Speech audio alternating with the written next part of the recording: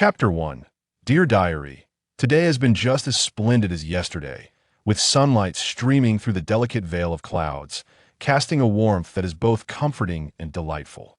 Having penned this passage in his diary, Severus Snape, reclining against the sturdy trunk of an oak tree, lifted his gaze to a jet-black raven perched among the branches, diligently preening its silk-like feathers with its beak.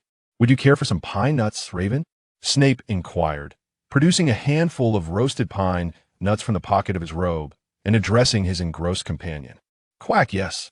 With a swift motion, Snape tossed the pine nuts into the air, and the raven, who had been meticulously grooming itself, flapped its wings and caught the morsels mid-flight, its slightly curved beak cracking open the shells before devouring the nutty treasures within. "Quack, delicious. Have you finished your reading, Severus?" "Not yet, but it matters little. Returning now would merely earn me a scolding. That person typically does not retire until 11 or 12 at night. I informed my mother before I left that I would be dining at the hunter's residence." As he tossed a few freshly shelled pine nuts into his mouth, Snape continued to peruse the manuscript in his hands. Though the handwriting was quite juvenile, this tome was a rare gem, even within the magical community, for it encapsulated the profound wisdom of the illustrious wizard, Gellert Grindelwald. At that moment, a small snake, adorned in vibrant green with a striking red feather atop its head, lazily emerged from Snape's pocket, flicking its crimson tongue as it coiled around him. Feeling the little serpent's affectionate gesture, Snape reached back to gently stroke the feather atop its head.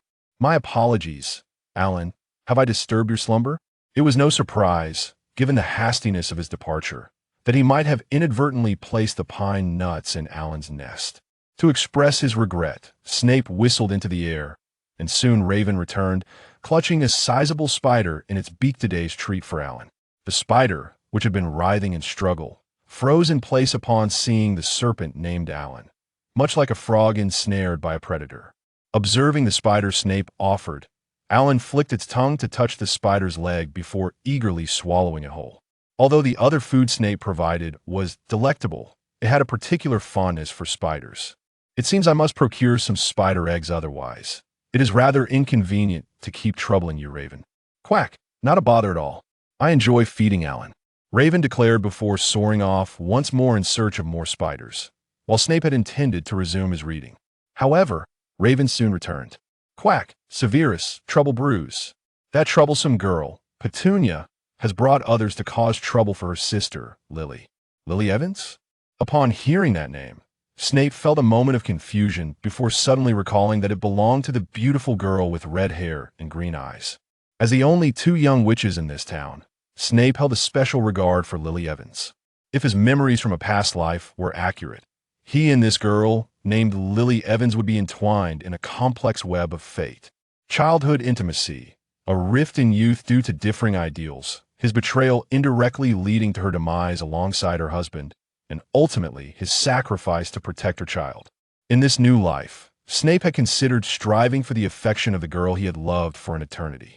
Regrettably, he had encountered another first, following a path akin to his previous existence, becoming a disciple of a different perilous wizard. This also signified that from the very beginning, fate had deemed him and Lily incompatible. Perhaps this was the price of being that disciple parting ways with the one he cherished. Though it pained him to betray the original Severus, he had resolved to follow this path, unwilling to alter his course for anyone. "Quack indeed. Lily is such a kind soul.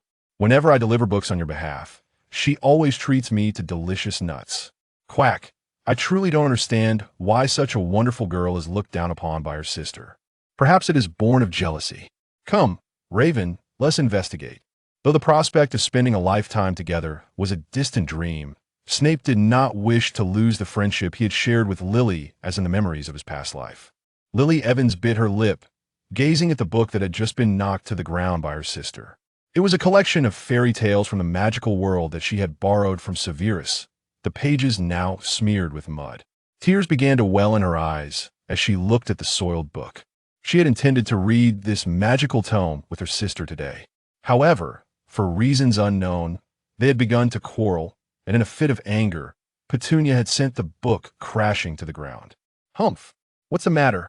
Do you peculiar children's books lack an automatic cleaning charm? Petunia, now regretting her outburst, continued to mock her sister with a biting tone, even as tears threatened to spill from Lily's eyes. Truthfully, Petunia herself did not understand why she felt this way. Deep down, she had eagerly anticipated this collection of wizarding tales. Yet, I'm sorry to disappoint you.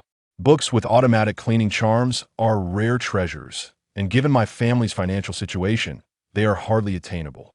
Amidst the cawing of ravens, a boy clad in a black robe with straight black hair approached the awkward scene between the Evans sisters, slowly retrieving the weathered, muddy fairy tale book from the ground. Oh, I'm sorry, Severus. Not all, Lily. It's merely a book, and while it lacks an automatic cleaning charm, it can still be cleaned manually. After comforting Lily, Snape cast a cleaning charm on the fairy tale book, and in an instant, the mud vanished before the astonished gazes of the Evans sisters. See, it's all clean now. How remarkable. Is this magic? Can you teach me, Severus? Of course, Lily. It's just a simple cleaning spell. You'll learn it when you attend Hogwarts. Oof. Upon hearing the mention of Hogwarts, Petunia, who had been astonished by Snape's display of magic, suddenly scoffed and turned to leave. Petunia. Lily was about to reach out to retain her sister, but Snape raised his hand to stop her, offering her an old, well-worn book of basic spells. Why don't you take a look at this book first? Familiarize yourself with the spells, Lily. As for your sister, if you trust me, may I take care of her? Thud. Kicking a pebble into the stream at the edge of town, Petunia took a deep breath, attempting to quell her rising agitation. But it was futile no matter how hard Petunia tried to suppress her thoughts. Her mind inevitably drifted back to magic, to the magical world, to everything concerning Hogwarts. From a young age, Petunia had sensed the stark differences between herself and her sister, Lily. Lily had always been an extraordinary child, able to make flowers bloom with a mere touch and levitate objects in the air. These abilities garnered Lily greater attention from their parents since childhood. As they grew older, they encountered another child with exceptional abilities in Severus Snape, who informed the Evans family that Lily was a witch capable of wielding magic, sharing a wealth of knowledge about the magical world. Thus, Petunia became acquainted with much about the realm of magic. Once, she had asked Severus if it was possible for her to be a witch too, but he had examined her and stated that he sensed no magical essence within her. However, Severus had also suggested that it might be due to Petunia's magic yet to awaken and indicated that if she awakened her powers before the arrival of her Hogwarts invitation at 11, she still had a chance to become a witch. Yet now, with her 11th birthday approaching, she showed no signs of magical awakening, which deepened Petunia's turmoil.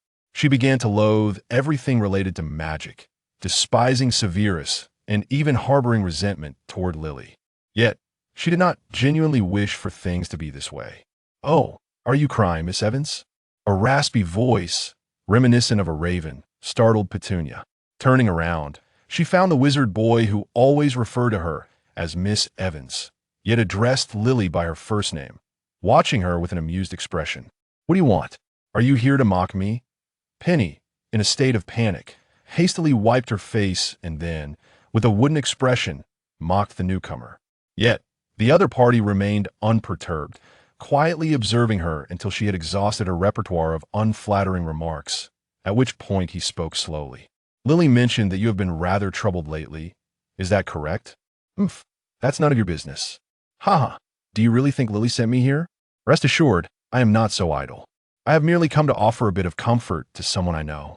Your words are more pleasant than your actions. Please do not say that. I am aware of your recent worries. Let me guess, in just a few months you will be celebrating your 11th birthday, yet you show no signs of awakening magical powers. This means you are on the verge of missing out on your invitation to Hogwarts, losing the opportunity to step into the magical world just like Lily. Am I right?" Snape's nonchalant words acted like a spark, instantly igniting the powder keg within Penny's heart. She clenched her fists, rose to her feet, and, with red-rimmed eyes, began to roar at Snape. "So you came here just to mock me? Fine, I admit it, I am troubled. If I could once deceive myself into thinking that my awakening was merely delayed, I must now face the harsh reality. I am different from you all. I possess no magical talent. After unleashing this torrent of words, Penny gasped for breath. Tears that had been brimming in her eyes began to spill forth. Just then, she felt a dark shadow leap directly into her mouth. Do not spit it out. That chocolate frog is quite expensive. A little sweetness may help soothe your troubled spirit. After stuffing a chocolate frog into Penny's mouth, Snape sighed, reflecting on the wisdom of ancient scriptures that indeed hold truth. The greatest suffering in this world is to yearn for what one cannot attain. In that sense, this pitiable Penny, who has an intricate connection to magic yet can never step into its realm, is indeed a tragic figure. Relax a bit. Even families steeped in magic for millennia sometimes have members who cannot wield it. Whether or not one possesses magical ability is merely a matter of talent. No one will mock you for it, especially not Lily. I know, of course I know, but I simply cannot come to terms with it. The sweet chocolate melted on her tongue, seemingly infused with magic, calming the turbulence within Penny's heart. The two then sat by the riverbank, gazing at the flowing waters. Indeed, feeling discontent is entirely normal. People, until the very last moment, often ponder how to fight for what they desire, but sadly, you do not know how to fight for it.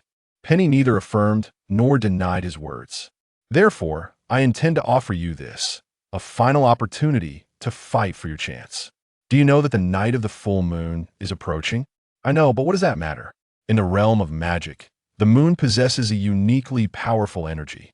Many magical rituals require the moon's influence, and in certain places, one can harness this lunar power to unleash magic beyond human reach. This magic might just awaken your own latent abilities. What? Penny did not anticipate that Severus had come to impart such news, a final chance to strive for something. She did not doubt Severus was lying. Their acquaintance had lasted as long as his bond with Lily, and she understood that he was not one to indulge in falsehoods. Where's this place? Do not rush. In fact, I have never been there myself, but Raven knows the way. This information was, in fact, relayed to Raven from other sources. Quack! Yes, Raven heard it. Raven can guide you there, but I must caution you. Although Raven claims the location is not far from town, it remains perilous at night. Not only bears and wolves, but trolls, werewolves, and other magical creatures may roam there. Snape paused for a moment before continuing. What I want to convey is that even after enduring such a treacherous journey, what you may gain is merely a chance to awaken your magical powers. Are you truly willing to risk so much for such an opportunity?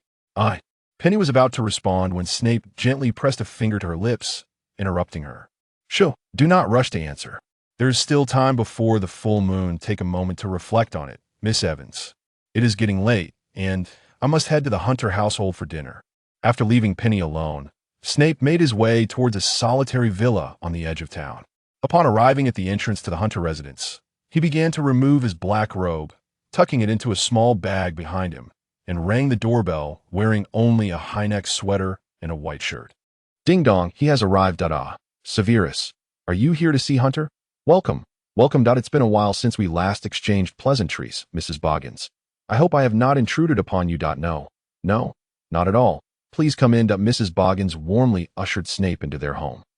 Despite the frequent rumors circulating in town about Severus and the peculiar relationship he had with Lily Evans, the youngest daughter of the Evans family, both Mrs. Boggins and her husband had come to regard Severus as a fine young man after spending time with him.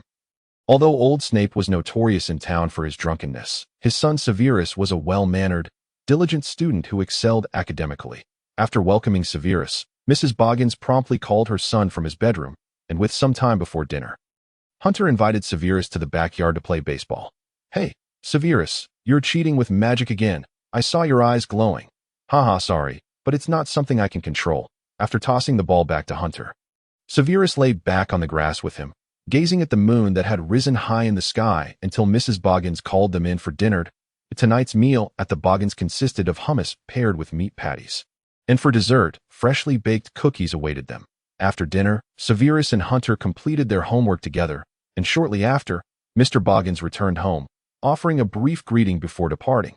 Following the street lamps, Severus soon found himself back at the dilapidated Snape residence, where the sound of shattering glass echoed within, followed by a chorus of snores.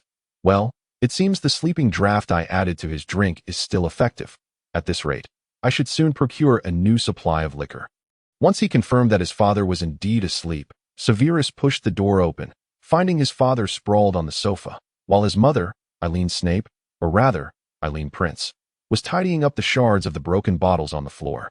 Upon seeing her son return home, Eileen opened her mouth as if to speak, but ultimately chose silence. A witch who had graduated from Hogwarts. She was well aware that her husband's drink had been laced with a sleeping draught, and she hadn't concocted any potions in quite some time. Thus, the only explanation for the sleeping draught in her husband's drink was that it had been prepared by their son. Severus nodded at his mother before retreating into his room and closing the door. He was confident in his concoction. Old Snape would likely sleep until noon the following day, only to hastily rush off to the tavern in the afternoon. A cycle that repeated itself. That it could be said that the old man hadn't suffered a stroke or heart attack yet, perhaps owing to some ancestral virtue. However, this was of little concern to Severus. He merely sought a quiet and undisturbed environment to continue his studies with someone before school the next day, particularly in preparation for an upcoming magical experiment. After confirming that he had securely locked his bedroom door and windows, Severus took a deep breath and skillfully retrieved an old magical newspaper written in German from his pocket, dated several years prior, 1944, a year before that individual was defeated, when the foundations of his envisioned utopia, Nurmengard, were just beginning to take shape. This newspaper was a relic from that time, although he was uncertain how it had come to be in his possession, particularly in the hands of his mother. The peculiar magical aura attached to it undeniably forged a connection between Severus and the powerful wizard situated far away in Nurmengard. The bold letters on the newspaper twisted momentarily, revealing an elderly gentleman with a well-groomed beard, attired impeccably, seated at a modest desk, who playfully winked at Severus.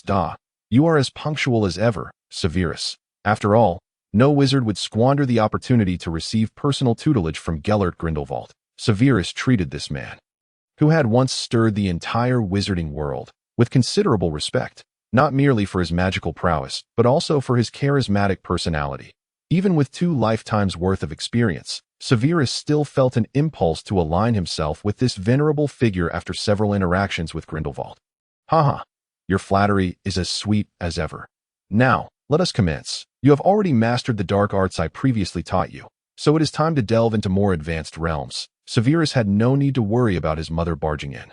Much like old Snape, that unfortunate woman could hardly be deemed a competent mother, having consistently neglected her only son, only to vehemently oppose the Boggin's suggestion that he attend a mundane school. After all, as a witch, she inherently looked down upon the schools of ordinary people.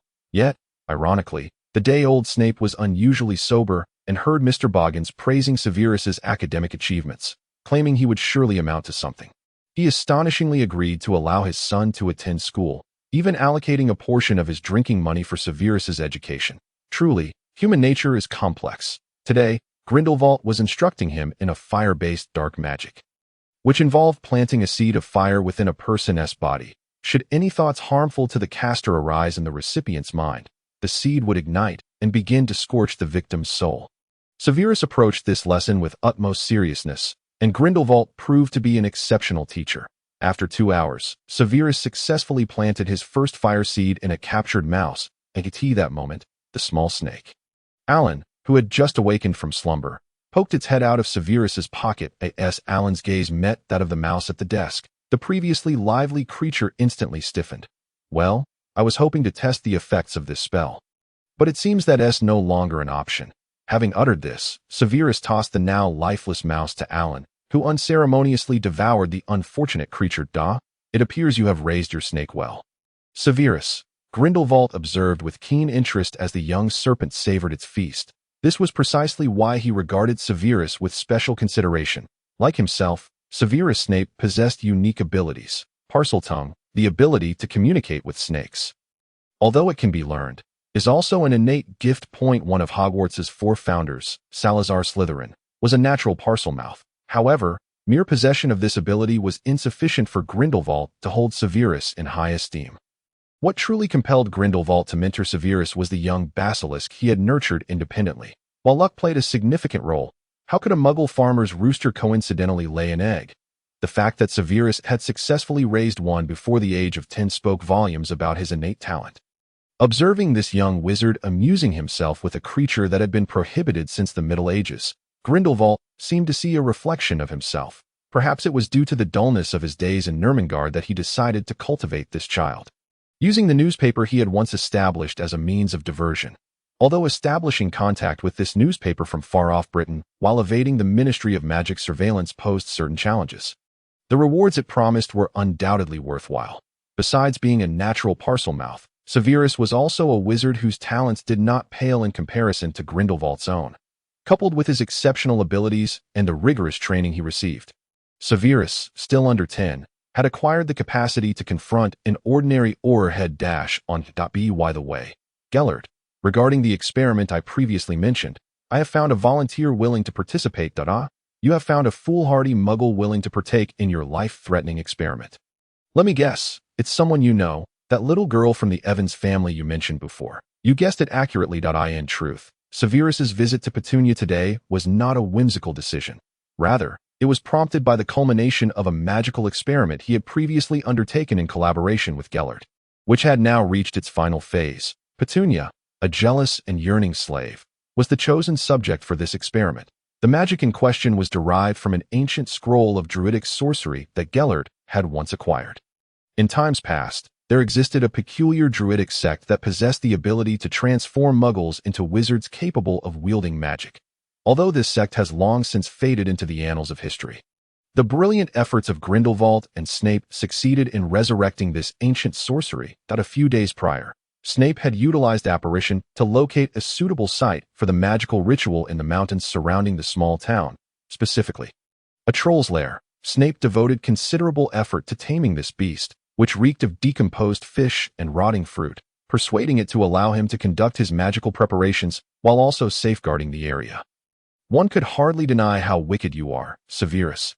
Even in the final simulations, the likelihood of survival for the experimenter does not exceed 50%, and the chances of becoming a wizard are even slimmer. Moreover, Grindelwald deemed this magic utterly worthless. No wizard would desire to transform a muggle into a wizard akin to themselves, as such an act would be regarded as an affront by most in the wizarding community. Do you know, Gellert, a certain ordinary man named Hegel once proclaimed, existence is rational. Although this magic may seem devoid of value today, one can never predict that, perhaps one day in the future, it might evolve into something capable of shaking the foundations of the magical world.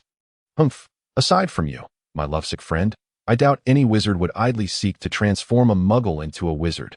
Though Gellert had never met the girl named Lily, he sensed the peculiar emotions his precocious pupil harbored for the Evans girl. Despite Severus's persistent denial, Severus believed that such feelings could become a fatal weakness in his future endeavors, prompting him to extinguish them before they could take root. You truly resemble me, Severus, much like my former self, one who sacrificed love for the sake of a so-called glorious ambition.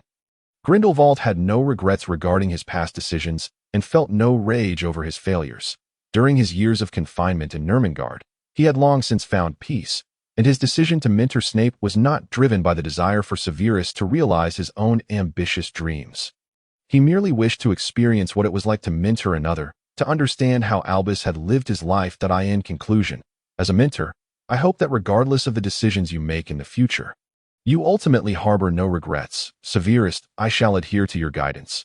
Gellert, on the night of the full moon a few days later, Severus departed from his home early, using apparition to reach the troll's lair for the final preparations. At that moment, the troll was indulging in a feast of roasted venison, clutching a barrel that endlessly poured butterbeer. The little wizard has arrived. Big Stone has been diligently working. No one has come by these past few days. Excellent. You've worked hard, Big Stone. Now please, tidy up the surroundings. Remember our agreement. No eating humans. Big Stone understood the little wizard's words. Human flesh was unappetizing, and besides, Big Stone was not hungry. Very well. As Snape observed the troll depart, wielding a massive club as thick as an adult's arm, he began his final arrangements. First, he magically surveyed the area for any signs of wizardly presence, though Big Stone claimed not to have seen anyone. Only a fool would believe the word of a troll. Good. Erase any traces from earlier. It appears that 3 groups of people have visited this site. However, They seemed to regard it as an ancient wizarding ruin long rendered obsolete. Very well, to avoid unnecessary delays, it is time to summon Raven to bring Miss Evans here in the Evans household. Petunia, restless in her bed and waiting for something, suddenly heard a familiar Raven's call outside her window. Yet, glancing at her sister Lily, who slept soundly, it seemed that only she could hear its voice tear. Upon hearing the Raven's call, Petunia stealthily descended from her bed. She had intentionally refrained from changing her clothes before sleeping, waiting for this moment. Although Severus, Lily, and their parents had assured her that not being able to wield magic was of little consequence, Petunia resolved to follow the Raven's call and see for herself. This is my last chance. I must seize it. As Petunia stepped outside her home, she took a deep breath and followed the moonlight and the Raven's call toward the distant mountains, evading the patrolling officers and night watchmen. She followed the Raven's voice and the black feathers drifting through the air, soon leaving the realm of humanity and entering the domain of other creatures. Then, a cacophony of sounds enveloped her from all directions, the hooting of owls in the branches, the chirping of crickets and katydids in the thickets, a medley of sounds that constantly interrupted Petunia's pursuit of the Raven's call. She had to concentrate fully to discern Raven's call while searching for the feathers hanging from the branches. The brambles snagged her dress, and the distant howls of wolves heightened her anxiety. She hesitated, thoughts of giving up creeping into her mind, but a voice within urged her to turn back, reminding her that not being able to perform magic was of little significance. After all, had she not managed to live without it all these years? Yet after a moment's indecision, Petunia resumed her pursuit of the fading Raven's call. Indeed, one could choose to abandon hope. After all, Severus had mentioned that it was merely a possibility. But what if? What if this journey could awaken her magic? Would she not regret her decision to give up for the rest of her life? With this thought, Petunia quickened her pace, but soon, that flicker of determination was shattered by the sight of an approaching monster, standing a towering 12 feet tall, emitting a nauseating stench. It swung a wooden club around, while carrying 3 massive gray wolves upon its shoulders.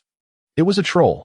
Petunia desperately clamped her hand over her mouth to stifle a scream as she hurriedly sought refuge in the nearby underbrush, hoping to remain undetected by the troll. Indeed, that was a troll. She had seen one when perusing Severus's Magical Creatures Guide with Lily. Yes, she was searching for an ancient magical ruin. It was only natural to encounter creatures from the wizarding world. And if her memory served her correctly, that Magical Creatures Guide had stated that trolls were known to be man-eaters. Hiding in the bushes, Petunia struggled to hold back her tears, fervently praying the troll would not find her. Fortunately, after a few sniffs, the troll ambled away without a backward glance. Once the troll had moved on, Petunia finally lowered her hand from her mouth, cold sweat soaking her clothes. She was grateful she had not been discovered. Yet, if Petunia had possessed even a modicum of understanding of troll language, she would have heard the creature muttering as it departed. The little girl is tender and delicious.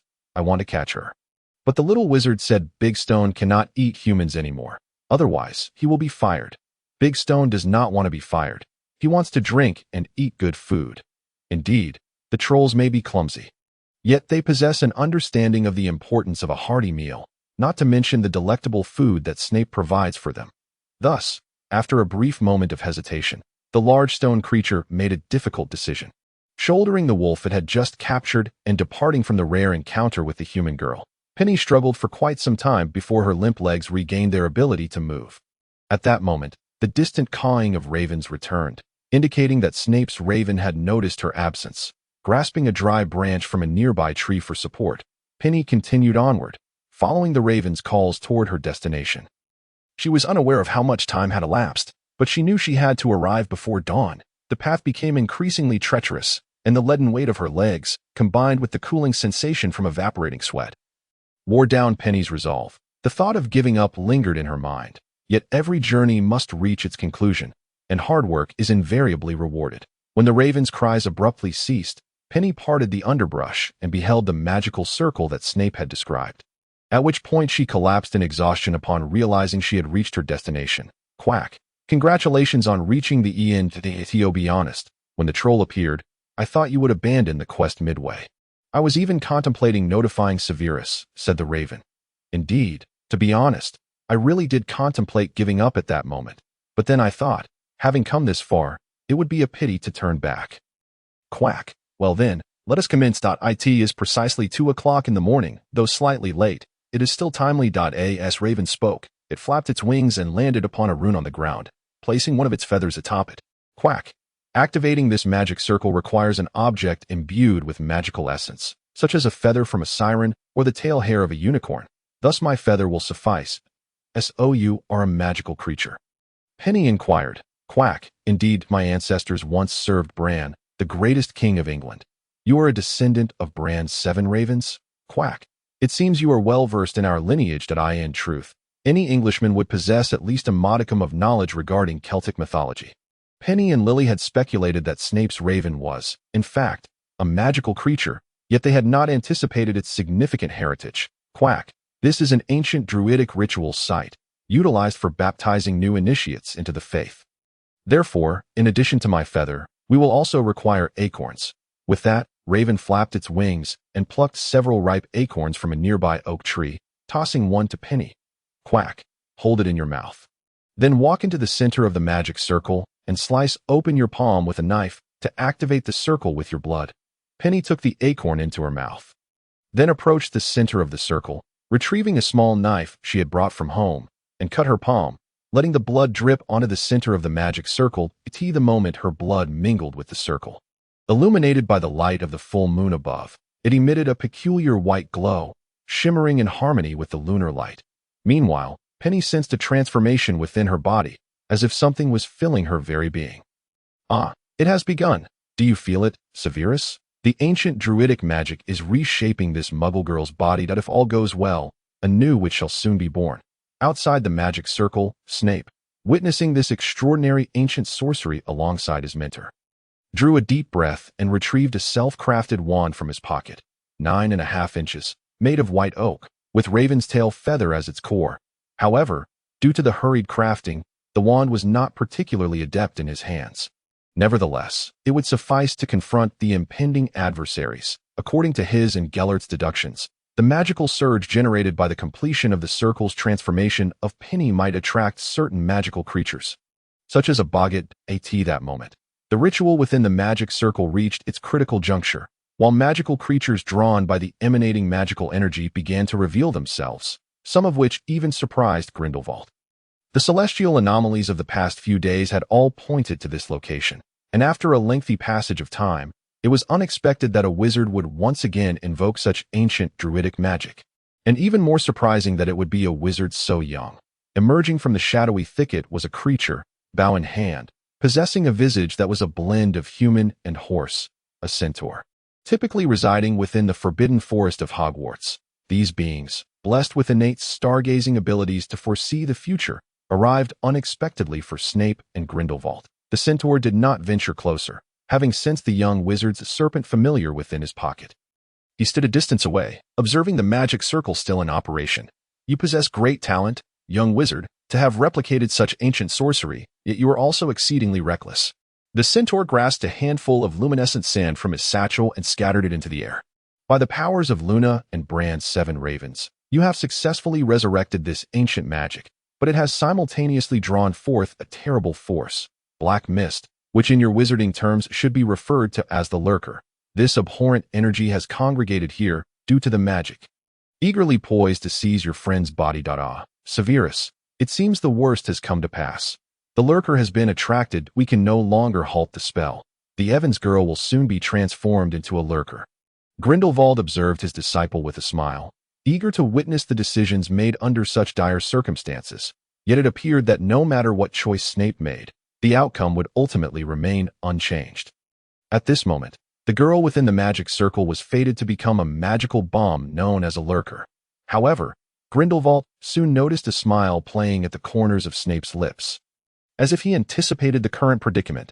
Then, esteemed centaur, have you come to thwart me? The centaur gazed at Snape's self-assured smile, knowing that everything was unfolding as foretold in his divinations. Today, another formidable and terrifying wizard was about to be born.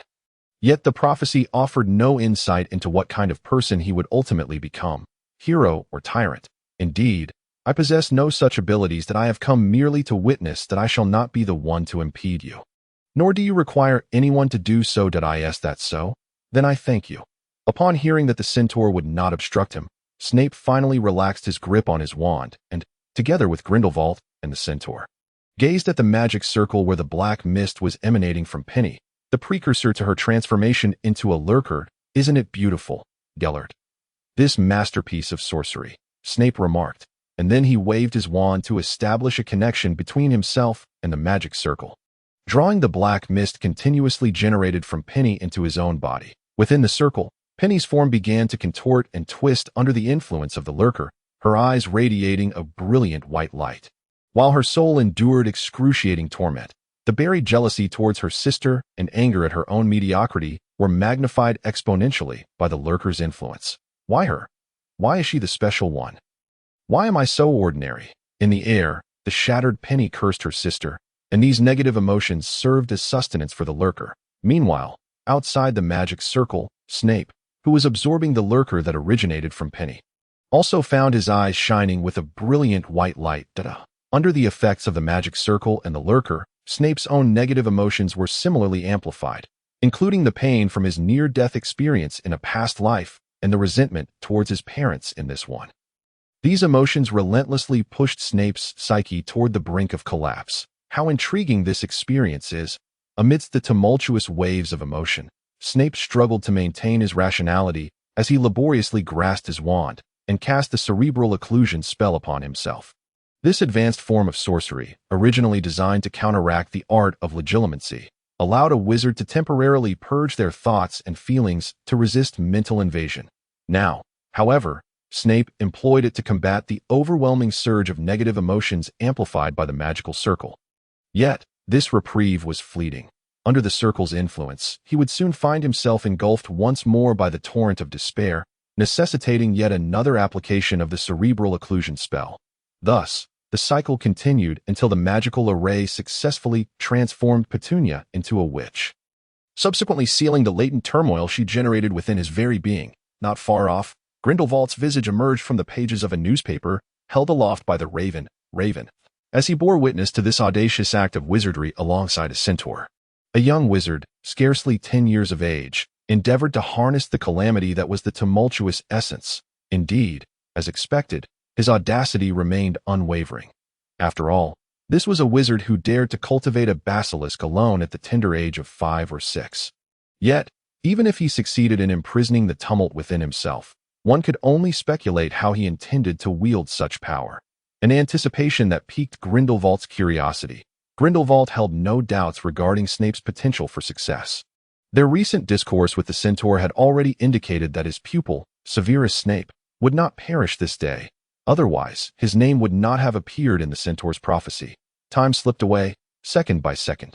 And within the magical array, the transformation of Petunia Evans neared its conclusion. The ancient druidic magic had successfully transmuted her from a muggle into a witch, while the incessantly magnified negative emotions had rendered Petunia utterly exhausted, causing her to faint mid-air. On the other side, Snape's condition was no less dire. The cerebral occlusion spell demanded a significant expenditure of magical energy, particularly as he was not wielding the wand most suited to him.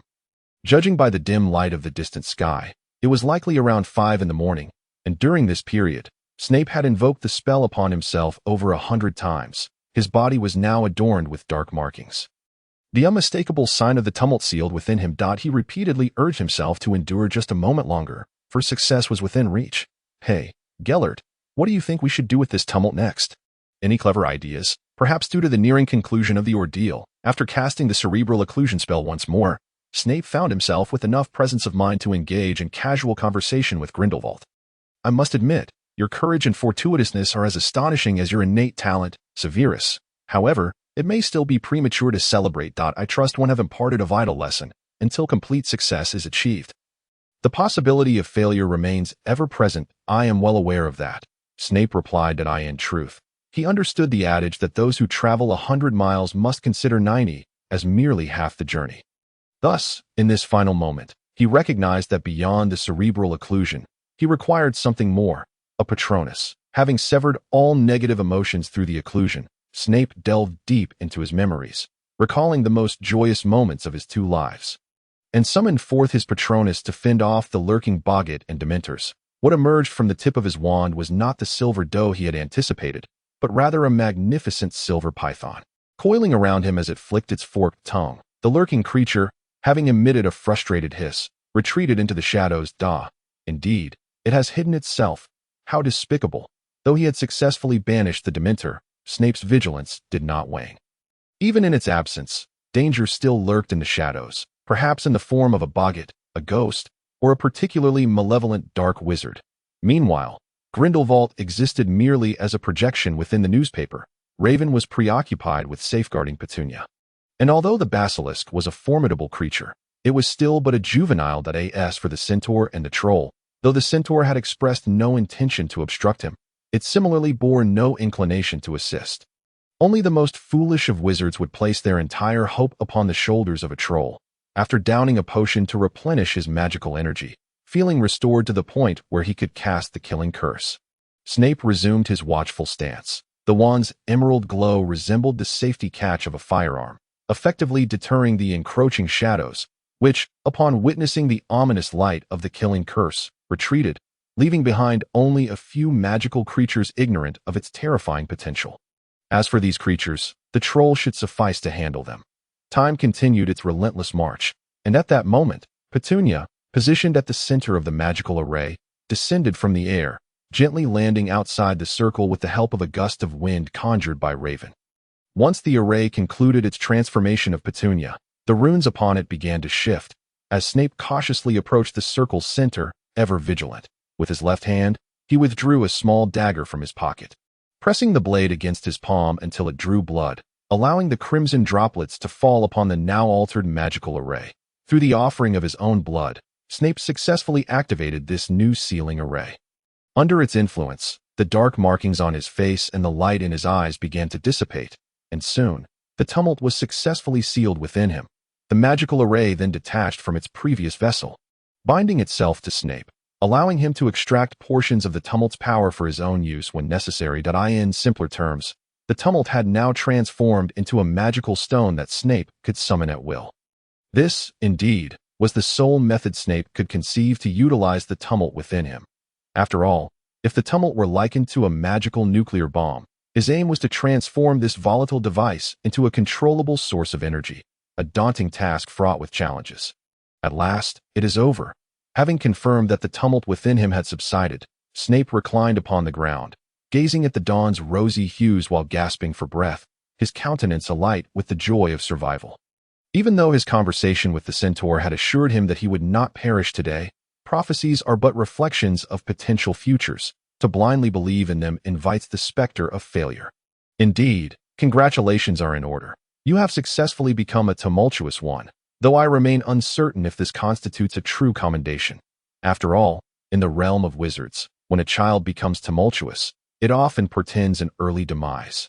Severing their ties to the world of magic. One could argue that for a wizard, the tumultuous state is more of a curse than a gift. For Snape, however, the nature of this power, whether it be a blessing or a bane, remains to be seen.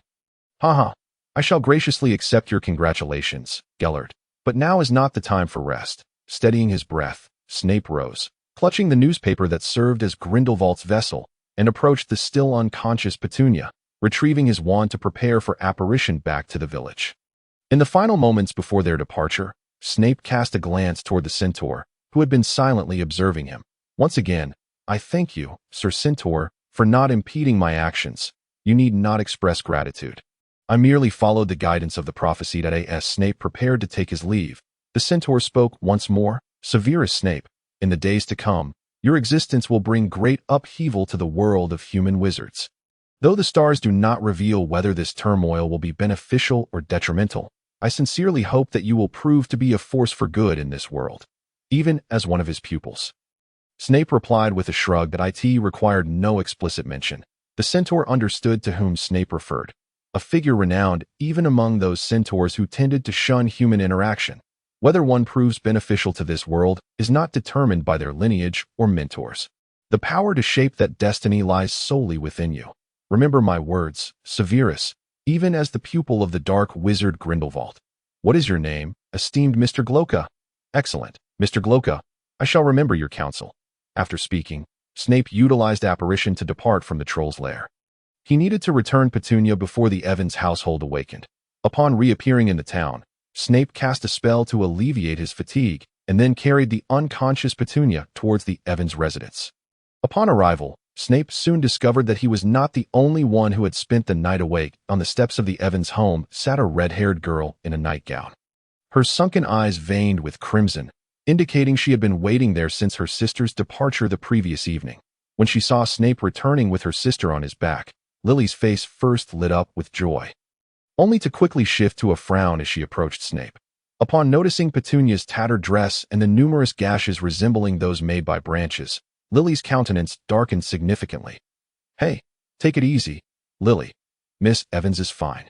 She merely overexerted herself. Snape attempted to soothe Lily's emotions, only to receive a resounding slap across the face. "You have gone too far this time, Severus.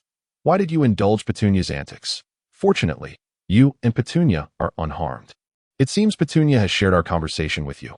After you left that day, she told me everything that I advised her numerous times, that even without magic, she would be fine, yet she insisted on trying just once."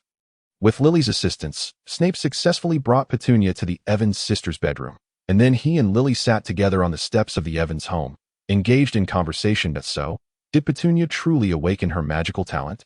Perhaps, but it remains merely a possibility. After all, magic is not infallible. Is that so? For reasons unknown. Upon hearing Snape's words, Lily suddenly appeared despondent. If she fails, Petunia will likely be very disappointed. Who can say?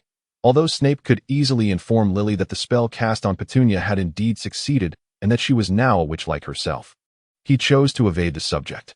Were it anyone else, Snape might have candidly shared the truth, yet sitting before him was Lily Evans, one of the few individuals who posed a challenge to him. Gazing at Lily's exquisite features, caught between girlhood and blossoming womanhood, an inner turmoil echoed within Snape, a reminder from the depths of his soul that the future potions master and headmaster of Hogwarts was yearning to express something. Snape reached out as if to touch her, yet ultimately refrained from any action. It was too late. This courageous girl was destined for Gryffindor, a house symbolizing bravery, while he, uncertain whether he belonged to Slytherin or Ravenclaw in this life, had from the very beginning created an insurmountable chasm between himself and Lily as a follower of Grindelwald. Perhaps one day, when Lily became a truly exceptional witch, she would uncover all the truths, realizing the danger he represented. But that day was not today. "Well, I must take my leave. When Miss Evans awakens, remember to offer her some ginger tea to prevent a cold." With that, Snape stood up, not waiting for Lily to voice any plea for him to stay, and directly apparat back to his home. In that familiar bedroom, fatigue washed over Snape like a tide. After expending his last ounce of strength to chant the splitting spell, he collapsed onto his bed and fell into a deep slumber. By noon, Petunia awoke to the familiar ceiling, almost believing she had merely experienced a dreadful nightmare. Yet the scars on her arms and legs served as a reminder that her night had been all too real. As for who had returned her home, it was not difficult to surmise. In hindsight, the owner of that raven must have been following her all along, and he had likely employed some method to divert the troll. Sitting up in bed, Petunia closed her eyes, wishing to discern any changes within herself, but after a prolonged moment, she found no difference. So, did I fail? How peculiar. She felt she should be more distraught, yet an overwhelming sense of tranquility enveloped her. Indeed, failure is not catastrophic. At least I have made an effort. With that thought, Petunia rose to pour herself a glass of water and to dispose of the dress that had been torn by the brambles. However, when her fingers brushed against the fabric, the garment, once resembling mere rags, began to gradually restore itself. "What is this?" Seemingly realizing something, Petunia quickly grabbed a piece of paper from the table, tore it apart, and then attempted to restore it. Of course, the distinction between unconscious and conscious usage remained significant. After much effort, she managed to completely mend the paper just as Lily and her mother called her to the dining room. "Haha." Petunia gazed at the restored paper in silence for a prolonged moment before laughter erupted from her, tears streaming down her cheeks. Thank you, Severus." That evening at dinner, Petunia shared the news of her awakened magical abilities with her parents. Although they were initially taken aback to learn both their daughters were witches, it did not take long for the open-minded couple to accept the revelation. As for Snape, he awoke after 3 days and nights of slumber, only to learn from his doppelganger that Lily and Petunia had sought him out, and that Petunia had leapt into his arms for a hug upon seeing him. Snape was immensely relieved that he had spent those days recuperating, allowing his other self to shield him from any potential trouble. Time slipped away unnoticed, and soon it was the day for Hogwarts to dispatch admission letters to 11-year-old witches and wizards. On this day, Petunia eagerly summoned Snape to her home, wishing to share this moment with him. To be honest, Snape felt uncertain about whether Petunia would receive her acceptance letter, despite her newfound status as a witch. The admission pool at Hogwarts was determined at birth, and he could not be certain if Petunia would be included among them. Fortunately, by the afternoon, a parchment letter sealed with a shield insignia was slipped through the Evans door. Petunia, unable to contain her excitement, seized the letter, broke the seal, and the first line read, "Dear Miss Petunia Evans, it seems she has succeeded." In that moment, Snape's anxious heart finally found solace. He had not anticipated that the spell could even deceive Hogwarts' admission process. Indeed, magic differed from technology, and at times, ancient spells proved far more potent than modern ones. At that moment, the Evans sisters, after perusing the letter, exuberantly dashed to the living room to share the delightful news with their parents. Upon learning that their eldest daughter had successfully received her acceptance letter from Hogwarts, the Evans couple felt an equal measure of joy. That day, they resolved to host a modest celebration at home for Penny, with Mrs. Evans purchasing a great deal of fine beef to prepare her signature Wellington steak. As for Severus Snape, the sole non-Evans guest at the gathering, he decided to indulge himself for once. It must be said that Mrs. Evans's Wellington steak was indeed delectable, so much so that even Snape, who hailed from the culinary paradise of the East in his past life, found no fault with it. A few days later, a Hogwarts staff member dressed in a deep green robe entered the Evans household through the fireplace, his purpose being to visit the Evans couple and persuade them to allow their daughter, Penny Evans, to attend Hogwarts School of Witchcraft and Wizardry. However, to the staff member's surprise, unlike other Muggle parents who harbored reservations about letting their children become wizards, the parents of Penny Evans were remarkably open-minded. Before he even had a chance to advocate for the matter, they readily consented to Penny's enrollment at Hogwarts. Moreover, their demeanor suggested an awareness of the magical world that was uncommon among Muggles. "Sir, I recall that Severus mentioned every new student must procure essential supplies from Diagon Alley prior to enrollment. That I wonder if you could provide us with a list so that I may ascertain the costs involved." "Oh, certainly." Severus, or rather Severus Snape, recognized this child who would enroll in the following year, a budding wizard of mixed blood. With his mother having also graduated from Hogwarts, it seemed the Evans family had already gleaned a fair amount of information about the wizarding world from that young wizard, which would undoubtedly ease his own tasks. "Rest assured, Mr. Evans, the Academy has a budget for students from impoverished backgrounds, as well as those of Muggle origin, that we ensure that every student is equipped with the basic learning supplies. In August, we will send someone to accompany Miss Evans and your family to Diagon Alley for the procurement of these materials. Of course, should Miss Penny Evans wish to purchase any additional items, Gringotts and Diagon Alley also provides services for converting pounds to galleons. There is also the service of sickle and canoe. At this juncture, the staff member's gaze shifted to Lily. Naturally, as a prospective student of the Academy, Miss Lily may also accompany your sister to Diagon Alley to experience the true wizarding world ahead of time. Oh, thank you so much. Not at all. I must admit, it has been quite some time since I encountered such enlightened Muggle parents. I hope our interactions during that time can be as pleasant as today." After the Hogwarts staff member took his leave, the Evans family's life reverted to its usual tranquility. During this time, Lily had invited Snape to join them in August for a trip to Diagon Alley, but after some contemplation, he declined.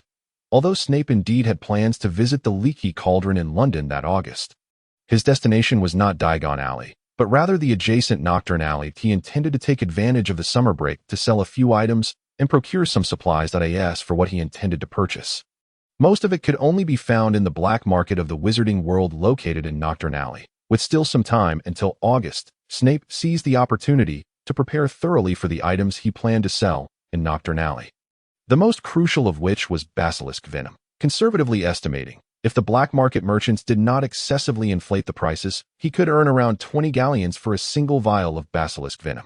Other items included potions he had brewed himself, such as white fresh, which, while not as valuable as the basilisk venom, could yield good returns due to their quantity, potentially bringing in around 100 galleons if sold entirely. Thus, Snape spent the majority of July honing his potion-making skills. When August arrived and the Hogwarts staff escorted the Evans family to Diagon Alley, Snape made his way to Knockturn Alley, laden with a plethora of his concocted potions and a small vial of basilisk venom. Using apparition to arrive, upon drinking the aging potion, Snape pushed open the door of the largest shop in Knockturn Alley, Borgin and Burke's. The proprietor, upon seeing the lean, dark-haired man enter, expertly gestured to a side counter, signaling Snape to place his wares upon it. Indeed, this was not Snape's first foray into Borgin and Burke's to sell potions. After mastering apparition and brewing the aging potion, he had consistently turned to Borgin and Burke's for income. Although most of his earnings went toward purchasing various dark magic supplies, after several years, Snape had managed to amass a modest savings. White Fresh, Polyjuice Potion, Intelligence Potion, and Bone Regrowth Potion. Your potion-making skills have truly improved. Mr. Dudley. Even the well-versed Mr. Borgin had to concede that the young man before him possessed the potential to become a master potion maker. You are too kind, Mr. Borgin. Yiming Li, or Li Yiming, was Snape's name from his past life. However, to Mr. Borgin, this name was merely a pseudonym, which was quite common in Knockturn Alley. I am curious, given your prowess in potion-making, you could easily secure a position at Slughorn Gig's Apothecary or Madame Pomfrey's Beauty Potion Shop, or even at St. Mungo's Hospital. Why resort to selling potions in my humble establishment? Everyone harbors their own secrets, do they not, Mr. Borgin? By the way, I would also like to sell this, upon receiving the small vial containing basilisk venom from Snape. Mr. Borgin scrutinized it closely before recognizing its contents. Basilisk venom, and from a juvenile basilisk at that. It appears M.R.L.I. is indeed well suited to life in Knockturn Alley. Mr. Borgin examined the vial of basilisk venom.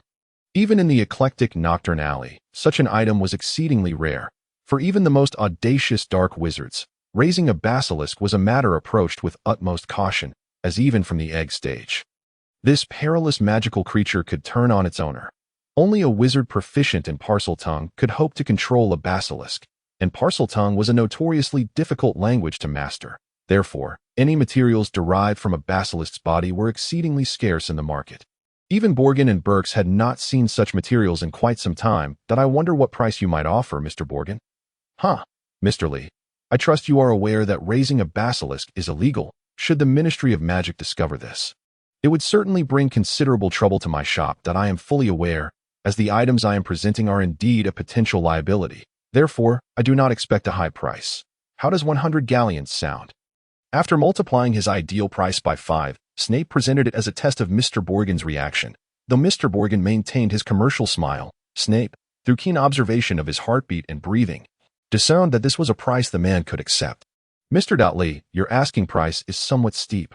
While basilisk venom is precious, the quantity you offer is rather limited, and I must also handle buyer contacts and after-sales. After a moment of silence, Mr. Borgin tentatively quoted his price. 60 galleons. If you find this agreeable, we can exchange goods for payment immediately. 90 galleons. After all, it was no small feat to acquire this, and Mr. Borgin, this will also establish a long-term business relationship between us. I see. However, even so, 90 galleons is still rather high. 70 galleons is the absolute maximum I can offer. Ultimately, Mr. Borgin purchased the basilisk venom from Snape for 80 galleons, a transaction that netted Snape approximately 200 galleons. After deducting the costs of potion ingredients, this deal yielded him around 100 galleons in profit. Phew. With this, my total assets have finally surpassed the 3,000 galleon mark. After completing a most enjoyable transaction, Snape began to procure materials from the Bojan and Burke shop. One must admit, Bojan and Burke indeed holds the title of the largest establishment in Knockturn Alley, boasting even the rare and forbidden substance of unicorn horn. After discreetly stowing a large parcel of these highly elusive materials, unthinkable in Diagon Alley, into his pocket, Snape navigated the labyrinth of the largest wizarding black market in Britain, hoping to uncover some intriguing dark magical artifacts. However, apart from 3 fertilized eggs of the 8-eyed giant spider and a sniffler, only a rather expensive dragon egg, belonging to the Australian billywig, piqued Snape's interest. Regrettably, the wizard selling it demanded a staggering 500 galleons. Without room for negotiation, which certainly caused Snape a pang of discomfort, it seemed he would need to brew more potions, and to economize, it would be prudent to instruct that ogre to gather some herbs. Yet, this raised the dilemma of storage. After all, one cannot simply keep them at home. Furthermore, Snape required space to house the Australian billywig and the eight-eyed spider, as well as potentially other magical creatures in the future. Clearly, the construction of a cellar needed to be expedited, and he would also need to find a trustworthy individual to manage it. Perhaps he should consider acquiring a house elf in Diagon Alley. Just as Snape pondered these matters aloud, a sudden cough interrupted his thoughts. Before him stood a rotund wizard sporting a monocle and a sycophantic smile. "Dear sir, please forgive my intrusion, but I happen to overhear your concerns. Might you be interested in purchasing a house elf?" Indeed, Snape readily admitted his intent to procure a house elf, although he promptly added that he preferred not to buy one in Knockturn Alley. Of course. "I completely understand your apprehensions, sir. After all, house elves found in Knockturn Alley are often discarded failures, abandoned by their former masters due to their mistakes. Trusting such flawed beings with domestic duties can be quite unsettling. However, rest assured, the house elves I sell, while not without minor imperfections, are undoubtedly worth their price." With that, he gestured for Snape to follow, ensuring that the wands he had brought were safely tucked into his pocket. Snape selected a pine wand and trailed after the wizard. "Please do not be so anxious, sir. Even though we find ourselves in the less reputable Knockturn Alley, criminal acts such as robbery are quite rare. Especially against a future master of potions. It seems you are well informed." Flattery, flattery. "I merely enjoy a good rapport with Mr. Borgin that I happened to be present during your previous visits to his shop to sell potions." Humph. Although slightly irked, Snape felt reassured by the fact that the man was acquainted with Mr. Borgin. A connection with the proprietor of the largest shop in Knockturn Alley suggested he was a businessman of discernment. And as long as the price was right, their interactions could be quite amicable. "Here we are. Welcome to my humble establishment. As you can see, this shop specializes in rehoming house elves abandoned by their previous masters." Upon entering a dilapidated storefront adorned with a sign indicating it was a house elf adoption center, Snape beheld approximately 20 house elves. Among them, over a dozen wore additional garments, clearly a sign of their prior mistakes leading to their abandonment. The remaining elves appeared quite young, many not yet of age. Nevertheless, it seemed that Mr. Shingo's shop did offer some appealing options, and the prices were notably lower than those in Diagon Alley. "Well, sir, have you found one to your liking?" Snape examined the price tags on the house elves, most ranging between 600 and 700 galleons, indeed cheaper than those found in Diagon Alley. However, he was reluctant to make a hasty decision. What he sought was not merely a servant to tidy his abode. He could accomplish that with cleaning charms. He required a trustworthy companion to whom he could entrust his future stronghold. Thus, he needed to proceed with caution. First, he dismissed those wearing additional garments. Although he did not concern himself with their past mistakes, such imperfect house elves held little appeal. Likewise, the exceedingly young house elves were also not suitable. Experience was a crucial factor in selecting a house elf, and youthful ones would require more time to train in managing his base. After careful consideration, Snape ultimately decided to purchase a house elf approaching maturity. Though its price was a hefty 1,000 galleons, he successfully negotiated it down to 500 galleons along with a vial of Felix Felicis, naming the elf Kibby. "How astonishing! I never expected you, Mr. Dudley, to have successfully brewed such a complex potion as Felix Felicis." After confirming the potion's authenticity, Shingo promptly retrieved the small spider from among the house elves and handed it to Snape. Indeed, a most pleasant transaction. "I trust we both feel we have received fair value. Since we acquired what we desired at a reasonable price, it is only fair." "Haha, Mr. Lee, you are indeed well suited for Knockturn Alley. I hope we may have further business together. My ventures extend beyond merely selling discarded house elves. Indeed, I look forward to it." Following a brief commercial exchange, Shingo personally escorted Snape out of his shop. Snape, aware that his funds had dwindled to less than 800 galleons after this excursion, chose not to linger in Knockturn Alley any longer, as this visit had considerably depleted his savings accumulated over several years. Disapparating away from Knockturn Alley, Snape materialized in the ogre's lair, where he had previously set up the magical array. Upon seeing his master return, the ogre, Big Stone, immediately raised the deer leg he had been holding in greeting. "Boss is back. Ready for dinner? Big Stone just finished roasting. Not now, but I have a gift for you." Big Stone, Snape retrieved from his bag the 8 goats, 4 males and 4 females, alongside 4 white pigs and 50 chickens he had purchased from a local farmer. Meat. Big Stone loves meat. You may eat some, but not all. You must raise them, understand? Raise? Oh, Big Stone understands. Snape was somewhat taken aback by Big Stone's compliance this time, as the ogre set aside his club and crouched down to gently touch the frightened goats. Mustn't eat them all, must raise them, then Big Stone can find a wife. Hearing this reasoning made Snape marvel at how truly simple-minded the ogres were. It was no wonder some wizards trained ogres to protect their possessions. Regardless, this arrangement meant he had secured a guardian for his cellar. Big Stone, since I entrust these animals to you, you may indeed use them to find a mate. However, I also have work for you.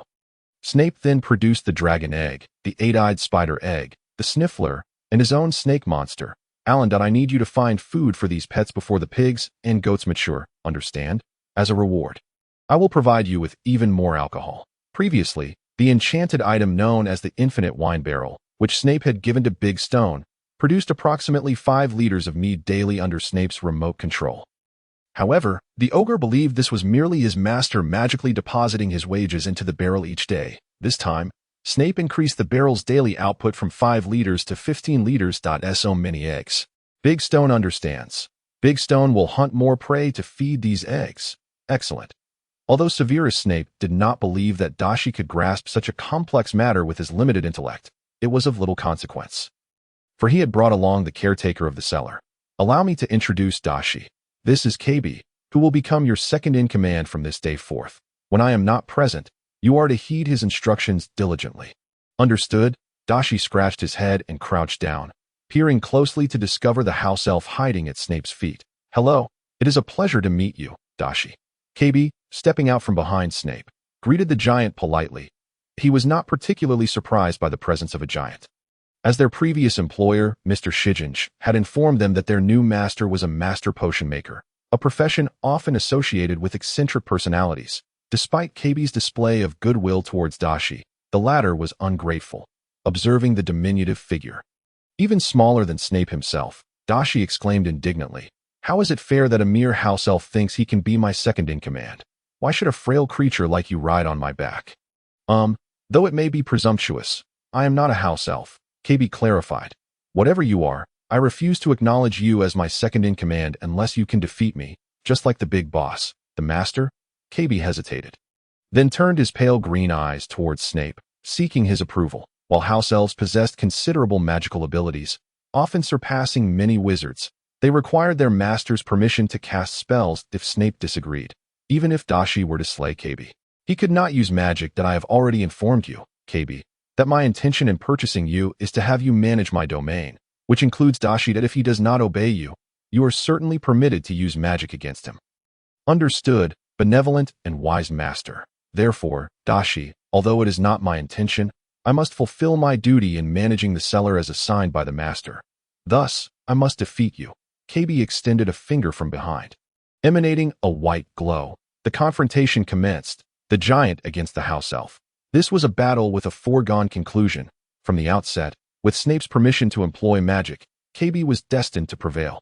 Even though house elf magic typically revolved around domestic tasks like cleaning and cooking, it did not imply they lacked offensive capabilities. That in fact, the ability to wield such magic without a wand or incantation indicated that house elves possessed a level of magical proficiency far exceeding that of humans. As the battle began, Dashi bellowed, brandishing his club and charging at KB, who effortlessly evaded the oncoming strike with a disapparition spell. Subsequently, KB cast a levitation charm on Dashi's club, rendering it suspended in midair. Regardless of Dashi's frantic attempts to reclaim it. Oh no, my club is floating. Dashi, momentarily forgetting the duel, became preoccupied with the uncontrollable club hovering above him. KB seized the opportunity and swiftly cast an expansion charm, causing Dashi's already hefty form to inflate like a balloon, hovering alongside his club. Indeed, the magical prowess displayed by KB, even among house elves, was exceptional, and his combat skills surpassed those of most wizards. It appeared that Snape had truly stumbled upon a gem. Well done, KB. As a reward, I entrust you with the full authority to manage my cellar, and you and your descendants shall serve the Snape family for eternity. Your praise fills me with trepidation. Esteemed master, thank you for your generosity, though I sense that Dashi still harbors some resentment. I concede. I concede. Second in command. Please let Dashi down. I feel as though I might burst. At that moment, Dashi, now fully transformed into a giant balloon, desperately twisted his head around, pleading for mercy from KB. Ha. Release him. KB. At your command, my master. With a flick of KB's finger, the enchantments binding Dashi and his club were lifted. Thud. Dashi plummeted to the ground, rubbing his backside before springing to his feet, his gaze towards KB now imbued with the same respect he held for Snape. Indeed, it appeared that such simple-minded creatures as giants would become obedient once subdued by strength. You are truly remarkable, second in command. Haha. It seems you two will get along splendidly. Now, KB and Dashi, come over here. I have something to discuss with you. Snape proceeded to share his plans for tunneling through the giant's lair to establish a base with his companions. As Snape's house elf, KB naturally would not oppose his master's wishes, while Dashi felt a strong aversion to the idea of excavating beneath his home. However, with both his big boss and second-in-command in agreement, Dashi had no choice but to acquiesce. Seeing that his companions were on board with the plan, Snape promptly began outlining the work schedule. The plan itself was rather simple, as only Snape and KB possessed the magical ability to perform construction spells. Thus, the bulk of the labor fell to the two of them, while Dashi was tasked with the more physically demanding jobs, such as hauling away the earth they excavated. But Big Boss, since there is so much dirt, Dashi would like to build a house above ground. Although residing in a burrow was not entirely out of the question, Dashi preferred living above ground. Very well. We shall proceed as such. The earth we excavate will be transfigured into bricks by KB and me. And Dashi, you will be responsible for constructing the house above. Okay, that it must be noted that while giants are often perceived as dim-witted, this particular giant, Dashi, demonstrated a greater intelligence than his K, I, and IT was precisely this quality that inspired Snape to consider training him as a bodyguard after their encounter. Furthermore, the barrel of liquor Snape provided Dashi contained a small amount of intelligence-enhancing potion, which explained Dashi's ability to articulate basic human language. Once the tasks were assigned, Snape directed his companions in the construction of their first base. By the end of the afternoon, they had excavated a 10-square-meter pit beneath Dashi's lair. After reinforcing the surrounding earth with a permanent transfiguration spell, Snape conjured 2 beds, one large and one small. Very well, we shall halt our efforts here for today. I will return to town now, leaving some food for you. KB, once you have finished, share it with Dashi. Yes, my master. Excellent. After your meal, I shall return to escort you to my residence in town. If any matters arise, simply use a disapparition spell to find me. Understood, master. Thus, throughout August, aside from a few days Snape devoted to strengthening ties with the Evans and Bogans families, as well as selling potions in Nocturne Alley to fund the purchase of furniture. The majority of his time was spent on the construction of the cellar. By the time September arrived, coinciding with Penny's departure for Hogwarts, Snape had successfully built a laboratory, 2 kitchens, 3 living rooms, 4 bathrooms, 5 bedrooms, and 6 storage rooms within the cellar. In just a month, he had constructed a luxurious castle beneath the small town. On this particular day, Mr. Evans had risen early to prepare his vehicle, for it was the day his eldest daughter would embark on her journey to Hogwarts, a matter of utmost importance. After loading Penny's school supplies, personal belongings, and a brown owl into the trunk, Mr. Evans drove to Snape's residence on the other side of Spidertail Alley to pick him up for their trip to London. Thank you, Mr. Evans. No trouble at all, Severus. It is merely on my way. Furthermore, you possess far greater knowledge of the wizarding world than we do, so I shall count on you to enlighten us once we arrive in London. Gladly. The journey from the quaint town of Corkworth, where Severus Snape and his companions resided, to the illustrious capital of England, London, is neither overly lengthy nor particularly short. After careful calculation of the time required, Mr. Evans and his family arrived at King's Cross Station in London at 9 o'clock, as was mentioned by the Hogwarts staff. Now, let me see, upon reaching King's Cross Station, where is the elusive platform 9 3/4 from which the train to Hogwarts departs? Snape led the Evans family as they searched for the designated platform number. Finally halting at a wall situated between platforms 9 and 10. This is it, Mr. Evans, he declared. But this is merely a wall, Mr. Evans exclaimed. Please, follow me, Snape replied, and without further ado, he propelled himself and the Evans family towards the wall. Contrary to their expectations, instead of a jarring collision, they found themselves standing on platform 9 3/4 amidst other wizarding parents. all sending their children off to Hogwarts, the only school in the entire United Kingdom that had accepted Muggle-born wizards since its inception.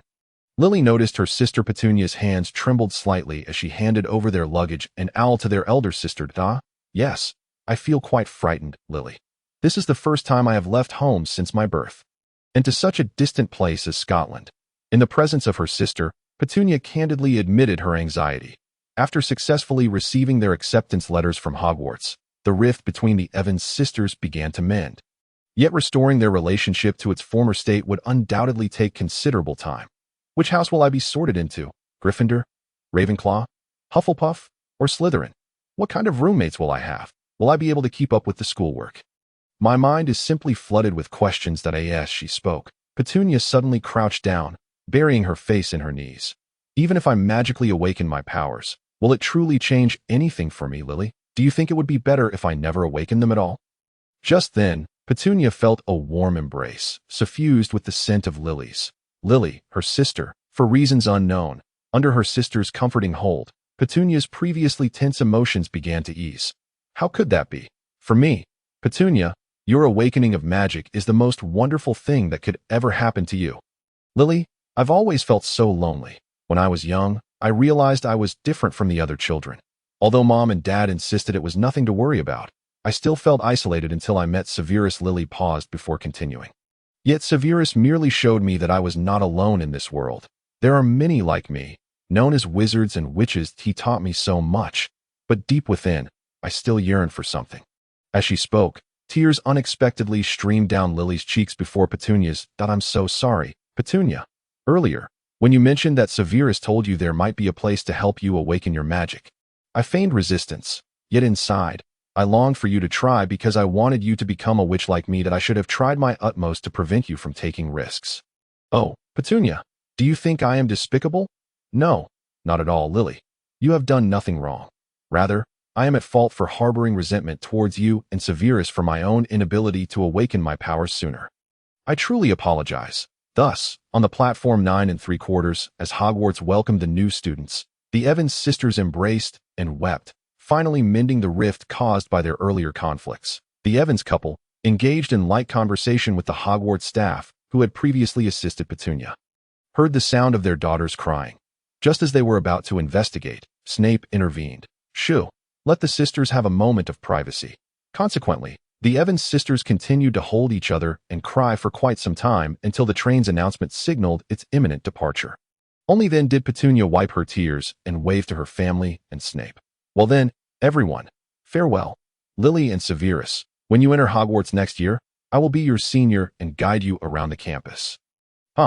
I would be delighted. As they watched the Hogwarts Express depart from King's Cross Station, destined for the Scottish Hogwarts School, Snape accompanied the Evans family back to Corcorth en route. Snape excused himself to the restroom, where he employed a duplication charm to create a replica to accompany the Evans family home, while he himself consumed an aging potion and disapparated to a Chinese restaurant in London's Chinatown. Boss, I would like a plate of stir-fried beef ho fun, some sugar pear water, 2 chive boxes, a steamer of crystal buns, and a bowl of old duck soup with extra pickled radish. Please. Ergo Ali. It has been ages since you last visited. Please, take a seat. While the boss prepared the dishes, Snape took out his own tea leaves from his bag and brewed a pot of tea. Upon inhaling the familiar aroma, the boss peeked out from the kitchen. Impressive. Ergo Ali. Where did you procure such authentic Yi Ching? I was wondering why I hadn't seen you around lately. Turns out you returned to your homeland. Not at all. I bought it from elsewhere, but you have a keen nose, my friend. Would you like me to bring you a packet? Certainly. I've been coming here for years. And I can tell you that it's hard to find tea worth drinking, let alone decent tea. I just can't fathom why these Westerners love adding sugar to their tea. It's rather sickening. As a large plate of stir-fried beef ho fun was served, the boss wasted no time in sampling Snape's freshly brewed tea. Delicious. Exquisite. I must say, nothing compares to the tea from home. Seeing the boss so enraptured, Snape chuckled before picking up his chopsticks and beginning to eat. Ever since he mastered disapparition and concocted the aging potion, he had occasionally visited London's Chinatown to savor the flavors of his past life. Gradually becoming familiar with the local Chinese community, due to Snape's jet-black hair and foreign facial features, coupled with his fluent Mandarin, while his true profession remained a mystery to them, The locals affectionately nicknamed him Ergoe Lee over time. By the way, Ergoe Lee, that old Yang who deals in antiques mentioned that when you came by, he wanted you to visit his shop. He said he might have news about that book you were searching for. Really? Then I must eat quickly and go find Boss Yang. Hey, take your time. As the saying goes, eat less but savor more. Overeating is bad for your stomach. In this world, nothing should be rushed, especially when it comes to meals. The boss remarked, pouring himself another cup of Snape's De Yi Ching, unbothered by his wife's shouts from the kitchen, relishing this rare tea. After finishing his lunch, Snape promptly made his way to a rather unassuming antique shop in Chinatown, which bore the illustrious name Qian Songgu. Despite its modest appearance, the proprietor, Boss Yang, was quite skilled. Whatever one requested, he could procure it. This time, Snape had entrusted him with the task of locating a copy of an ancient tome. And it seemed he had news already. Upon entering, Snape was greeted by a rich scent of sandalwood, indicating that Boss Yang was likely in the midst of a ritual. At you, shall you? Please, take a seat. I will be finished shortly. No worries, Daozhong. Please continue your work. Such matters require utmost diligence. Unlike his previous life, where he was raised in an environment devoid of restrictions, this Daozhong had once been a genuine disciple of the Zhengyi school. And even now, residing in England, he never neglected his daily practices. Soon, an elder with a long beard that reached his navel and an ethereal presence emerged from the inner chamber. Upon recognizing his old friend, Boss Yang nodded before taking his seat in the main chair. It has been some time. Your magical prowess has advanced, but I can see that your forehead appears darkened, and the malevolent energy in your eyes has yet to dissipate. You remain on the brink of being consumed by your own magic. I had thought that after so long, you would have resolved the evil spirits invading your body. It seems I cannot hide anything from your celestial vision. Daozhong. In truth, this is precisely why I have sought your assistance in locating that item. Regarding the other party's ability to perceive the silent turmoil within himself, Snape was not particularly surprised, for this Taoist Yang had indeed cultivated the heavenly eye. It seems that the young friend has already foreseen this calamity in his destiny. Thus, my old Taoist's efforts may have been unnecessary. Taoist Yang said this as he entered the room and shortly returned with a book in hand. He then produced a hand-copied manuscript, filled with red annotations, and said, "Here you go, young friend. This is the best I could find, annotated by a senior brother skilled in talismanic arts from our sect. The Sutra of Tranquility." "Thank you, Taoist," Snape replied. Upon receiving the Sutra of Tranquility from the Taoist, he glanced through it and realized that Taoist Yang was indeed genuine. Every character in this manuscript was inscribed with cinnabar, suggesting that simply holding this text could induce a meditative state. During this period, Snape and Grindelwald had attempted various methods to control the silent turmoil within Snape, yet regrettably, most proved to be of minimal efficacy. After much deliberation with Grindelwald, they decided to explore Eastern techniques, which led Snape to request Taoist Yang's assistance in gathering these Taoist texts. After all, for Snape, these so-called Taoist arts felt more familiar than magic. And since Western magic could not resolve the silent turmoil, trying Eastern Taoist arts seemed a prudent course. No need for thanks, but I must remind you, young friend, not to be overly hasty in dealing with the demons within. The techniques of the Dongbei Ma family and the Mutai spirit summoning are merely shortcuts to thoroughly eliminate the demons within. The best approach is to continue refining oneself and deepening one's cultivation of life. Only then will no demon dare to approach. Thank you, Taoist. I have learned much. Indeed. After bidding farewell to Taoist Yang, Snape returned to Cockworth using disillusionment charms, retracted his doppelganger, and then utilized the same charm to arrive at his secret hideout in the cellar. Welcome back, esteemed Master Snape. During your absence, I, along with Daisher, have completed the construction of the cellar library, and the shelves for storing the books have also been fabricated. Thank you for your hard work. KB, now, you may take a well-deserved rest. Please prepare dinner. I intend to dine here today. Yes, Master. Please hold on a moment. After a short while, KB arrived carrying a steaming plate of pasta. Upon catching the delightful aroma of the meal, Snape, who was busy arranging his collection on the newly built shelves, nodded at KB as he entered. Thank you for your efforts, KB. You may retire now and rest well. Yes, Master. By the way, KB, how is the dragon egg faring today? This afternoon, a new crack appeared, my master. If all goes well, it should hatch by the end of this month. Understood. Once KB had left, Snape waved his wand at a floor-to-ceiling mirror in his study. And with a ripple akin to water across the surface, Grindelwald, enjoying a leisurely dinner in Austria, materialized within the mirror. Over the years, Snape had mastered the creation of magical devices that bypassed the Ministry of Magic to establish contact with Grindelwald. But previously, there had been no necessity for such endeavors. Now, seizing the opportunity presented by constructing his first stronghold, Snape crafted a mirror that would facilitate clearer communication with Grindelwald. After infusing the mirror with their combined magical energy, it became a tool for long-distance conversation. Uttering the incantation "mirror, reveal the face" would cause the mirror to reflect their images, allowing them to converse through it. Oh, if I recall correctly, today should be the enrollment day at Hogwarts. Right? I thought you would be staying in London, but I have no time for such leisure, and rather than squander my hours in a so-called grand city, I prefer to devote this time to more meaningful pursuits, such as studying spells. That is merely part of it. I have procured some Eastern spells from Chinatown in London. Would you care to experiment with them?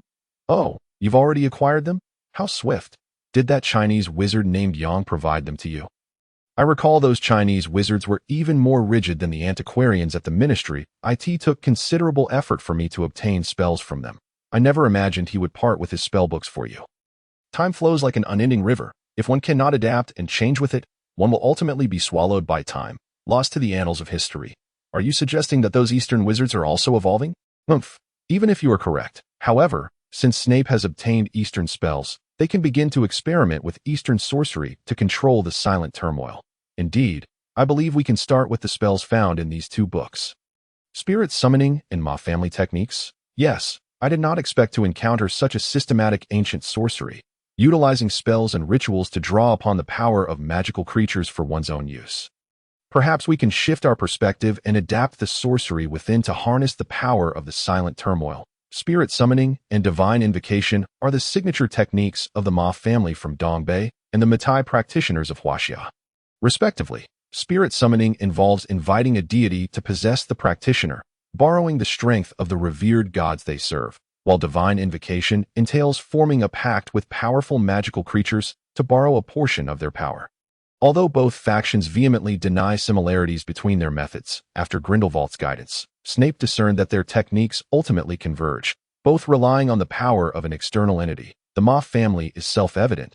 The so-called immortals can articulate human speech and even transform into human forms.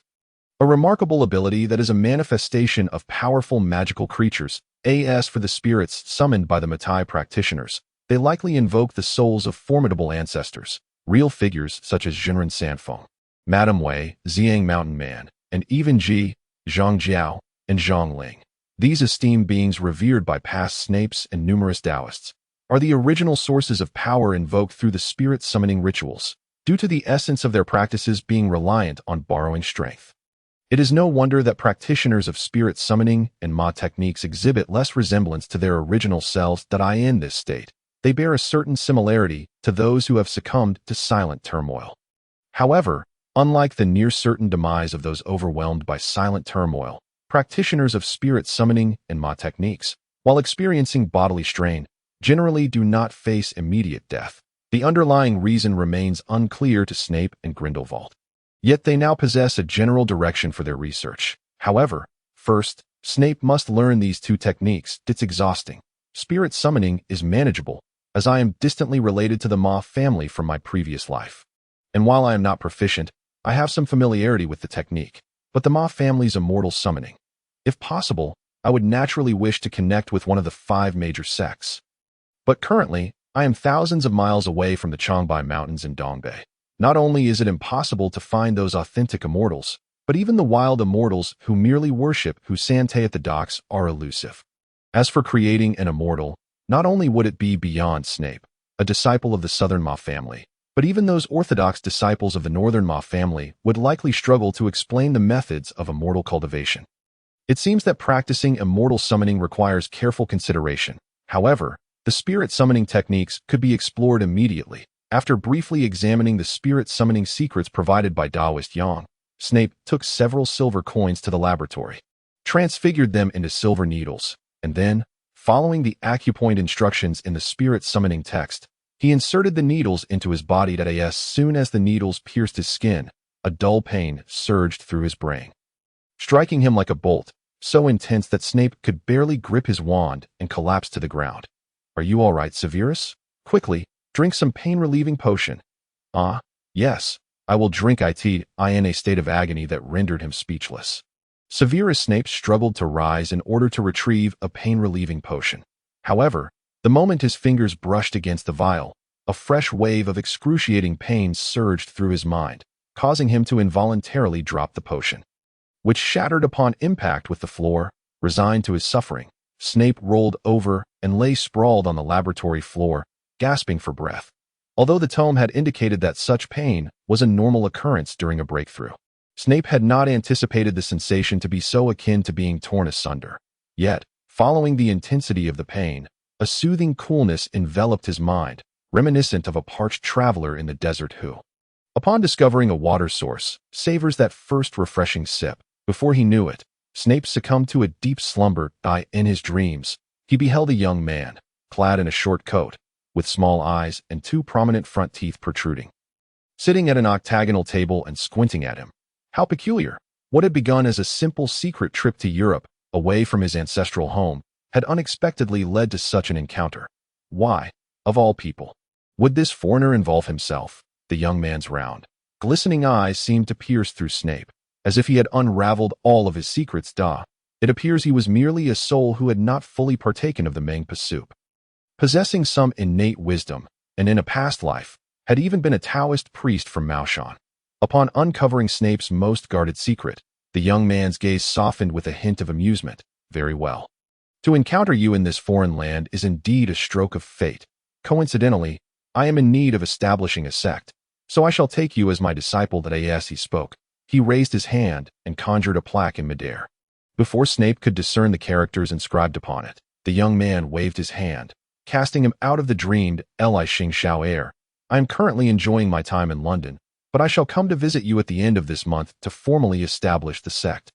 Be sure to prepare 50 pounds of rice and 50 pounds of flour as offerings." Startled awake, Snape bolted upright, drenched in sweat. Checking his pocket watch, he realized it was already midday on the second day, indicating he had slept far longer than anticipated. Unexpectedly, his first breakthrough had led him to encounter a disciple of the Hui family on holiday in England, and it seemed this individual possessed considerable strength. As he sat up, Snape recalled the plaque from his dream. The titles of the celestial beings were of lesser concern. The most significant detail was the name of the celestial being, Hui Mansong. From this name, it was evident that this celestial figure held considerable favor within the Hui family, for in his homeland, rats had historically been revered as deities of granaries. He, to have been bestowed the name Mansong by his elders, indicated the high regard in which he was held. This brought about some complications, as England was not a nation primarily reliant on rice as a staple. If these offerings of 50 pounds of flour and 50 pounds of rice were to be provided regularly, the flour would be manageable, but securing 50 pounds of rice could prove challenging. It seemed he would need to seek a reliable source for rice. Nevertheless, Snape was now a disciple, and the Hui family's expertise in divination and wealth accumulation was precisely the means he currently lacked. After summoning Kirby to bring him a new set of clothes, Snape wasted no time. He utilized apparition to reappear in Chinatown, where he procured the necessary rice and flour from a restaurant owned by Northeast Chinese expatriates, and subsequently acquired seeds for Northeast rice and wheat from the black market in Chinatown. After all, trade was not a sustainable long-term solution, but thankfully, crops like rice could be cultivated by himself. He simply needed Kirby to clear some land next to the cellar for planting. The moon of September indeed appeared fuller than at other times. While enjoying a lotus seed mooncake purchased from Chinatown on the balcony of his newly constructed stone house, Snape remarked to himself, today was the Mid-Autumn Festival. However, this holiday was not observed in England. Besides the mooncakes available in Chinatown, Snape found no trace of the festive spirit. "Here you are, Master. This is the Chinese black tea you requested." "Oh, thank you, Kirby."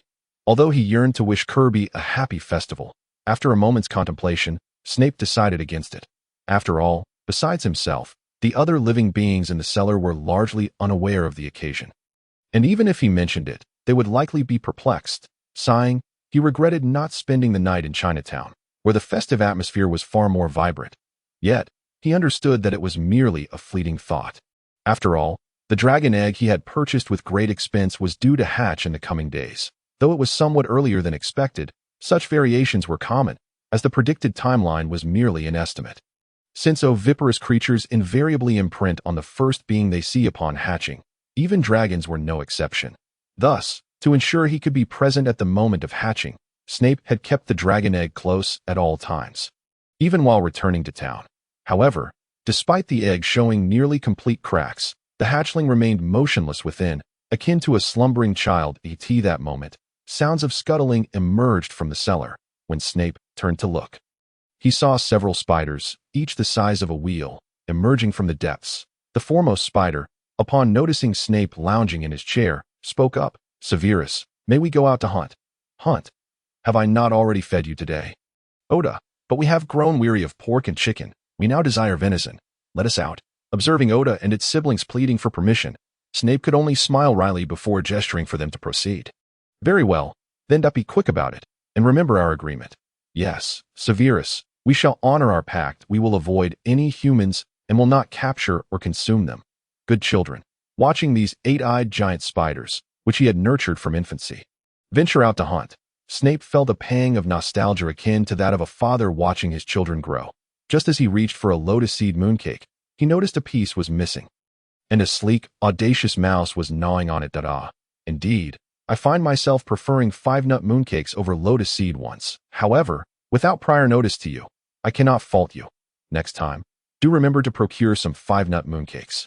Snape regarded the talking mouse before him in silence, while Kirby, upon witnessing the audacious mouse leap onto the table and steal from his master's plate, was rendered utterly flustered. "Forgive me, master. I shall chase it away at once."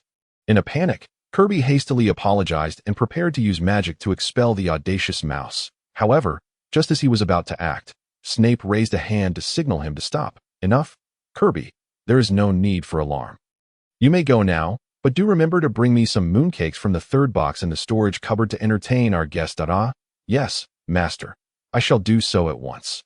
Understanding his master's words and considering the mouse as previous speech, Kirby hurriedly apparat to the kitchen to fetch the 5-nut mooncakes.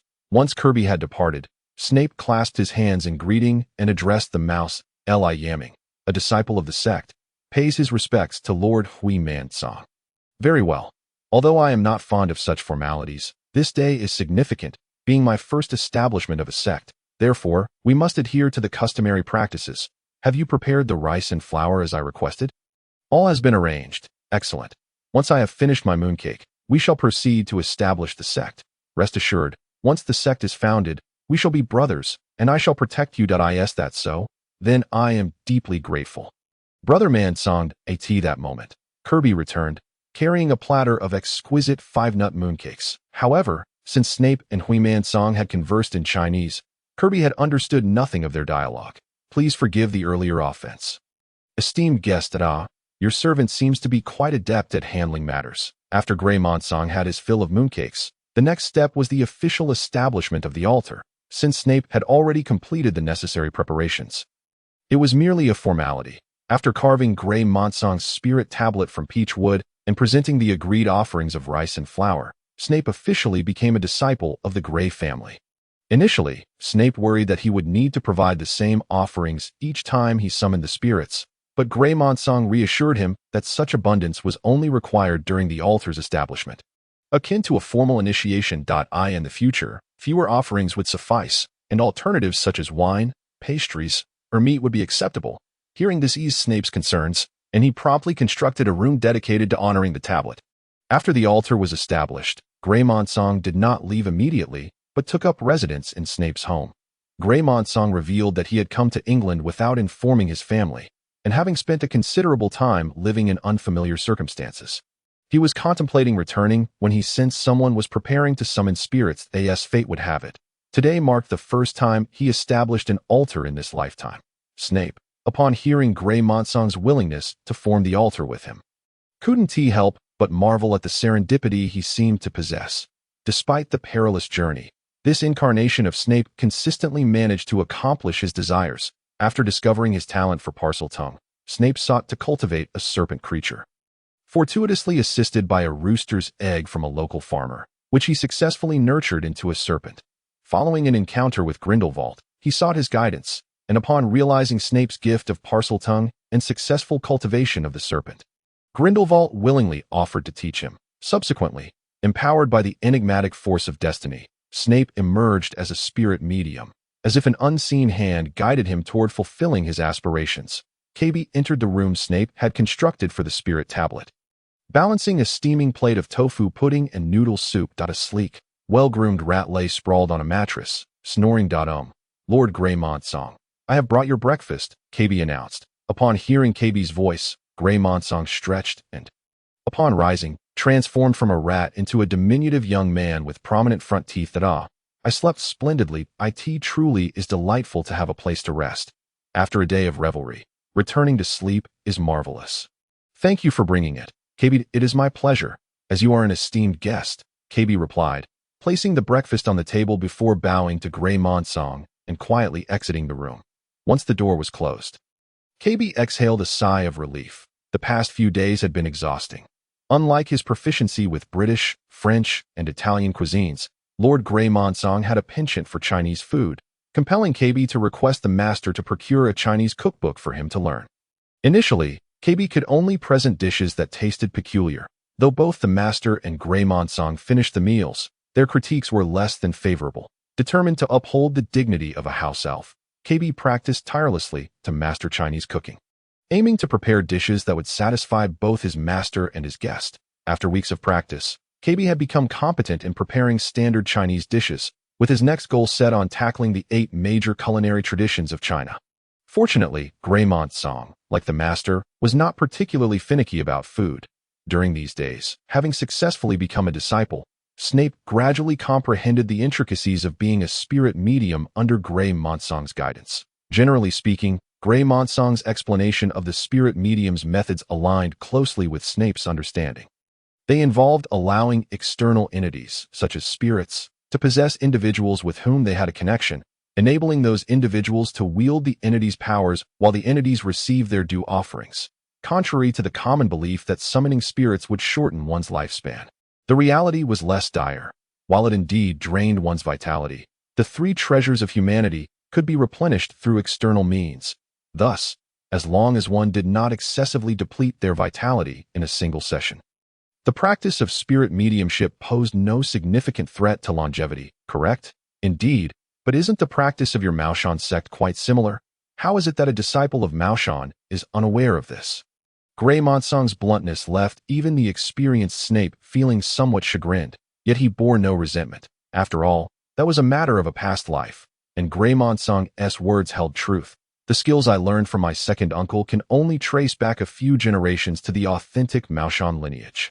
Over the years, not only I, but even my uncle has much to learn. True enough, if you were well versed in these matters, you wouldn't resort to such drastic measures to exorcise a malevolent spirit. In any case, after becoming a spirit medium, Snape's life returned to a semblance of normality. He attended the local school, continued selling potions in Nocturne Alley, and fostered friendships with Lily and Hunter at the Evans and Boggins households.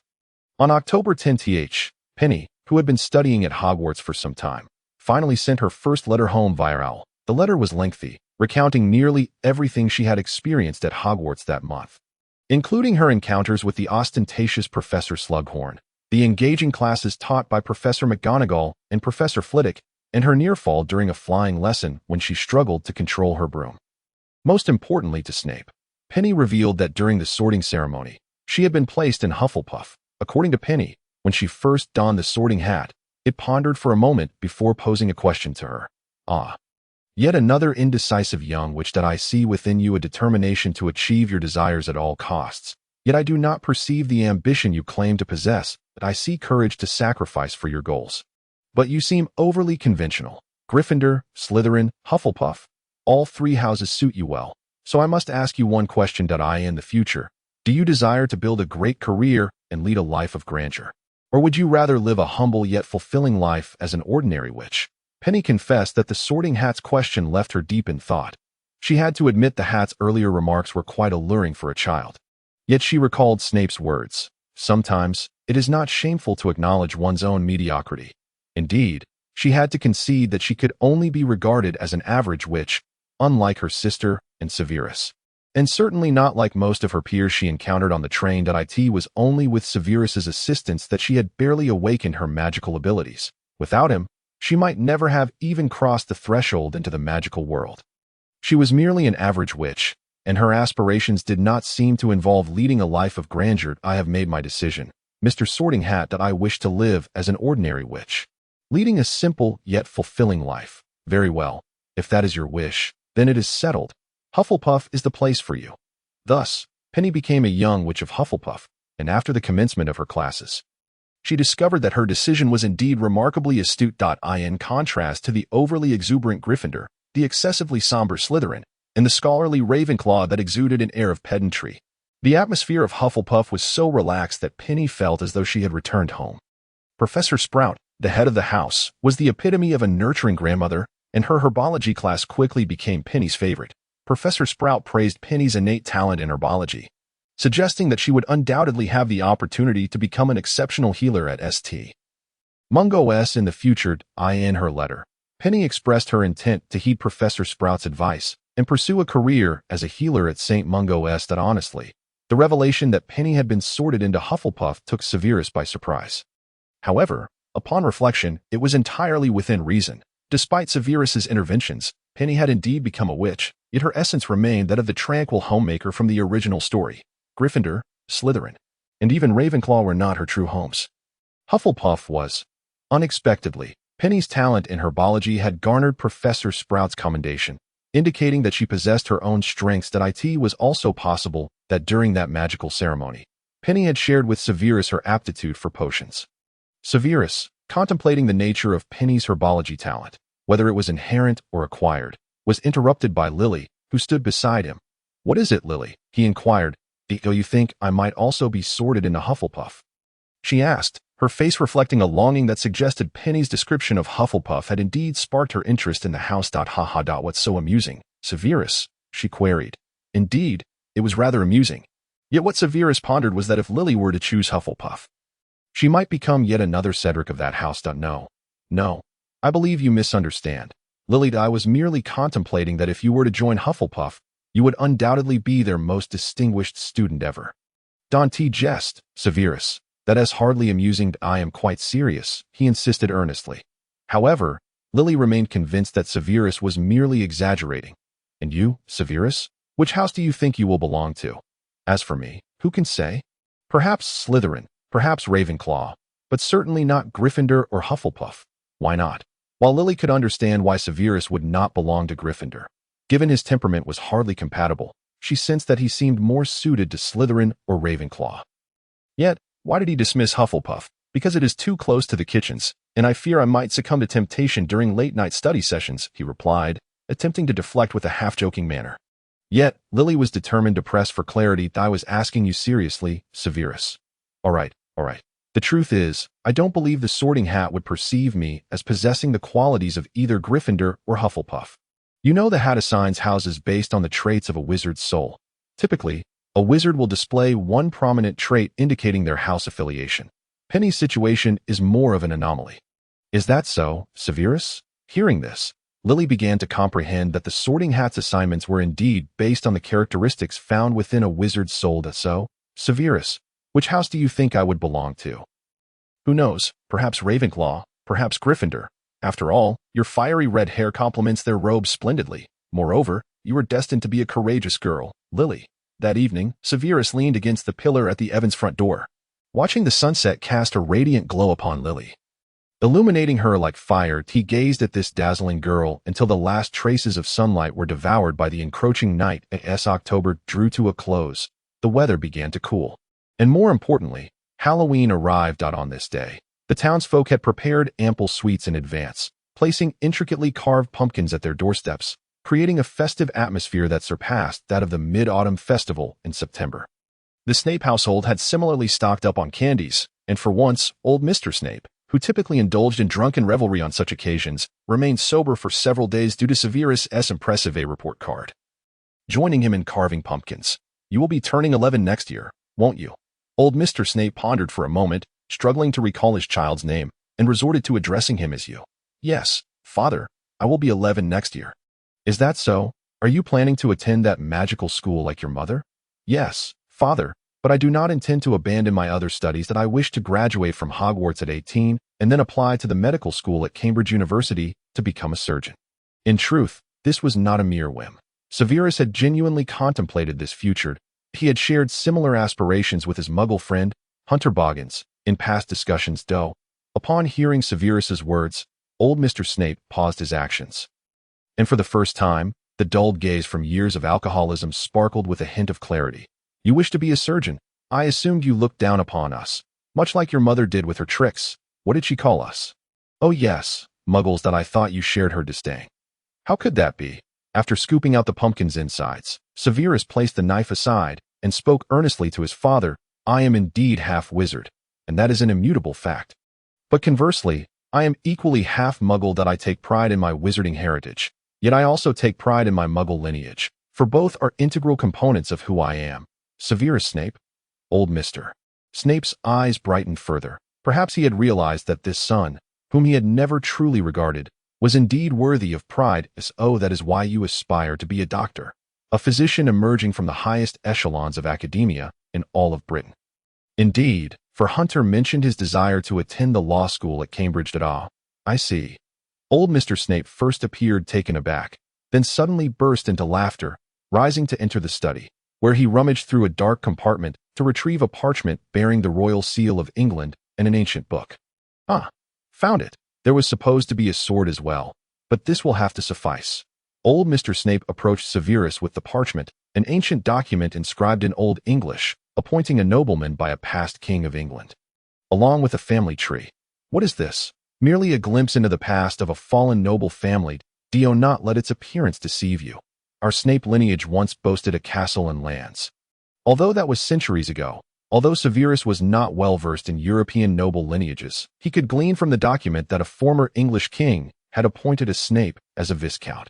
While a viscount was the lowest rank among hereditary peers in the House of Lords, it still indicated noble status. Thus, if Severus's ancestors had not committed a grave error that led to their titles being stripped, then both he and his father should be considered nobles. So our family is noble. Then, father? Yes, a noble family, albeit one that has fallen from grace to the point of selling off its lands and ancestral possessions, leaving us with nothing but a title and a genealogical document.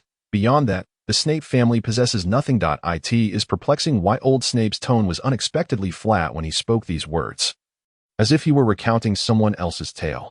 However, that was indeed an affair from the time of my great-grandfather. In truth, when your grandfather entrusted these relics to me, I felt a surreal sensation, realizing that our family, the Snapes, had once been noble. Old Snape solemnly handed these artifacts to the young Snape, who was gazing at him for the first time in many years, and said, "You are an exceptional child." Severus, I should have recognized this long ago. Whether as a wizard or as an ordinary person, you possess remarkable qualities. If there is hope for the revival of the Snape lineage, it undoubtedly resides within you. Old Snape picked up a nearby quill and, after considerable time searching, finally located the line he sought within the tattered family tree. Tobias Snape, 24th, head of the Snape family. Here it is. It seems my eyesight has not yet completely failed me. Having found what he was looking for, old Snape murmured to himself while he began to inscribe the next line in the family tree, his tremulous hand, often unsteady from years of indulgence, surprisingly held the quill with steadiness until he pinned the final letter. Severus Snape, 25th, head of the Snape family. Then, old Snape presented the family tree along with a document personally appointed by the British monarchy to Severus. Perhaps even more than that, this inebriate imparted both his own aspirations and those of his ancestors to Severus. Now, it is yours, along with the title of Viscount. I understand. I shall strive to restore the Snape family's glory. Though I cannot guarantee success. That's of no consequence. We had already given up hope since your great-grandfather's time. After speaking, old Snape resumed carving a pumpkin lantern, while Severus returned to his chamber and then apparat back to the cellar. Placing these items into the vault, upon opening the vault, he discovered a trove of treasures: the shed skin of the basilisk, feathers from raven, venom from the giant acromantula, and a gem unearthed by the niffler he kept. Resting atop these riches was a small dragon, its pearlescent scales shimmering with a rainbow sheen, comfortably asleep. Upon hearing movement, the little dragon rose, its nostrils and mouth exuding flames in an attempt to intimidate the intruder. But as it recognized its caretaker, the menacing growl transformed into a friendly purr, and it flapped its tiny wings to nuzzle up to Severus. Good boy. Severus reached out to stroke the dragon's head, then placed the document and family tree into a small box within the vault, carefully setting it down where the dragon rested. These are very important to me. I hope you will protect them in my absence. Do you understand?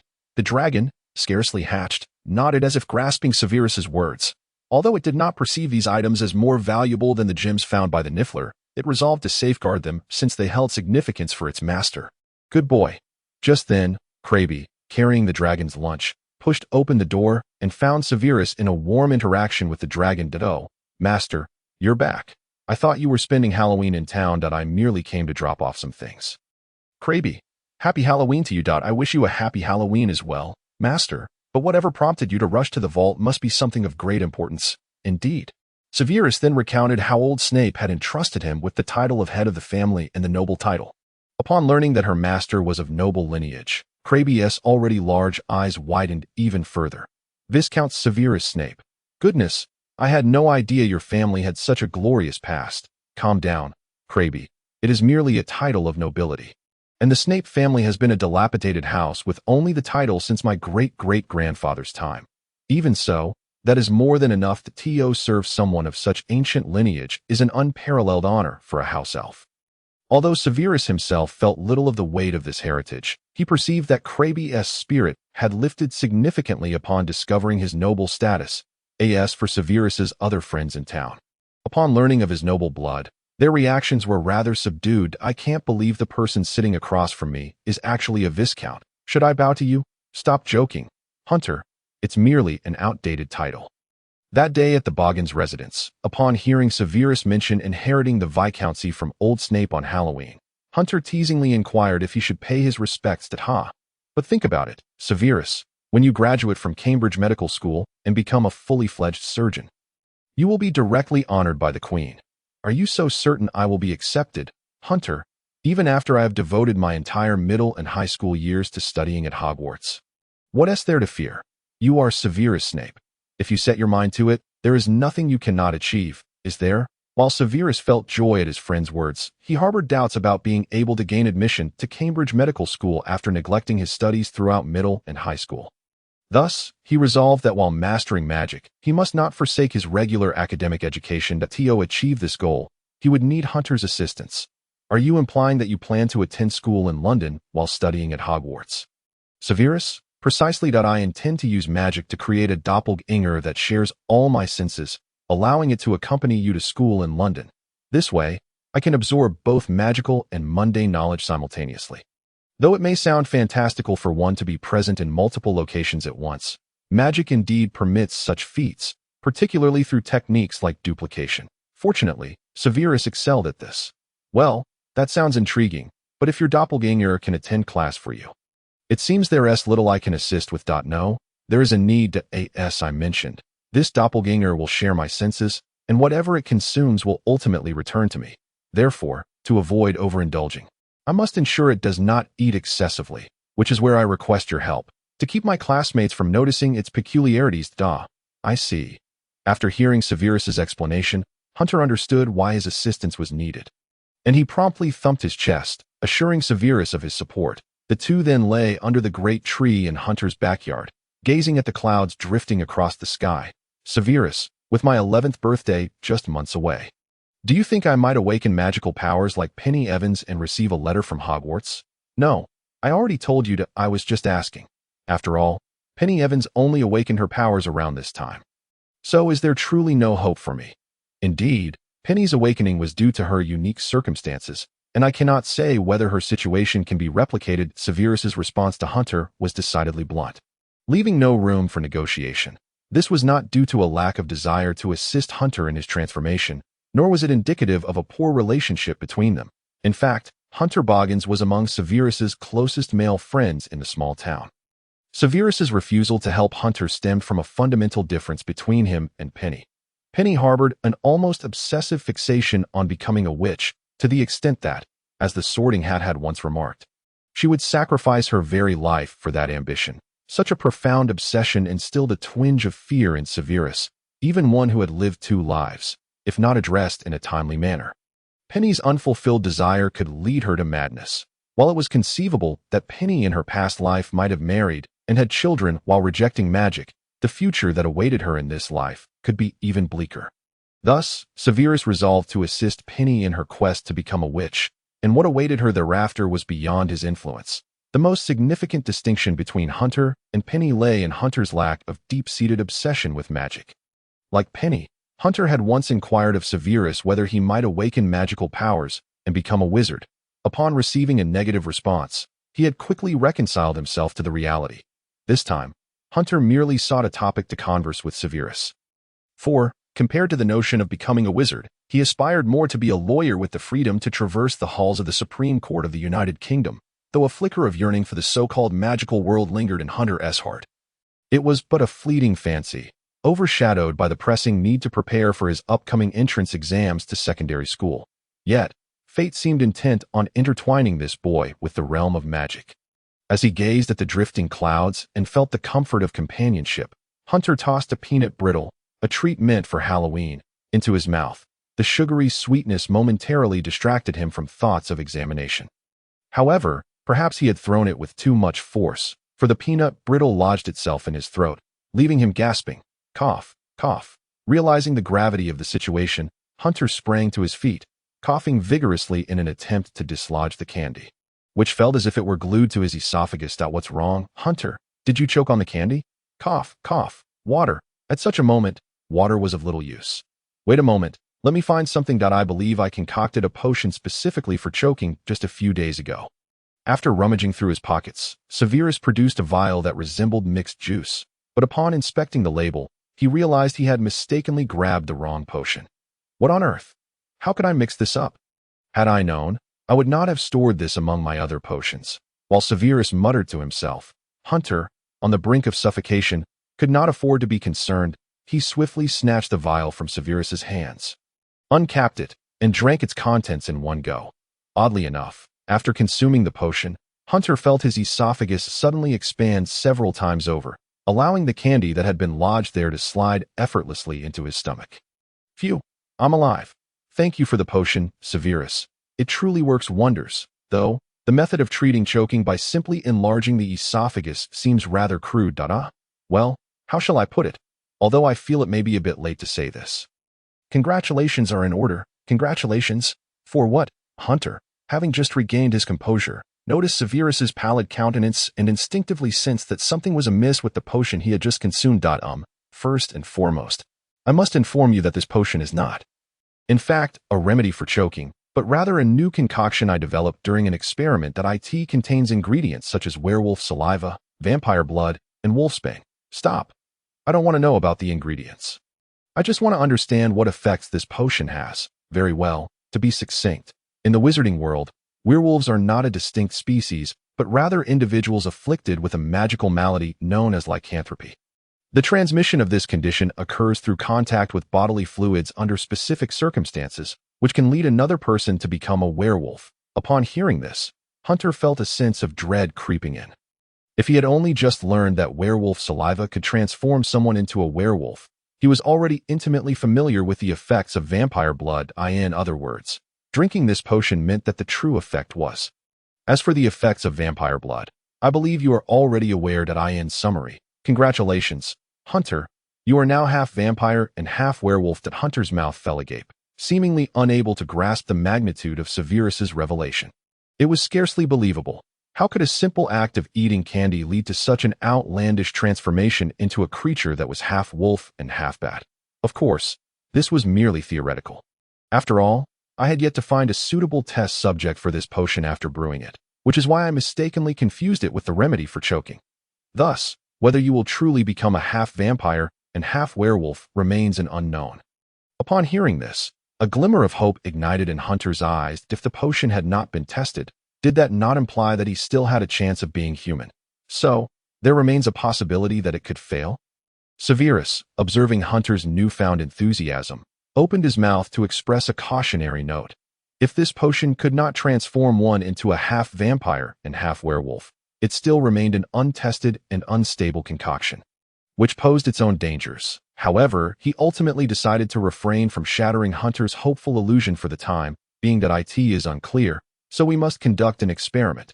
With that, Severus rummaged through his pockets once more, producing a small pouch of blood that he had collected from a troll a few days prior. In truth, he also possessed blood collected from a juvenile unicorn and a nightmare, both imbued with potent magical properties.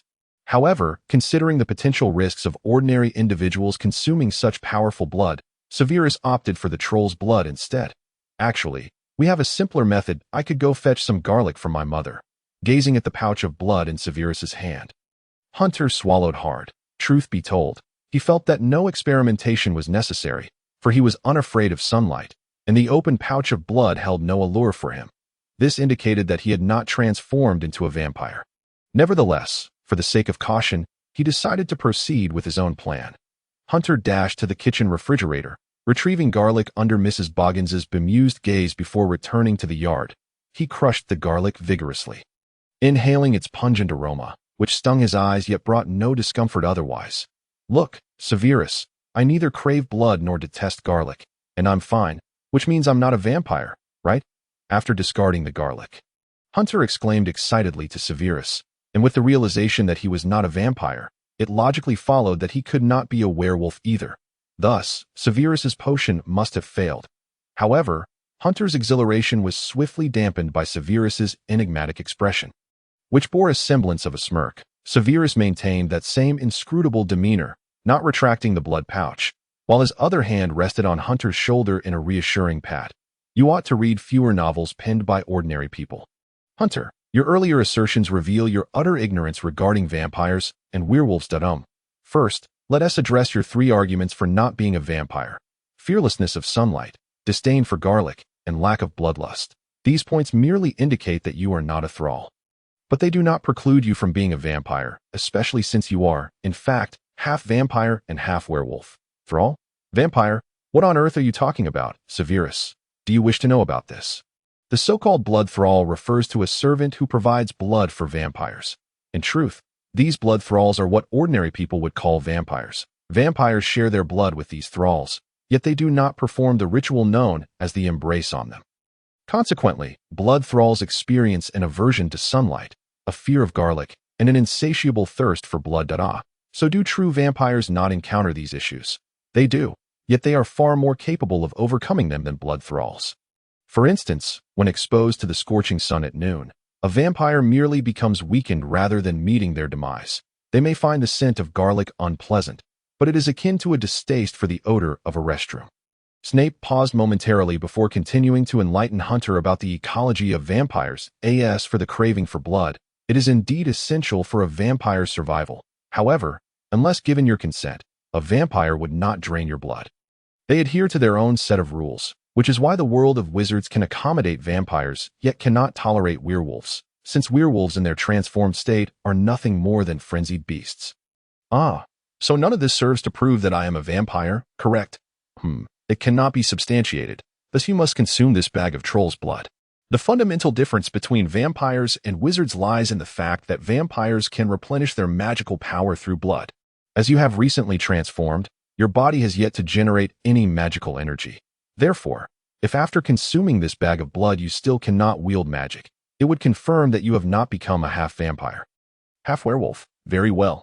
After a tumultuous internal struggle, Hunter ultimately accepted the bag of troll's blood from Snape and poured it into his mouth. As soon as it entered, Hunter sensed trouble.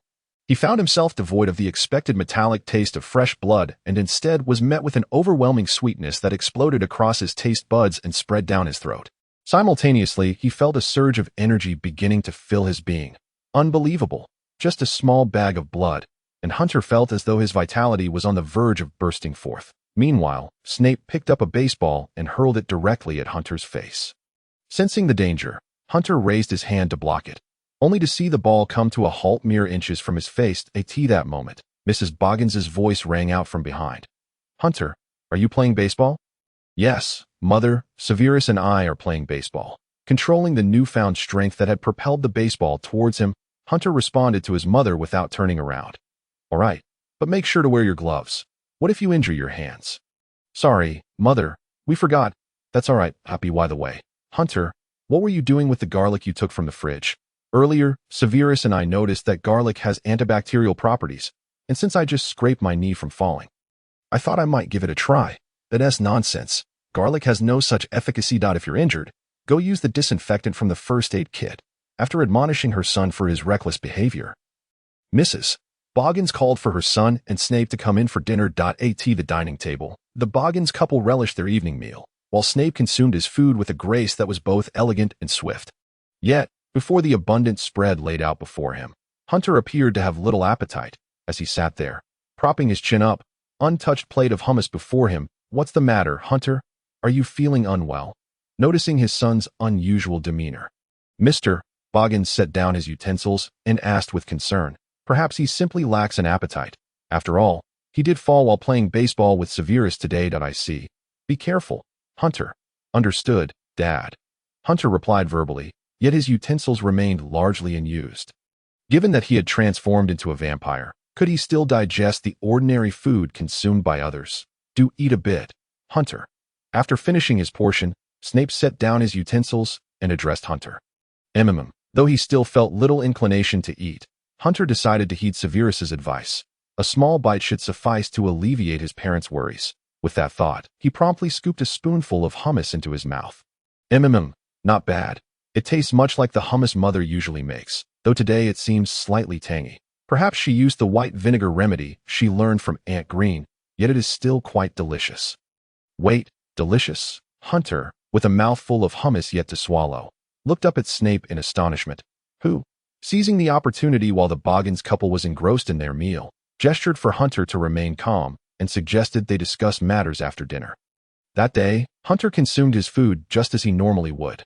The Boggins couple, initially worried about their child's health, felt reassured upon witnessing Hunter's typical behavior. After dinner, Hunter eagerly pulled Snape into his room. What is going on? Why can I still eat like a normal person? Calm down, calm down. There are no soundproofing charms here, and if you're too loud, your parents will hear you. Once assured that the Boggins couple was not eavesdropping outside, Snape took a seat and, observing Hunter's urgency for answers, spoke. This is why I advised you to refrain from reading vampire novels penned by ordinary people. You wouldn't genuinely believe that vampires can consume nothing but blood. Would you? Otherwise, how could they still be called vampires? And did you not previously state that blood is essential for a vampire's survival? I did say that, but I never claimed that vampires cannot consume anything other than blood. In fact, while blood is indeed crucial for their survival, they can also eat human food. Some vampires even have a particular fondness for red wine, which shares a color with blood. As for why they seldom eat, it is simply because it is unnecessary, Snape continued, producing a tasteless piece of hard bread and a slab of roasted meat from his pocket, placing them before Hunter before inquiring. Now let us assume a scenario. If you were in dire need of energy, would you choose to eat this piece of bread or this piece of meat? Roasted meat. Hunter answered without hesitation. Compared to the blandness of plain bread, the roasted meat offered a more delightful texture and richer energy content. Surely others would also opt for meat. Indeed, if it were up to me, I too would select the meat, Snape replied, proceeding to place the roasted meat atop the bread and begin eating. For vampires, both blood and ordinary food can replenish energy. However, the former provides a far greater amount of energy at a much quicker rate.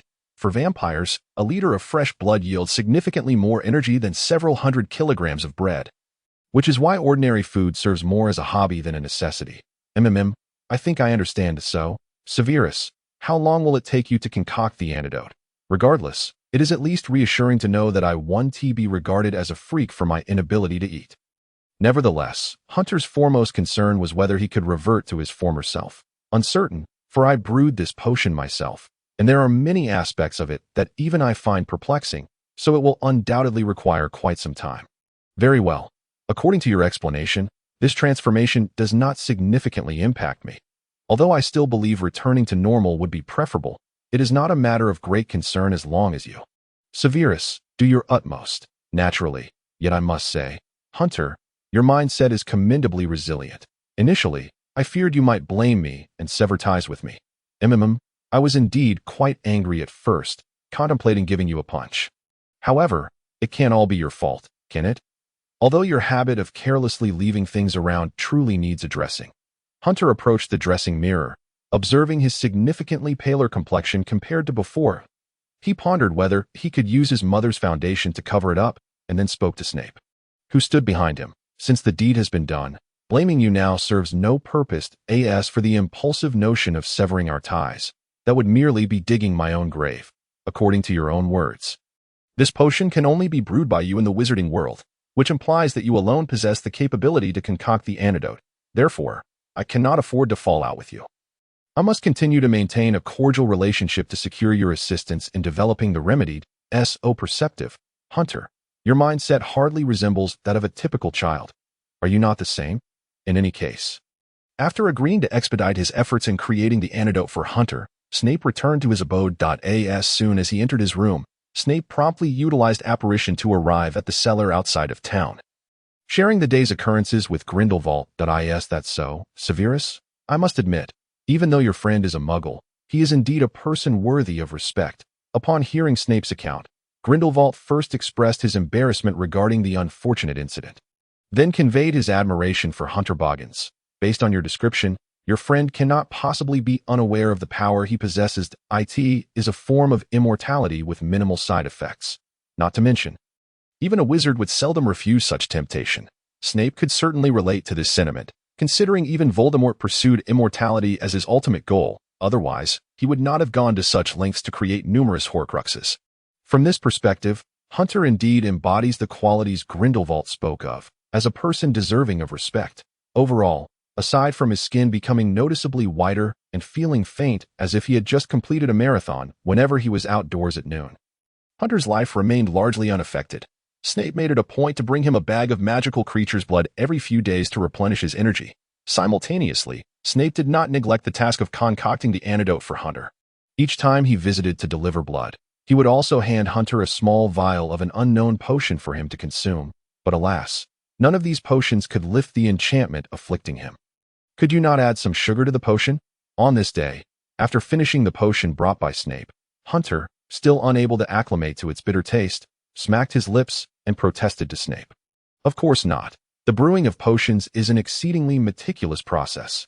Any mistake at any stage could drastically diminish the potion's effectiveness or transform it into an entirely different concoction. Thus, you must adapt to this bitterness as swiftly as possible. Seems I have no choice but to wait until I finish before drinking water. Hearing Snape's stern tone, Hunter resigned himself to his fate. He then returned the potion vial to Snape and summoned a blood tendril from his palm to retrieve a glass of water from the nearby table. Over the past half-month, your blood magic has indeed become more proficient, Hunter. After all, I must prepare myself to be a vampire for the rest of my life, mustn't I? After washing down the bitterness with water.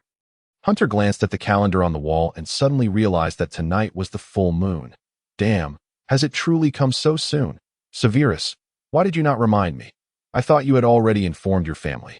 Snape shrugged innocently. For the past fortnight, he had been tirelessly occupied with assisting this boy, practically exhausting every potion recipe he could try. He had even gone to great lengths to locate an unhatched phoenix egg following the clues provided by Grindelwald, and had used blood from a reborn phoenix to brew today's antidote. All to no avail. In the midst of this frenzy, he nearly forgot that tonight marked the full moon, the night of the werewolf's monthly transformation. Snape and Hunter had previously agreed that after greeting Mrs. Boggins, they would camp in the forest and then use apparition to enter the cellar, ensuring that if Hunter regained his sanity while transformed, Snape would be able to manage him easily within his own territory until dawn. What shall we do now? My mother will undoubtedly refuse if I tell her. Seeing Hunter's anxious expression, Snape gestured for him to calm down, as he had already prepared a contingency plan. Do not fret. There is still a way to salvage this. Why don't we tell your mother that we plan to spend the night in your treehouse, and then we can use apparition to reach my secret hideout in the forest? Good idea, but if I do that, my mother might come by later with cookies and milk. I had forgotten that detail. Given Snape's understanding of Mrs. Boggins, that scenario was indeed plausible. Even if they preemptively told her not to disturb them, she would likely come around 10 o'clock to insist they go to bed. Then we shall have to endure your first transformation in your treehouse. Quite a troublesome situation, indeed. Apologies, Severus, but rest assured, I will do my utmost to maintain my composure. Let's hope so. Though Hunter expressed confidence, Snape knew it was nearly impossible unless his potion truly allowed Hunter's vampire and werewolf traits to merge, forming a genuine half-vampire, half-werewolf. In that case, while Hunter's demeanor might shift dramatically during the transformation, he would not lose his rationality. However, given the current circumstances, Snape could not afford to place his hopes on such a favorable outcome to prevent the destruction of the treehouse during his interactions with Hunter and to avoid any potential attacks on innocent people. Snape needed to utilize the remaining time wisely to magically reinforce the Boggins treehouse. Now, you should go inform your mother that we will be spending the night in the treehouse to be safe. It is best to mention that we will have dinner there as well. After all, it is November, and the moon rises much earlier than in summer. I will check your treehouse to see if I can enhance it with magic. Oh, recognizing the significance of the matter concerning family safety, Hunter wasted no time and rushed to the kitchen to speak with Mrs. Boggins. Mrs. Boggins readily agreed to their request to spend the night in the treehouse, but firmly refused to allow them to have dinner there. Please, Mom, can we consider this a reward for my perfect scores on my exams? Hunter, a firm no means no. You should know our family's rules. Dinner is the most important meal of the day and must be shared together at the table. Gazing at his resolute mother, Hunter sighed. Although he had no desire to resort to such measures, he ultimately decided to make an exception for the sake of his family's safety, with conscious control over the flow of magic within him. A faint red gleam flickered in Hunter's eyes, an indication of the charm magic used by vampires. This enchantment was originally intended to beguile others, making them more susceptible to complying with a vampire's requests. Now, Hunter resolved to employ it to persuade his mother to acquiesce to his wishes. Please, Mom. I see that it seems I have no choice. Just this once, Hunter. I will speak to your father about it. Thank you, Mom, and please, you and Dad must not visit the treehouse before tomorrow morning. All right, Hunter. As he exited the kitchen, Hunter exhaled a long breath of relief. He could feel his heart racing. This was his first time using his vampire abilities on someone else, and the subject was none other than his mother. Though it was a necessity, he had undoubtedly crossed a line. Yet, there was something thrilling about this transgression of taboos that a voice in his head urged him to inform Severus that it was not such a big deal if he could never return to normal. Ugh, it feels as though in less than a month, I am drifting further away from being a normal human. Leaning against the wall, Hunter covered his face with his hands to calm his emotions before hastily making his way to the treehouse. With several hours left before nightfall, he needed to see if Severus required any assistance. So, you truly used vampire charm magic on your mother. While Severus Snape was reinforcing and soundproofing the treehouse belonging to the Boggins family with magic, he was taken aback after listening to how Hunter had persuaded his mother. Indeed, this was a solution born out of necessity. If one wishes to scorn, so be it. But no, I would never scorn you. In fact, I increasingly perceive you as a natural Slytherin. Many wizards feel a twinge of apprehension the first time they employ such direct soul-affecting spells, like legilimency, yet Hunter used it without hesitation. And the target was none other than his own mother. Although Hunter had very legitimate reasons for his actions and subsequently fell into deep remorse, it is undeniable that he did not hesitate to employ magic on his mother to achieve his aims. Moreover, Hunter exhibited remarkable finesse in controlling the extent of his magic. Had he directly requested his mother to agree to their camping trip, Mr. Boggins would undoubtedly have interrogated Mrs. Boggins upon their return, leading her to sense something amiss. However, by merely persuading Mrs. Boggins to consent to them spending the night in the treehouse and having dinner there, Mr. Boggins might find it peculiar but would not probe too deeply. After all, compared to the unknown wilderness, their own treehouse was undeniably a safe haven, and within that safety, as the head of the household, Mr. Boggins would be more than happy to afford his children greater freedom. Well, I shall take your words as a compliment. Is there anything you require of me now? No, though you have become quite adept at employing various vampire magics. Those spells will not be of much assistance at present.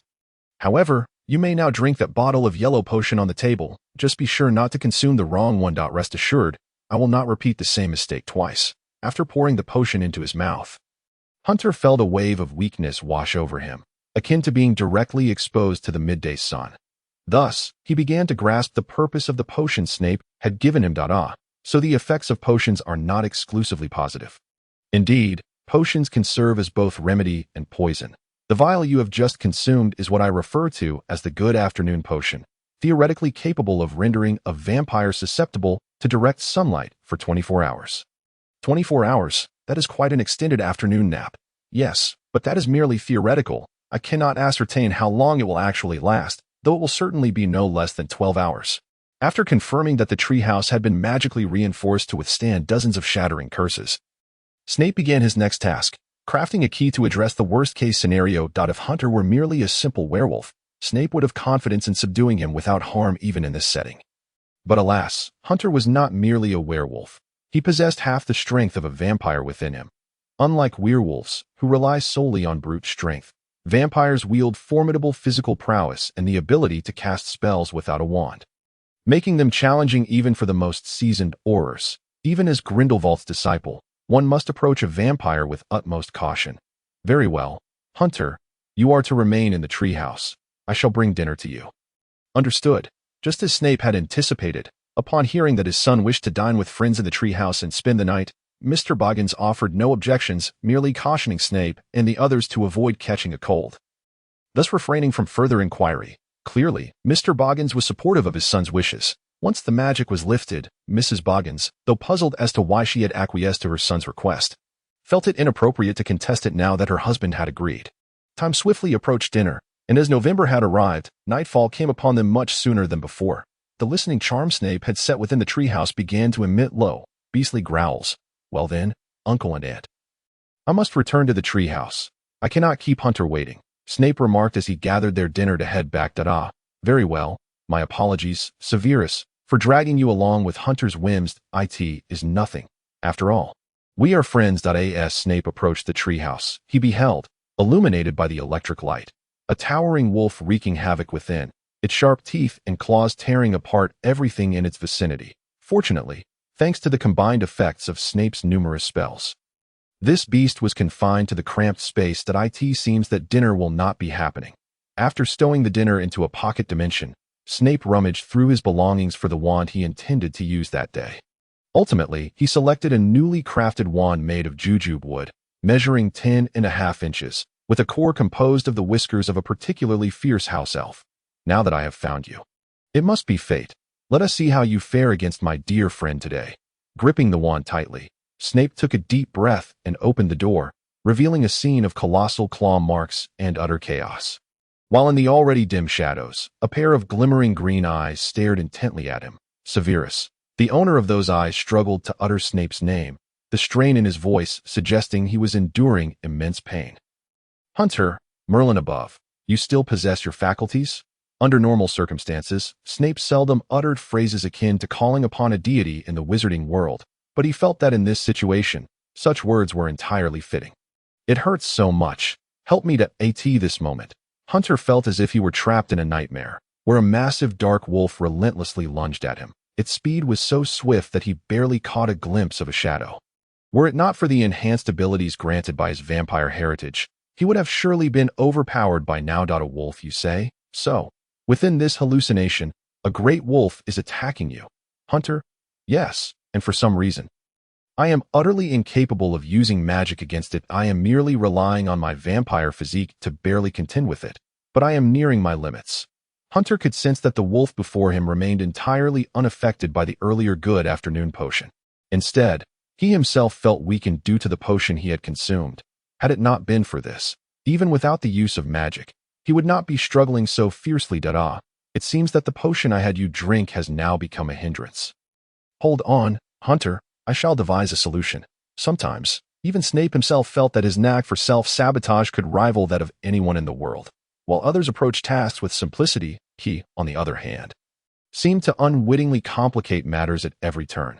Not only had Snape yet to concoct an antidote for the good afternoon potion, but even if he did, it would be too late to brew one now.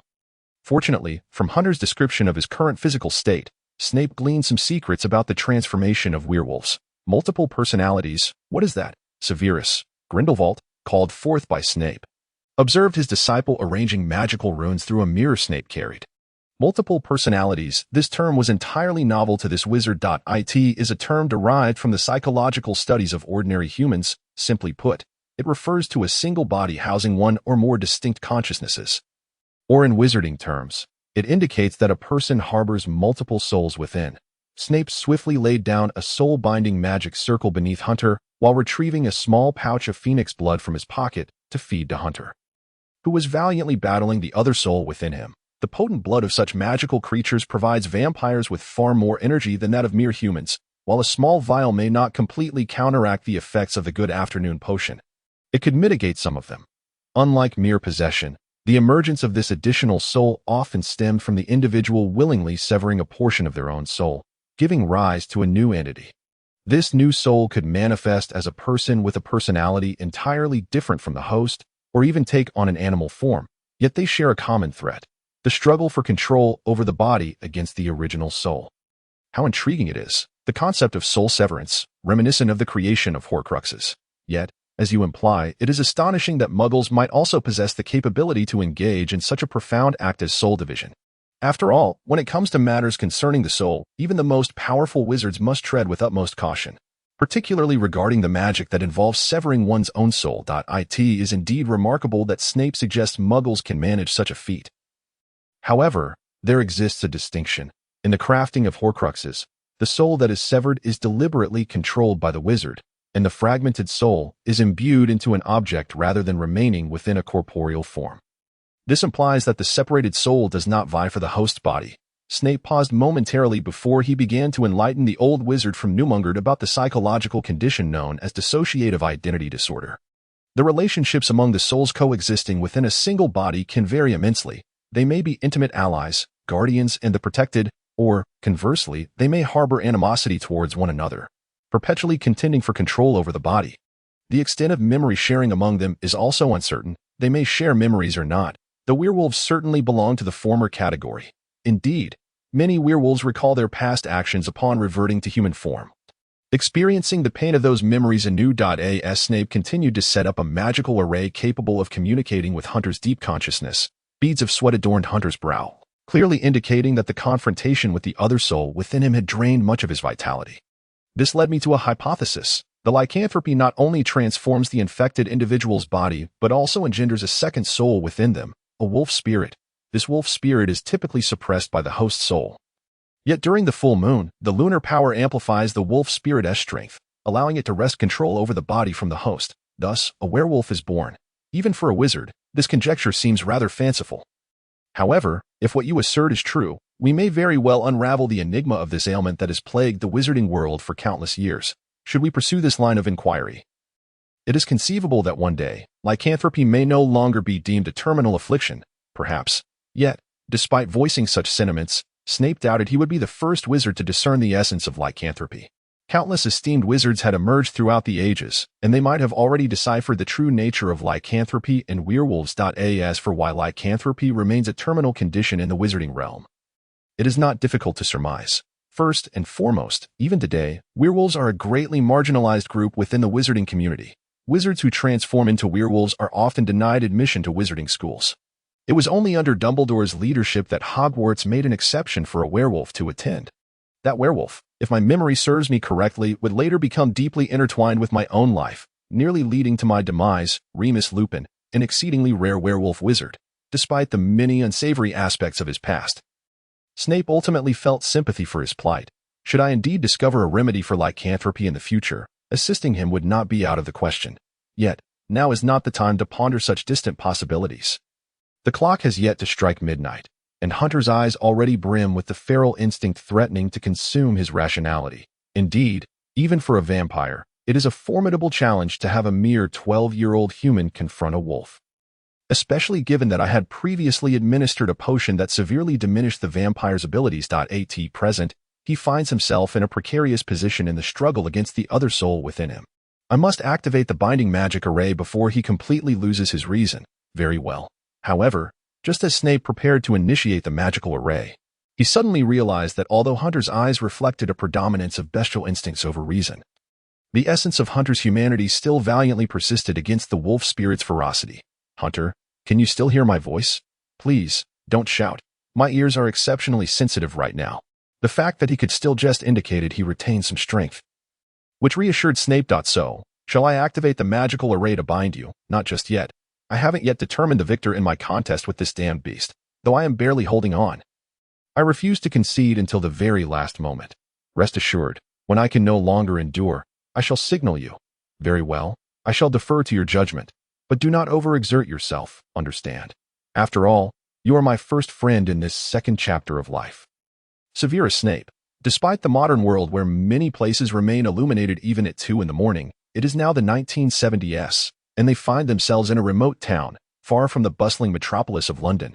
Consequently, in this era, apart from the patrolling constables, the townsfolk have long since succumbed to slumber. At this moment, Snape felt the weight of fatigue pressing upon him. He had been maintaining minimal sleep for several days in order to concoct the antidote, relying on invigorating potions to sustain his alertness. Yet, he remained focused, determined to observe the wolf-like pupils of Hunter. As the wolf spirit within Hunter threatened to overshadow his rationality, Snape knew he must activate the binding array without delay to ensure Hunter's safety.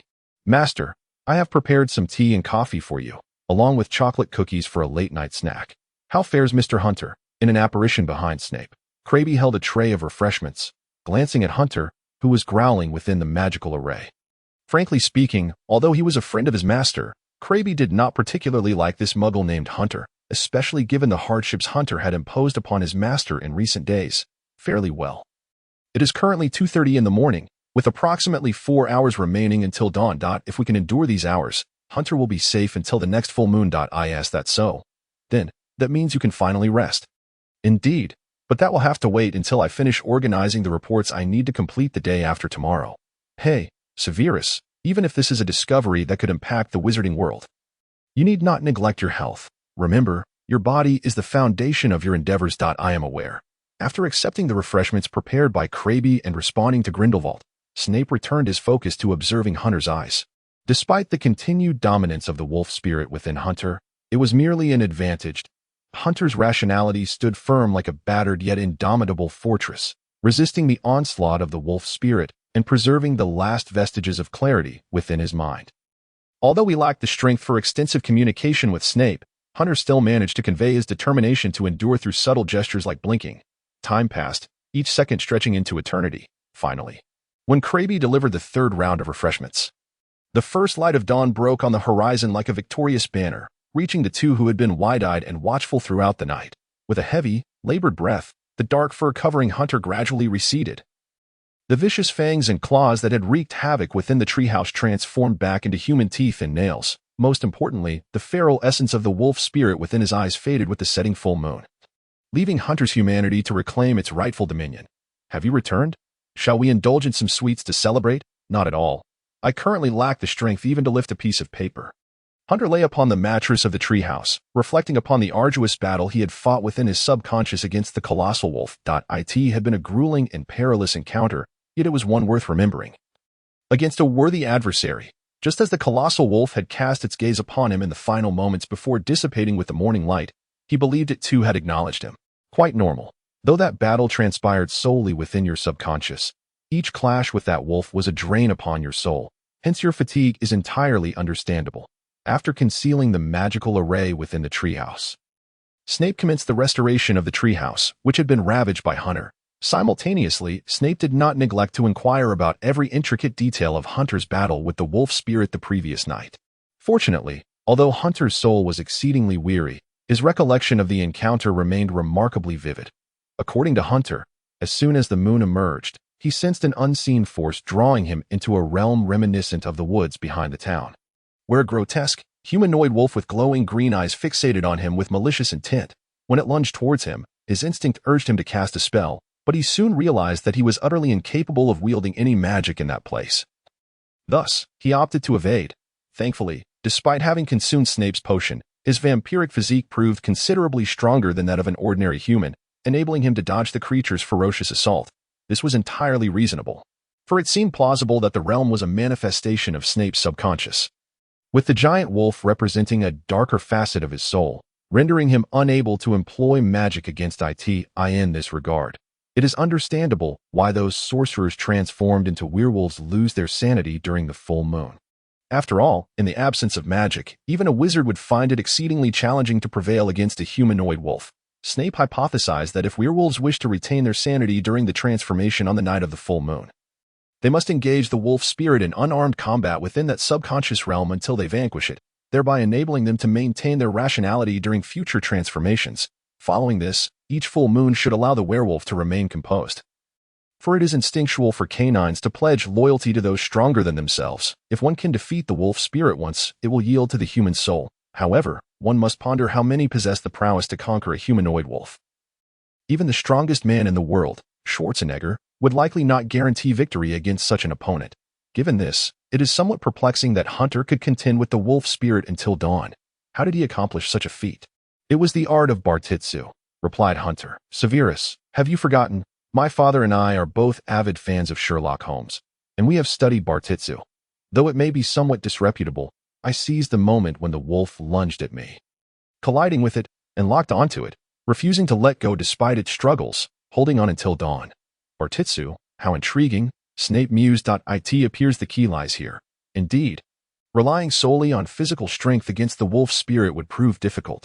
However, compensating for a deficiency in power with technique is the secret to humanity's ability to conquer these formidable beasts. Bartitsu, a martial art that emerged in late 19th and early 20th century Britain, is lauded as a gentleman's self-defense technique, integrating English boxing, Swedish wrestling, French kickboxing, and Japanese judo, karate, and aikido, alongside various Eastern and Western swordsmanship and staff techniques, creating a renowned and eclectic combat style. The reason even Snape, who hails from a Chinese background, is so well-versed in it, is that Bartitsu is not only a real martial art, but also the primary discipline of the globally celebrated British detective Sherlock Holmes. Just as Bruce Lee immortalized Jeet Kune Do, Holmes has rendered Bartitsu unforgettable in the eyes of the world. In truth, a significant reason for Snape's acquaintance with Hunter is that he too is a fan of Sir Arthur Conan Doyle.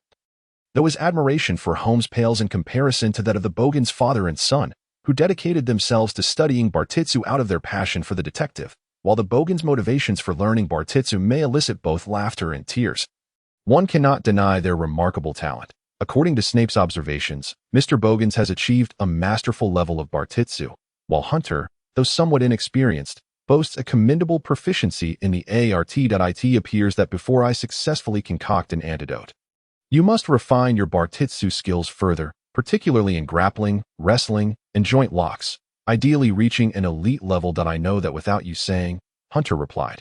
During their previous subconscious duel, he had gleaned a general understanding of the wolf spirit's capabilities within him. Despite the wolf spirit's superior speed and strength in that realm, it relied solely on its primal rage and instincts as a beast during combat. This allowed Hunter to seize the opportunity to utilize his grappling and wrestling techniques from Bartitsu.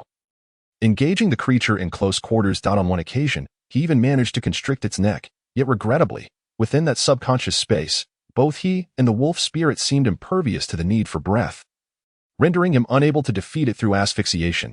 Next time, I suggest you focus your attacks on its midsection when entangled with it. I once heard a saying in Chinatown: dogs and wolves possess tough heads but soft waists. Their midsection is their most vulnerable area. Thus, when battling them, one should prioritize targeting their midsection. I understand, but Severus, can't you devise a method for me to wield weapons or magic within that realm? Many techniques in Bartitsu require weapons to execute effectively. You mentioned that your subconscious space resembles a forest, so perhaps you could break off some branches to use as weapons. Do you think I haven't considered that? When I faced the wolf, I contemplated climbing trees or picking up sticks as weapons, yet I could never reach it. Why, then, was the wolf able to destroy those trees? Upon hearing Hunter's account, Snape formed a hypothesis. The entities within that subconscious space could indeed be interacted with, but it required specific methods to achieve such interaction. How did the wolf manage to touch the objects within that space? What was it that Hunter lacked, preventing him from touching those trees? While the challenges ahead loomed like mountains, Snape recognized that now was not the time for contemplation.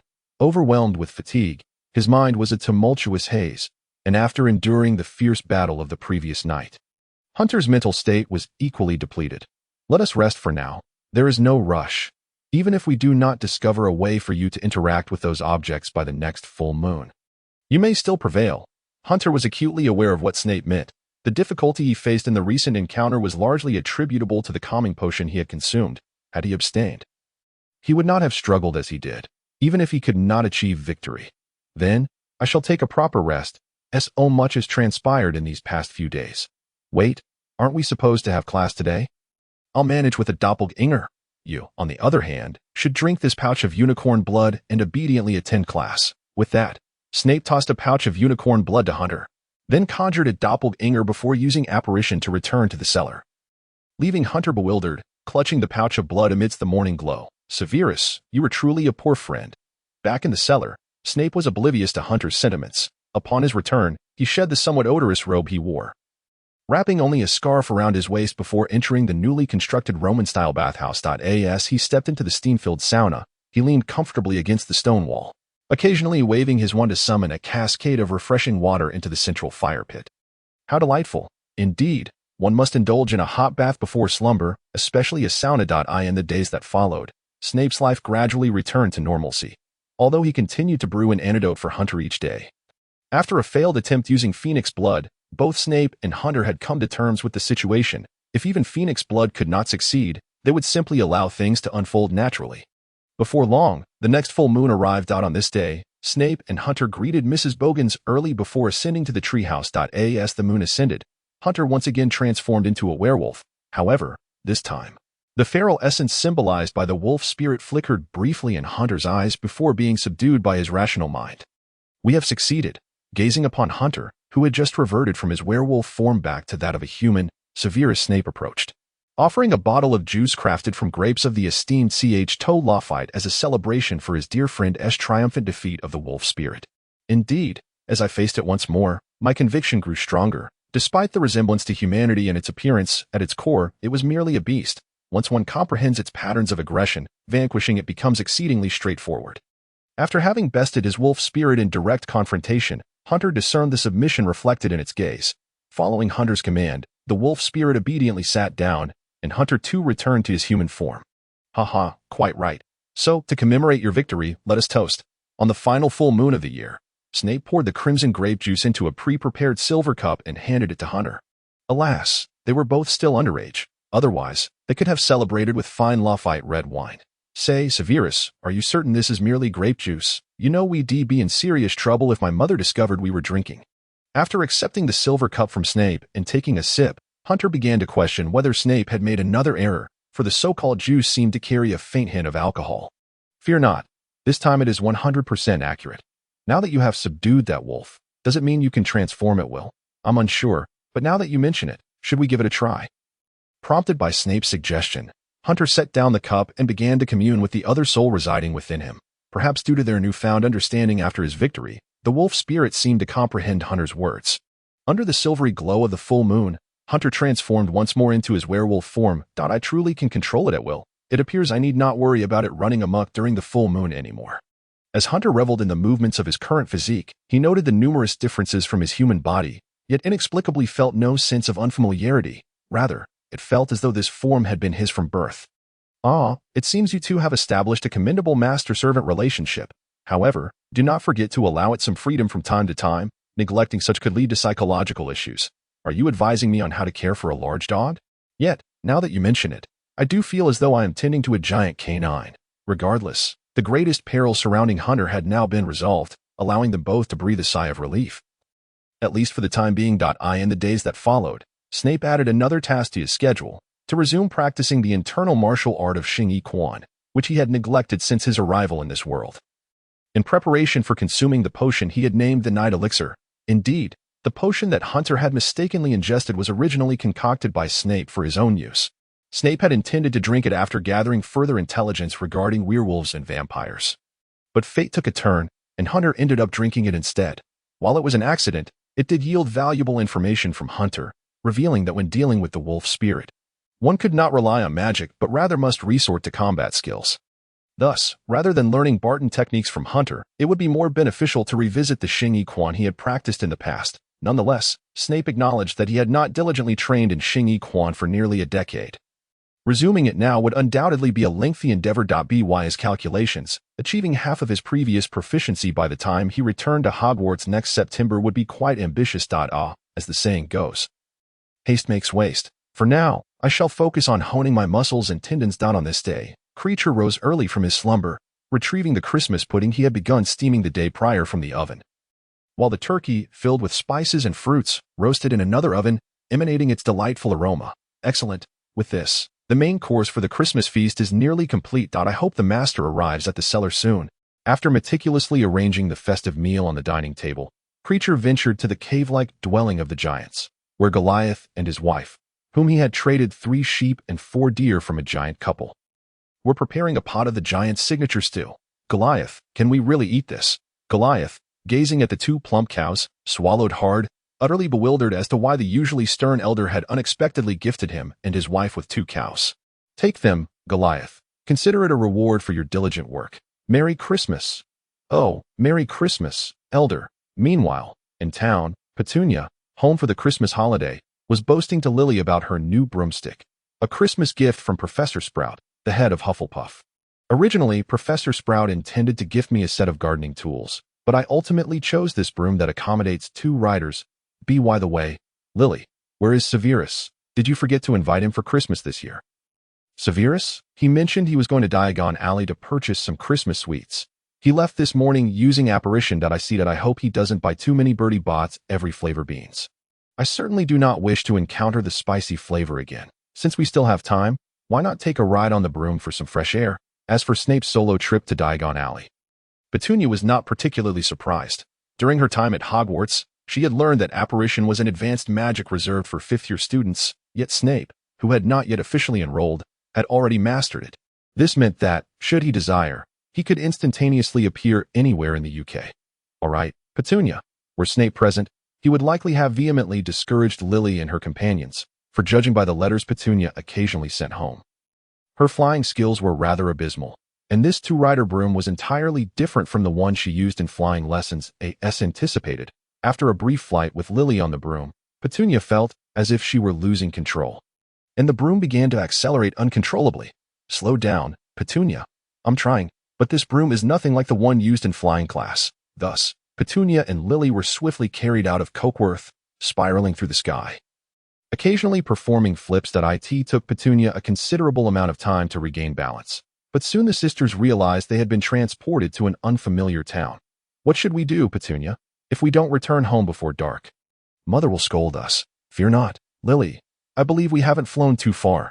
Let us descend and borrow a map to confirm our location and the direction back to Cokeworth. Alright. In this small town, at a residence marked with the Dursley name, a tall, portly boy was reluctantly being instructed by his family to take out the trash. This boy, named Dudley, begrudgingly set down the Christmas pudding in his hands, grabbed a bag overflowing with rubbish, and stepped outside toward the alley's garbage bin. It was then that Dudley spotted a beautiful blonde girl with a red-haired girl soaring into the alley on a broom.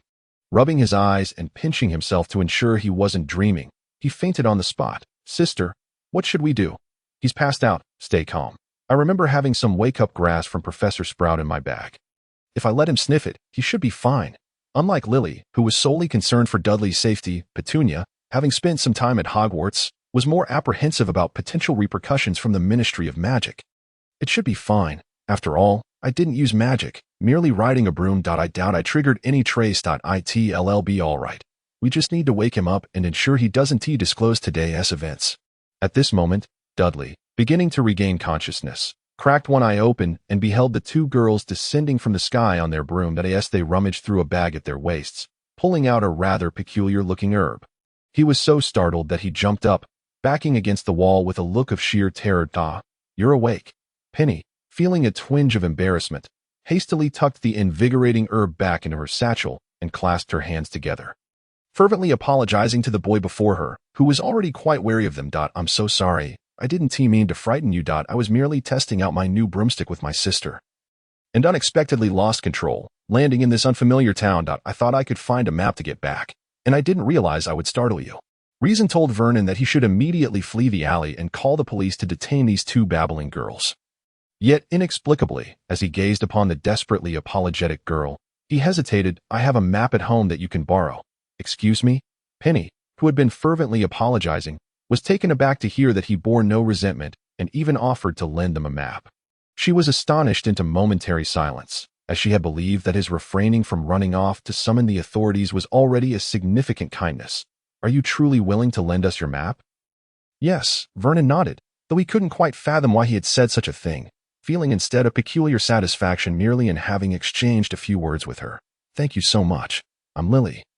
And this is my sister Penny that we live in Cockworth. Cockworth. Vernon recognized that town, located roughly 2 towns away from his own home, a journey that would require 5 or 6 hours by car. You're lying. Cockworth is quite far from here. How could children like you possibly come all this way? How should I explain this? It's rather complicated, but my sister and I are witches. Witches, you say? Vernon cast a questioning glance at Penny, who looked at her sister in disbelief before begrudgingly nodding in affirmation. Lily is correct. We are indeed witches. What? Are you planning to fetch a priest and burn us at the stake? Upon hearing Penny's remark, Vernon shook his head vigorously. No, I wouldn't do such a thing. I'll fetch that map for you right away. With that, he hurried back to his home. Meanwhile, the Dursley family was seated in their living room. Engrossed in this year's Christmas special, upon seeing her brother return, Vernon's sister, Margot, immediately shifted to make room for him on the sofa. Why were you gone so long, Vernon? Oh, nothing, just encountered a few wild dogs by the trash bin. Vernon hastily fabricated a reason to dismiss their inquiries, knowing that if he were to confess encountering 2 witches on broomsticks, his family would likely think he had a fever and would laugh heartily before sending him to bed. Oh dear, were you bitten? No, Mother, but I need to go out again shortly. I'm going to seek revenge on those dogs. Vernon turned his head to avoid letting his mother catch sight of his nose. For he remembered that both his mother and sister had said it would redden and swell whenever he attempted to tell a lie. He swiftly slipped into the study, rummaged for a map, and then tiptoed out, careful not to disturb his family, who were all absorbed in the television. This color television is splendid. The £2,000 spent was indeed worth it. Clutching the map, Vernon rushed back into the alley. Relieved to find the 2 sisters still there. This is the map, Vernon stammered, extending it towards Penny. Thank you. Let me see, Berkshire. Really, this is hundreds of miles away from Cockworth. After confirming her current location and the route home, Penny returned the map to Vernon. Although I don't yet know your name, I appreciate your help. I'm Vernon Dursley. Vernon quickly took back the map and watched as the 2 witch sisters mounted their broomsticks and soared into the air. For reasons unknown, he found himself asking Penny, who was deftly steering the broom, will we be able to meet again? Well, probably not, but after the Christmas holidays, I will be taking a train to Scotland from King's Cross Station for school. Observing the boy below, whose face was flushed crimson as he struggled to articulate his thoughts, Penny found him amusing and subsequently informed him where he could find her, King's Cross Station. Vernon recalled that place. It wasn't too far from the school he attended, merely a 2-hour bus ride away. So, if he went there, he might see her again. Goodbye, chubby boy. I'm not chubby. Goodbye. As Vernon Dursley pondered over his extraordinary Christmas encounter, Severus Snape, busy shopping at Honeydukes in Diagon Alley, was already laden with various candies as he made his way to the post office. Hello, could you help me send some items? Hello, Mr. Yemen Is it the same as before? Sending to Hogwarts with the recipient being Professor Dumbledore. Yes. Once again, it's those wool socks from Austria. Professor Dumbledore mentioned he quite likes them. The postal worker took the warm-looking wool socks from Snape, packaging them with care. Rest assured, sir, we will ensure they arrive promptly. However, since Professor Dumbledore inquired about this previously, could you kindly inform us if you are sending these for someone specific? Just tell Professor Dumbledore it's from an old acquaintance. Understood, sir. Please have a pleasant day. Exiting the owl post office, Snape gazed at the gently falling snowflakes and the bustling wizards of Diagon Alley, reflecting on the striking similarity between their festive enjoyment and the contempt they held for muggles. Do you think he has guessed something, Gellert? Who knows? Perhaps he has known all along who has been sending him those wool socks all these years. Grindelwald's voice echoed from the first copper button of Snape's coat. He had been present the last 2 years when Snape visited Diagon Alley to send letters, though at that time, he had been concealed in Snape's pocket, for no one would deliberately carry an old newspaper when mailing a letter. However, this year, Grindelwald finally had the chance to witness the gift he had prepared for that person being packaged and sent by owl. He owed this moment to Severus.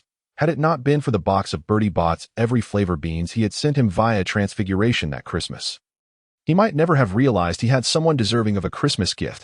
Though he understood the recipient would not reciprocate, it mattered little to him. He sent that person a Christmas gift simply because he desired to do so.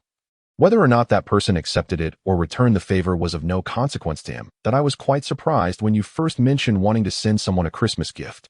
Did you think I had no one to send gifts to, lad? No, I simply didn't expect a prisoner of Nurmengard to manage to acquire wool socks. Snape received the exquisitely crafted wool socks from Grindelwald. he suddenly realized that what truly confined this dark wizard was neither the high walls of Nurmengard nor Dumbledore's magic, but rather himself. If he wished, even without the Elder Wand, he could still escape. As long as he held that thought, those disciples who had once bowed to him would go to great lengths, even sacrificing their lives to aid his escape and continue Grindelwald's unfinished quest. Yet, he did not. He spent the latter half of his life within the fortress he had built, until he was confronted by his own descendants demanding the whereabouts of the Elder Wand. At which point he generously met his demise. Perhaps he truly was weary, especially during his last encounter with Dumbledore. As Snape contemplated the mindset with which Grindelwald had faced their final meeting. A child who appeared to be of a similar age collided with him in a hurried chase. Hey, be careful, child. At that moment, the now adult Snape, having consumed an age-enhancing potion, quickly reached out to steady the clumsy young wizard. It was then that he noticed the embroidered crest on the boy's left breast, belonging to the illustrious Black family, the largest pureblood lineage in the British wizarding world. Just then, another boy, seemingly younger than the one he was supporting, came running over. Hey, Sirius, Mother said not to run around. You're so annoying. Regulus thought they're going to be at Madame Malkin's for ages. Can't I just step out for a bit? But you can't run that fast. And you clearly bumped into this gentleman, didn't you? Upon hearing his brother's words, Sirius Black, or perhaps more appropriately referred to as young Sirius, finally looked up and smiled at the wizard he had collided with. I truly apologize, sir. I didn't mean to bump into you. May I kindly ask you to release my shoulder? It was peculiar. Although the other was smiling and apologizing for the earlier collision, Snape sensed an air of arrogance in his tone. Indeed, even though he was not the original Snape, he found it impossible to harbor any affection for them, particularly for this black fellow. It's nothing, but you ought to be more careful, children. Merry Christmas. Yes, Merry Christmas. Sir, just as Snape prepared to bid farewell to the Black brothers and perhaps teach that little pup a minor lesson with a curse, a girl, appearing to be of similar age to Snape and young Sirius, adorned in robes bearing the Black family crest and strikingly resembling Sirius, approached them with an elegant stride, her expression dark. Cassandra, weren't you supposed to be trying on robes with Narcissa and Andromeda? I was, but when my mother and I finished selecting our robes, I spotted my ever-restless twin brothers dragging our little brother off, so I had no choice but to come find you. I didn't. I merely came to urge Sirius to return. From Regulus's anxious defense, it was evident he held a certain fear of the sister named Cassandra, while Sirius, despite his defiant pout, was clearly at a loss against the girl. We'll discuss this later. I saw everything from over there. You bumped into this gentleman, didn't you? Did you apologize? Huh? Look at you. Do you think I'm the sword who won't admit fault? Of course, I apologized. Is that so? After listening to her brother's protest, Cassandra moved him aside and stepped in front of Snape, lifting her skirt slightly and bowing. I sincerely apologize, sir. My name is Cassandra Vega Black, and I once again apologize for my brother's recklessness. Simultaneously, a sound enchantment whispered in Snape's ear. Listen, boy, I don't know what spell you intended to cast on my brother for a prank, but since he has already apologized, you ought to cease your actions. Unless you wish for your parents to discover that you sneaked out after drinking an age-enhancing potion. Oh, you figured it out. Do not underestimate the girls of the Black family. We have received teaching stricter than those at Hogwarts from a young age. After a moment of silence, Snape suddenly covered his mouth and chuckled. What a courteous sister you are. Rest assured, I have no intention of holding a grudge against your brothers. Farewell. I have matters to attend to in Nocturne Alley. I hope we meet again. With that, Snape turned to leave, leaving the Black siblings in stunned silence, clearly surprised that he had so casually mentioned that notoriously infamous name in the wizarding world. This boy is quite remarkable, and he seems to be about the same age as Sirius and me. He'll likely be attending Hogwarts next year as well. Although their exchange was brief, Cassandra had already taken note of this mysterious and peculiar boy. Meanwhile, Snape also found himself intrigued by the Black family girl, Cassandra Vega Black. How interesting. Could she be a kindred spirit? Snape's certainty stemmed from his memories of a past life, aside from 3 cousins. Sirius had no other siblings of his generation, suggesting that this girl, Cassandra, should not exist. Moreover, just as Snape possessed Parseltongue, this girl seemed to harbor a unique ability, her eyes. While Snape was unaware of the extent of her vision, it was clear that her eyes allowed her to perceive the truth, enabling her to see through his disguise induced by the age-enhancing potion. He had not anticipated encountering a kindred spirit in Diagon Alley. particularly one who had been reborn into the Black family and was a twin sister to that little pup. It appeared that Hogwarts would be all the more entertaining in a year's time. With these thoughts in mind, Snape promptly apparat to Knockturn Alley.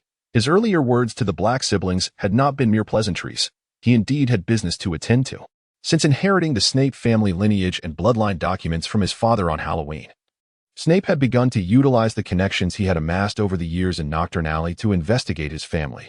Gradually, he had redeemed various family heirlooms, including the ancestral sword, armor, and other properties sold off by his ancestors.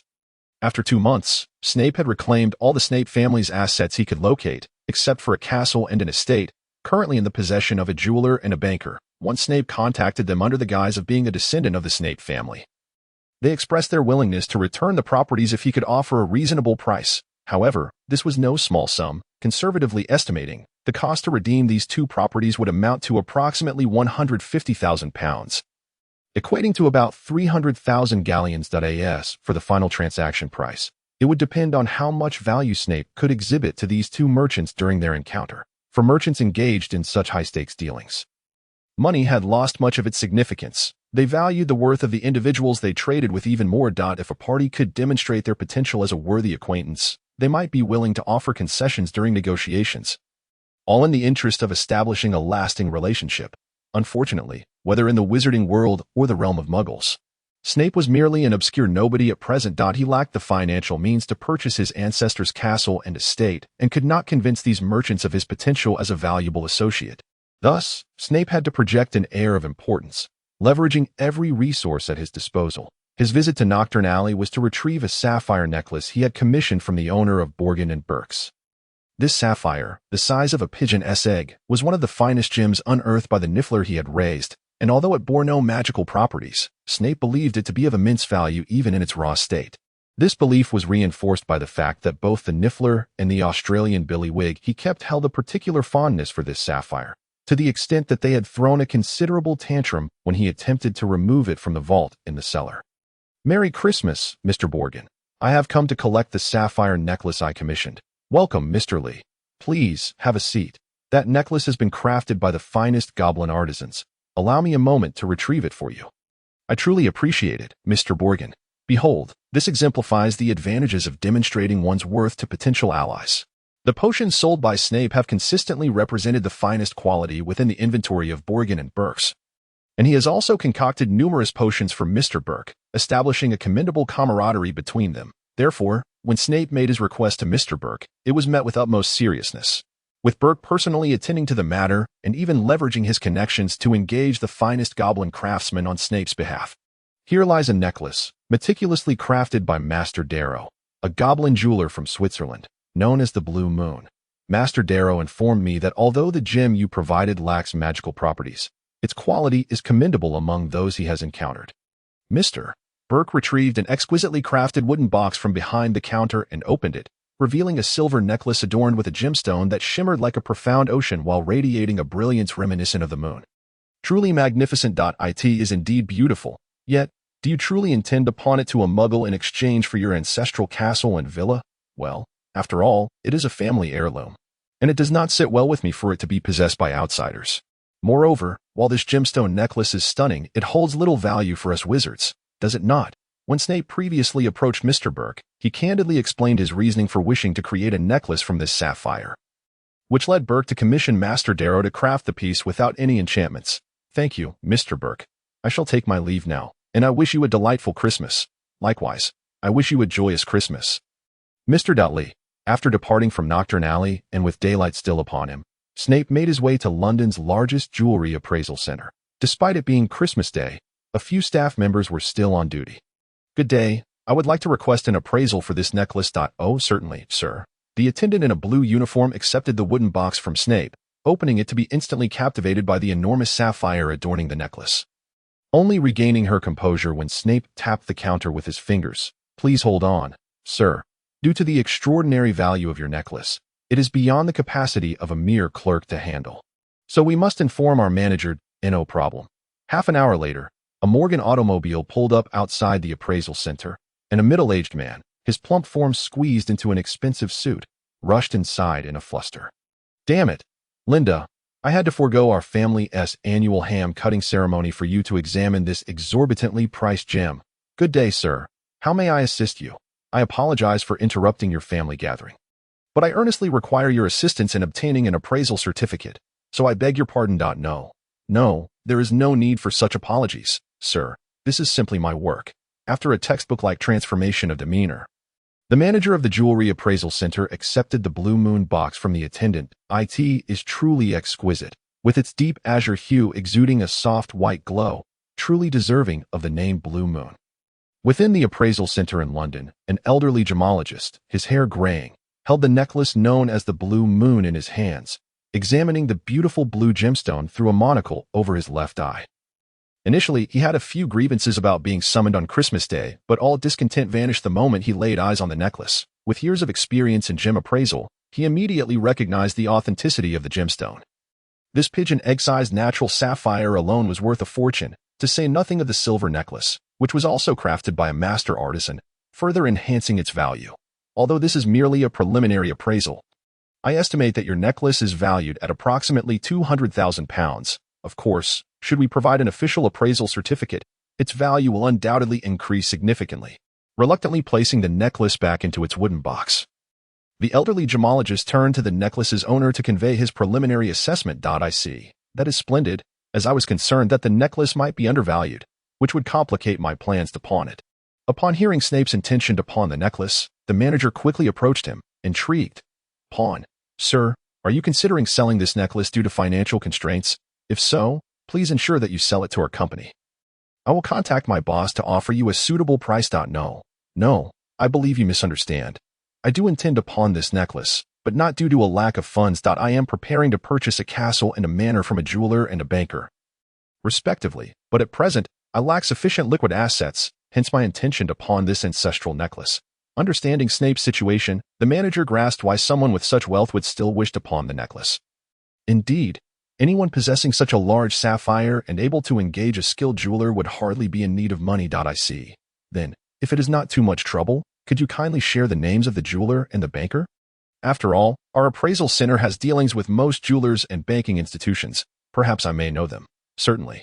Snape proceeded to disclose the names of the two individuals holding his ancestral properties, and the manager confirmed his acquaintance with the jeweler. In fact, the banker was one of the stakeholders in this appraisal center, and the jeweler had substantial business ties with the gemologist. It is those two gentlemen. Understood. Then, Mr. Snape, please return and await a few weeks, as this necklace is exceptionally valuable, and we require a thorough appraisal before issuing a certificate. Very well. I appreciate your assistance. Snape was untroubled by the thought of the appraisal center absconding with his necklace. After all, a jewelry appraisal center of such stature in London's bustling district valued its reputation far more than any individual piece of jewelry. Moreover, from the footage relayed by the mouse under Gray's control, it was evident that the manager, after carefully placing the Blue Moon back in the vault, promptly informed the banker who possessed Snape's ancestral estate via telephone. Excellent. Everything proceeds according to plan. This way, I have demonstrated sufficient value to that banker, and as long as he is not an incompetent fool, he should understand why I chose his affiliated appraisal center for this necklace. In the shared images from Gray, the banker, vacationing in Hawaii, instructed the manager not to allow any incidents to occur with the necklace before his return. Well, now that everything is in order, it is time to savor this white Christmas. Alas, must we return? I had hoped to explore a bit longer. Emerging from Snape's pocket, Gray shook his head, severing the sensory connection with the mouse in the appraisal center, and then accepted the peanut brittle offered by Snape. After all, it was already 6 in the evening, and I had promised Lily to spend Christmas at her home. I cannot be late. Upon using apparition to return from London to Cokeworth, Snape first visited his home to present a bottle of well-packaged champagne and a birchwood comb as Christmas gifts to his parents. Before exchanging pleasantries and heading out on his way, Snape encountered Hunter, who was hauling a sled home. After gifting him a copy of the British Constitution, Snape received a medical book in return. Finally, with a large bag of magical sweets in hand, Snape rang the doorbell of the Evans residence. Merry Christmas, Severus. Merry Christmas, Mrs. Evans. Here are some magical sweets I purchased in Diagon Alley. You are too kind. Severus, please, come in. Lily and Petunia have gone out for a ride on their brooms and have yet to return. You may wait in the living room. Upon hearing Mrs. Evans recount that penny, a novice who had barely completed a semester of flying lessons, had the audacity to take Lily out for a ride on a tandem broom. Snape was immediately struck by an ominous premonition. These two young ladies, surely they haven't fallen and become ensnared upon that cliff, have they? Just as Snape contemplated whether to enlist Raven to search for these two fearless fledglings. A sudden thud echoed as a large dent appeared in the snow-covered yard of the Evans residence. Ouch, that hurt. I didn't manage to break in time. TSK, TSK, TSK, behold our flying maestro. What a unique figure he presents now. Accompanied by the startled Mr. and Mrs. Evans, who had rushed out to investigate the commotion, Snape observed Penny and Lily extricating themselves from the snow with evident distress, prompting him to deliver a dryly sardonic remark. Meanwhile, the typically gentle Evans couple uncharacteristically unleashed a torrent of ire upon the two sisters before finally ushering the snow-dusted, twigs and cobwebs adorned Penny and Lily indoors for a bath. When the sisters emerged from their cleansing ritual, Snape had already unwrapped this year's chocolate frog and was indulging in it, fortuitously discovering that he had procured the likeness of Salazar Slytherin, one of Hogwarts' 4 founders. Hey, Severus, why did you buy so many birdie bots every flavor beans? For divination, of course. TOC who encounters the most peculiar flavor, as a test of luck for the coming year. As he spoke, Snape handed a complete set of gardening tools and a new collection of the tales of Beedle the Bard to the Evans sisters. Merry Christmas, Lily and Penny. Merry Christmas, Severus, after receiving their presents from Snape. Lily and Penny presented their gifts to him in return. Lily had chosen a beautifully bound collection of Sherlock Holmes stories, while Penny's gift was surprisingly a tree guardian beetle, the diminutive creature. Adorned with 2 tender leaves atop its head, cautiously peeked out from the gift box, its beady black eyes fixated on Snape, who was taken aback by the unexpected surprise. If I am not mistaken, this appears to be a tree guardian beetle. How did you come by it, Penny? Well, during our last herbology lesson before Christmas, Professor Sprout instructed us to gather some medicinally valuable twigs, and this little fellow suddenly leaped down, bouncing around my head and nearly snatching my eye. So I decided to bring it out of the herbology classroom as a Christmas gift for you, Severus, observing the dark aura emanating from Penny and the beetle trembling in fright. Snape understood that the creature must have witnessed scenes far more terrifying than hell itself before being confined to the gift box. Regardless, I appreciate your Christmas gift, after tucking the beetle into the pocket of his magically expanded briefcase. Snape joined the Evans family beneath the Christmas tree, sharing amusing anecdotes from the past year. Naturally, while recounting his own tales, Snape deliberately concealed certain details, such as the time he had ignited Penny's awakening, transformed Hunter into a half-vampire, half-werewolf, and many other matters related to Nocturne Alley. Any one of these actions, if revealed, would be enough to rouse the auras of the Ministry of Magic to apprehend him. Thus, he chose to keep these secrets from the Evans family, not out of fear they might inform the Ministry, but rather because some matters are best kept to oneself, as even the closest of friends may harbor a secret or two.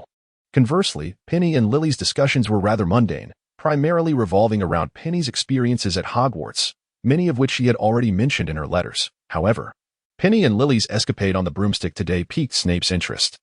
Vernon Dursley, if memory serves, is that not the name of Penny's future husband? I initially thought that once Penny became a witch, their paths would diverge, yet fate has orchestrated their first encounter much sooner than expected. What is it, Severus? Are you intrigued by him? No, I merely admire his courage. After all, for an ordinary person unacquainted with magic, he managed not to faint in terror, though he deemed it unlikely.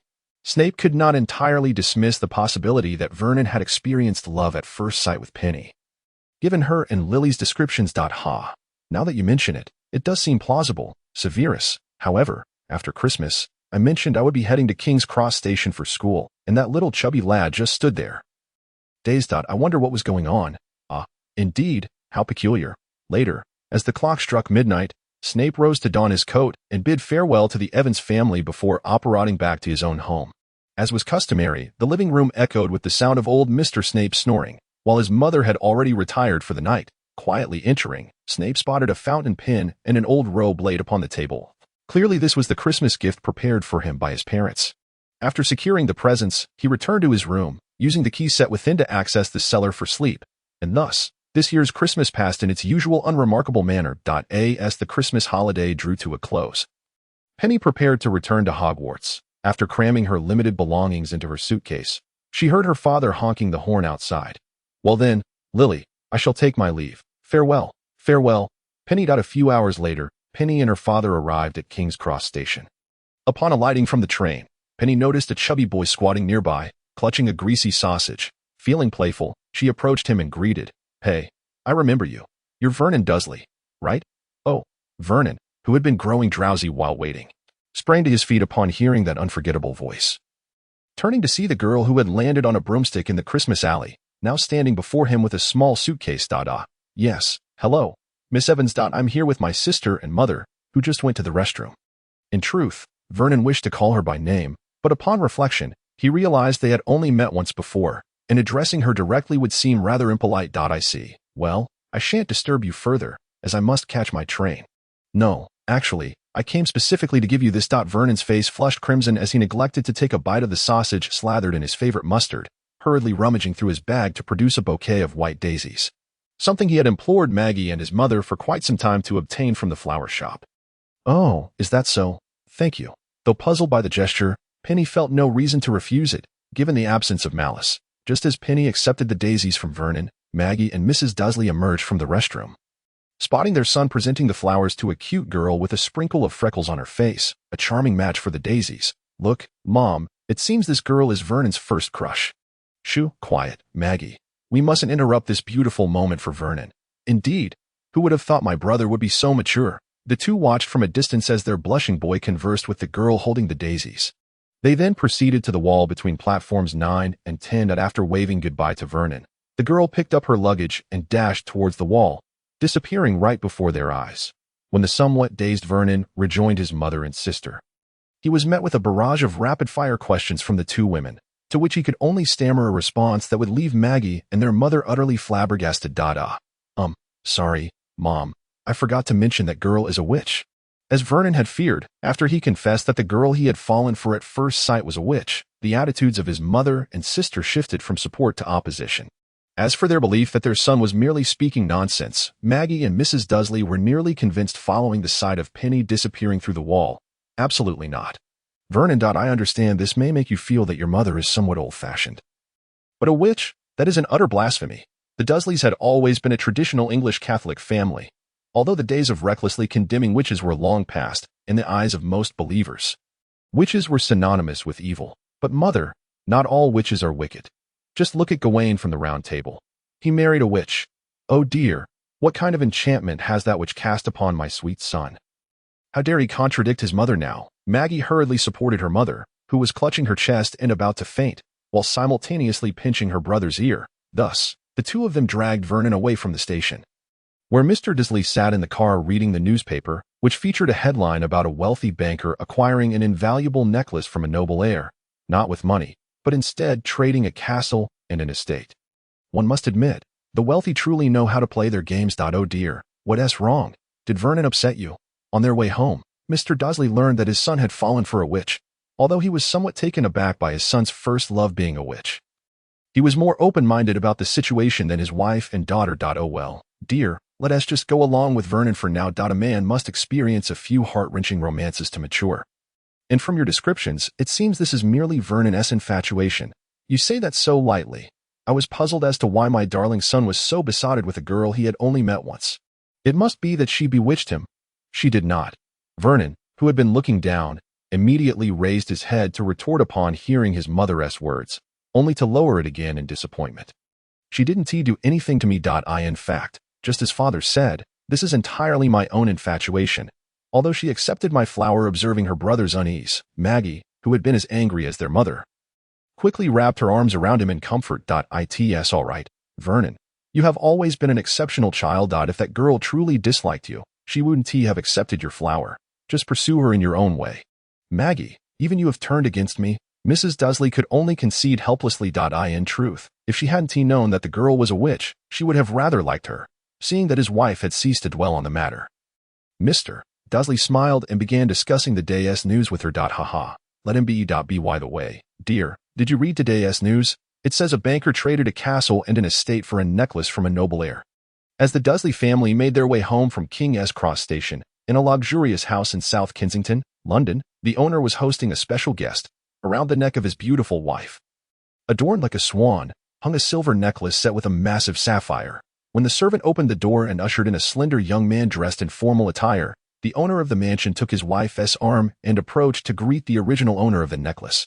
"Welcome to my humble abode, esteemed Lord Snape. I am delighted that you accepted my invitation to my dinner party. It is my honor. Noble Lord Spencer. I also thank you for your previous assistance. Without you, I might have had to expend much effort to reclaim my ancestors' legacy." Indeed, the owner of the mansion was the banker who previously held the rights to Snape Manor, also a member of the distinguished Spencer family. Holding a title of nobility, this explained why Snape spoke to him with such deference. "You were too kind. I had not anticipated that the Snape family, long believed to be extinct, still had descendants. And that one would be a rather successful jeweler." Lord Spencer glanced at the necklace around his wife's neck. Even as a member of the Spencer family, such a large sapphire was a rarity for him. Let alone the craftsmanship, which clearly bore the mark of a master. This indicated that the young man claiming to be a descendant of Lord Snape was indeed no ordinary individual. Thus, after acquiring the necklace known as the Blue Moon from his jeweler, he promptly contacted the jeweler who held Snape Manor, purchasing the estate for £950,000. After swiftly securing ownership of all the Snape family's scattered estates, Spencer contacted Snape to propose a deal involving these properties in exchange for the necklace. Spencer would be gifting all these properties to Snape to gain ownership of the necklace, a proposal Snape readily accepted, promising to additionally present Spencer with a gift as a token of gratitude. Today's invitation for dinner was to formally sign the contract. After exchanging pleasantries with Spencer, Snape produced the promised gift, a pair of exquisite ruby cufflinks. A splendid gift, though the design does not match that of the necklace. Of course, Spencer's comment was not intended to belittle the cufflinks. In fact, while the craftsmanship of the cufflinks was slightly inferior to that of the necklace, they were still undoubtedly the work of a master. Indeed, after all, that necklace is my prized possession. If it weren't for the need to reclaim my ancestral heritage, I wouldn't part with it so easily. These cufflinks, however, were crafted by my own hands to present to the Lord. I did not expect such a valuable gift. I truly appreciate it, my lord. Now, it is getting late. Let us commence our meal. One must say, judging by the opulence of this banquet, Spencer must hold himself in high regard. As the dinner featured the highest standard of Western banquets with 13 courses, the only drawback was that the meal was French cuisine rather than English. After enjoying the fifth main course, Spencer began to subtly inquire whether Snape would be interested in establishing a long-term partnership. Of course, my definition of partnership extends beyond the jewelry industry. As you know, the Spencer family has interests in various fields. If Lord Snape is interested in other industries, such as finance, I would be more than willing to assist. Thank you for your kindness. In fact, I do have a quantity of gold that requires a trustworthy financial professional to invest and manage. I wonder if Lord Spencer could help me find someone. After raising his glass to toast Spencer, Snape followed up with his request. Certainly. In fact, I have several employees who graduated from prestigious financial management schools in London. I just need to know how much gold Lord Snape possesses. Approximately 100 kilograms. To be honest, that would be a great help, as it is quite challenging to liquidate such a large amount of gold. In reality, this was only half of the total amount of gold stored in Snape's vault. One must admit, the Niffler is indeed an excellent treasure hunter and miner. Therefore, while constructing the vault, Snape had been actively purchasing Nifflers from Nocturne Alley and Diagon Alley. Presently, around 68 Nifflers resided in Snape's vault, some of which had already begun to mate and produce offspring. Under Snape's careful training, these Nifflers had started scouring underground for gems and gold, enriching Snape's treasury.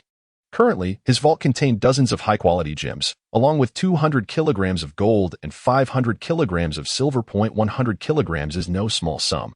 Understood. I will arrange for our bank's finest manager to manage your assets. Lord Snape. I am truly grateful. The entire banquet gracefully approached its conclusion amidst a harmonious atmosphere. During this time, Spencer and Snape engaged in various conversations, notably excluding the matter of Snape's title, as it held little significance for the gathering. In an era where titles have become untethered from lineage and are now linked with wealth, even if Snape's title were fictitious, possessing such abundant gold would inevitably transform it into a genuine title in due course. Once the host and guests had relished the final course, Snape prepared to take his leave. However, before departing, he courteously expressed a desire to witness Lady Spencer adorn her husband with cufflinks, symbolizing his heartfelt wishes for the couple's lifelong companionship. After a moment of contemplation, Spencer smiled and acquiesced. Upon receiving the pair of ruby cufflinks from the butler, Lady Spencer gently lifted her husband's wrist, removed the previous obsidian cufflinks, and adorned him with the new ones. Indeed, I was not mistaken. These cufflinks are perfectly suited for you, Lord Spencer. now that the carriage has arrived, I shall bid you farewell. After retrieving a briefcase containing the contract from the butler, a black Bentley glided to the entrance of the Spencer residence. From the driver's seat emerged a well-dressed chauffeur, diminutive in stature yet possessing large, polite eyes, who graciously bowed to the Spencer family before opening the door for Snape. Farewell, Lord Spencer. May the new year bring you prosperity in all your endeavors. Once again, I thank you for your generous gift, Lord Snape. I hope you encounter a partner with whom you can share your life. That is likely. As the vehicle exited the South Kensington district, the driver exhaled deeply, subsequently dispelling the transfiguration charm from his person and attire, revealing himself to be Snape's house elf, Creature. The car then vanished from the road at an intersection with sparse traffic. This Bentley had been meticulously crafted by Snape for today's banquet. After all, his current cash reserves would not suffice to purchase such an exquisite vehicle, apart from salvaging an engine from a derelict waste transportation ship. Snape had personally refurbished it, rendering this automobile akin to the Weasley family's enchanted car. I must admit, Master, such transfiguration truly tests my limits, especially when transforming my attire into formal wear. It is rather uncomfortable. Once the car was set to autopilot mode, Creature began to voice his grievances regarding the earlier ordeal, while physical transfiguration posed no significant challenge. Altering his clothing into evening attire felt like a violation of a house elf's fundamental principles. I understand, and I apologize for any discomfort I have caused you, Creature. No, since it was your command, I am more than willing.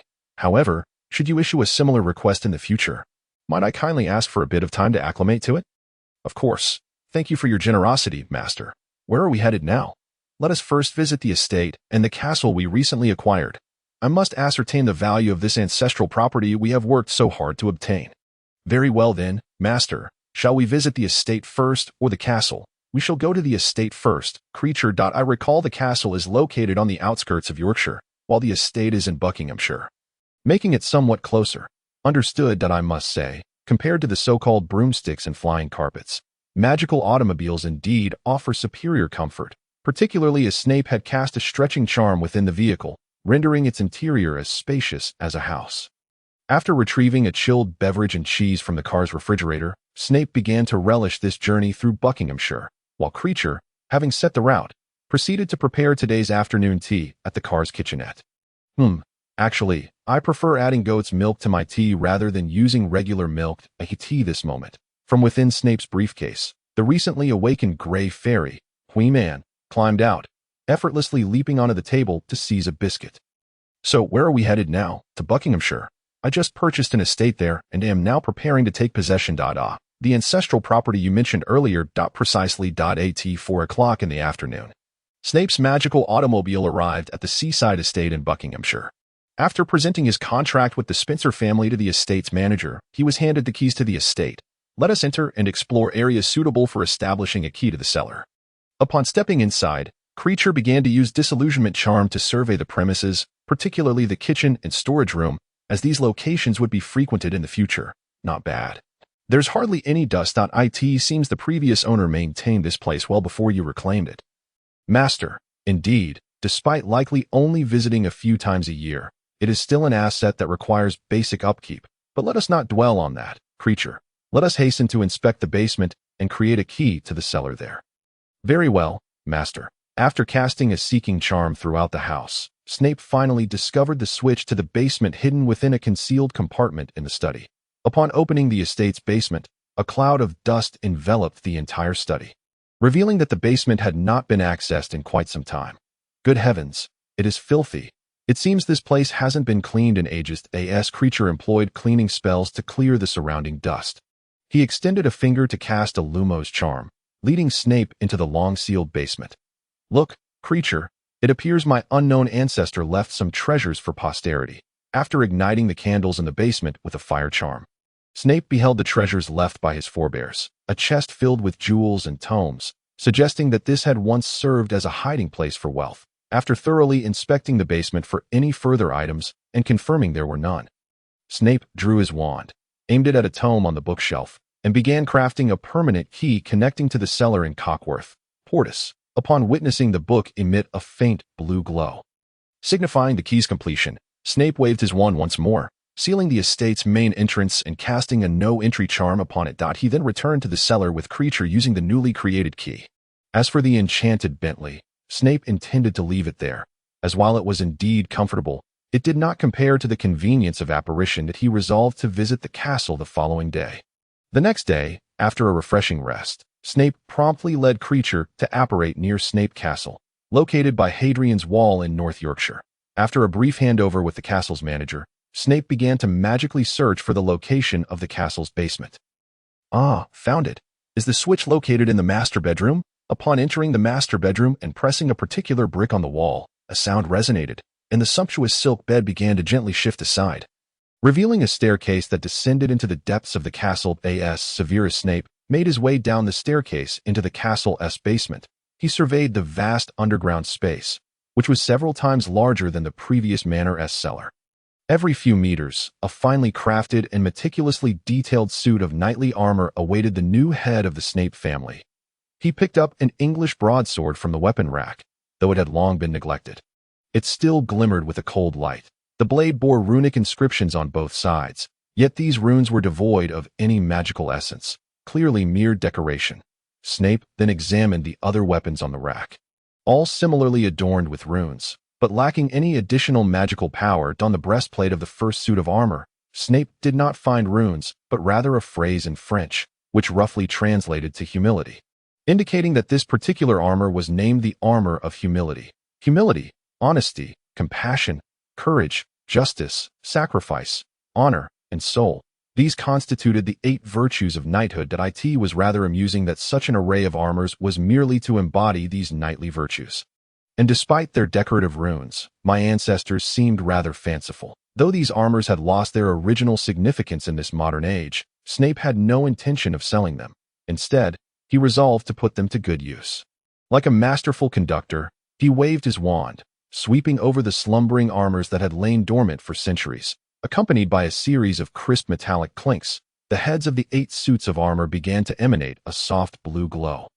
Gradually coming to life, infused with Snape's dark magic, the armors became animated. Stepping forward to the weapon rack to seize the runic weapons, encircling Snape, they then knelt, awaiting their master's command. Satisfied, Snape regarded these armors akin to knights, standing guard over him. He then cast another spell to enhance the durability of these living armors, making them formidable to destroy, and restructured the runes on their weapons, bestowing upon each the magical essence of humility. The armor wielding the great sword raised its head, the blue glow within its helmet burning brighter, and extended its sword, which Snape enchanted to ensure that any wounds inflicted upon enemies would remain unhealed. Honesty, the armor with the tower shield also lifted its head, its massive shield imbued with petrifying magic. Compassion, the next armor held a longbow, upon which Snape bestowed the power to shoot unerringly with magical arrows. Courage, the named armor presented its warhammer, and with a flick of his wand, Snape granted it the power to summon lightning. Justice, the next weapon was a giant axe, to which Snape added the ability to trigger a minor earthquake with a single swing.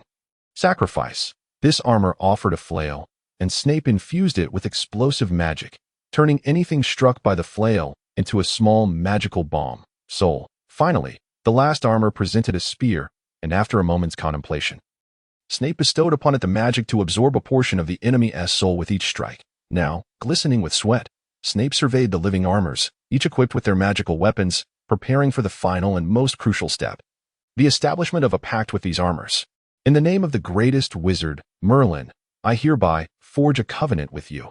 In exchange for bestowing life upon you, you shall guard the Snape family for generations. Upon uttering this contract in the dragon tongue taught by Grindelwald, Snape felt his soul entwine with the living armors, who conveyed their intent to honor the covenant and protect the Snape lineage. With the pact formalized, Snape used magic to gather all the iron surrounding the castle, transforming it into 8 flying iron steeds, their eyes glowing eerily, to serve as mounts for the living armors. Once each knight had been assigned their weapons and steeds, Snape cast a spell to return these knights to slumber. After completing this endeavor, Snape noticed Kraby standing behind him, bearing freshly baked bread and juicy meat. "What time is it, Kraby?" "It is already 8 o'clock in the evening, master." Upon hearing this, Snape became aware of his stomach's rumblings, echoing through the basement due to the lack of sustenance. Though magic sustained him, alleviating the fear of depletion, it also led to the new problem of occasionally losing track of time while engrossed in spellcasting. "It seems I have become rather absorbed. taking the fragrant bread and succulent meat from Craby's hands. Snape forwent utensils and directly consumed his meal. Speaking of which, Craby, how have Gellert and Huiman been during my spellcasting?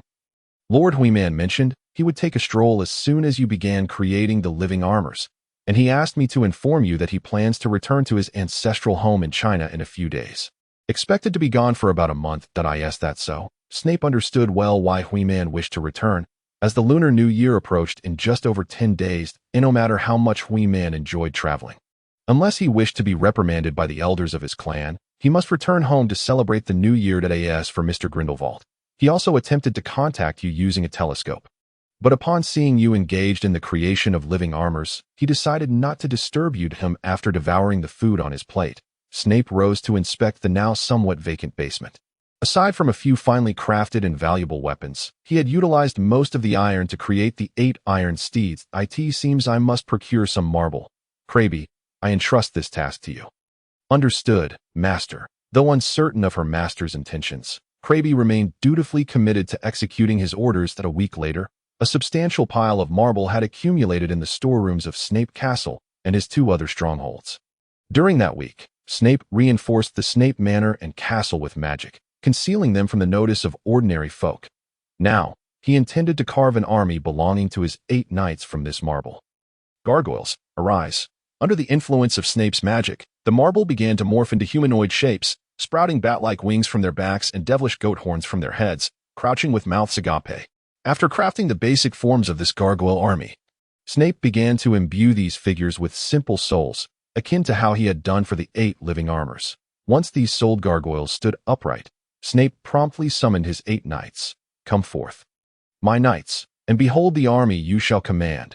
A true knight must have their own retinue, and these gargoyles are my gift to you, a legion belonging to you. The knights stood rigid, motionless, yet through their mental connection, Snape distinctly sensed their gratitude. No need for thanks. This is merely the duty of a master to his knights. Although the gargoyles' sharp teeth and claws were weapon enough, the armor designated as courage still hoped Snape would forge additional weapons for them. They also requested a single-handed sword for each knight, in addition to the weapons previously granted. Very well, I grant your request, knights. Craby, I delegate this task to you. Understood, Master. After leaving the living armor to allocate the gargoyles on their own, Snape made his way out of the basement and settled into the Lord's chair in the castle's main hall. Now that he had knights and soldiers, it seemed prudent to expand the ranks of his servants as well. Perhaps he should consider acquiring a few more house elves. With a cadre of proficient Niffler miners at his disposal, Snape found himself in a comfortable financial position. While he certainly could not rival the wealth of the Black family or the Malfoys, he could certainly manage to support a dozen or so house elves, particularly at his 3 strongholds, especially at Snape Castle. It was evident that multiple house elves would be required for management.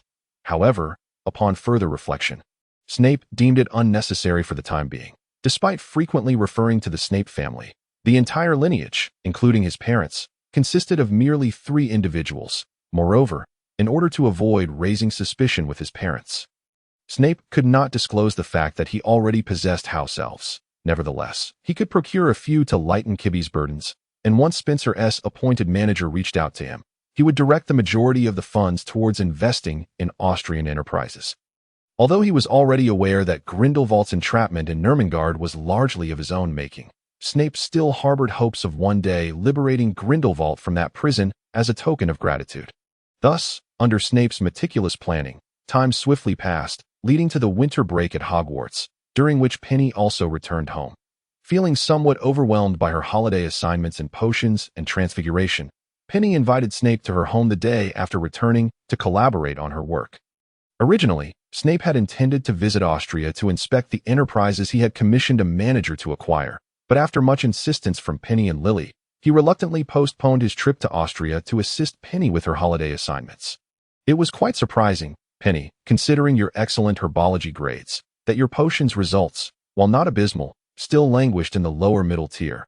Alas, it was difficult to overlook the fact that Professor Slughorn, who taught potions, was rather disagreeable. I must tell you, even after a whole semester, he still could only recall the names of those high-achieving students. What began as a casual remark from Snape unexpectedly turned into a venting session for Penny. who had been harboring a wealth of grievances against Professor Slughorn. Her complaints ranged from Slughorn's teaching philosophy to critiques of his appearance. At present, Penny likened him to a vain, bald walrus. Did you know? According to rumors I heard from upperclassmen, that bald walrus seems to have established a gathering at school, inviting only those students he deems worthy, as well as the so-called elite. Everyone refers to this gathering as the Slug Club. Indeed, Snape was aware of this. But to be fair, although Professor Slughorn was undeniably a superficial sycophant, he possessed a remarkable ability to recognize talent. Students who were fortunate enough to be invited to his club often achieved notable success in their adult lives. Thus, the entire day passed with Snape and Lily listening to Penny's tirade about the Hogwarts professors, resulting in no progress on her assignments whatsoever. The following day, just as Snape planned to head to Austria, he found himself once again cornered at the doorstep by Penny and Lily, compelling him to return to the Evans household to help Penny with her assignments. As they worked, Penny unexpectedly produced a wizard's chess set borrowed from her roommate, intending to teach Snape and Lily how to play. However, the outcome was predictable. Penny, who had initially anticipated an easy victory, was thoroughly defeated by Snape. Observing Penny biting her lip in frustration, Snape could only lament that this was not his fault. Though he was not yet familiar with the borrowed pieces, after they had played to the 15th move, the pieces seemed to understand that following his commands would yield a greater chance of victory than heeding Penny, who was merely a novice acquainted with the rules. Thus, that day, Snape was compelled to play chess with Penny for the entirety of the day, and by the end, the pieces began to exhibit a tendency to recognize him as their master. On the third day, when Snape was once again dragged into the cycle of homework assistance, he drew his wand and magically secured all potential distractions in Penny's room within a cabinet. At last, Penny's long-neglected assignments progressed. Sometimes it truly requires a firm hand to resolve issues. However, the following day, Snape was again summoned for homework, only to be bombarded with an incessant barrage of questions from Penny and Lily. Primarily concerning his wand, it was somewhat impulsive of Snape to brandish the wand he had recently crafted from elder wood, and, as fate would have it, Penny, the outstanding herbology student, recognized it. Given the circumstances, Snape could only speak the truth. Yet no matter how he explained, Penny and Lily remained unconvinced that he had made the wand himself. Ultimately, with no other option, Snape retrieved a suitable branch from a birch tree in town and fashioned a wand on the spot for the two girls, who regarded him as if he were a charlatan. Birch, 10 inches and 4/10, with a core made from unicorn hair purchased in Diagon Alley. While the materials were not the finest, they were serviceable. After briefly outlining the wand's composition, Snape handed it to Penny for her to try. With a mixture of skepticism and hope, Penny accepted the wand and successfully cast a basic levitation charm. Albeit with some difficulty, to Snape's astonishment, Penny exclaimed, "I never knew you could make wands. I thought only Mr. Ollivander was capable of such a feat." In truth, any adult wizard possesses some knowledge of wand making. After all, one cannot guarantee that their wand will never break. In such cases, especially when in the wilderness, one must be able to fashion a temporary wand before returning to town for a replacement. Is that so? Although still taken aback by Snape's wand-making skills, Penny found it less implausible upon recalling Snape's near-genius aptitude for potions. Thus, the crisis stemming from his moment of impulsiveness was finally resolved. And fortunately, no further incidents occurred. Through the combined efforts of Snape, Lily, and Penny, her assignments were finally completed by the midpoint of the winter break. At last, it is done. Now, we can finally relax and enjoy ourselves. After penning the final letter of her transfiguration assignment, Penny tossed aside her quill and stretched lazily. So, where shall we go to play during the remainder of the winter break? I shall not be joining. I need to accompany Hunter for his revision, as he is preparing to sit for the entrance exam at Winchester College this year. Hunter? Oh, the boy from the Boggins family? I had no idea he was intending to apply to Winchester College. While his grades are commendable, isn't that one of the most prestigious institutions in England? Indeed, which is why he himself lacks confidence. He wishes to make the most of this holiday to intensively prepare, and even asked me to brew a few intelligence potions for him. Oh, so he sought you out for potion making? Indeed. However, while Snape's words were truthful, they were not entirely complete. Hunter did indeed wish for Snape to brew potions and was preparing to apply to Winchester College. But he did not intend to rely on any potions. Given Hunter's current vampire constitution, as long as he studied diligently, passing the entrance exam would be quite manageable. Therefore, the potions Hunter requested from Snape were not for intelligence enhancement, nor were they an antidote to revert him back to being a vampire. After their attempts with Phoenix blood, both he and Snape had somewhat given up on that front. This time, Hunter sought Snape to concoct a potion that would grant him immunity to the midday sun. Moreover, aside from that, Hunter also wanted to discuss the possibility of attending Winchester College alongside Snape. Goodness, I must say, Hunter, this goal you have set for yourself is rather ambitious, balancing studies at Hogwarts while also managing the coursework at Winchester College. Ultimately aiming for admission to Cambridge's medical school. Just a bit ambitious. Do you have any idea how embarrassing that statement is for an ordinary person? Observing Severus Snape, who spoke of difficulties yet wore an expression as placid as usual. Hunter felt reassured, knowing that his close friend was in no distress. By the way, the tuition for Winchester School is quite steep. Can your family afford it, Severus? Ah, you need not worry about that. I still possess a modest sum, albeit mostly in wizarding currency. However, I can exchange it for pounds at Gringotts, thus covering both the tuition and living expenses without issue. Once it was confirmed that Snape had managed to secure the funds for his education and upkeep, Hunter, who had initially contemplated seeking his father's assistance for Snape, felt a wave of relief wash over him. The two friends then turned their attention to the entrance examination papers for Winchester, which Mr. Boggins had painstakingly procured. Upon hearing that their son wished to apply to Winchester School, the Boggins were filled with delight, though uncertainty lingered in their hearts, for it was among the most prestigious institutions in all of Britain. Despite their son's commendable academic record, they were acutely aware of the gulf that separated him from the elite offspring of London's aristocracy. Nonetheless, as devoted parents, they resolved to support their son's aspirations. With several months remaining until the autumn entrance exams, there was ample time for preparation. To this end, Mr. Boggins, a lawyer by profession, had taken the initiative to obtain previous entrance examination papers through channels he had established with former clients. While it might seem somewhat dubious that a father would go to such lengths for examination papers, they were not insurmountably difficult. After all, they were merely secondary school entrance papers, and Severus's current abilities far exceeded those of an ordinary individual. His memory and cognitive speed vastly superior. In contrast, Snape found himself struggling somewhat, as the questions on these papers were specifically crafted to sift through the nation's finest students, intended for the Séramie de las Armées of noble schools. Even with the memories of 2 lifetimes and a mindset of an adult, there were still gaps in his knowledge. If all else failed, he could simply resort to financial means to pave his way, given that he was currently well-funded.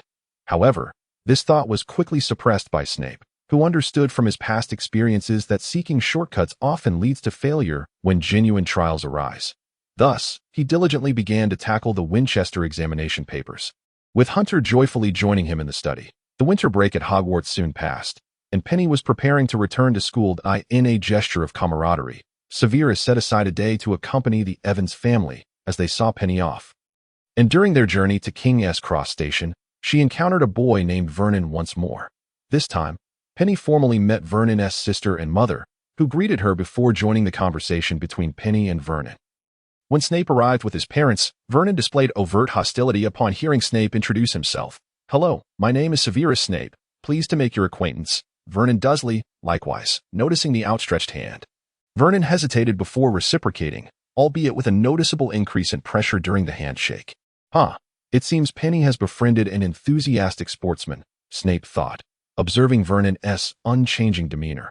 However, Vernon couldn't help but question if his recent lack of exercise had diminished his strength. This seemed unlikely, as he had participated in a local youth boxing competition over the break, achieving commendable results. "All right, Vernon, you've held on long enough. Now let go of this gentleman's hand." Finally unable to tolerate her son's one-sided contest, Mrs. Dursley interjected. After withdrawing his hand, Snape discreetly shook off the pressure, gaining a clearer understanding of Vernon's strength. It must be said, he truly lives up to his reputation as the father of a boxing champion. "Time is of the essence, Penny. Let us proceed to the station to Indeed. Farewell, Vernon. I hope we meet again." "Yes, goodbye, Penny." Once the Evans family departed, Mrs. Dursley, observing her son's dejected demeanor, felt compelled to share her perspective. "Do not fret, my son. That boy harbors no romantic interest in Penny." "Really?" "Indeed, my eyesight is keen. While it is clear that the precocious boy shares a close bond with Penny, their relationship is merely that of good friends. Had he perceived your affections for her, he would have certainly competed with you. I see. Although the knowledge that Penny had a close friend intrigued Vernon, he resolved to wait for another opportunity to inquire about her feelings. If that were the case, he ought to cultivate a favorable rapport with Severus Snape, as his assistance could potentially draw him closer to Penny. After escorting Penny back to Hogwarts, Snape resumed his intense studies, dedicating nearly all his time to preparation, with only occasional visits to London to consult his manager regarding investments. Thus, Severus devoted the entirety of his spring and summer to exam preparation, all while maintaining his practice in both magic and Zingiaquin. By the time Penny completed her first year at Hogwarts and sat for her examinations, Snape's martial skills had finally returned to their former glory. At this rate, by August, I shall be ready to consume that potion and transform into a half-vampire, half-werewolf. A week later, the exam period at Hogwarts concluded. Aside from achieving the top score in herbology, Penny's performance in other subjects was average, unremarkable, but sufficient to avoid any need for retakes. Following her examinations, she returned home directly as anticipated. Penny encountered Vernon Dursley once more at King's Cross Station, where they engaged in an extended conversation, during which Vernon subtly probed Penny's opinion of Snape. Severus, he's a very good friend, but nothing more. Is that so? After receiving this clarification from Penny, Vernon's lingering doubts were finally set at ease. At that moment, Snape approached, having accompanied the Evans family to collect Penny. Upon seeing him, Vernon immediately pulled Snape aside to formally apologize for his earlier indiscretions and to inquire whether Snape could assist him in fostering a closer relationship with Penny. Of course, I can assist you, but I must caution you, Vernon, that the ultimate decision lies with Penny. Absolutely. Thus, two individuals who would typically have no reason to associate forged a profound friendship under serendipitous circumstances, with Vernon even beginning to refer to Snape as a brother. Throughout July, Snape continued his fervent studies, dedicating time to assist Penny with her homework while focusing on preparations for the Winchester exams. Finally, in early August, he achieved commendable results in a mock examination with Hunter, providing him with a sense of reassurance. Days later, Severus and Lily received their acceptance letters from Hogwarts. On that day, two owls, which should not have appeared during daylight, delivered the letters to the small wizards who were set to begin their studies that year. Since Severus had been at the Evans residence awaiting the admission letters with Penny, the letter intended for him ended up in the hands of his mother, Eileen Snape. This morning, an owl delivered your Hogwarts acceptance letter. Eileen Snape, speaking as she handed the letter to Severus, turned and walked into the bedroom to retrieve a small cloth pouch. Judging by the enchantments emanating from it, Severus surmised that it had been imbued with a disillusionment charm. Within it, there should be dozens of galleons, though not a substantial amount. It was sufficient to acquire your school supplies. However, robes from Madame Malkin's would certainly be out of the question. Yet, the second-hand robe shop could offer decent alternatives. Leaving aside other matters, the cauldron must be the finest available, given your considerable talent in potions. After counting her private savings, Eileen Snape looked up at her son. In a few days, I shall take you to Diagon Alley using apparition to procure your school supplies. But, Mother, I have made arrangements with Lily and the others. No, this time you must accompany me to Diagon Alley, Severus. Eileen Snape's sunken eyes and pallid lips beseeched Severus to join her. Very well, Mother, but what about Father? I shall ensure he consumes a sufficient dose of sleeping draught the night before, guaranteeing that the drunken fool sleeps for a day and a night. Eileen Snape inhaled deeply, fixing Severus with a resolute gaze. I will never allow you to attend a Muggle school. You know what that Muggle named Boggins has been suggesting to me, and that drunken man? He actually proposed that you attend a Muggle school, and claimed that if we were facing financial difficulties, he could fund your education there.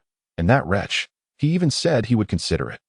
Eileen Snape grew increasingly agitated as she spoke, eventually shouting in a near hysterical tone, "This is absolutely unacceptable. Severus, you cannot attend a Muggle school. You must not debase yourself. You are a wizard, born as such. Mother, he is the father of my friend, and he meant well." Eileen Snape pursed her lips, clearly unconvinced by Severus's defense, yet she refrained from continuing the argument. In any case, you must attend Hogwarts, Severus. With that declaration, Eileen Snape retreated to the bedroom, while Severus lingered in the living room for a moment before returning to his own room. After locking his door, Severus apparat to the cellar, ordering Creature to brew him a cup of tea, and then settled on the sofa to ponder. Although he could not quite understand why his mother, who had previously neglected him, suddenly presented her savings in an attempt to take him to Diagon Alley and purchase his school supplies. It might have been an expression of maternal affection she had never shown before. Perhaps she was simply reacting to Mr. Boggins's provocations. Yet, this unexpected display left Severus, accustomed to his mother's indifference, feeling somewhat unsettled. Should he accompany his mother? This question occupied Severus's thoughts for quite some time until the recently fed basilisk, Alan, approached him, nudging his hand with its head. My apologies. It seems I have caused you concern. Alan. After gently stroking Alan's feathers with his hand, Severus emerged from his reverie and made a decision. The following day, Severus arrived early at the Evans residence to inform Lily that he would be going to Diagon Alley with his mother to procure his school supplies.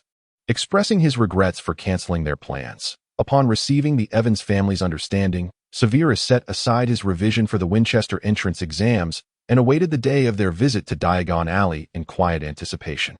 Unlike the previous occasion with Petunia, where Hogwarts staff had come to persuade his parents, Hogwarts appeared to assume that purebloods and those like Severus would naturally attend a wizarding school, thus not wasting resources on them. On the appointed day, Severus awoke early and completed his morning routine. From the living room, the sound of his father's snoring echoed. Evidently, his mother had mixed the sleeping draught into his father's drink the previous night. Let us go. Eileen Snape had remarkably unearthed a robe from her youth and, wielding her long-unused wand, took Severus to Diagon Alley. Upon arriving, Eileen led Severus to the cauldron shop, where she spent approximately 1/3 of their budget on the finest cauldron available. Next, she brought Severus to Flourish and Blots, purchasing the necessary textbooks for Hogwarts, many of which Severus had already learned under Grindelwald's tutelage. Subsequently, Eileen took Severus to Ollivander's to acquire a wand for him.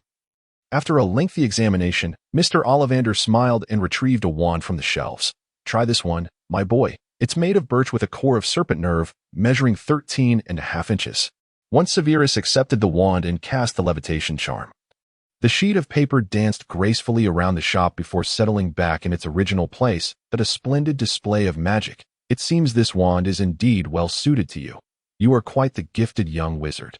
Thank you for your kind words, Mr. Ollivander. After securing the wand, Severus and his mother prepared to leave Ollivander's shop to purchase robes. That moment, the shop door swung open, and a pair of elegantly robed, haughty-looking individuals entered, accompanied by a brother and sister.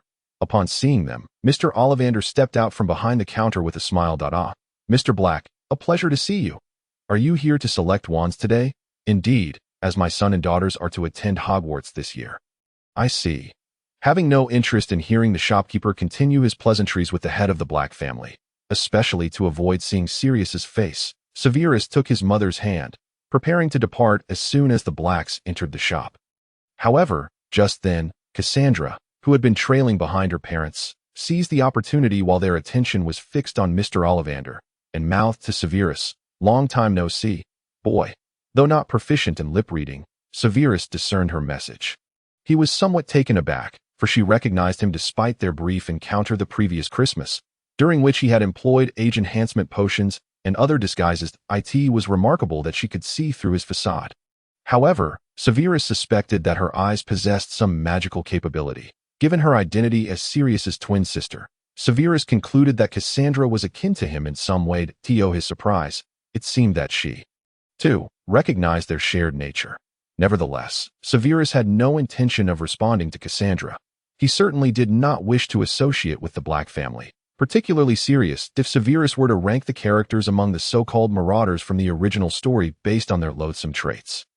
Sirius would undoubtedly occupy the top position, even surpassing James Potter, as the others merely engaged in schoolyard bullying, while Sirius had genuinely sought to put Severus in grave danger, although that fate had yet to unfold.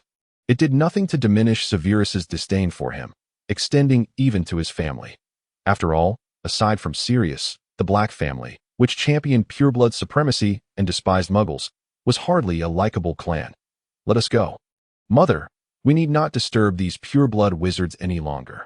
With that, Severus took his mother by the hand and exited Ollivander's wand shop, leaving behind a bewildered Cassandra and an irate Sirius, who had clearly heard Severus's emphasis on the term pureblood.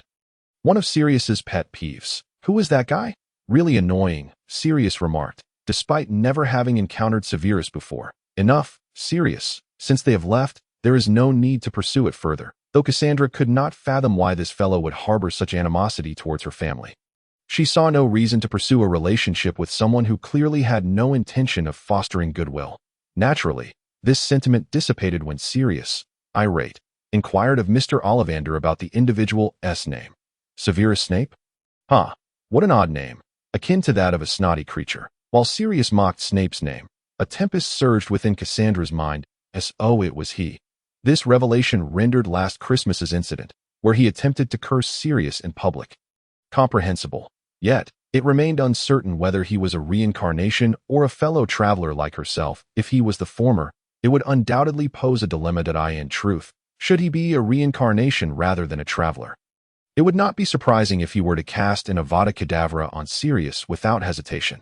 This meant that upon their arrival at Hogwarts, Sirius and the future members of the Marauders would be confronted with a wizard well-versed in potions and dark magic.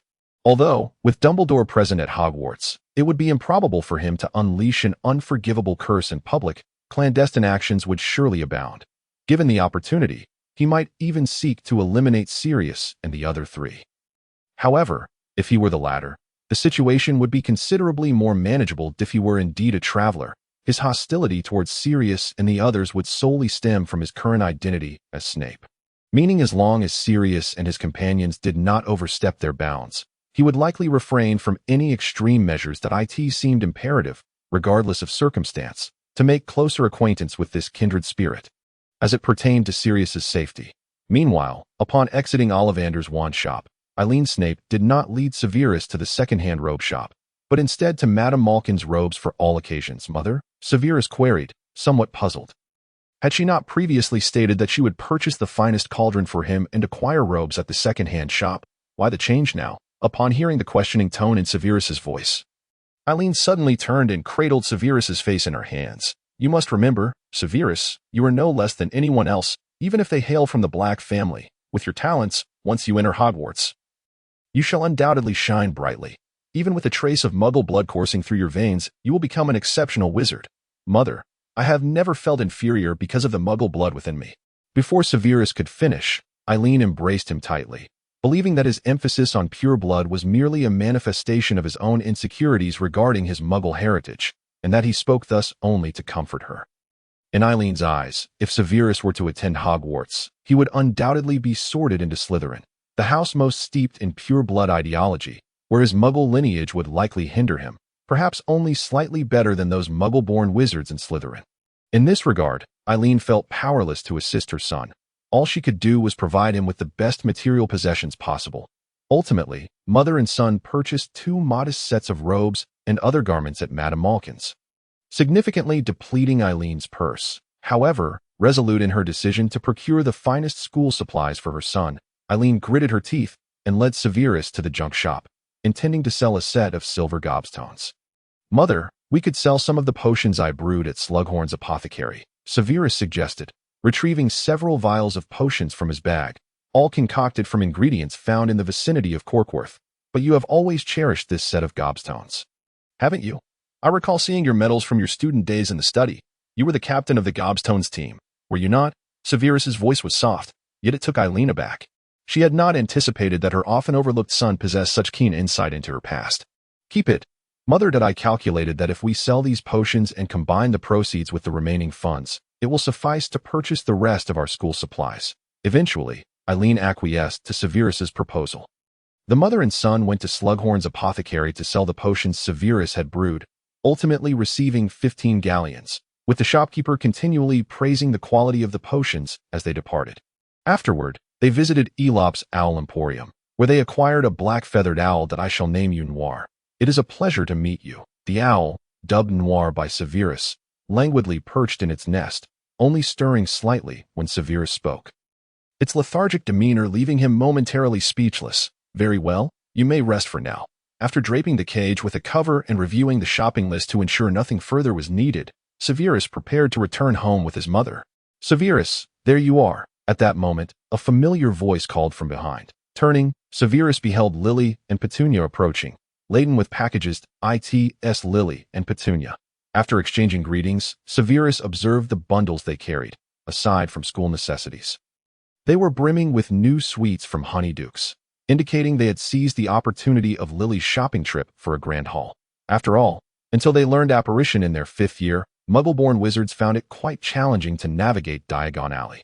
Quite the shopping spree. I see that it seems Mr. Evans has generously provided you with pocket money, around £500, and we also have our eyes on some new beauty potions from Madame Pimpernel's, but they are rather pricey.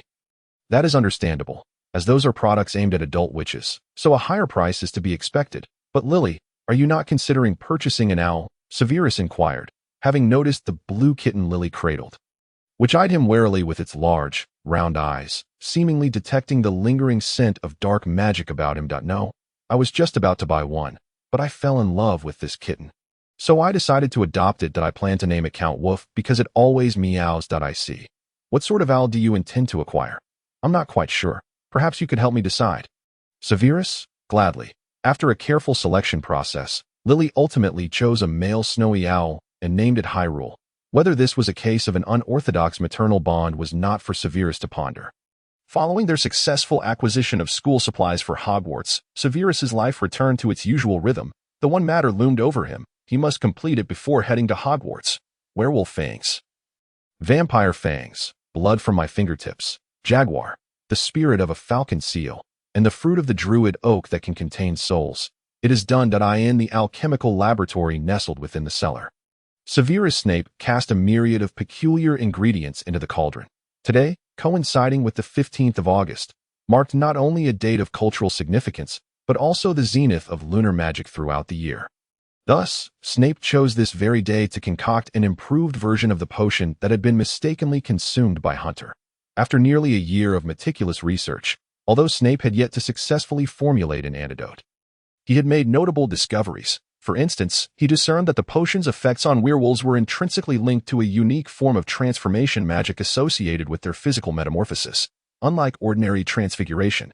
This exceptional magic bore resemblance to that of an animagus and was rooted in the ancient druidic arts of the Celts. Following this line of thought, Snape refined the werewolf aspect of the potion by incorporating the souls of various animals, thereby transforming its singular transfiguration capability into one of multifaceted transformations. The forms he selected for himself included the Alaskan brown bear, the jaguar, the elk, the peregrine falcon, and the spotted seal. It is worth noting that these were not the only forms available.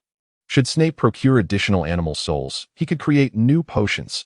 Aside from this potion, aptly named the Druid's Elixir, Snape also devised a concoction to amplify the vampire aspect previously ingested by Hunter.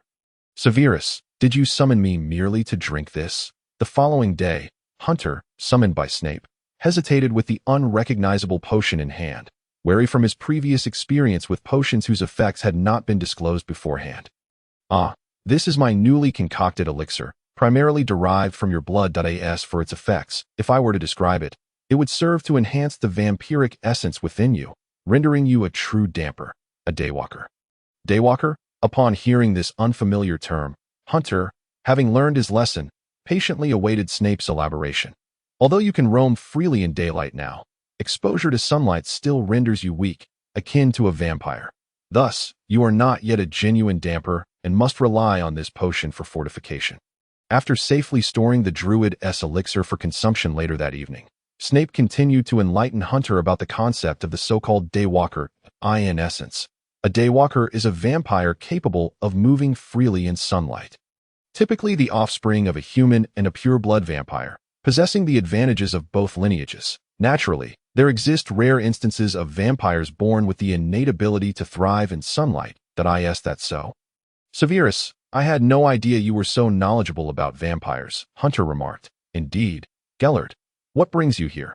Snape, having instinctively responded, turned abruptly upon realizing the voice was not his own. He found Grindelwald had somehow accessed the laboratory's mirror. Observing his pupil as he imparted knowledge of vampires that even he was unaware of, does a teacher need a reason to visit their apprentice? It has been quite some time since I last saw Hunter. Ah, it has indeed been a while, Mr. Grindelwald, since being invited to the cellar. Hunter had learned of Grindelwald's existence and his storied past from Snape. As for Grindelwald's so-called revolution to liberate wizards from the shadows, Hunter, not being a wizard himself, found it difficult to pass judgment. From the perspective of a so-called muggle, he considered Grindelwald a perilous figure overly enamored with elitism. Nevertheless, from Hunter's standpoint, Grindelwald was merely Snape's mentor, and he harbored no interest in whether Grindelwald had entrusted his ideals to Snape, for he knew Snape well enough to trust that, even if he inherited Grindelwald's vision, he would pursue it in a manner far more temperate. Ultimately, within Snape's laboratory, Hunter uncorked the vial and consumed the potion. How does it feel? It's difficult to articulate, but it seems effective. Truthfully, Hunter struggled to convey his sensations to Snape, for the effects of the reinforcing elixir existed in a sort of Schrödinger's state, appearing both effective and ineffective at once. Yet, deep down, he sensed that something within him had indeed been completed by the potion, that if his previous state had been akin to a half-finished product, he now felt whole under the potion's influence. However, this likely meant Hunter had forfeited the possibility of reverting to humanity, a consequence Snape had forewarned him about. After Snape had outlined the potion's advantages and drawbacks, he entrusted it to Hunter's hands, leaving the decision to drink or abstain entirely in his pupil's discretion. Ultimately, Hunter chose to ingest the potion, as previously stated. After nearly a year of endeavors, he had witnessed Snape exhaust nearly every method. Yet he remained in a state straddling that of a half-vampire and half-werewolf. It was evident that without some extraordinary stroke of fate, Hunter would likely continue to exist in this state for the remainder of his life. Thus, Hunter had resigned himself to his fate, and frankly, from his earlier attempts at the Winchester Academy's mock exams, it was clear that this condition was more beneficial than detrimental for him. So my efforts have not been in vain. By the way, Hunter, how are you preparing for the exams? Snape referred to the upcoming autumn entrance examinations at Winchester Academy scheduled for September.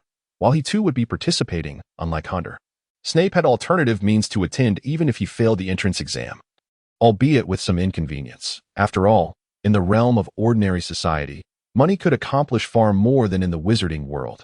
I'm nearly ready to, as long as nothing unexpected occurs, I'm confident I'll pass, unless I accidentally score full marks.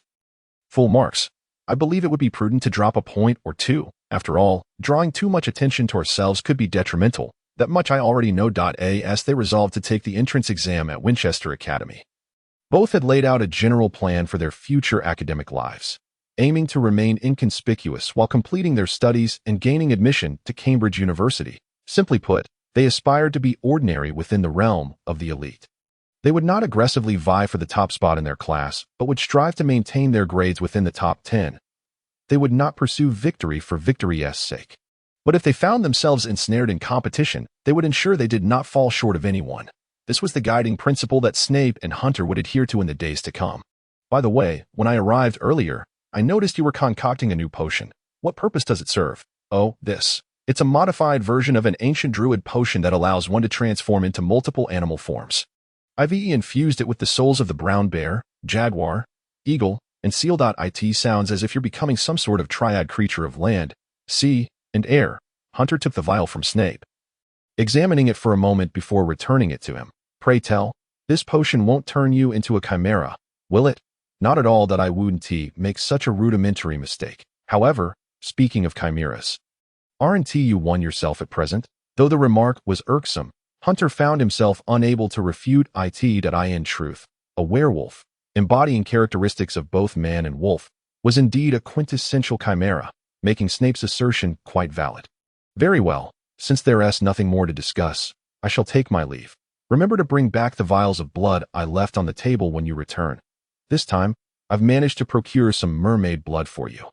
Once Hunter departed, Snape settled onto the sofa, toying with the transformation potion in his hands that he awaited the 13th toll of midnight, at which point he consumed the potion in one swift motion. Upon ingesting this untested elixir, Snape felt the animal souls he had used to concoct the potion coursing through his stomach and into his mind. Once freed from magical confinement, the brown bear surged forward, vying for control of his body. Well then, let the show begin. In the era of information explosion, before he transformed into Snape, the most fervently debated topic among people was whether unarmed humanity could triumph over ferocious beasts through the so-called martial arts. The answers were diverse. Some claimed absolute victory, while others argued certain defeat. However, the true answer could only be discerned when faced with these beasts, much like the present situation. Firstly, no matter how much one trains, it is impossible for an individual devoid of magical prowess and relying solely on physical strength and combat skills to confront a barehead dash on. It is safe to say that a single swipe from its powerful claws would be a death sentence. Thus necessitating a strategy of avoidance, Snape swiftly leaped back to evade the swipe of the brown bear, simultaneously fixing his gaze upon the lurking jaguar, poised in the shadows, subsequently as the third largest feline. Second only to the tiger and lion, the jaguar's strength and speed were beyond human capability to rival. Similarly, without suitable tools, humanity could not hope to outrun a deer, although seals might be relatively easy to defeat on land. Even consuming one's soul would offer little advantage in battle. Thus, Snape's choice was clear. Having evaded the bear's attack, Snape quickly zeroed in on his target, a falcon that had just regained its freedom from confinement and had yet to take flight. Upon landing, Snape crouched low, channeling the explosive power of his leg muscles to surge towards the falcon, swiftly bringing his foot down. With a sharp crack, the falcon's spirit, still bewildered by the sudden turn of events, found its neck bone shattered beneath Snape's foot, transforming into particles of light that entered Snape's body. Excellent. Now the next step. After absorbing the falcon's essence, Snape rapidly transformed his arms into wings and took to the sky. Deftly avoiding the jaguar's opportunistic assault, from his aerial vantage point, Snape quickly identified his next target, a seal rendered vulnerable due to the lack of water, akin to meat laid out on a butcher's block. After a swift dive, Snape knelt and collided with the seal's back, ending its life. Very well, only 4 remain. Following the swift demise of the seal, Snape sensed an ominous presence deep within the thicket. An evil wolf, sharing a kinship with him, was glaring in his direction. After absorbing the seal's essence, Snape employed the same tactic, ascending into the air before the bear and jaguar could react, continuing to survey the battlefield from above. Though he had cunningly absorbed 2 souls, he still felt ill-equipped to confront the bear and jaguar directly. The powers of a vampire required time to adapt, based on previous data from hunter tests. Snape believed that once he acclimated to the vampire's strength, he would be capable of engaging in close combat with large beasts such as the bear. Of course, if he could hunt down the fleeing deer beforehand and acquire its hardened hooves and antlers, his odds of success would increase. However, the pressing concern was the time required for a knee-first assault. From a great height, it was challenging to strike the deer's vital points, and a low-altitude approach would lack the lethality needed to take it down. Unlike the hollow-boned falcon and the cumbersome seal, the deer, despite being the sole herbivore among these souls, would be the most elusive if it continued to evade capture. Fortunately for Snape, he need not ponder excessively. For upon observing him soaring high above, the bear and jaguar redirected their attention to the deer, while the lurking wolf in the forest also set its sights on the solitary prize. It seems no further strategy is required. All that is needed now is to wait for one of them to capture the deer, and then seize the opportunity to snatch it away. With this thought, Snape watched the rare spectacle of 3 predators vying for one prey, aware that each of the 3 beasts possessed explosive strength and lethal claws that surpassed the capabilities of the deer. In this predation, it was evident that the hunted was at a distinct disadvantage. However, fortunate circumstances prevailed. The 3 predators were not a cohesive unit, but rather engaged in fierce competition, which might lead to infighting even before they managed to catch the deer. Of course, this was the ideal scenario. Upon witnessing the deer escape, the bear and jaguar faced off momentarily before each sought a different direction to pursue. Meanwhile, the wolf's gaze remained fixed on Snape, anticipating the moment he would descend to launch an attack. Alas, it appears my situation has become untenable. No matter. I had no expectation of an effortless victory, yet this may work to my advantage, as their distraction could facilitate my ability to dispatch them individually. With this resolve, Snape dove towards the jaguar, while the wolf spirit, witnessing Snape's descent, sprinted towards him with utmost speed. At that moment, the jaguar's essence was tracing the deer's spirit within the mental landscape formed in Snape's mind.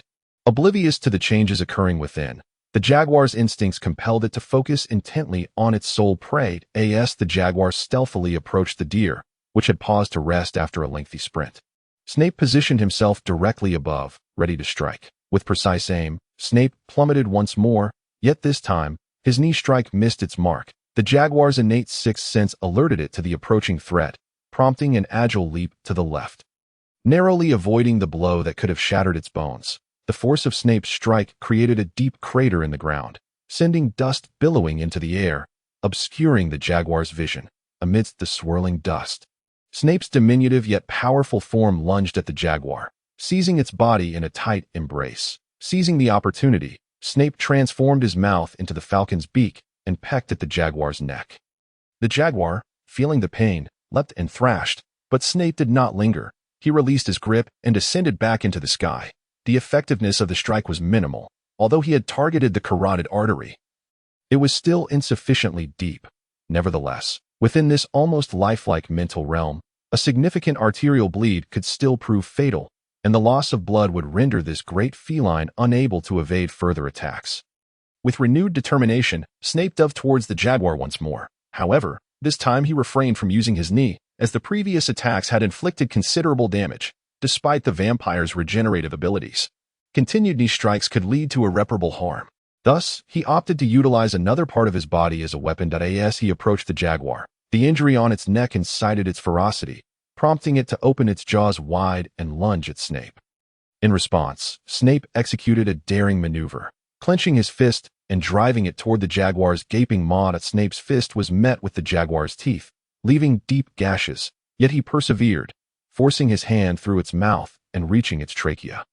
The augmentation from his vampire physiology endowed Snape with the strength necessary to obliterate the jaguar's esophagus. Seizing the moment while the predator was still reeling, Snape thrust his other hand deep into the jaguar's throat. Utilizing both hands to extract the creature's trachea, the jaguar, too, transformed into luminous particles merging with Snape's essence. He turned his gaze towards the wolf, poised to charge at him from its low crouch. What's this? Unable to contain itself any longer. Very well, I had intended to engage you after acquiring your strength anyway. After Snape finished speaking, he swiftly transformed into a jet-black panther and lunged towards his wolf spirit, which was far more ferocious than the wolf spirit residing within Hunter. The beast, unwilling to back down, charged at Snape in return. However, it was evident that Snape had no intention of engaging in a prolonged battle. Upon closing the distance, he quickly reverted to human form and delivered a precise strike to the werewolf's throat. With a dull thud, the wolf spirit fell to the ground, clutching its neck, clearly unable to withstand the blow aimed at its vital point. Before the wolf spirit could recover from the recent assault, Snape reached out and seized its throat once more, but this time he employed the claws of a jaguar. The extended talons dug into the wolf spirit's carotid artery as Snape gazed upon it with a smile. So, will you choose to submit or to die? Subsequently, a brown bear, initially intending to search for a river in the woods to catch some salmon to fatten up for the autumn, and a deer munching on leaves, were ambushed by the combined forces of a panther and a giant wolf in human form. After a fierce struggle, they succumbed to their fate, marking Snape's successful hunt of all the animal spirits within him. Thus, I officially became an Agamones, and a multifaceted one at that. Above the forest beyond the town of Cockworth, a gray-black peregrine falcon soared through the skies. This was Snape, having acquired the ability to fly without external assistance after consuming a transformation potion. After soaring for nearly 4 to 5 hours, Snape finally dove down, morphing into a jaguar, a creature that could not possibly exist in England, and concealed himself within the woods, not far from the site of Snape's transformation experiments.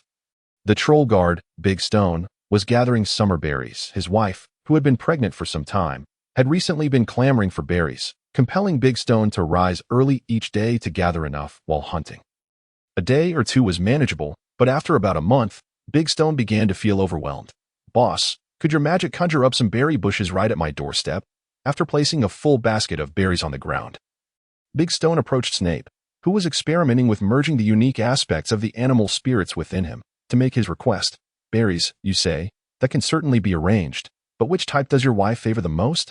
This one. Big Stone produced the berries his wife had consumed most frequently over the past month. Snape examined them and discovered they were raspberries. Though, this should be easy enough, given your diligent work. I'll gladly assist you. Thank you, boss. But could you perhaps create several varieties at once? I'm unsure if my wife's tastes might change. As a reward for his employees' dedication, Snape conjured several clusters of different berry varieties at the entrance of the cellar, which was also Big Stone's front door. Being magical creations, these berries would bear fruit throughout the year. Amidst Big Stone's profuse gratitude, Snape departed without further ado and returned to the town, for in a few days, Boken would be heading to Hogwarts, and there were many preparations to be made on this day. Snape was awakened early by his mother, Eileen Snape. The time had come to escort him to King's Cross Station for the journey to Hogwarts. Although Snape expressed his willingness to ride with the Evans family, Eileen insisted on using apparition to transport him. Unable to persuade his mother otherwise, Snape reluctantly bid Lily an apology as he was taken to platform 9 3/4 by her. However, at Snape's insistence, Eileen agreed to set the apparition point outside the station to wait for the Evans family. Severus, though it may not be a sentiment typical of a mother, I feel compelled to caution you. If you continue to associate with these muggle-born wizards at the school, it may significantly impact your experience there. Originally, Eileen intended to label Lily as a mug-blood, but upon noticing the cold expression on Snape's face, she opted for muggle-born wizards instead. Snape, however, remained impassive. He was acutely aware of the implications of maintaining his friendship with Lily, especially considering Slytherin's prevailing blood purity ideology, which was particularly strong among the 4 houses of Hogwarts. Not only muggle-born wizards, but even half-bloods like himself were regarded as the lowest on the social hierarchy.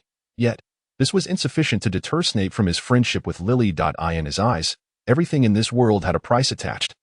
And aside from his relentless pursuits, all else could be relinquished. However, conforming to the ideology of blood purity was clearly not enough to persuade Snape to abandon his friendship with Lily. He believed that, provided one does not violate public order and morals, an individual's choice of companions should be determined solely by their own will, free from external interference. Should the blood purists of Slytherin attempt to impose their values upon him, he would not hesitate to challenge the prevailing notions of blood superiority. Just a bunch of individuals who misinterpret the words of the great founders of Slytherin, fixating solely on the nobility of pure blood while entirely neglecting the responsibilities that accompany it.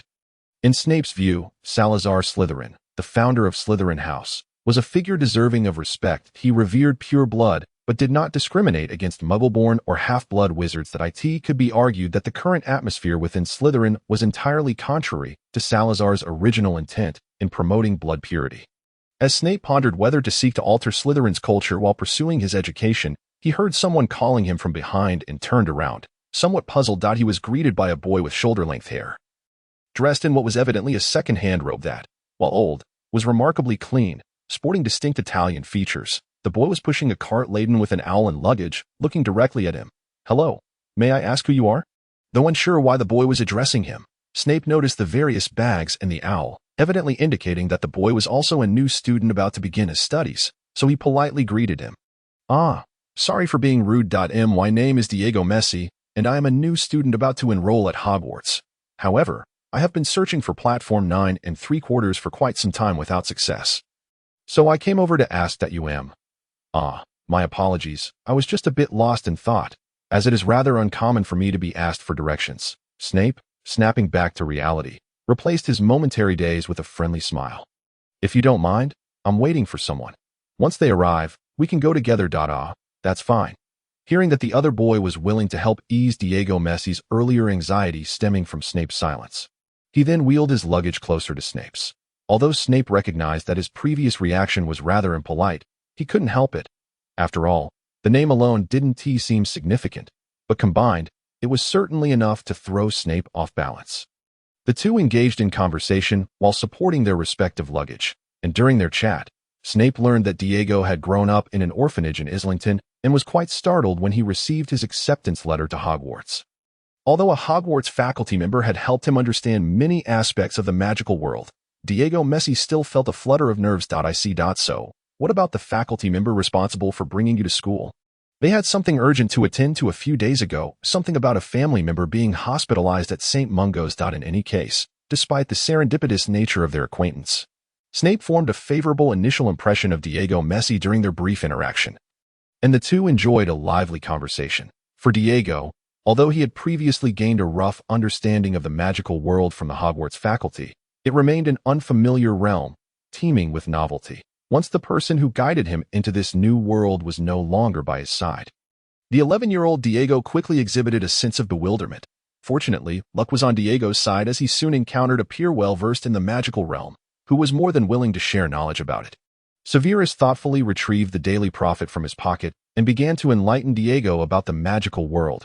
Referencing the articles published therein, it must be said that Diego truly lived up to the name Diego Messi. Upon Severus introducing a piece about the French Quidditch team's championship victory, it was evident that Diego's eyes sparkled with excitement. Quidditch? Severus, could you tell me more about Quidditch? Of course, came the reply.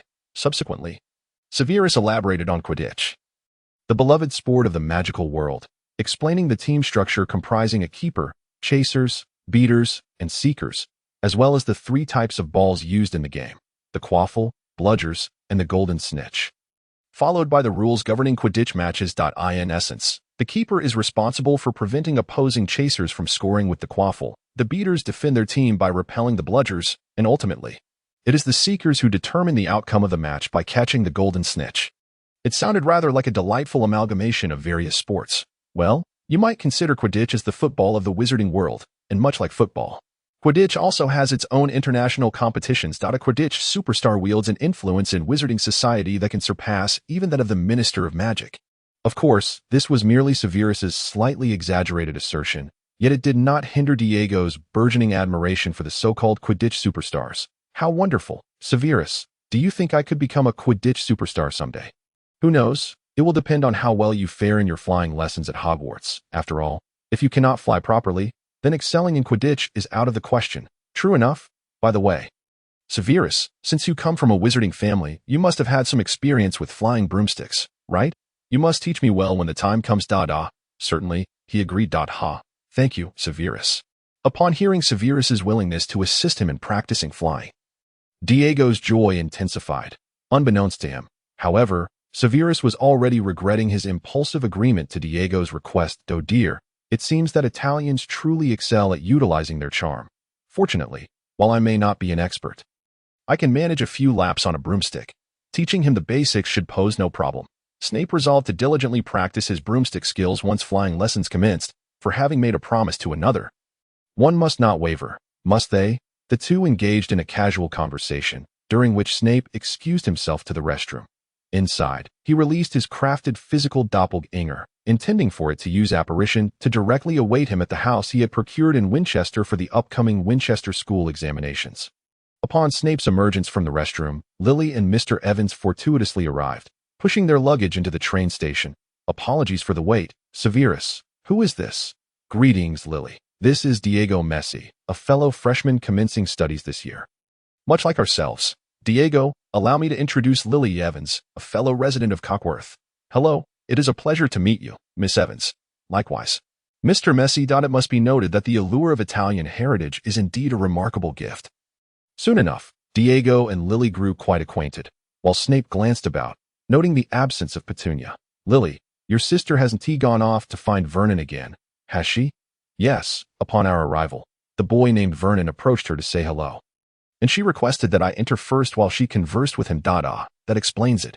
However, it is rather unavoidable. If they were to converse here, the Dursleys would likely attract the scrutiny of the Muggle Liaison Office at the Ministry of Magic. During the previous summer, Petunia had mentioned to Snape that while chatting with Vernon, she learned that the Dursleys had indeed been approached by the Ministry's Muggle Affairs Department. After a series of inquiries, it was ultimately decided not to erase the Dursleys' memories, but rather, they were required to sign a confidentiality agreement, pledging not to divulge any matters pertaining to the magical world to other ordinary folk. One could say Petunia was fortunate to have escaped a warning from the Ministry. Just then, Petunia entered the station, pushing her luggage. After introducing Diego to Petunia, Snape glanced at his pocket watch. It was time to board the train. Well then, Lily and Petunia, you may proceed inside. Diego and I shall join you shortly. All right, Severus, we shall head in first. With that, Petunia grasped her sister's hand, guiding her as they approached the wall leading to platform 9 3/4. Boldly colliding with it.as the Evans sisters seamlessly vanished into the wall, Diego, still astonished by the wonders of magic, felt Snape's firm grip upon his hand. As Diego followed Severus Snape and his mother through the wall, he observed a bustling throng of wizards, much like himself, pushing their luggage as they escorted their children to the train bound for Hogwarts. Welcome to platform 9 3/4, Diego. Now, let us board the train. If we delay, we may miss out on the best seats, Snape remarked. After stowing their luggage in the train's cargo compartment, Snape led Diego to a compartment filled with first-year students, where they secured a seat. At that moment, Lily entered, having just placed her belongings, while Petunia had ventured off to find her roommate among the second-year students.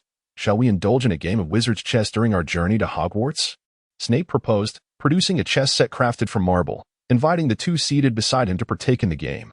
"Absolutely, Severus. This time, I shall not suffer such a dismal defeat," Diego replied. But I must confess, I am not familiar with the game," Lily admitted.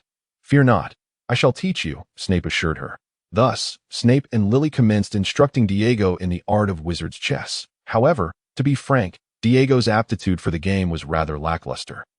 And after several rounds, he found himself thoroughly bested by the two. Having suffered such a humiliating defeat, Diego set aside the pieces and began to converse with his companions. By the way, Severus, you mentioned that upon our arrival at the school, we would undergo the sorting ceremony. Where do you think you might be placed? Who can say?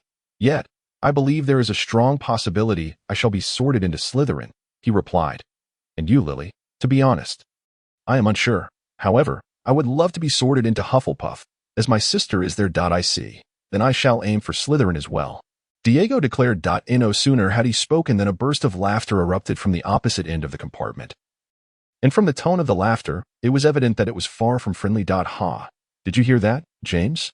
Someone here actually expressed a desire to join Slytherin and Hufflepuff. As Snape and his companions followed the direction of the laughter, they beheld two boys clad in expensive, tailored robes, who were grinning in their direction. One of them, whom Snape recognized, was the Sirius he had encountered twice before, while the other, adorned with round spectacles, was presumably James, the only son of the Potter family and the future savior. At that moment, a short, stout boy, accompanied by another pale-faced lad, dashed toward them. They were likely the remaining members of the Marauders, Peter Pettigrew and Remus Lupin.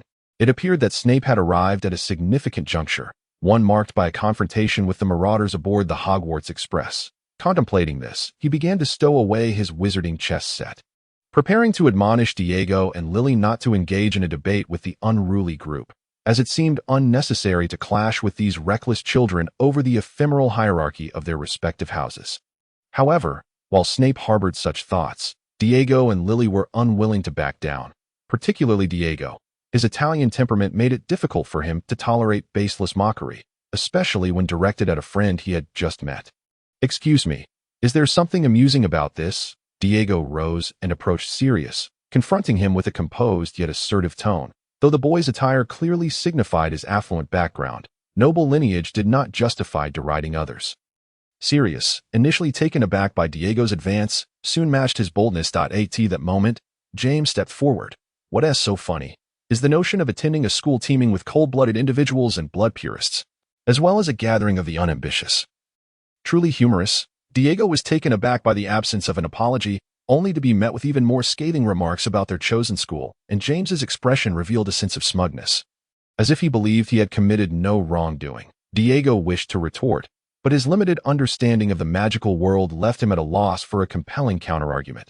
Just as he stood there, flummoxed, a voice emerged from behind him. "By your logic, Gryffindor is merely a haven for reckless brutes, devoid of true wizardry and characterized by brawn over brains." It was Snape, though he preferred to avoid conflict. He felt no obligation to show restraint when provoked. "What did you say?" Sirius and James were momentarily stunned before their faces flushed with rage, evidently offended by Snape's derision of Gryffindor, the house they both cherished. "Did I misspeak? Oh, my memory fails me. Are you not that gentleman from the Black family? How rude of me. We have crossed paths at Ollivander's wand shop, yet it is quite peculiar that, as a member of the pure-blood Black family, you belittle your intended house of Slytherin while defending Gryffindor. You snot-nosed brat." Sirius, stammering for breath, could only retaliate with the moniker he had assigned to Snape. Earlier that day, Sirius had been in high spirits, having escaped the stifling confines of his home and embarked on the train to Hogwarts, where he had met new friends like James, Peter, and Remus. If all went well, a vibrant school life awaited him.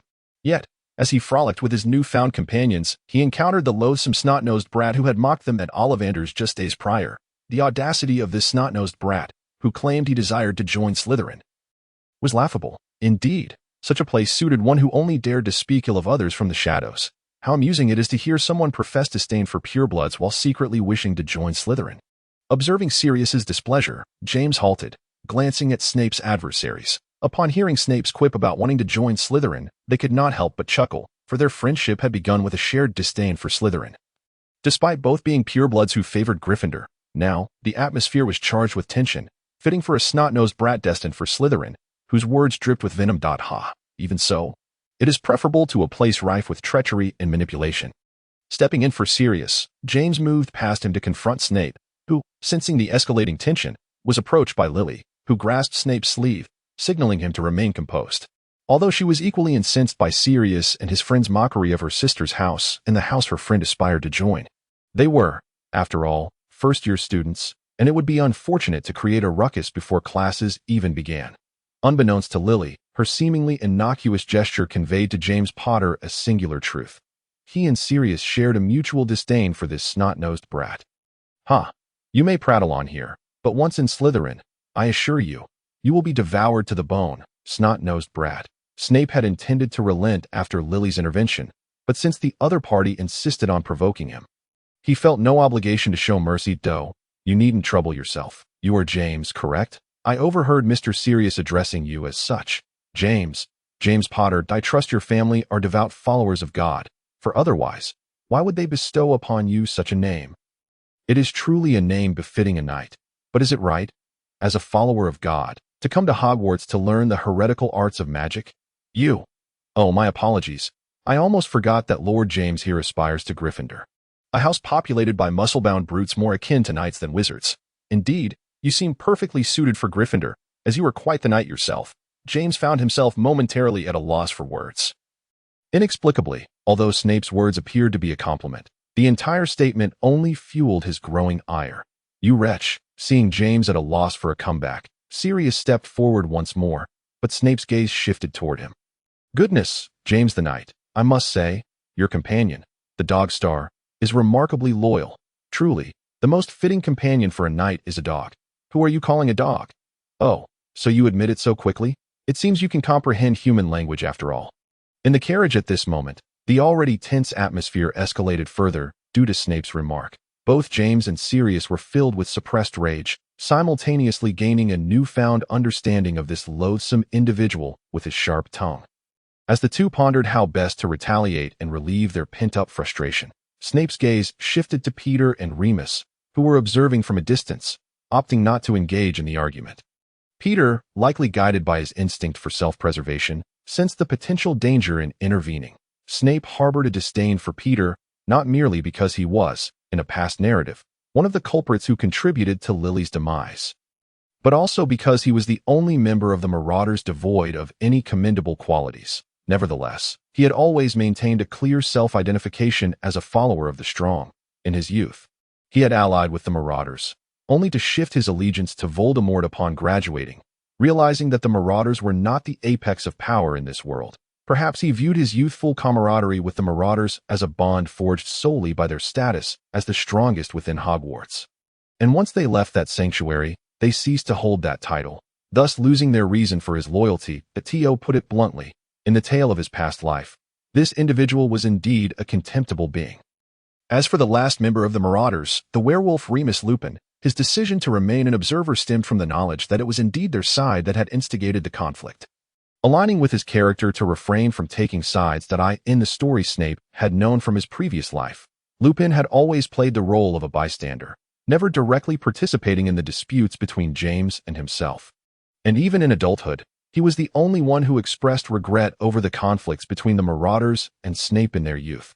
However, this did not absolve him of wrongdoing, at least from Snape's perspective in that past narrative. The malevolence he had committed was no less than that of James and Sirius. That, of course, Snape would not let these considerations cloud his judgment of the four of them, for he was not the same Snape as before. However, should they continue to provoke him as they had today, he would not hesitate to respond in kind. Snapping back to reality, Snape glanced at the flushed faces of James and Sirius, noting their continued silence, which diminished his interest in prolonging their confrontation. He placed a hand on Diego's shoulder, signaling that it was time for them to depart. Let us leave, Diego. Further debate with them is futile. Just as Snape had turned to walk away, James, having finally formulated some choice words, called out to them, "Stop. Who said you could leave, you ugly, snotty creature?" These ruffians, Snape thought, having been prepared to let them go, only to find them unwilling to back down. I sincerely apologize, Mr. Potter, for my earlier remarks. James, bewildered by the apology from this insufferable wretch, felt the veins on his forehead throb as Snape continued. You would undoubtedly be more suited for Slytherin, after all. Your bespectacled appearance resembles that of an irate cobra. It seems you and Mr. Black would indeed make excellent friends, as you both fit the mold of Slytherin quite perfectly. Scoundrel! Enraged beyond reason, James and Sirius drew their wands, aiming them at Snape, who, upon realizing they had opted for violence instead of words, felt his demeanor grow cold. After pushing Diego out of harm's way, Snape brandished his own wand. Is that so? It appears that Mr. Potter and Mr. Black wish to engage in a duel with me. While this is rather unexpected, I am more than willing to accept the challenge. Meanwhile, Remus, witnessing the situation spiraling out of control, hastily called for Peter to assist in averting the impending conflict. Just then, a clear voice rang out from the far end of the carriage. Ah, there you are, Sirius. I've been searching for you. A girl, her golden hair fashioned into two long braids cascading elegantly before her, approached the center of the escalating conflict, casting a concerned glance at the wands drawn in confrontation.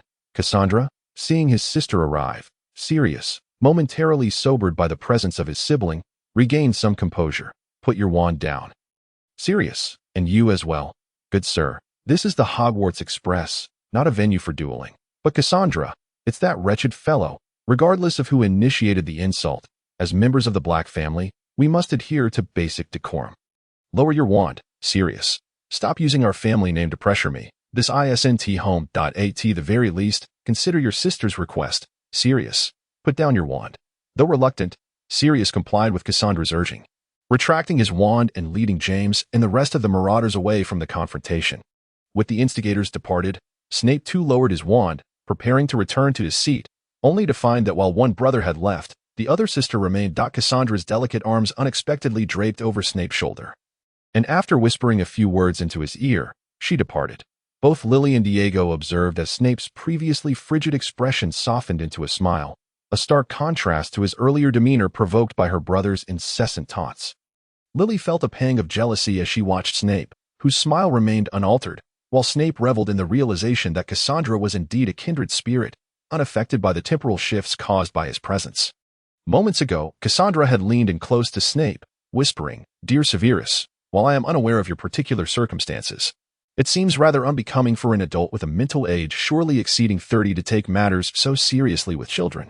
Regardless of the transgressions of Sirius and his companions, was it truly necessary to contemplate the use of an unforgivable curse from the outset? Snape was not surprised that she had discerned his inclination towards employing dark spells against the marauders. After all, during their previous encounters, he had already noted her possessing a pair of magically perceptive eyes, capable of unveiling truths hidden from ordinary sight, such as the incantation he had silently prepared. However, she had clearly misunderstood. While he bore disdain for the two rascals, the spell he intended to cast was not one of the unforgivable curses, at least not the Cruciatus, the Imperius, or the Killing Curse, though it remained a targeted soul spell. He had dubbed this spell the Soul-Searing Curse, as its name implies. It conjures an invisible, everlasting green flame that scorches the victim's soul. The spell only ceases when the caster chooses to retract the flame. Otherwise, it will continue to burn the victim's essence until they are reduced to a mere shell of their former selves. Originally, Snape had intended to impart a minor lesson to the two troublemakers, not to take a life. Once the sorting ceremony concluded, he would have retracted the curse, allowing the two miscreants to awaken after a brief period of unconsciousness. However, now that they had retreated under Cassandra's persuasion, there was no need for him to persist in his pursuit of vengeance. Though he remained uncertain of Cassandra's true allegiance, he could at least ascertain that she was not as reckless as her brother or James. In this matter, she did not blindly defend her family, a rarity indeed.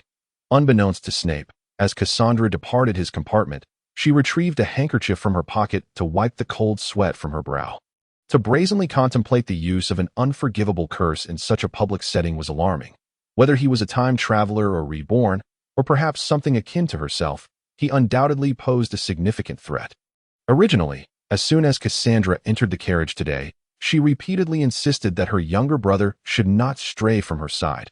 However, to her astonishment, during the brief moment she spent exchanging pleasantries with her cousin Narcissa, her restless brother had already mingled with those three individuals. Indeed, Some matters cannot be curtailed by one's own strength alone. If that were all, it would be bearable. But to her dismay, after becoming acquainted with those three, her brother, along with his friends, had somehow ventured to Severus Snape's vicinity. By the time Cassandra arrived, both parties had drawn their wands, aiming them at one another, and though Snape had not uttered a spell, the one concealed in his sleeve emanated a faint green light. Although she had never seen it before, the magic was unmistakably aimed at attacking the soul, undoubtedly a curse of unforgivable intent. While she was aware of the egregiousness of their actions, she also recognized that these transgressions had yet to occur. Cassandra let out a barely perceptible sigh. Although her intervention had quelled the conflict for the time being, animosities had already taken root, given her brother's and his friend's temperament. Further clashes with Snape were inevitable at such times. If she were not present, she could only wonder what Snape might do, for he was indeed a man without scruples. Reluctantly, during her days at Hogwarts, she realized she must keep a vigilant eye on Snape and Sirius, ready to intervene should tensions escalate. Fortunately, if all went according to plan, that individual, like herself, would also be sorted into Slytherin, which would facilitate her awareness of his movements. She could only hope to wait until Sirius and his friends were capable of standing against Snape, though this would likely earn her Sirius's disdain. There was little she could do about it. Meanwhile, upon returning to his seat, Snape noted that there was still time to spare and thus retrieved his wizard's chess set, intending to engage in a few more games with his friend Diego. However, for reasons unknown to him, Lily's mood had soured, leading her to decline Snape's proposal. Snape, unfazed, assumed she was merely upset by the antics of the raucous group of children. He then set up the pieces and continued to dominate the games, while Lily, resting her chin on her hand, pondered for a moment before departing to find Penny in the second-year compartment. Severus, do you not wish to comfort Miss Evans? It is quite evident she is feeling envious, remarked Grindelwald, communicating through the copper buttons of Snape's robe. Envious? Snape's hand faltered as he moved the pieces, taken aback by the observation. Indeed, she is envious. You were so focused on Miss Black that you failed to notice that Miss Evans's demeanor darkened upon witnessing your closeness with her. Is that so? Grindelwald sighed at the indifference of his apprentice, realizing that though he had never demanded anything of him, Snape seemed resolute in fulfilling his unfinished ambitions, even at the cost of extinguishing his nascent feelings of love. You are remarkably like me, Severus. I can only hope you do not come to regret today's decision. At that moment, a tumultuous wave surged within Snape's heart. It dawned on him that Lily had indeed developed a nascent affection for him. How unexpected, yet it was far too late. Retreat was no longer an option. The world rarely allows one to have it all. To be true to one must forsake the other. If he were to realize his aspirations, then the notion of love must be sacrificed. On that thorny path, he could not afford any weaknesses. When he had accomplished everything, if Lily still awaited him, he would be able to embrace her without reservation. Yet the question remained, would Lily be willing to wait for him? Most likely not. He had no right to expect a girl to squander her life in anticipation of him. Setting aside such thoughts, Snape devoted his full attention to his game with Diego. Time slipped by, and as the train approached Hogwarts, Snape finally packed away the chess pieces and, together with Diego, made his way to the second-year compartment where Lily was studying with Penny. After spending some time with Penny, Lily had mostly calmed down, and upon seeing Snape approach, she rose to bid farewell to her sister. Their conversation flowed as usual, yet they alone understood that the dynamics of their relationship had subtly shifted. The train was nearing Hogwarts, and when the sorting ceremony commenced, that individual would also be present. Would I need to sit a little closer to the professors during the feast, Gellert, as the train prepared to dock? Snape contacted Grindelwald via the buttons, inquiring whether he should sit nearer to that individual. If it poses a challenge, then it is unnecessary. I merely wish to catch a glimpse of him from afar.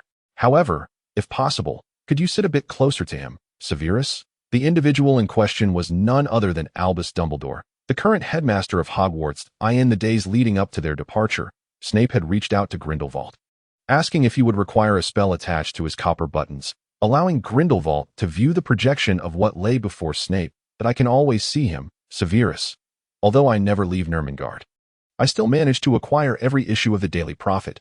But what you see in the newspaper is merely the mask he dons before the reporters. Do you not wish to see him unmasked? Do you believe he does not wear a mask at Hogwarts? Certainly he does, but perhaps he reveals a more authentic side of himself in front of the students, does he not? Clearly, the conclusion of their conversation saw Grindelwald persuaded by Snape. Indeed, he was eager to witness the Albus Dumbledore who was not confined to the monochrome pages of the Daily Prophet. After stowing their luggage on the boat, Snape, alongside all the first-year students. Set sail for Hogwarts Boathouse. Along the way, Diego and Lily marveled at the mermaids and the giant squids swimming in the lake, while Snape displayed little interest, having grown accustomed to such sights upon entering Slytherin. With a stroke of luck, he could see them daily from his dormitory. The fleet of boats, carrying all the new students, glided leisurely across the lake until they reached the boathouse, after disembarking and entrusting their belongings to Hogwarts house elves for safekeeping. All the first years followed Professor McGonagall out of the boathouse, traversing the entrance hall of Hogwarts to await the sorting ceremony. The tantalizing aroma of food wafting from the nearby Great Hall tantalized every new student's senses. Particularly Diego, who had come from an orphanage and could hardly fathom such a lavish feast. Gurgle, patience, Diego. Once the houses are sorted, we shall soon dine in. The commotion soon attracted some restless individuals, akin to a large dog and a bespectacled knight. Haha, so fond of food. Perhaps you should forego Slytherin and obediently join Hufflepuff instead. Just as Diego was about to retaliate, Snape placed a hand on his arm, signaling him to refrain from acting impulsively. The sorting ceremony was far too significant an occasion for quarrels or fights. Humph. Though slightly begrudging, Diego decided to treat the taunts as though they were air, while the other party, seeing Snape's lack of response, prepared to press their advantage, eager to repay the grievances of the train ride. At that moment, Professor McGonagall, the head of Gryffindor, brought forth the sorting hat, which was said to embody the thoughts of the 4 founding heads. Into the Great Hall of Hogwarts, Sirius promptly quieted down, following the crowd into the hall. You may think me unremarkable in appearance, but do not judge by looks alone that if you can find a smarter hat than I shall gladly consume myself. None can escape the keen gaze of the sorting hat. Do try me on, and I shall tell you to which house you belong. You may belong to Gryffindor, where courage lies deep within your heart. Their bravery, spirit, and generosity set them apart. Perhaps you will be sorted into Slytherin, where true friends may be found. Yet beware of those cunning and treacherous souls who will stop at nothing to achieve their goals. Come, wear me. There is no need to fear. Do not panic. In my grasp, though I possess not even a single hand, you are unequivocally safe, for I am a thinking hat of magic. The sorting ceremony at Hogwarts officially commenced after the sorting hat, in accordance with tradition, sang its song. The first to approach was a freckled boy, seemingly timid, who shuddered slightly as he donned the hat. A kind-hearted young wizard. Without a doubt, there is only one place for you, Hufflepuff. With a round of applause, the freckled boy bashfully removed the hat and, under the guidance of the Hufflepuff prefect, took his seat at their long table. A wise young wizard, truly rare. Ravenclaw, I perceive the courage within you. There is but one place suited for you. Gryffindor. One by one, new students stepped forward, assigned to their respective houses by the judgment of the sorting hat, until it was the turn of the Black Twins. After Cassandra placed the hat upon her head, it pondered for a moment before assigning her to Slytherin. Her relatives erupted into applause, evidently unsurprised by this outcome, for historically, pure-blood families like the Blacks were predominantly sorted into Slytherin, with few exceptions, especially when it concerned the eldest son and daughter of the Black lineage. Yet today, this so-called exception reared its head once more, when her twin brother donned the sorting hat. Everyone anticipated it would utter Slytherin again. However, this time, the hat proclaimed, such a brave young wizard. It is clear that your rightful place is only there, Gryffindor, as Gryffindor welcomed their new member with applause. The clapping from Slytherin came to an abrupt halt. All Slytherin students, including their prefect Lucius Malfoy, gazed in disbelief at the Black heir who had taken his seat at the Gryffindor table.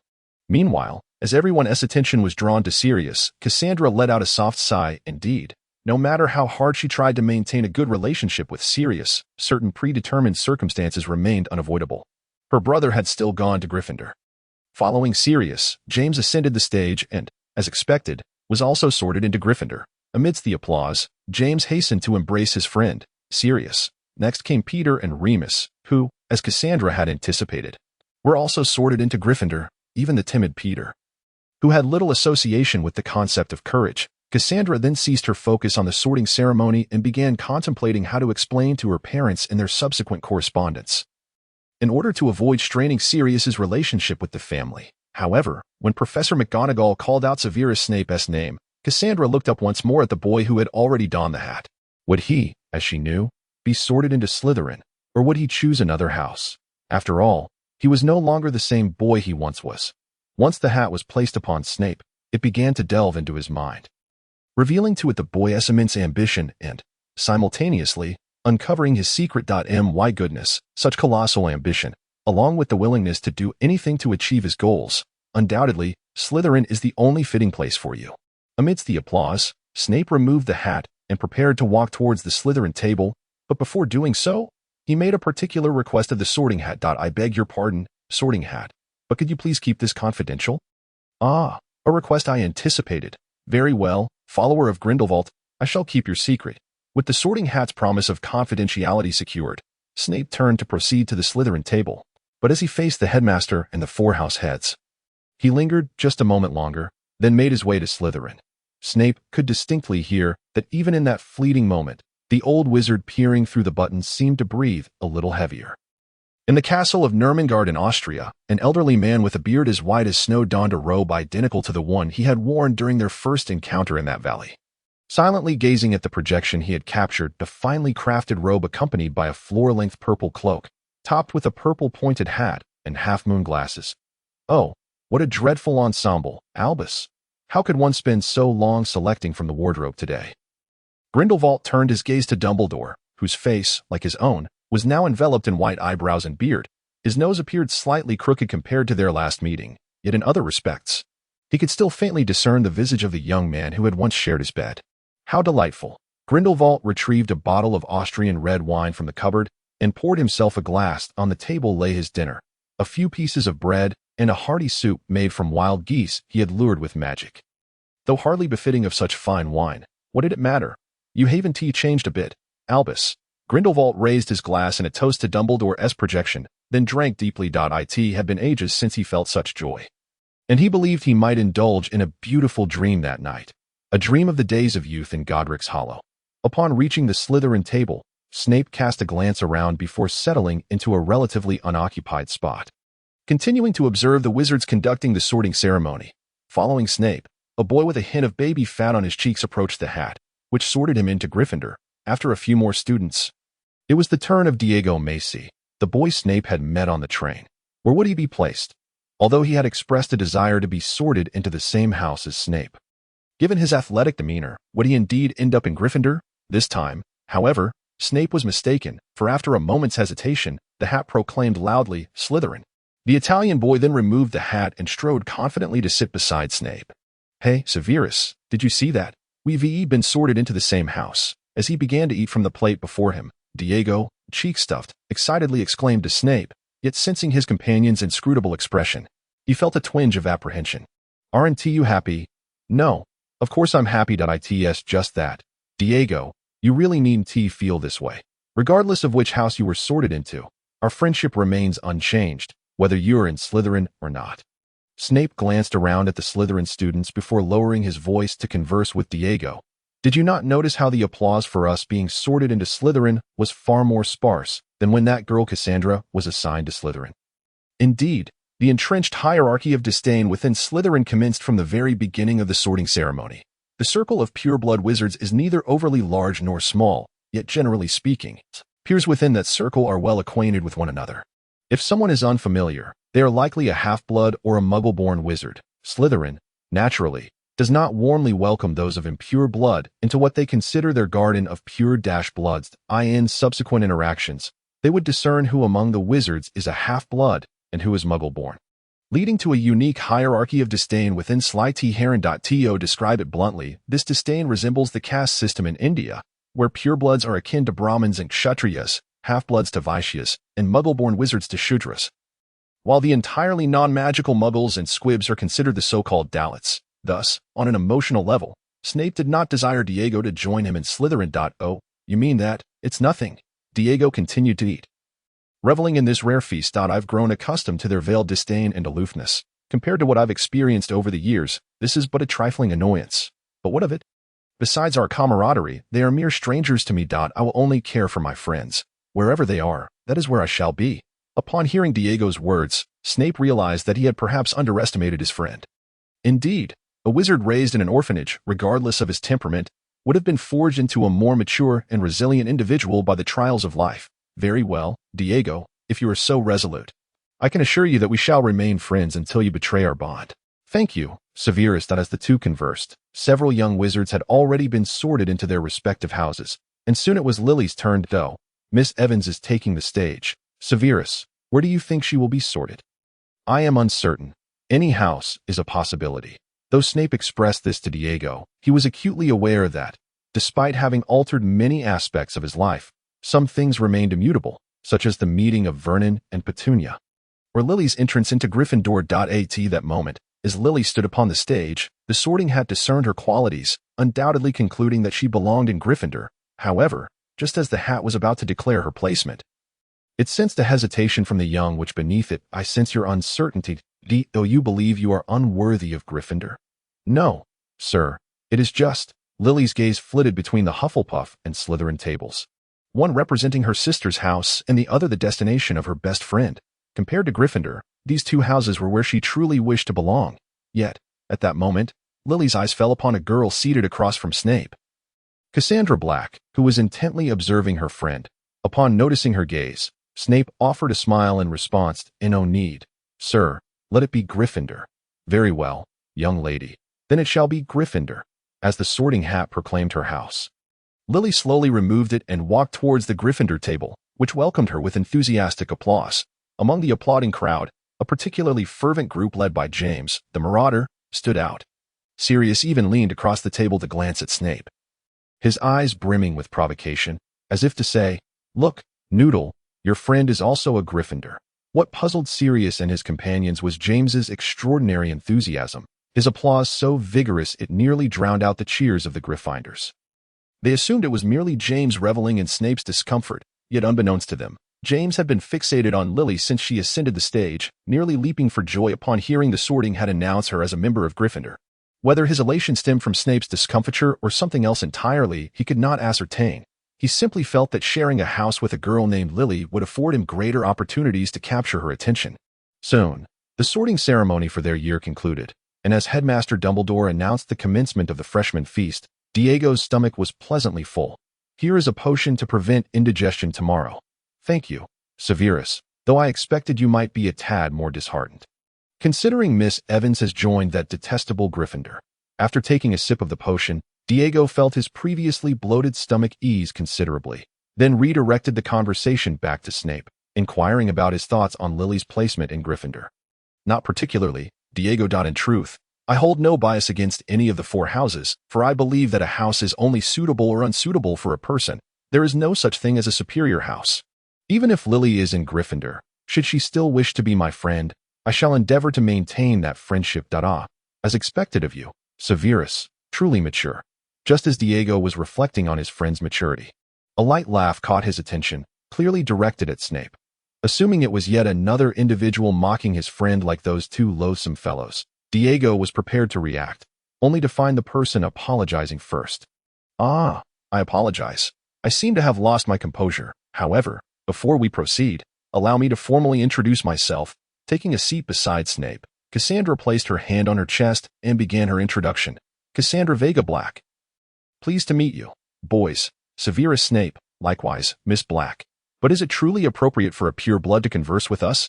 Hearing Snape's softly barbed words, Cassandra let out a gentle sigh, refraining from chastising him for his excessive hostility. It seems you harbor some misconceptions about us. Severus. Do you believe that purebloods are pompous individuals who only wish to associate with others of their kind? Certainly not. I merely pondered whether it reflects poorly on you, as the heir of House Black, to approach us after your brother has caused such a commotion. Snape's words left Cassandra momentarily taken aback. She had expected him to be self-centered and reckless, entirely disregarding the feelings of others, yet he displayed an unexpected consideration. Are you concerned for me? Just a passing thought. After all, Miss Black, it is your prerogative to choose whom to befriend. Well, how unromantic of you. Nevertheless, rest assured, as you just mentioned, after Sirius has created such a ruckus, the attention of others, including my cousin Lucius, is now focused on him as long as I do not create a scandal by transferring to a Muggle school. They shall not divert too much attention to me. Upon hearing Cassandra's words, Snape gained a new understanding of the magnitude of the disturbance caused by Sirius's placement in Gryffindor. So, Miss Black, what brings you here? While it seems improbable to persuade you to reconcile with Sirius and the others, I would implore you to refrain from using dark curses when you do clash with them. It was an anticipated request. Yet Snape chose silence, as his relationship with Cassandra did not grant him the authority to make such promises. Upon realizing her entreaty had failed, Cassandra remained undeterred. After all, she had not expected Snape to acquiesce based solely on a few encounters. However, having resolved to act as a mediator between Sirius and Snape, she found no reason to give up. I understand, but I shall not concede so easily. Severus, may I dine here? Please do, Miss Black. This is, after all, a public space. The freshman feast swiftly concluded amidst a serene atmosphere. After the professors escorted the students from the Great Hall, Dumbledore did not rush back to his office, as returning now would inevitably subject him to the portrait of Headmaster Black's incessant chatter, especially since his great-great-grandson had just abandoned Slytherin for Gryffindor. Moreover, during the sorting ceremony, Dumbledore sensed a fleeting moment of being watched, a gaze both ancient yet eerily familiar, though he remained in a state of confinement. It was not beyond the realm of possibility that this individual had found a way to infiltrate Hogwarts. If his suspicions were correct, this person would likely be the same one who had sent him woolen socks during Christmas in recent years. Gellert, what mischief are you plotting this time? Meanwhile, Sirius, who had just been assigned to the same dormitory as James, was preparing to retrieve his belongings when he noticed his sister watching him from a distance. Cassandra, aren't you going to collect your things? What brings you here?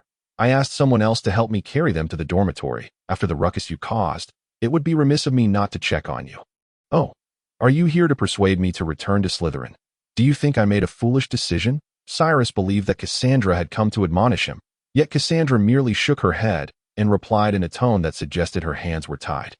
No, after all, I am aware that once you set your mind to something, no amount of persuasion from others will sway your resolve. I cannot discern whether your decision is wise or foolish.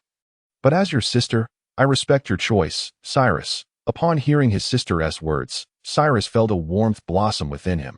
After making such a decision, he had braced himself for the wrath of his loved ones. He would neither expect nor desire their understanding, for this was his choice, one that no one could alter. Nonetheless, deep within, Cyrus harbored a hope for his family as comprehension. Thank you, Cassandra. We are, after all, bound by blood.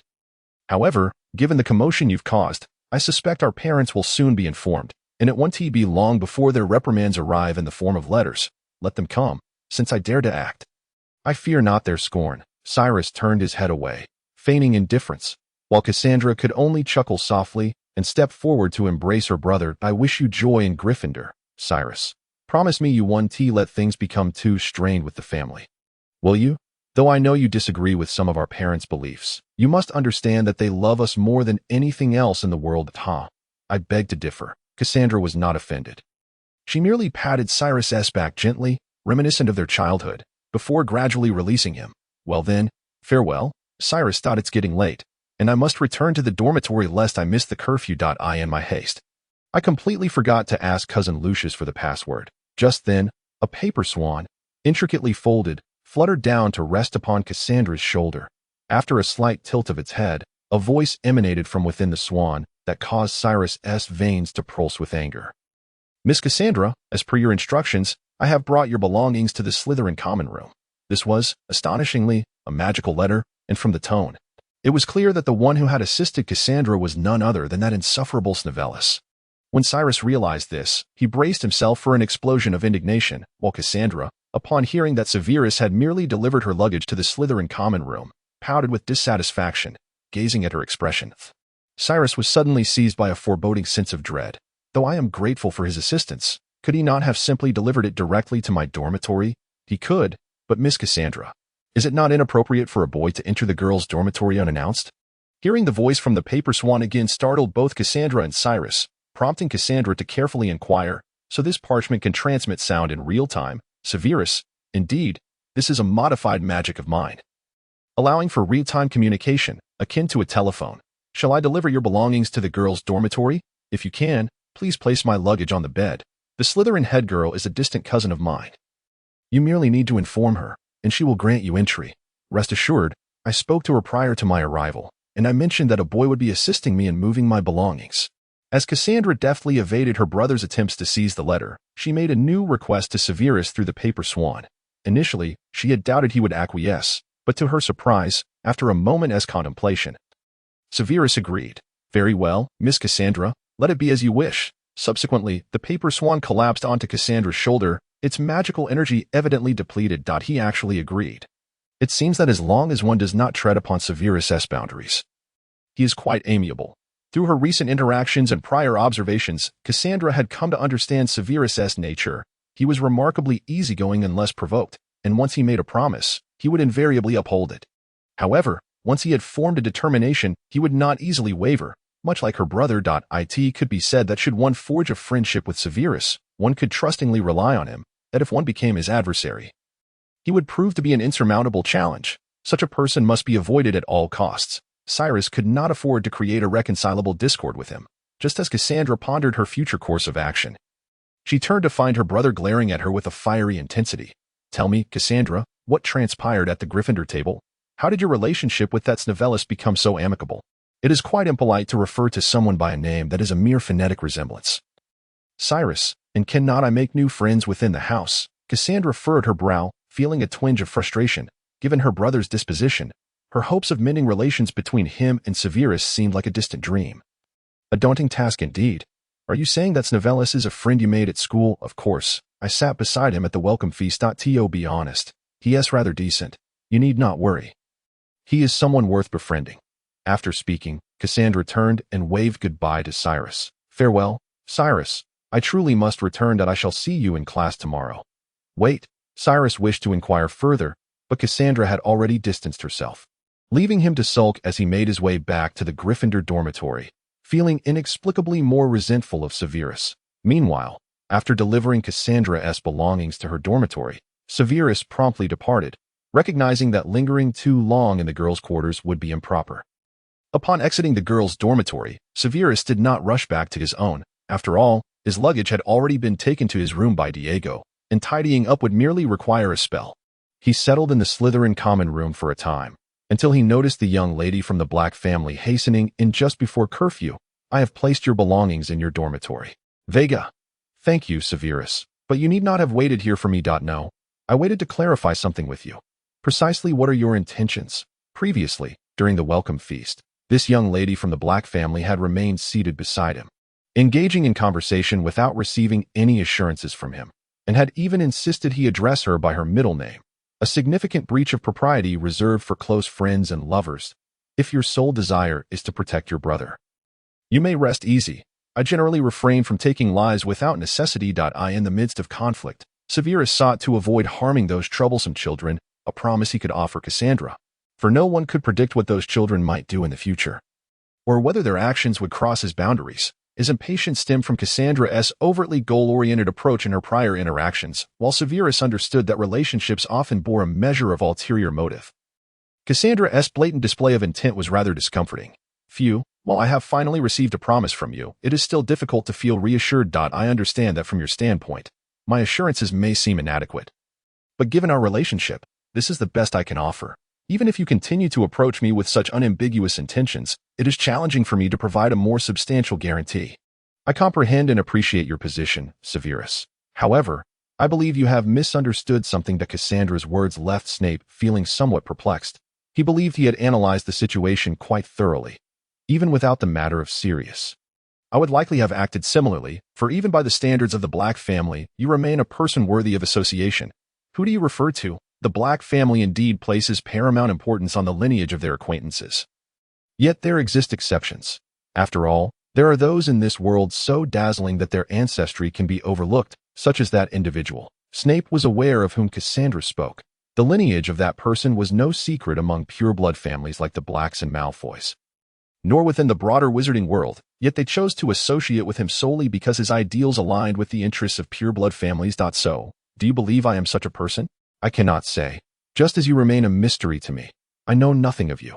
However, Severus, you are indeed exceptional enough for the Black family to overlook your lineage. Cassandra extended her hand and lightly tapped Snape's chest, then tilted her head with a charming smile directed at him. Thus, as a member of the Black family and the very first in this school to recognize your uniqueness, is it not perfectly reasonable for me to befriend you before you attain great heights? You should refrain from such gestures in the future, Vega. As a young lady, your demeanor ought not to be overly frivolous. With that, Snape exited the Slytherin common room, intending to return to his quarters and pack his belongings. While Cassandra, observing Snape's seemingly indifferent facade, noted a slight reduction in the aloofness with which he addressed her middle name and turned to head to her own room. Upon entering his room, Snape found his bed made. Evidently, Diego had taken the liberty of tidying it up in his absence. Since Diego had already gone to bed, Snape silently thanked him before lying down. As he settled into a meditative state, Snape began to receive information from his doppelganger stationed at King's Cross. After Snape's departure, the doppelganger had followed his instructions to apparate to Winchester and had magically disguised himself as Liam, subsequently acquiring a house in Winchester. After casting a muggle-repelling charm on this property, the doppelganger had proceeded that afternoon to Winchester College to take the entrance examination alongside Hunter. Overall, Winchester College certainly lives up to its reputation as one of the finest secondary schools in the world. The entrance exam posed a considerable challenge, though it was not beyond the scope of expectation. At least, that was Snape's impression as he reviewed the entire answering process through his doppelganger's eyes. As for whether he would pass the entrance examination, Snape was not overly concerned. In any case, should he fail, a donation of 1 or 2 buildings under the title of Lord Snape would surely secure his admission. After reflecting on the entrance examination at Winchester College, Snape made his way to the cellar where he found Grey Mancy comfortably dozing on a cushion. The latter, sensing Snape's magical presence, rolled over and opened one eye to regard him. "Ah, it's you, lad. Why do you come to find me so late?" "Well, I do have a small matter to discuss with you, Mancy." After nearly a year of acquaintance, Snape had grown quite familiar with the Grey Fairy, and thus felt no need for formalities. What Snape sought from Grey Mancy was assistance in digging a tunnel between the Forbidden Forest and Hogwarts Castle, although Snape could accomplish this task himself. Being a newcomer, it was prudent to remain inconspicuous. KB would have been suitable for the job, but he was currently managing several of Snape's hideouts and found it difficult to spare the time. The commotion caused by 8 animated suits of armor and gargoyles would easily attract the professor's attention. Hence, after careful consideration, Snape ultimately decided to entrust the significant task to the fairy, as digging was an innate talent of mice. And Grey Mancy's prowess in this regard surpassed that of ordinary mice. "You wish for me to dig. That is simpler than divination. Fear not, I shall handle it. In less than a month, it will be completed. By the way, would you like me to bring your belongings over? Then I shall leave it to you, Mancy." The following morning, as Snape awoke to the sound of his alarm, he shook his head. The greatest drawback of the Slytherin dormitory was its subterranean location, which rendered it nearly devoid of sunlight. Perhaps this accounted for the notably paler complexions of Slytherin students compared to those of other houses. Diego, in the neighboring bed, was still wrestling with his blanket, and Snape approached to rouse him, reminding him that today marked their first day of classes, necessitating a swift breakfast before heading to class.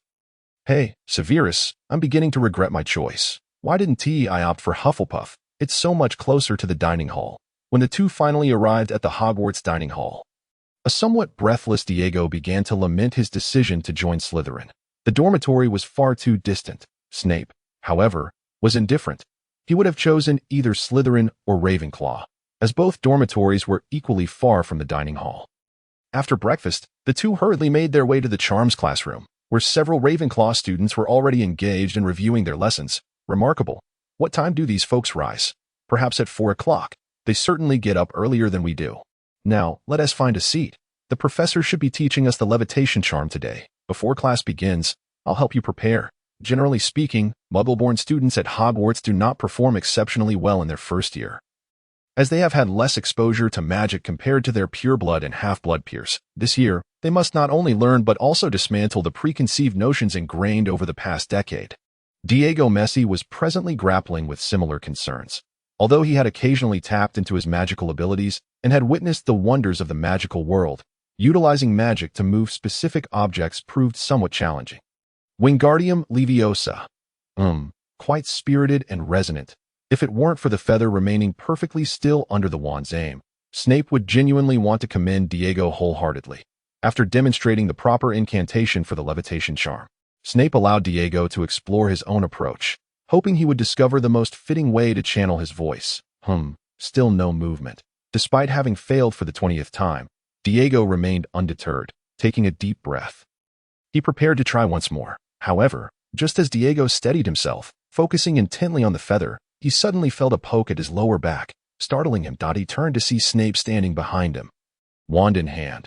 observing him with a bemused expression. "You're too tense, Diego," Snape remarked as he maneuvered around Diego to stand before the feather, casting a silent levitation charm. Upon witnessing Snape perform the charm without uttering the incantation, Diego's jaw dropped in astonishment. Unlike material technology that requires gears and energy to operate, magic is fundamentally a manifestation of will. In simpler terms, the power of magic necessitates belief, an invocation of the magical energy within oneself for it to function. Snape elaborated, then cast an expansion charm on the levitating feather, gesturing to the balloon-like feather. Thus, when casting spells, you need not vocalize the incantation. After all, the magic you wield to move these objects stems from the power within your own body, rather than from the incantation itself. The incantation merely serves to amplify your belief, meaning that as long as you believe, you can indeed achieve it. After concluding his explanation, Snape retracted the magical influence from the feather, then gestured toward the descending feather, inviting Diego to attempt once more. "All right then, let me try again." Wingardium Leviosa. Taking a deep breath, Diego directed his wand at the feather once more, and this time, the feather began to sway and float. "I did it, Severus." Gazing upon Diego, who seemed eager for the entire world to know of his success, Snape merely smiled and nodded. It was then that Snape heard the door at the back of the charms classroom creak open, revealing a figure that was clearly not a student exiting. It must be Filch. The identity of the individual was not difficult to deduce. After all, the only adult in Hogwarts who would take such an interest in two students practicing low-level charms was the ever-grumbling caretaker. "Filch, well done, Diego. Since we still have a little time before class begins, let us practice a bit more." By the time Professor Flitwick, burdened with a stack of books nearly half his height, entered the classroom, Snape and the others had already rehearsed several times. The students from Ravenclaw, who had been practicing with them, hurriedly gathered their belongings and departed, while students from Gryffindor and Slytherin continued to stream in through both doors of the charms classroom. "Wait, aren't we supposed to have class with Ravenclaw?" "No. The scheduling of Hogwarts' 4 houses is never fixed. It just so happens that this time we are paired with Gryffindor." I see. Upon hearing that it was not a constant arrangement with Gryffindor, Diego felt a sense of relief. Although it might seem somewhat childish to admit, his opinion of Gryffindor had indeed been soured by those two individuals. "Hey, Severus, you all arrived quite early. May I sit with you?" "Certainly, Miss Black. After all, there are no reserved seats in this classroom." Meanwhile, Sirius, who had just entered the classroom with James and the others, felt a vein pulsate on his forehead upon seeing Cassandra seated next to Snape. He was ready to confront Snape, but just then, Professor Flitwick leaped onto his designated desk and announced the commencement of class in his characteristic high-pitched voice, acknowledging the professor's declaration. Sirius reluctantly abandoned his intentions and took a seat with James and the others in another part of the classroom. For some reason, Sirius sensed that James's mood had brightened the moment he stepped into the classroom. More precisely, it seemed to improve after Professor Flitwick had announced the start of class. The truth behind James's uplifted spirits was that he had spotted Lily Evans entering the classroom with her textbooks. Glancing around before opting to sit with her newly acquainted roommate, Cassandra, who was conveniently situated close to where they sat, although it might seem somewhat self-deprecating, after attending Professor Flitwick's lesson, Snape genuinely felt that he could not match the teaching prowess of the gentle, diminutive Professor. In the first class of the day, Flitwick had also taught the levitation charm, explaining it in an accessible manner while being considerate of those wizards from ordinary backgrounds. During the lesson, a few students from Gryffindor began to play around after mastering the levitation charm, and their antics prompted other students to become more animated as well. To this, Professor Flitwick simply smiled and advised them to avoid disrupting others' practice. It was no wonder that Professor Flitwick's classes were so popular among Hogwarts students. He truly possessed no airs about him. Of course, only Gryffindor students had initiated the playful banter, and their frolics remained within the bounds of propriety. Some began to emulate James and his friends by casting the levitation charm on each other's belongings, while others exchanged tips and insights. In contrast, the Slytherin students were considerably quieter, aside from the occasional incantation of Wingardium Leviosa. There were few other sounds. This was not to say that there were no unruly students among them. After all, if Gryffindor had the likes of Peter Pettigrew, Slytherin certainly had its own peculiarities, such as Diego. "Hey, Sev, I noticed that some students seem to be struggling with the levitation charm, so I called them over to seek your assistance." Initially, Snape had intended to practice only a few times symbolically, as he found little merit in repeatedly practicing such a rudimentary charm. However, Diego had roamed about the classroom and summoned those wizards of ordinary descent from Slytherin, compelling Snape to devote the remainder of the charms lesson to instructing them. Haha, you will undoubtedly make a fine teacher one day, Severus. Ignoring Cassandra's teasing remark about his future as a Hogwarts instructor, Snape adopted the mindset that teaching one was akin to teaching two, and thus began instructing these wizards of ordinary background in the techniques of the levitation charm. Although the charm was not particularly complex, it posed a considerable challenge for these young witches and wizards to master.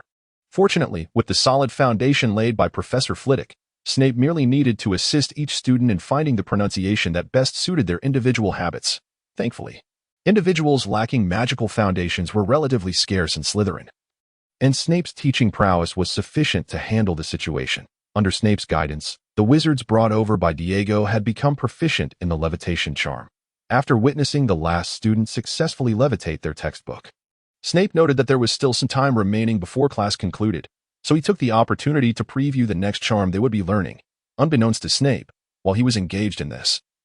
Professor Flitwick had been observing him from the podium, and from his continuous nodding, it was clear that he was quite pleased with Snape's efforts. Snape would later learn of this when Cassandra informed him at the end of class, adding, "It seems you are destined to be an excellent teacher, Severus." Snape accepted her words as a compliment, although to be honest, he had no aspirations of becoming an educator.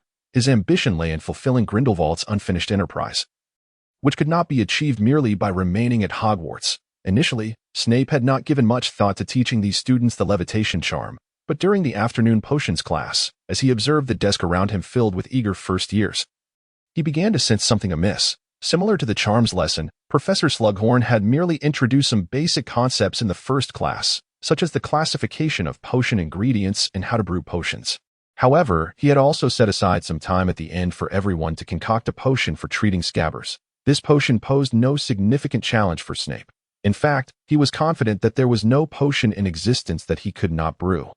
As he simmered the ingredients, he even made last-minute adjustments to the recipe, enhancing the final product's efficacy. After Snape submitted his assignment to Professor Slughorn, the others around him completed their potions as well. However, aside from Cassandra and a boy named Edward, the results presented by the others were nothing short of abysmal. Snape would wager that even the most impoverished wizard would not choose to use those concoctions for treating their scabbers. "You applied too much force when grinding the snake fangs, Diego, resulting in an excessively fine powder. Try to be gentler." Spotting these dismal potions ignited Snape's professional instincts, prompting him to instruct Diego and the others to brew another potion for scabbers. While he examined where each had gone awry, should I say they truly are novices? The mistakes made were not merely varied, but certainly opened Snape's eyes. He could not fathom why some insisted on adding sugar to the potion, believing it would mask the bitterness rather than fundamentally alter the potion's properties. It is worth noting that in ancient times, sugar was also considered an ingredient, and quite an expensive one at that. Had it not been for the Industrial Revolution increasing its production, it might still hold a place in potion recipes today. In any case, under Snape's guidance, which came at the cost of his rising blood pressure, these students ultimately managed to brew a potion that could barely make it to the discounted section of Slughorn-Gigg's apothecary. During this time, several students from Hufflepuff who had attended the class gathered around them. When class concluded, Snape, utterly exhausted by the boundless creativity of these beginners in potion-making, slumped over his desk contemplating life. At that moment, Professor Slughorn approached, his impressive belly leading the way, grinning broadly. Oh ho ho. "Well done, Severus. It seems you possess a true talent for potions and education." "You flatter me. Professor Slughorn. It is merely a matter of having previously brewed potions to supplement my family's income, and treating scabbers is foundational for any wizard." Certainly. However, even so, the ability to modify its potion formula and concoct a superior product than the standard recipe clearly demonstrates your remarkable talent in the art of potion making. I wonder if you might be interested in joining the club I have established. It would be a great honor. Although I did not anticipate receiving an invitation to the Slug Club so soon, Severus had no reason to decline. Personally, Professor Slughorn's club is indeed an excellent platform that will significantly aid him in fulfilling the ideals he inherited from Grindelwald. Of course, Severus was not the only one in this class to receive such an invitation. Cassandra, as the rightful heir of the Black family, also received an invitation from Professor Slughorn. It is a privilege to join this club. Professor Slughorn. My cousin Lucius has spoken highly of it.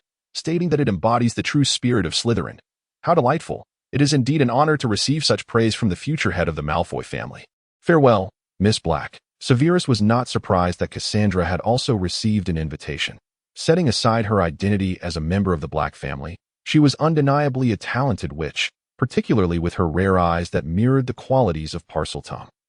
Even now, Severus had yet to fully comprehend the extent of the magic contained within those eyes, but it was certain that if it merely allowed her to perceive the flow of magic, that alone would be an extraordinary ability. When mealtime arrived in the Great Hall, the young Slytherin wizards whom Severus had mentored quickly gathered around him, displaying an unwavering admiration. Originally, Lily had intended to seek out Severus during the meal, but upon entering the hall, she found him already surrounded by others and reluctantly chose to find her own housemates instead. There was an inexplicable feeling of something amiss, yet she could not quite articulate it. Holding a plate of hummus and apple pie, Severus regarded his classmate who was preparing to delve into discussions about today's charms lesson, setting aside his own perplexity to explore the possibility of casting a second spell while performing the levitation charm. At that moment, Diego, filled with anticipation for the upcoming flying lesson, observed Severus encircled by wizards of ordinary lineage within Slytherin. Although he had sown the seeds of this situation himself, he did not expect to reap such an outcome. Feeling somewhat guilty towards Severus, he mused that perhaps he had made his future school life overly eventful, just as Severus engaged in a discussion regarding the potential enhancements to the levitation charm. Several Gryffindor students entered the hall for a meal, and the congregation of Slytherin students immediately caught their attention, while it was not uncommon for students to dine in groups at Hogwarts. The sight of over 10 students clustering together, predominantly from Slytherin, was indeed a rarity.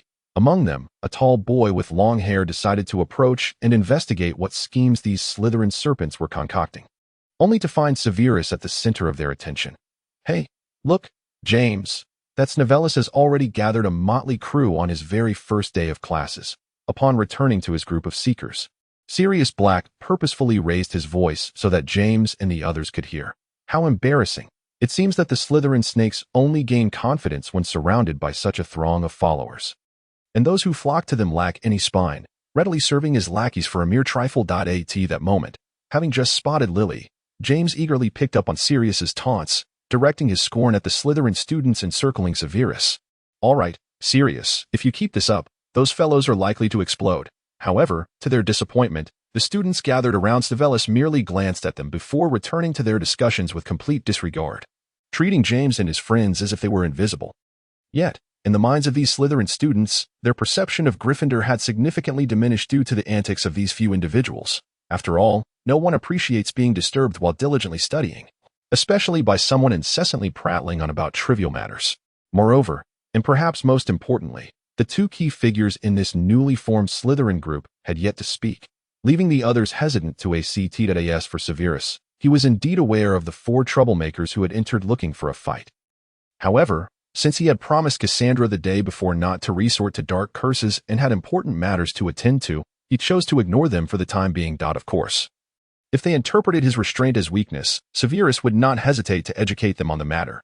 Though he had vowed to Cassandra not to use dark spells, he was confident that with ordinary charms, he could easily best these 4 young ruffians. He doubted that a combination of Bat Bogey Hex, Engorgement Charm, Levitation Charm, and Hurricane Charm would leave him seeing them in the Great Hall again. Meanwhile, Cassandra, noticing Severus narrowing his eyes and beginning to rise, quickly prepared to intervene and halt Sirius and the others from continuing. Just then, a red letter was abruptly dropped in front of Sirius by an owl doe. "It seems there will be quite a show." Upon seeing the letter, Severus retracted his wand, crossing his arms in anticipation, while Cassandra, realizing the implications of that letter, knew trouble was imminent. "What is it, Severus?" "A howler." In simple terms, it is a letter infused with magic that conveys the sender's words verbatim to the recipient. Most often, it is utilized by the sender to express their outrage, thus earning the name Howler. After enlightening his little entourage about the Howler, Severus instructed them to pause their chatter and gather to witness this rare spectacle. At that moment, Sirius held the Howler in his hand, his face alternating between shades of green and white. He had anticipated that upon learning of his choice to join Gryffindor, his parents would undoubtedly send him a Howler. But he had not expected it to arrive so soon, especially not in the Great Hall, in front of that accursed Snavelis. Just then, Snavelis's voice cut through the air. "Well, Aren't you going to open it? Surely, the esteemed Mr. Black is aware of the consequences of ignoring a howler. If you do know, you should understand that resistance is futile. Sirius was fully aware that even if he chose not to open the howler, it would automatically activate and play itself. With a determined breath, he tore it open. Are you out of your mind? As soon as he opened it, the mouth formed from the letter faithfully relayed his father's fury in a deep male voice. It was clear that the reprimand came from Sirius's father, the head of the Black family. Although he had never received a howler before, Severus estimated that the length of this one would rank among the longest ever. The head of the Black family berated his eldest son for over 10 minutes. Yet, as soon as the letter was opened, Sirius bolted from the Hogwarts Great Hall, prompting the rest of the Seekers to follow suit. Soon after, a flurry of owls descended upon the Great Hall, delivering more howlers from the Black family. However, as the intended recipient had already departed, the howlers quickly erupted, filling the Great Hall with the furious shouts of Mr. and Mrs. Black. What a nuisance! They truly know how to create trouble. Such circumstances certainly render any conversation futile. After casting a silencing charm for the benefit of all, Severus Snape finally found himself with the leisure to enjoy a tranquil dining experience. However, the commotion instigated by Sirius Black had successfully plunged the first-year Slytherin's perception of Gryffindor to an all-time low. It is fair to say that in the foreseeable future, the private relations between Snape's cohort of Slytherins and Gryffindor would be markedly tenser than in previous years. Once the meal concluded, bidding farewell to the others, Snape made his way to an empty classroom within Hogwarts, where he settled down to peruse Grindelwald's notes while contemplating his plans for the future. Due to the formidable enchantments surrounding him, even someone of Snape's caliber was unable to utilize apparition within Hogwarts. Thus, to employ this method of travel, he would need to excavate a tunnel leading outside the school grounds. Fortunately, he had entrusted this task to his associate, Grey Malkin, which left Snape to consider the potential ally he could recruit to facilitate his activities over the coming years. After all, he would undoubtedly need to venture out at night frequently, necessitating the alignment of the headmaster to his cause. As he pondered this, his peripheral vision caught sight of Argus Filch, the new caretaker, pacing with a cat in hand just outside the classroom. The essence of a deal fundamentally lies in providing the other party with something they desire, while others might require time to ascertain what Filch sought and might not even be able to fulfill that need. Snape was fortunate enough to know precisely what Filch wanted and was indeed capable of providing it. With this thought, Snape's wand emitted a faint white glow. Argus Filch, who had succeeded the retired Apollyon Pringle as Hogwarts caretaker 2 years prior, was notorious for his severe demeanor. Notably, unlike his predecessor, Argus Filch was a squib. A squib is defined as someone born into a wizarding family, yet devoid of magical ability. Grindelwald believed that while they are labeled as squibs, such a designation is not entirely accurate, for all squibs can perceive dementors, ghosts, and other entities visible only to wizards. Thus, in a sense, they are wizards themselves, merely unable to wield magic. Snape, however, theorized that this phenomenon could be elucidated from a genetic inheritance perspective. If we posit that the ability to wield magic is a dominant trait, while the inability to do so is recessive, then the emergence of a squib would occur when two individuals exhibiting the dominant trait produce an offspring manifesting the recessive trait. This recessive trait likely does not reside on the X or Y chromosomes, as squibs can be either male or female. Therefore, according to Snape's theory, squibs represent a recessive genetic condition exclusive to wizards, a malady that is nearly incurable in the realm of muggles. As for the wizarding world, Snape was uncertain whether anyone had discovered a remedy for squibs, but given the level of discrimination they faced, akin to that directed towards werewolves, it was likely that the Ministry of Magic did not even keep a tally of squibs. Of course, one could not dismiss the possibility of individuals like Snape, who might take an unusual interest in this small, marginalized group, such as a squib support association. However, it was improbable that they would invest effort into developing a potion to alter genetic traits. Naturally, akin to the previous half-vampire, half-werewolf potion, Snape had not tested this potion since its formulation. Furthermore, unlike the former, this potion would require at least a month of continuous consumption to take effect. Thus, it was settled, Argus Filch would serve as the guinea pig for this potion. Despite this declaration, Snape currently possessed scant potion ingredients. With only the cauldron his mother had gifted him, he could not brew the potion, so he would have to await Grey Malkin's arrival with supplies. Until he had secured Filch's cooperation, Snape would need to maintain the guise of a model student. Dutifully returning to the dormitory at curfew, the following days, Snape adhered to the schedule befitting an exemplary Hogwarts student, occasionally participating in class discussions to accrue points for the school. Yet, inexplicably, after each class, the Slytherin Muggleborns would congregate around him and Diego, seemingly appointing them as their leaders. As for Cassandra, Snape had initially anticipated that, given the Black family's disposition, she would receive a howler from her family, demanding that she distance herself from him and the Muggle-borns. To his surprise, days passed without any such correspondence, and Cassandra continued to seek him out after classes. When Snape inadvertently mentioned this to Cassandra, she paused momentarily before responding with a wry smile. "What can I say? Everyone's attention is fixed on Sirius. I heard that Lucius, my cousin, has been sent by my father to confront Sirius multiple times. But each encounter ends in discord. If it weren't for Sissy, Lucius would have been prepared to teach him a lesson. Such sentiments were understandable. It was no wonder Lucius harbored disdain for him." As the eldest son of the Malfoy family, Lucius had been raised to prioritize family honor, and in his view, Sirius's behavior was tantamount to throwing the Black family's reputation to the wind. However, Snape found it perplexing that after nearly 4 or 5 days, they had not discerned that Cassandra, as the Black family's heiress, was associating with him, a Muggleborn. After all, did I not mention this before?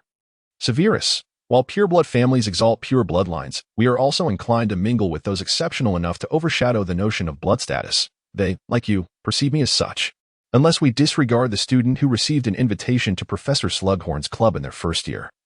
There are hardly any others who can claim such merit. My cousin Lucius informed me that Professor Slughorn holds you in high regard, proclaiming you to be a once-in-a-century talent in potion-making.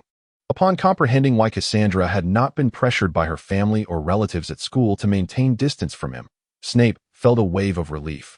Although he was not particularly fond of Cassandra's overtly transparent intentions, he did not wish for her to encounter any trouble due to their association. On one particular day, after rising from his bed, Snape approached Diego's bedside, intending to rouse him, only to find Diego already dressed and ready. "I must say, while I understand your eagerness for flying lessons, your excitement seems a bit excessive. How can I help it, Severus? Once flying lessons commence, we can borrow brooms from the school during breaks, allowing us to practice Quidditch daily and subsequently join the team." "Hold on. I never said I would join the team. I'll merely assist you in learning how to play Quidditch and see if I can persuade Professor Slughorn to let you join the house team. As for your success, that will depend on your own luck. Of course. Nevertheless, I must admit, I still harbor some doubts. Is it truly safe to fly on a broomstick? Rest assured, it is the most commonly used mode of transportation in the wizarding world. As long as one refrains from executing dangerous maneuvers intentionally, it is quite safe. In fact, wizards regard Muggle airplanes as perilous metal contraptions. As the two conversed, they soon arrived at the venue for the flying lesson. To their surprise, the class was shared with Ravenclaw, the house that resonated best with Slytherin.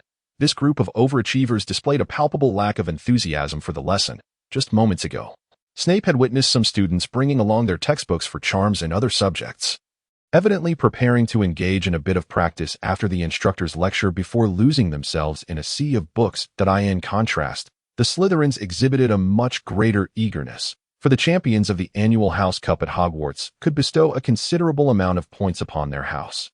A significant temptation for the honor-seeking Slytherins, their flying instructor appeared to be a retired Quidditch player, who, during the lesson, animatedly praised the new Gryffindor student, James Potter, repeatedly asserting that he was destined to become a superstar in the Quidditch realm. "You truly ought to witness Mr. Potter's movements. He seems to have been born for Quidditch," the professor exclaimed, hardly able to divert his attention from the subject of his admiration. It was almost as if one could be led to believe that James Potter had already achieved stardom in Quidditch. Fortunately, despite the professor's apparent obsession with James, he did not neglect his teaching duties, dedicating time to instructing the students on the fundamental techniques of broomstick flying. However, upon spotting a few upperclassmen outside the training area, he began to boast once more. As you all are likely aware, flying lessons are exclusively available to first years, and they also serve as an opportunity for the house teams to scout for potential new players. Typically, invitations from the house teams are extended after you have attended lessons for a month or two. Yet, that Mr. Potter, having only attended a single lesson, was already invited by the Gryffindor team. Upon hearing this, Diego could not help but scoff. He had been quite looking forward to the flying lesson, only to discover that the instructor was a person who could hardly speak without mentioning that insufferable Potter. Diego harbored a dislike for James, as he and his friends often targeted Diego's companions, while it was frequently not he, but Sirius, Cassandra's brother, who directly clashed with Snape. James was always the first to lend support whenever Sirius found himself at a disadvantage during their disputes. Naturally, Diego would rush to assist Snape, although Snape often insisted that he need not become embroiled in the feud between him and the others. Diego's character would not allow him to remain indifferent while his friend was being targeted. Consequently, within less than a week, including the incident on the train, those two troublemakers had approached him no fewer than 10 times, leaving Diego perplexed as to what they occupied their free time with, as it seemed they had nothing better to do than to pester him and Snape. Over these days, however, Diego began to discern that a significant portion of Sirius's animosity towards Snape stemmed from his sister, Cassandra. He had even suggested to Snape that perhaps he should maintain some distance from Cassandra, yet he understood that Snape did not deliberately seek to grow closer to her. It was Cassandra who chose to approach Snape of her own accord. In response, Snape adopted an indifferent stance, neither pushing Cassandra away nor engaging in extensive dialogue with her. Logically, one might expect that as a pampered young lady from a wealthy family, Cassandra would be incensed by such cold treatment and would withdraw in a huff. But now, observing her standing beside Snape with a broomstick in hand, Diego began to ponder whether the notion of love at first sight, as portrayed in novels, truly existed in reality. The flying broomstick, inherently an easy skill to learn yet difficult to master, largely depended on individual practice. Thus, after imparting the basic operations to the students, the flying instructor allowed them to practice independently. Most Ravenclaw students, after soaring a few laps on their broomsticks, descended to find a shaded spot to immerse themselves in their books. Nevertheless, even among the academic-minded Ravenclaws, there were those who harbored a passion for flying lessons in Quidditch. Some even conjured magical simulations of the 3 types of balls used in Quidditch, engaging in practice high above. However, after a while, they began reviewing their simulated sessions, correcting their less-than-perfect movements according to the texts. Indeed, one could not deny the essence of Ravenclaw, as even their Quidditch simulations exuded an air of scholarly diligence. Yet, Snape found no grounds for criticism, as he was engaged in a similar endeavor. After taking to the skies with Diego, Snape observed that Diego was struggling to keep up and, emulating the Ravenclaw students, attempted to simulate the 3 types of Quidditch balls in this aerial domain, directing 2 bludgers towards Diego. Meanwhile, Diego, gripping his bat with unwavering focus, kept his eyes trained on the position of the bludgers, deftly maneuvering his broomstick to evade one while swinging powerfully at the other. Thwack! Snape watched as the bludger was sent flying by Diego's forceful strike. While the swing was indeed impressive, it was evident that Diego had exerted too much force, leaving him vulnerable to being struck by another bludger in the absence of teammates. Alas, as anticipated, Diego, having focused most of his attention on his swing, failed to evade the rapidly approaching bludger and was sent tumbling from his broom. The flying instructor, observing the situation from a distance, quickly mounted his broom and sped over to prevent any potential accidents. Yet, Snape, already prepared with contingency measures, drew his wand from his pocket and cast a levitation charm on Diego and his broom. That swing was quite splendid. However, you concentrated too much on the bludger you aimed to strike. Remember, on the field, your teammates will not always be by your side. Thus, unless you are absolutely certain, it is best not to fixate too intently on a single ball. Watching as Diego finally managed to remount his broom, visibly shaken, Snape kindly offered him a bottle of invigorating potion, as Hogwarts still had supplies for such common concoctions. Phew, is being a beater truly that perilous? Diego mused. Not at all. After all, there are only 2 bludgers in a match, and their targets can be any player on the field. The role of a beater is to protect your chasers and seekers while avoiding becoming a target for the bludgers. A skilled beater should also learn to direct the bludgers to take out opposing players. Isn't that bordering on foul play, Severus? Diego was taken aback that Snape would impart such a seemingly unscrupulous tactic. Yet, oddly enough, he found himself not entirely opposed to the idea that, oh no. In fact, this is merely a strategic use of the rules of the game. Bludgers are inherently designed to disrupt both teams' chasers and seekers. And conversely, they can also serve as tools that be while ensuring the safety of your own chasers and seekers. You can use the bludgers to hinder the opposing team's seekers and chasers. I believe this is the true duty of a beater. You must understand, Diego, that the essence of a match lies not in relishing the process, but in achieving ultimate victory, the Quidditch Cup. All right, enough. Just as Snape was guiding Diego to embrace his Slytherin philosophy of Quidditch, the flying instructor, who had been eavesdropping on their conversation, approached them with his broom in hand. Firstly, due to your conduct during the flying lesson, I must deduct 20 points from Slytherin. Secondly, while I acknowledge that your Quidditch strategy is indeed recognized, it is far too utilitarian and cunning, verging on a desecration of the noble sport of Quidditch. 20 points. Upon hearing the professor's pronouncement of their punishment, Diego displayed an expression of utter disbelief. While Snape furrowed his brow, acutely aware of the perilous situation that had just transpired, an incident that had nearly resulted in catastrophe. Initially, Snape had braced himself for a deduction of points, but 20 points seemed excessively harsh. Each academic year at Hogwarts features a points competition, a pivotal mechanism designed to foster healthy rivalry among the four houses. Typically, the authority to award or deduct points lies with the professors of each subject. Exemplary performance in class earns points, while poor conduct or disturbances result in deductions. Generally, these point adjustments range from 5 to 10 points. In instances like the recent near mishap, a maximum deduction of 10 points would be expected. However, the professor had commenced with a reduction of 20 points, a decision that appeared unjustifiable. As Snape contemplated approaching the professor to contest this decision, or perhaps seek the intervention of Professor Slughorn. The flying instructor unexpectedly shifted his stance. However, the swing you executed just now was truly remarkable. It seems you possess considerable talent in Quidditch, particularly as a batsman, so I intend to award 10 points to Slytherin. Both Snape and Diego found themselves momentarily bewildered by this professor's unexpected maneuver. Nevertheless, with the addition and subtraction of points, Slytherin ultimately faced a deduction of only 10 points, an amount Snape believed could be easily regained in a single potions class.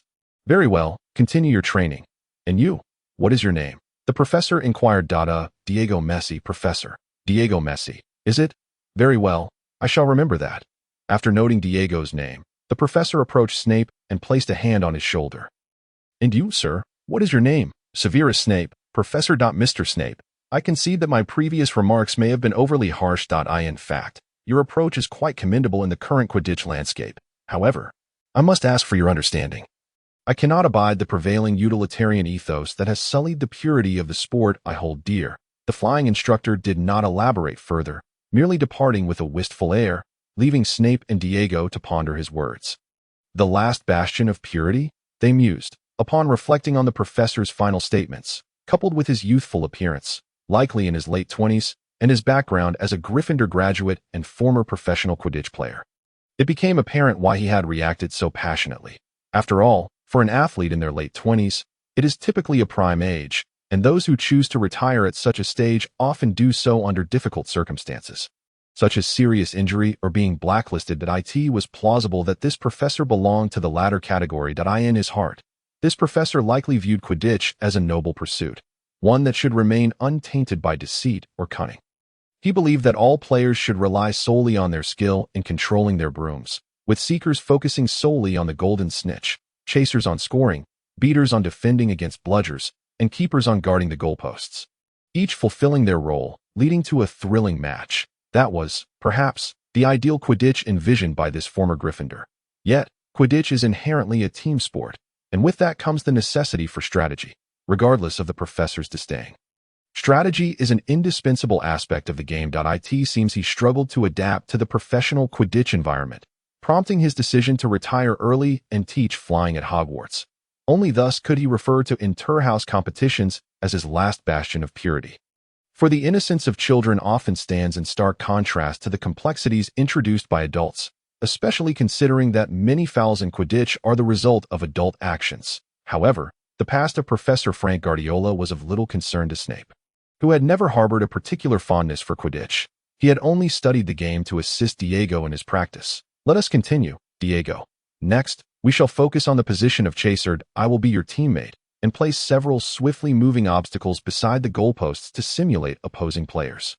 Your task will be to score without colliding with these obstacles after I pass you the ball. All right, let's do this. In the ensuing time, Snape guided Diego through various positions in Quidditch. Upon evaluation, it became clear that Diego possessed remarkable talent across multiple roles, though he favored the positions of chaser and seeker. Both positions demanded exceptional reflexes and broomstick skills, particularly the role of seeker, which is often considered the heart of a Quidditch team. Generally, such responsibilities are rarely entrusted to inexperienced novices, save for the exception of a certain destined savior years later. I understand your aspirations. However, my advice is this. While you hone your skills as a chaser and seeker, do not neglect training for other positions. You never know where the team may assign you during a match, especially in your second or third year when your experience is still limited. After all, not everyone is a savior, arriving with great expectations from the outset. Understood. Riding his broom down to the ground, Snape and Diego were taken aback to find the flying instructor awaiting them with an old Nimbus 1001 broomstick. Here you go. I inquired about your background and learned that you grew up in a Muggle orphanage, thus lacking your own broomstick. This is an old one I purchased last year, and I gift it to you. Practice well. Thank you, Professor Frank. Thus, Diego received his very first broomstick as the weekend approached. Most students in their third year and above ventured to the nearby Hogsmeade for leisure, while first and second years like Snape remained in the castle, left to their own devices. Early on Saturday, Diego was already practicing with the broom gifted by the flying instructor, while the others in the dormitory remained deep in slumber. Snape, too, was occupied. His primary consciousness resided in his duplicate at Winchester, where he had returned to the cellar to brew potions for his house elf. I apologize, Master, I do not understand how I contracted the elf flu. It is not your fault, Kraby. This autumn has seen a widespread outbreak of elf flu, and even many house elves at Hogwarts have fallen ill. While humans rarely observe house elves or fairies getting sick, it does not imply that they are immune. Elf flu is a malady that affects only elves and house elves. The symptoms of this illness closely resemble those of a typical flu, with afflicted house elves experiencing high fevers, fatigue, chills, accompanied by coughing and sneezing over a span of 4 to 7 days. The most debilitating aspect, however, is the blockage of magical abilities. In simple terms, it is akin to a cannon's muzzle accumulating too much dust, preventing the cannonball from being fired. Ailing house elves find it exceedingly challenging to use magic, a critical blow for those accustomed to using magic for their chores. Fortunately, elf flu typically lasts only 3 to 5 days. And due to the resilience of house elves, they do not require potions. They merely need to endure the illness to recover and regain their magical abilities. Coincidentally, this autumn coincided with a significant outbreak of elf flu, affecting numerous house elves, particularly in places like Hogwarts where hundreds reside. Consequently, this year's school opening saw a shortage of house elves, forcing students to carry their belongings to the dormitories themselves. Upon receiving news from the Daily Prophet, Snape had warned Kraby to be vigilant against the flu, but it seemed Kraby either did not heed the warning or simply fell ill while out shopping. Had it not been for Raven informing me, I would have remained unaware of the severity of your condition. Indeed, I was quite startled when you suddenly collapsed while delivering sustenance to the giant arachnids yesterday. Had I not intervened promptly, you would have become their meal. Raven circled and arrived at Kraby's bedside, lamenting why he had not been informed earlier about his illness. It is important to note that while the giant spiders may form bonds with humans, they will unhesitatingly consume the corpses of those they were once close to upon their demise. As it is their instinct, I sincerely apologize. I believed I could endure this time as well, but I did not anticipate it would escalate to such severity. Enough of this talk. I shall prepare a potion shortly, but first, drink this, Snape declared, producing a vial of invigorating potion, gently lifting Kraby's head and administering the potion to him. Master, you truly need not squander such a precious potion on me. It is merely fairy flu, and I can endure it. You are an exceptional house elf, and thus it is best you heed my command. Kraby, otherwise, I shall present you with a garment. Yes, Master. After compelling Kraby to obediently consume the potion with a firm tone, Snape retreated to his laboratory to concoct a remedy that would alleviate Kraby's symptoms more effectively. As its name suggests, fairy flu lacks a reliable antidote akin to that of the common flu. Even the finest potion can only alleviate symptoms such as nasal congestion. Consequently, Snape swiftly prepared a potion to relieve symptoms and bolster stamina. Here, drink this. It should ease your discomfort. Thank you, Master. I shall resume my duties once I have taken the potion. It seems you're mistaken, Kraby. This potion will not enable you to wield magic immediately. It merely alleviates your other symptoms and enhances your vitality, allowing for a quicker recovery. After placing the potion on Kraby's bedside table, Snape rose to head to the kitchen to prepare a meal. Rest well, Kraby. Until you recover, The household chores will be managed by Pungent and myself.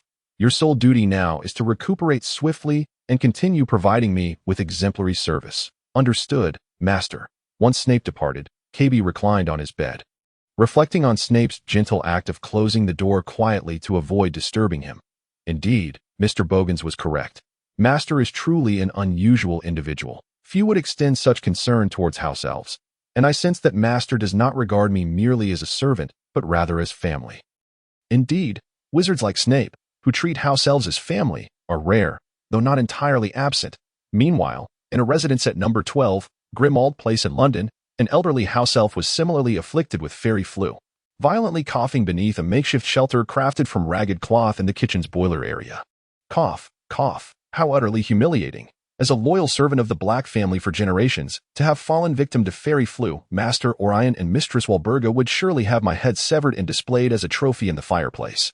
Creature, can you hear me, creature? Just as the elderly house elf wallowed in self-pity, a youthful voice suddenly echoed from above. Upon hearing the voice, Creature mustered his ailing body to crawl out of his nook to greet his dearest young master. I heard you, Master Regulus. Please forgive Creature for not being able to greet you immediately. Have Master and Mistress finally decided to have my head removed and placed on the wall of the fireplace? What nonsense are you spouting, Creature? I would never allow that.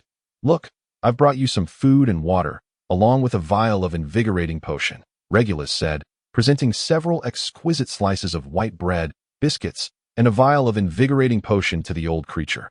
To Creature, these provisions felt like a feast, and he respectfully accepted the food with both hands. Yet he pushed the vial of potion back.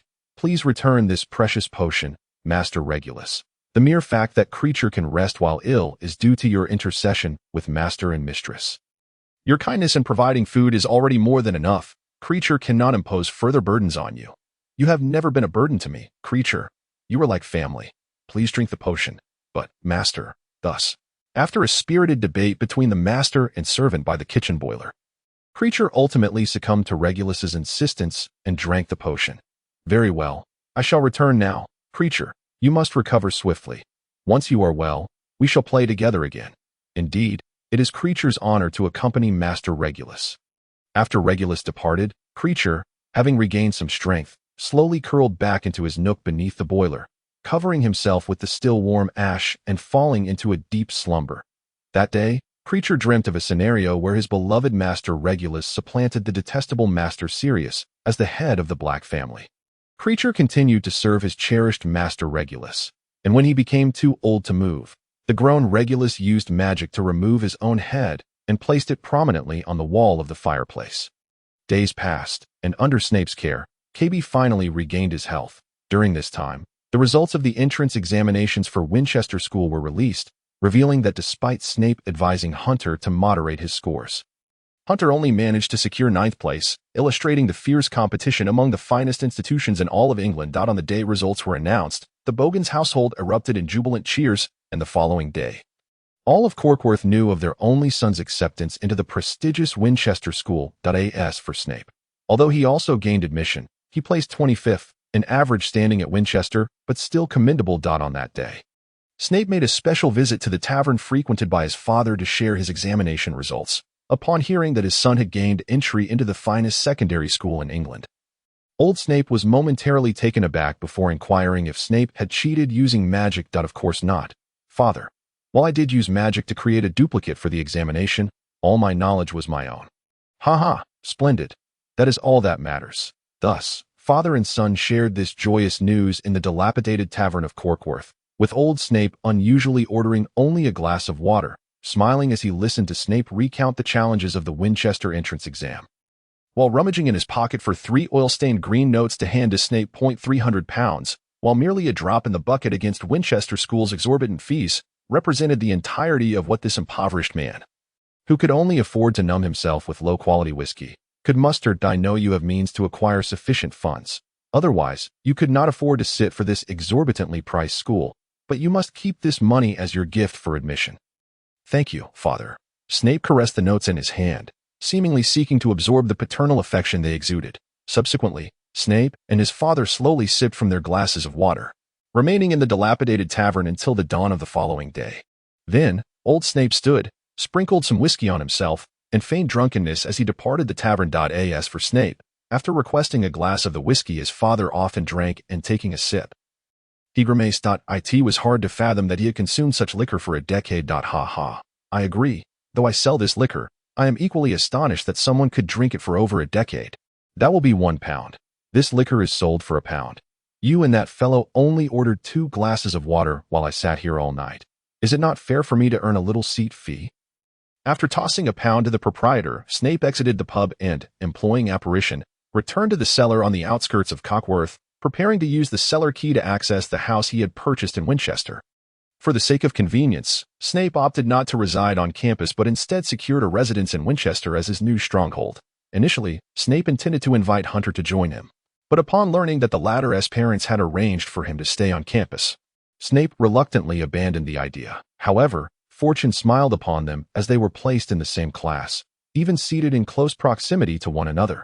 Thus, once everything was settled in Winchester and classes commenced, Snape had already attended over half a month of lessons at Hogwarts. During this time, the 4 rascals of the Marauders had completely unleashed their true natures, incessantly testing the patience of Filch, the Hogwarts caretaker, particularly with the antics of Potter and Black. Snape had calculated that in the fortnight alone, he had witnessed Potter being dragged to the detention chamber by Filch on 3 separate occasions, with countless more likely occurring beyond his sight. The reason for such mischief was rooted in Snape's discussions with Lily, during which he learned that she had observed the Marauders' pranks no fewer than 10 times. That insufferable Potter, for reasons unbeknownst to Snape, seemed to delight in seeking him out immediately after each prank, like a triumphant rooster. This sentiment was echoed by Lily during a book club meeting in the Hufflepuff common room, where she lamented to Snape and Penny about Potter's antics. Snape merely smiled and listened quietly as Lily vented her frustrations. It appeared that, regardless of the realm, James Potter at this age could only attract girls through such juvenile antics.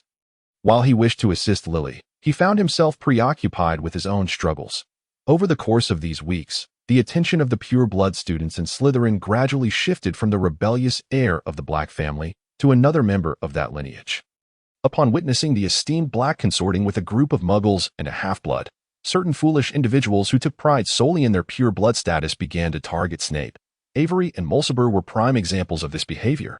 Given Snape's refusal to conform to the prevailing pure-blood ethos of Slytherin, their relationship could hardly be cordial. Avery and Mulciber even went so far as to label Snape as a half-blood seeking superiority among mudbloods to his face. In response, Snape simply smiled, perused their notes, and retorted that they were nothing more than fools devoid of any merit in their bloodline. Although enraged, the two could do little, as Snape's superiority was undeniable. Thus, a rift was formed, with Avery, Mulciber, and other pure-blood students beginning to subtly target Snape. Of course, not all pure-bloods in Slytherin harbored animosity towards Snape. Over these past weeks, he had developed a degree of camaraderie with Lucius Malfoy, the head boy.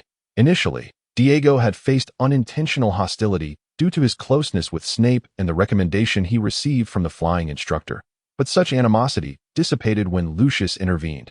Upon learning of this, Snape made a point to express his gratitude to Lucius in the Slytherin common room, to which Lucius replied that it was of no concern and, in a subtle manner, indicated his support for Snape and Cassandra to maintain their relationship. This is merely my personal stance. As for Narcissa and Cassandra's other cousins, you'll need to discern that for yourself. However, you need not worry. Uncle Orion likely shares my sentiments, for he can tolerate half-bloods. I believe you may be mistaken, Lucius. Cassandra and I are not involved in that manner. Who knows? I have yet to witness her showing such interest in any boy. Lucius. The nature of Cassandra's relationship with Snape could only be explained as the burgeoning feelings of adolescence. Otherwise, there would be no reason for her to grow so close to him. Moreover, Snape was indeed an exceptional boy, remarkable enough for the Black family to overlook his Muggle ancestry, although Lucius disagreed with certain views of Professor Slughorn. He could not deny the latter's keen eye for talent. Anyone invited into his circle was bound to achieve great things in the future. Thus, Lucius sought to cultivate a favorable relationship with Snape, even assisting him in navigating the dynamics between Narcissa and Bellatrix, not only because Snape might one day become his brother-in-law, but also as an investment in Snape's promising future, akin to Professor Slughorn's discerning eye. On the other hand, Snape perceived matters with greater clarity than Lucius. He did not believe that Cassandra's recent attentiveness towards him was merely a fleeting crush. She clearly had ulterior motives. The reason for this conviction stemmed from Snape's previous observations of what he termed infatuation, exemplified by Vernon's feelings for Petunia. During their first encounter, Snape had noted the pure, untainted gaze with which Vernon regarded Petunia, a gaze imbued with a profound and fervent affection, akin to the simplicity of daisies concealing passionate hearts. In contrast, Snape sensed that Cassandra's gaze towards him was not so innocent. She undoubtedly harbored her own schemes, though a significant portion of her intentions seemed to involve fostering a connection with him, which explained why Snape had tolerated her presence thus far. In truth, as Snape continued to interact with Cassandra, he found her demeanor rather peculiar. She possessed knowledge of future events, indicating an awareness of the so-called narrative. Yet her mental acuity did not align with what one would expect from a typical transmigrator or reincarnator. One of the advantages of such individuals is the maturity honed through the passage of time. Yet while Cassandra presented herself with a maturity far beyond her peers, Snape perceived it as a fade, reminiscent of a child feigning adulthood. For instance, during their initial meeting, although her concern for her brother was understandable, her subsequent warning to him was entirely unnecessary, serving only to provoke the ire of the ruffians without yielding any benefit. Did she truly believe that the security forces of Diagon Alley and the reputation of the Black family could deter an unknown dark wizard?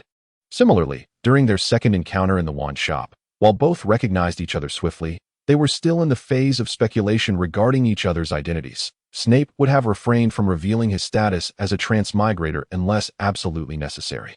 Yet Cassandra boldly greeted him using lip reading, exposing her hand far too early in their acquaintance. Later, on the Hogwarts Express at the commencement of the school year, Cassandra intervened directly in the conflict between Snape and Potter's group. While it would have sufficed to quell the altercation, she deliberately leaned in to whisper to him, prompting Snape to reflect that in their initial 3 encounters, she had indeed engaged in an excessive number of unnecessary actions. Snape would wager that regardless of whether Cassandra was a transmigrator or a reincarnator, she could not possibly be more than 20 years old in her previous life. Yet, if that were the case, she lacked the youthful bravado characteristic of many young transmigrators in her interactions with him. Her demeanor often exhibited an element of caution and timidity, a true paradox. During a potions class, after successfully brewing a batch of invigorating potion, Snape rested his chin on one hand, gazing absent-mindedly at the rows of cabinets in the classroom. Observing Snape in such a state, the younger students, initially hoping for his guidance, were left to fend for themselves, resulting in an alarming increase in the number of cauldrons exploding that day. "What troubles you, Severus? You seem preoccupied." "Nothing much, Diego. I was merely contemplating a new method for brewing the invigorating potion. If adopted, it could conserve 20% of the potion ingredients, though the efficacy would significantly decline. Hence my sense of contradiction. Oh, how profound." As Diego agreed with Snape, he found his mind wandering to the upcoming Quidditch training. Over the past fortnight, his interest in potions had waned significantly. His sole aim was to maintain a passing grade. Of course, aside from flying lessons in Quidditch, Diego also harbored a considerable fascination for defense against the dark arts, in which he displayed considerable aptitude. Snape mused that even if this lad did not ascend to the status of a Quidditch superstar, a career as an Auror would be a commendable alternative. "I find this method of formulation rather unsatisfactory," chimed in Edward Lockwell, another of Snape's close friends and roommates, a half-blood wizard. It could be said that the reason Snape's little group had not caused much chaos in their cauldron today was due to Edward's guidance in Snape's stead. Edward's talent in potions exceeded that of most, and although he had not received an invitation from Slughorn's club, he was more than capable of assisting others under Snape's tutelage. Indeed, this recipe is rather inadequate. Diego concurred with Edward. Although he lacked deep knowledge of potions, he understood that the efficacy of a potion was paramount. "Well then, I shan't pursue this further," Snape replied with a faint smile, as he had not intended to delve deeply into it. He merely sought to distract himself from his true thoughts at that moment. Later that evening, as Snape reclined on his bed pondering the matter of Cassandra, he suddenly felt the tiles by his bedside shift slightly, and his consciousness was drawn into a wondrous realm. Finally finished. These past few days have been utterly exhausting. A thick, northeastern accent instantly revealed the identity of his visitor. "It's you, Monsong. Thank you for your hard work." "Well, to be honest, I've indeed been quite busy. But it's not primarily due to your affairs. The Liu and Huang families caught wind of my new lodgings abroad and came looking for me. What of it? Since they're your friends, Monsong, I naturally welcome them. You have no idea how formidable that group of fighters is. The Liu family's brute has challenged me at least 10 times these past few days. And the Huang family has been suffocating me with cigars every day. It's been quite a tumultuous experience. After venting his frustrations to his disciple, Monsong cast a spell that transported Snape to the hideout he had excavated in the Forbidden Forest, leaving behind an illusion of Snape in his place. Here, as per your request, I have excavated a large hole beneath this forest for the decoration. That is entirely up to you. Thank you, Monsong. With that, Snape began to magically renovate the cave, starting with the surrounding walls that he used magic to transfer some marble from a quarry beneath Hogwarts, and then transfigured the marble into columns to reinforce the cave. Subsequently, the walls, floor, and ceiling were all covered with marble. After completing the basic decor, Snape turned his attention to furnishing the space, knowing that the forest above provided ample timber. Once he had constructed a wooden cabinet, Monsong pointed at it, and the potion ingredients Snape required appeared in an orderly fashion on the shelf. I've also brought your assorted items, but what are you planning to do with such a setup next to your academy? For now, nothing in particular. However, since I will be here for 6 years, I must establish a base. Moreover, this forest is home to the most magical creatures in all of Britain, making it convenient for capturing or gathering potion ingredients. Oh, I see. Monsong enjoyed the treat Snape had provided. He was not particularly interested in the purpose of Snape's hideout. Originally, Snape had intended to create a place to rest during his travels in Europe. And over the past year, he had come to understand that this young man was far from a nefarious villain. As long as Snape's hideout housed the plaque from Monsong's faction, Monsong could teleport back to Snape's cellar from anywhere using the plaque. Well, since I have completed the tasks you requested, I shall return to rest. Tomorrow, I must rush to Florence to meet those 2 rascals. Are you referring to Liu Xian and Huang Xian, who are currently in Italy? Yes, they claim they are going to compare the opera there to our northeastern heir Rinjuan. If you ask me, they have merely grown tired of heir Rinjuan and seek novelty in opera. With that, Monsong transformed into a wisp of smoke and vanished, leaving Snape with a promise to bring back pizza and Italian sausage. Once Snape's companion had departed, he did not linger. After preparing the plaque for Monsong's faction, he transformed into a gray mouse and scurried back through the tunnel Monsong had dug to his dormitory. The hideout was essentially complete. It was nearly 5 o'clock, and he would attend to the remaining details in a few days. Upon returning to his bed, Snape set a magical alarm for 7 o'clock before settling under the covers to enter a deep slumber. However, he anticipated being awakened before 7 by Diego, especially since the next day promised his favorite defense against the dark arts class. Meanwhile, in the Slytherin girls' dormitory, Cassandra lay awake, unable to sleep. Visual sharing was one of the abilities her eyes possessed. Through multiple physical contacts, Cassandra could leave an imperceptible trace of magic within the recipient, allowing her to share their vision. This was why she had intentionally engaged in extra physical contact with Snape on the train and in the common room. Originally, Cassandra sought merely to leave a safeguard, ensuring that if she were absent, Sirius and the others would not provoke Snape to an irreparable extent. However, she never anticipated witnessing such a scene. To her astonishment, she observed a creature capable of speech, spellcasting, and transforming into a human-like form. A magical beast she had never heard of. Is this your trump card, Severus? No. Even without that mouse, the mere act of transforming a rudimentary cave into a resplendent palace overnight, coupled with his animagus abilities, was sufficient to demonstrate that Severus's prowess, while not quite on par with Dumbledore or that other individual, was likely not far off, facing an opponent of such caliber. Sirius and his companions stood no chance. In fact, if Snape were a touch more ruthless, the annihilation of the Potter and Black families would not be beyond possibility. Sirius, you fool, despite my efforts to alter your life as trajectory, you still choose to associate with the Potters. Do you not realize that such actions will only bring calamity to our family? Cassandra sighed, feeling resentment towards her own brother once more. This was not the first time she had felt this way. For Sirius was the architect of the Black family's future extinction. Because of your recklessness, Regulus was forced to shoulder responsibilities that were not his own. Had it not been for this, he would not have allied himself with that individual for the sake of your parents, and he would not have met an untimely demise. Cassandra closed her eyes, recalling the obedient boy before her. how devastating it was when he drank the poison and perished at the cold lake's bottom. I have said I respect your choices, Sirius, but I mock your fate. You could have survived, yet your arrogance blinded you. You fixated solely on your prodigy, sacrificing your safety, the responsibilities of the Order, and everything else for that individual named Harry Potter. Ultimately, your hubris led to your ridiculous end. Had it been the case that Cassandra previously leaned towards Sirius due to their shared blood ties, the tumultuous antics of Sirius and the Marauders over the past fortnight, coupled with her witnessing Severus's formidable prowess tonight, have led Cassandra to resolve to abandon her efforts to save Sirius. Until now, she had exerted every effort to alter Sirius's fate, tirelessly mediating between him and their parents, attempting to diminish his rebellious sentiments towards them and the Black family.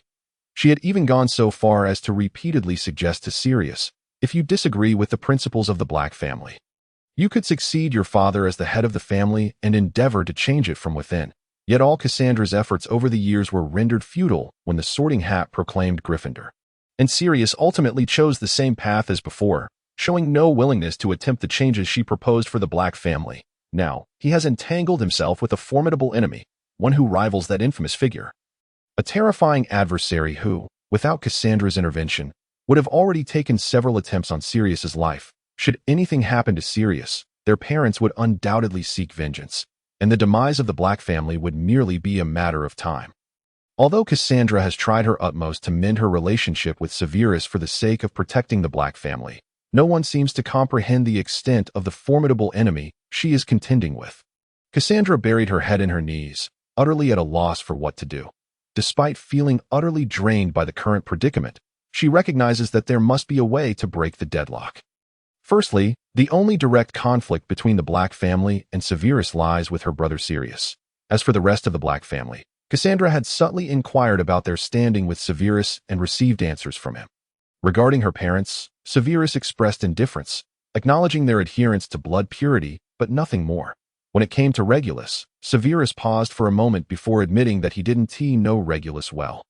Yet he admired Regulus's willingness to sacrifice himself for protection. Severus's exact words implied that he harbored a certain latent affection for her younger brother, even to the extent of respecting Regulus. This realization led Cassandra to believe that when she implores Severus to assist in altering Regulus's fate, he may very well acquiesce. After all, had he not altered the fate of a girl named Penny? If that is the case, then surely he could change Regulus's destiny as well as for her other brother. Cassandra has more or less given up on him, while she cannot bring herself to completely disregard him. She resolves not to stand by his side any longer as long as he and the Marauders are not in mortal danger and there is no decisive evidence linking their deaths to Severus, which would incite conflict between the Blacks and Severus. Then no matter how harshly they may be targeted by Severus, Cassandra will no longer intervene. After all, she has stated that she would respect Sirius's choices. And opposing the family that raised him, rather than striving to change it as its leader, is also Sirius's choice, is it not? Good luck, Sirius. This is all I can do for you as your sister.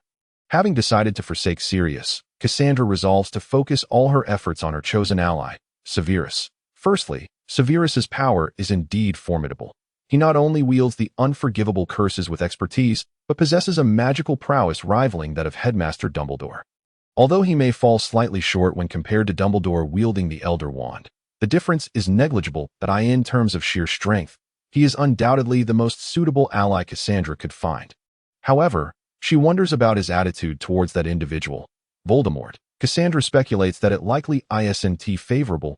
If this Severus is a time traveler, then he should not wish to ally himself with Voldemort. And even if he were a fan of Voldemort, he must understand that a dead Voldemort is the only good Voldemort. If Severus is a reincarnate, then she need not worry. If the soul within that body is indeed the Severus she knows, he would be an archenemy of Voldemort. Yet it is strange. Even now, she cannot fully discern him, cannot see through Severus. If Severus is a time traveler, then his animosity towards the Marauders must be profound. Although the body he inhabits has a poor relationship with them, Severus's past is merely a story to him. As a time traveler, he has no need to risk being hunted down by openly using the unforgivable curse on Sirius in Diagon Alley. However, if he is a reincarnate, then his feelings for a girl named Lily Evans seem rather tepid. Cassandra could wager that if he truly is Severus reborn, he would never allow Lily to attend Gryffindor. He would do everything in his power to ensure she joined him in Slytherin and kept her distance from that boy, James Potter, that it seems necessary to have an honest discussion with Severus at some point. But before that, should she not uncover more of Severus's secrets to ascertain whether he could protect the Black family and whether the Black family is worthy of being his ally? Cassandra's intuition tells her that Severus's secrets are far more profound than these. While her rational mind urges her to speak with Severus as soon as possible, her curiosity tempts her to temporarily conceal her intentions and discover more of Severus's secrets. Thus, after tossing and turning in bed all night, during the next defense against the dark arts class, Cassandra surprisingly did not join Severus's group, but practiced with other pure-blood wizards instead. How peculiar. Severus, do you see? Cassandra has not come over today. Could it be that you two are at odds? Who knows? Just focus on practicing. Edward. In response to the incessant inquiries from his peers, Severus merely deflected their concerns, as he too was baffled by Cassandra's sudden distance. Could it be that she has realized her goals are unattainable? With such questions lingering, after finishing the defense against the dark arts class, Severus prepared to head to the Great Hall for dinner when Cassandra suddenly called out to him. Can you come with me, Severus? Just the two of us. What is it you wish to discuss? Cassandra, there are matters we need to address openly. Though somewhat perplexed, Severus sensed that Cassandra intended to discuss matters related to time travel, so he followed her to a secluded room within Hogwarts. Upon arrival, Cassandra took a deep breath and addressed Severus. This will suffice, but before we begin, I need to ask you to cast the Muffliato charm. After Severus complied with her request, he crossed his arms and regarded Cassandra. Eager to hear what she had to say, I know you have been curious about the abilities of my eyes, Severus. In truth, I have yet to fully grasp their powers, but aside from allowing me to see further and clearer, they also enable me to share visions with the body that retains my unique magical essence. Before Cassandra could finish, she felt a chill envelop her, and soon after, she sensed Severus's shadow coiling around her body, constricting her like a serpent. Oh, you used shared vision on me, did you? And after observing me, you were playing with fire. Woman, Severus's gaze was colder than anything Cassandra had ever encountered, clearly indicating that this matter had crossed a line. If she mishandled this situation, her life could very well be at stake. Cold sweat broke out all over Cassandra's body. After shutting her eyes and taking a deep breath, she continued to speak to Severus. I admit that I have seen your secret, but I have not disclosed it to anyone else. You may use legilimency to verify my truthfulness. Rest assured, I will not employ any advanced techniques akin to the obliviation charm. The shadow of Snape continued to entwine Cassandra, akin to the noose of a gallows. With just a slight exertion, Snape could extinguish the life of this girl. Yet, he refrained from taking action, for the reason was something Cassandra wagered her life upon. Snape was not a madman. The distinction between a sane individual and a lunatic does not lie in morality, but rather in the capacity to be bound by rules. A rational person, whether pursuing good or evil, is invariably constrained by societal norms, whereas a lunatic is governed solely by fleeting whims, lacking any regard for the consequences of their actions. In Snape's case, the act of Cassandra casting a spell upon him in his moment of distraction, even if it were merely to share visions, was enough to provoke his ire. The revelation of his secret only compounded her transgression, rendering her actions tantamount to a death wish.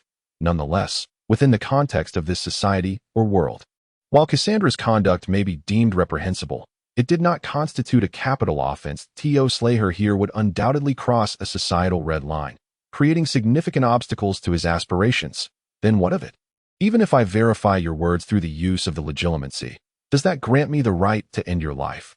Miss Black, Snape asserted, tightening his shadow's grip around Cassandra's neck. Or do you believe that the power of the Black surname can shield you from harm? How could it? I have never harbored such delusions. I came here today to lay everything bare, Cassandra replied, struggling to suppress the impulse to weep as she felt the pressure of the impending death. Are you not curious, Severus, as to how I know what will transpire in the future? What significance does it hold? Are you not a time traveler? You presumed correctly, yet it is not so, she countered, proceeding to elucidate the nature of her existence. Firstly, Cassandra was not a time traveler. At least, she possessed no memories of any so-called past life, nor was she a reincarnate, for there were no records of her existence in that book. Whether she had met an untimely demise or was absorbed by her brother Sirius in the womb remained unknown. What book? A tome that slumbers within the underground library of the Black family, chronicling the tale of an ordinary wizard who, ensnared by fate, was compelled to become a hero. Its title is Harry Potter. Are you familiar with it? Snape certainly was, as this world was essentially shaped by that very novel. However, he had not anticipated that Cassandra was neither a time traveler nor a reincarnate, but rather an indigenous individual who had inadvertently acquired knowledge of the narrative. And your abilities? Must only time travelers possess unique powers? My abilities are innate, not awakened upon encountering that book. With a feigned nonchalance, Cassandra pointed to her eyes. Under the scrutiny of legitimacy, Snape discerned that she spoke the truth, and at this juncture, she had no reason to deceive him, as falsehoods would yield her no benefit. Indeed, they could lead to her demise. That Cassandra's revelations also resolved many of Snape's inquiries, such as her seemingly feigned maturity and the reason for her lackluster prowess as a seer. Without the reinforcement of a past life soul, her spiritual strength was akin to that of a child, thus precluding her from mastering magic as Snape had done. I believe I understand, yet I still have some questions that require your elucidation, such as how you came to know terms like time, traveler, and reincarnate. It is due to these eyes of mine that I mentioned before. They allow me to perceive more than the average person, such as the messages left by the author of that handwritten book. Alexander Nubbleton spoke of the existence of not only time travelers like himself, but also so-called reincarnates. Indeed, that it seemed that the book Cassandra had obtained was a remnant left by a previous time traveler. While the purpose of its bequeathment remained unclear, being the artifact of another traveler naturally piqued Snape's interest. Then, Miss Cassandra, may I have a look at that book?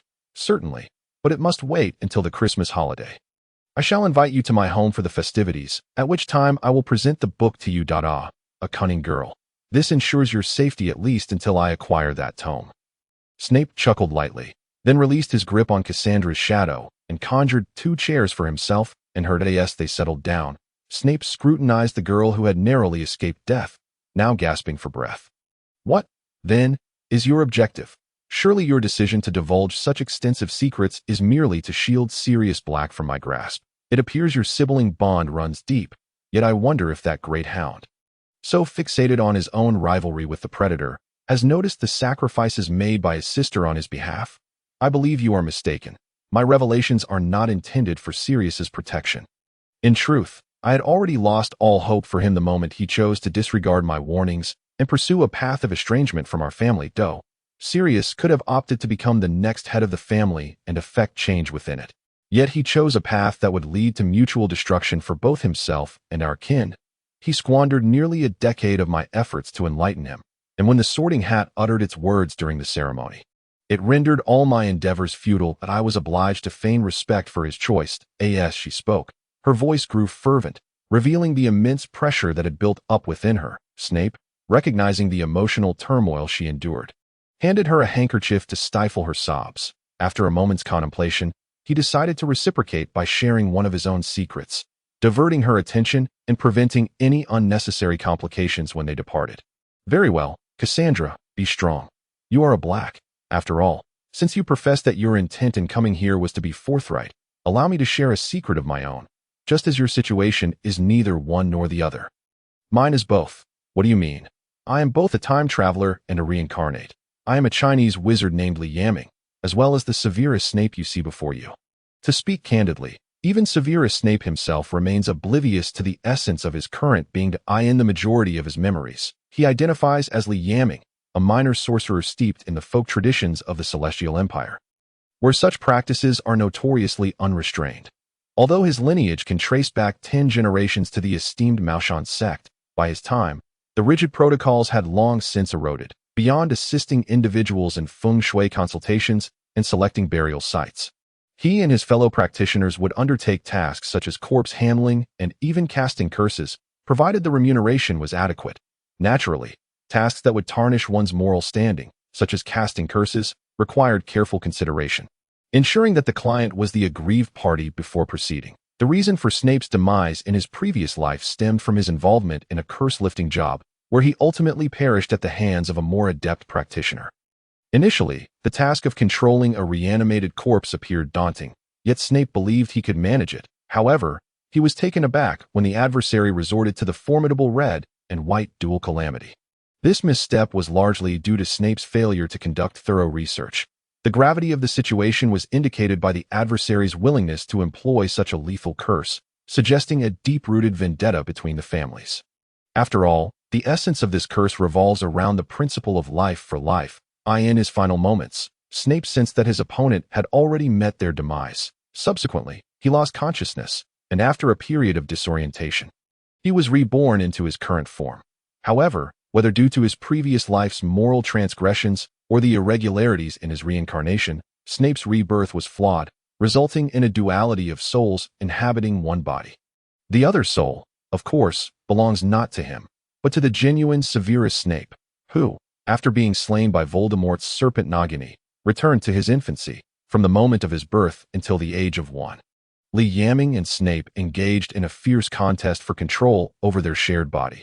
While Snape is undeniably a formidable dark wizard, the disparity in their spiritual strengths is negligible. Ultimately, after a year of relentless struggle, their souls did not fragment into distinct personalities, but instead fused to create a wholly new entity. This is who I am now. Snape continued to recount this seemingly fantastical tale, elucidating the reasons behind his peculiar behavior. His animosity towards James Potter and Sirius Black is genuine, as is his affection for Lily Evans, stemming from the indelible love residing deep within the original Snape's soul. Yet, the portion of Yamming's soul diminishes this love.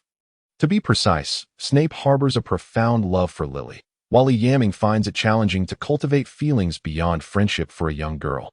Can you believe it? Had I not intervened, that fellow would have rushed to embrace Lily at first sight. Initially, he was quite reclusive and avoided social interactions, so I often acted on his behalf. However, that was in the past.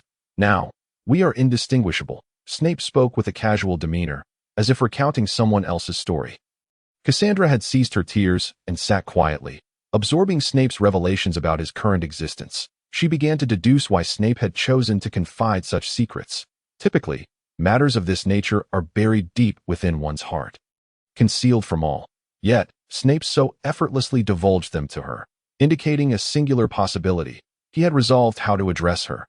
Now that we have exchanged secrets, it is time to discuss your fate. Dear Miss Cassandra, Snape produced a rectangular sheet of purple paper adorned with intricate, powerful runes, painted with red mercurial sulfur, symbols Cassandra had never encountered. Alas, even in my current state, crafting a purple talisman is an arduous task. I had not anticipated utilizing it on you. He placed the talisman before Cassandra's spiritual focal point. The tangible purple symbol disintegrated upon contact with her body, transforming into countless luminous particles that merged within her. Rest assured, this talisman bears no lethal intent.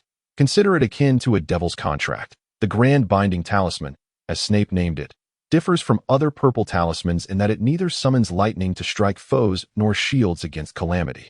It is rather ineffectual. However, once invoked, it establishes a causal prohibition upon the target, the terms of which are determined by both the practitioner and the recipient. Should the recipient transgress these terms, they would be erased by the laws of causality.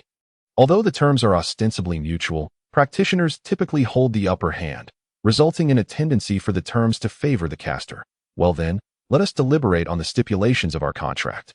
Snape had no intention of drafting terms that would render Cassandra a mere servant. He harbored no such malicious inclinations. He merely sought to ensure her confidentiality regarding their conversation and to prevent her from employing the magic of her eyes against him without his consent. However, it seems she misconstrued his intentions upon revealing the talisman. I, Cassandra Vega Black, do hereby swear in the presence of the dark sorceress Madame Morgan, that from this moment forth, my body and soul shall belong to Severus Snape. As his most loyal servant, never to betray. Snape gazed in astonishment as she uttered a torrent of servile declarations before he could even react to his bewilderment. These words, spoken in English, were recorded as binding terms by the talisman, as though the spell possessed an automatic translation feature. Observing the immutable terms etched into the binding, Snape blinked at the self-assured girl, who was now illuminated by a light visible only to him. He could only shake his head in resignation. At this point, I find myself at a loss for words. However, since this is your choice, I shall respect it. That said, let me clarify, Miss Cassandra, I had no intention of making you my servant. I understand, or rather, this is precisely what I desired. For reasons unbeknownst to him, Snape felt a peculiar absence of surprise, regret, or frustration from Cassandra upon his declaration. Instead, she appeared to revel in the triumph of their contract, as though becoming Snape's servant was her true objective. Indeed, this is an extraordinarily potent binding magic, transcending even the realm of soul contracts, that I sense the breath of fate within it, even understanding its mechanics. I find it utterly inescapable. Merely contemplating its dissolution could spell my demise. After examining the magic inscribed upon her soul and confirming its unbreakable nature, Cassandra rose from her seat, grasping her robes with both hands, and performed a graceful curtsy before Snape. Thus, Lord Severus, as stipulated in our contract, my body and soul shall henceforth belong to you. Snape was taken aback, having just been coerced into an eternal servitude contract. Cassandra's tone bore no trace of negativity, as if she savored everything he had imposed upon her. "Oh dear, please refrain from such expressions. They are unbecoming of a future Dark Lord worthy of the Black family's allegiance." With an elegant stride, Cassandra approached Snape, gently smoothing the look of confusion etched across his face, her expression betraying an allure incongruous with her youth. "Rest assured, as your devoted servant, I shall take it upon myself to illuminate your uncertainties." In truth, there was no need for an answer. Snape had largely deduced what Cassandra was contemplating, for her gaze now reminded him of a certain individual, one who happened to be Cassandra's cousin. Bellatrix, indeed. At this moment, the way Cassandra looked at him was reminiscent of how Bellatrix regarded Voldemort. Damn it, he had almost forgotten that this girl shared the blood of the Black family, just like Bellatrix. "Was your ultimate goal all along to entice me into a contract, to become my follower, and was everything you had previously demonstrated merely an act?" In response to Snape's inquiries, Cassandra gently shook her finger, refuting his suspicions. "Well, not entirely. As I have previously stated, my sole purpose has always been to protect the Black family, to prevent it from treading the same path as that chronicled in the book.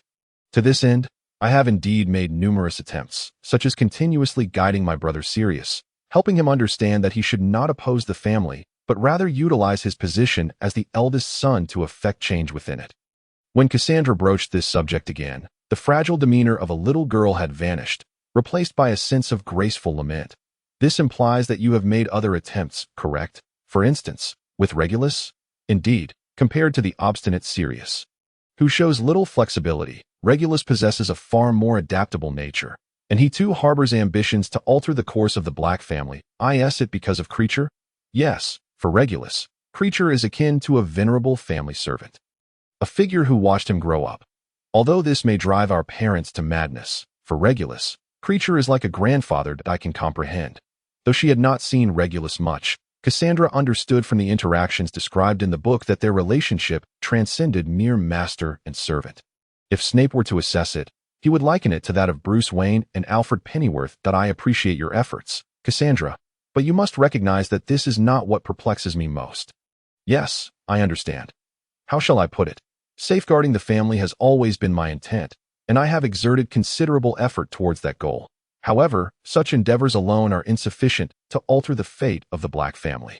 Fortunately, I encountered you, the fusion of a time traveler and a reborn individual, an exceptional being among the extraordinary, powerful enough to access the forces of destiny. That if possible, please refrain from referring to me as a Dark Lord." "Miss Cassandra Ditto, I sincerely apologize, Lord Severus." Following this, Cassandra continued to confide in Snape about her journey. During their initial encounter that Christmas, upon discerning that Snape had used an aging potion, she began to speculate that he was the time traveler mentioned in the author's notes of the book. At that moment, the thought of collaborating with Snape took root in her mind. During their second meeting at Ollivander's wand shop, upon discovering that the time traveler was none other than Severus, who was at odds with Sirius in the book, Cassandra began to weigh her options, whether to ally with Sirius or Severus. After all, at that time, Sirius had yet to arrive at Hogwarts. She naively believed that after years of guidance, he would no longer choose Gryffindor. If he could so easily change his views for the sake of others, he would not truly be Sirius Black. Indeed, however, he had previously behaved quite well, to the point where I became somewhat complacent. During their third encounter at the Hogwarts station, as the Sorting Hat had yet to commence, Cassandra's inclination remained towards resolving the conflict between Snape and Sirius, for both represented invaluable assets that she could not afford to relinquish. Her internal balance remained intact, Yet, when the Sorting Hat declared Sirius as belonging to Gryffindor, that balance shattered. Cassandra knew that her nearly decade-long efforts had failed to alter Sirius, and with his placement in Gryffindor, the likelihood of success was even more remote. Thus, I resolved to abandon Sirius. Nevertheless, he is still my biological brother, and subjectively, I do not wish for him to perish. Furthermore, if he were to die at your hands, it would surely bring endless trouble to the Black family, and I would lose a valuable ally. After all, he is your brother. Can you truly be so heartless, while blood relations cannot be severed? His disregard for my years of effort and his self-portrayal as the family's greatest victim have led me to lose hope in him. The events that transpired subsequently, from the previous night to the present, revealed to Cassandra the full extent of Snape's true power. While she felt apprehensive about the potential catastrophe Sirius might bring upon the Black family, she simultaneously developed a sense of admiration and affection for Snape's formidable abilities. Thus, I pondered extensively last night and realized that continuing with the original plan of having you as my collaborator seemed inappropriate, given your immense strength, Lord Severus. You know how elated I felt when you presented that contract. Gazing into the fleeting fervor within Cassandra's eyes, Snape's intuition warned him that he had become entangled with a rather formidable woman. In Snape's eyes, Cassandra undoubtedly embodied the quintessential arrogance of the Black family. Yet her arrogance was distinctly more intricate than that of her encompassed pride in her lineage as part of the Sacred 28, the pride of a seer, and her own exceptional magical aptitude. Most importantly, it derived from her innate magical eyes. Collectively, these factors forged a pride that rendered Cassandra far more challenging to engage than other members of the Black family, those unfamiliar with her. She appeared to be merely an arrogant pure-blood heiress, a perception shared by her parents and others. However, those like Snape, who delved deeper, would discern that Cassandra had never regarded others, not even her family, as equals. She considered herself a unique entity in her eyes. Only those who shared her exceptional nature could be deemed her peers, such as Snape. Thus, after their initial encounter, Cassandra relentlessly sought to establish a connection with him, viewing him as her sole potential collaborator. Yet, if that were all, Cassandra would merely be a challenging child to Snape. Setting aside her ingrained Black family pride, he found himself quite willing to engage with her. The most vexing aspect for Snape was that he had shattered Cassandra's pride. After witnessing Snape's power, comparable to Voldemort and Dumbledore at their age, Cassandra's pride crumbled. For Snape was not only an equally exceptional individual, but possessed an authority that she could scarcely fathom. Generally speaking, individuals endowed with such extreme pride react in one of two ways when their pride is shattered. The psychologically fragile may succumb to despair, while the resilient may regard the one who shattered their pride as a rival to pursue.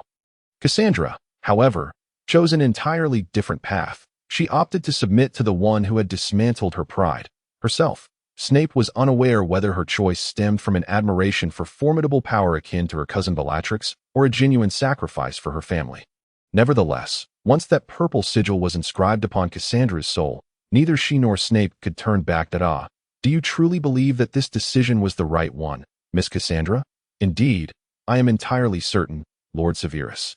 The moment you etched that binding magic into my soul was the happiest moment of my 11 years of life. Cassandra covered her cheeks with her hands, her head tilted ever so slightly, an expression of rapture adorning her features. This unexpected sight sent a shiver down Snape's spine. It seemed that the repercussions of shattering Cassandra's pride were indeed considerable. However, it also suggested that the young woman was not entirely stable in her psyche. Nevertheless, this was acceptable. Although it diverged from his initial expectations, under the influence of the enchantment, Cassandra had become the first individual he could trust unreservedly within the confines of the school. Very well. In that case, we must take our leave, Cassandra. Lingering here too long may attract unwarranted attention. Yes, Severus, remove the honorific. This is a school. Indeed, Severus. Thus, Snape led Cassandra out of the empty classroom. Subsequently, he granted her access to his sanctuary within the Forbidden Forest, introducing her to his house elf, Creature, as well as his mentor. However, upon learning that Snape was a disciple of the dark wizard Grindelwald, Cassandra reacted with remarkable composure, as if such a revelation were entirely expected. What puzzled Cassandra was her initial assumption that this legendary dark wizard would embody the archetype of a sinister, fearsome elder. Yet, the man before her exuded an aura of kindness, reminiscent of Hogwarts' own Albus Dumbledore. "It is a pleasure to meet you, the illustrious Gellert Grindelwald. I am equally delighted to make your acquaintance, young witch of the Black family." From that moment forth, Cassandra became an integral part of Snape's small circle.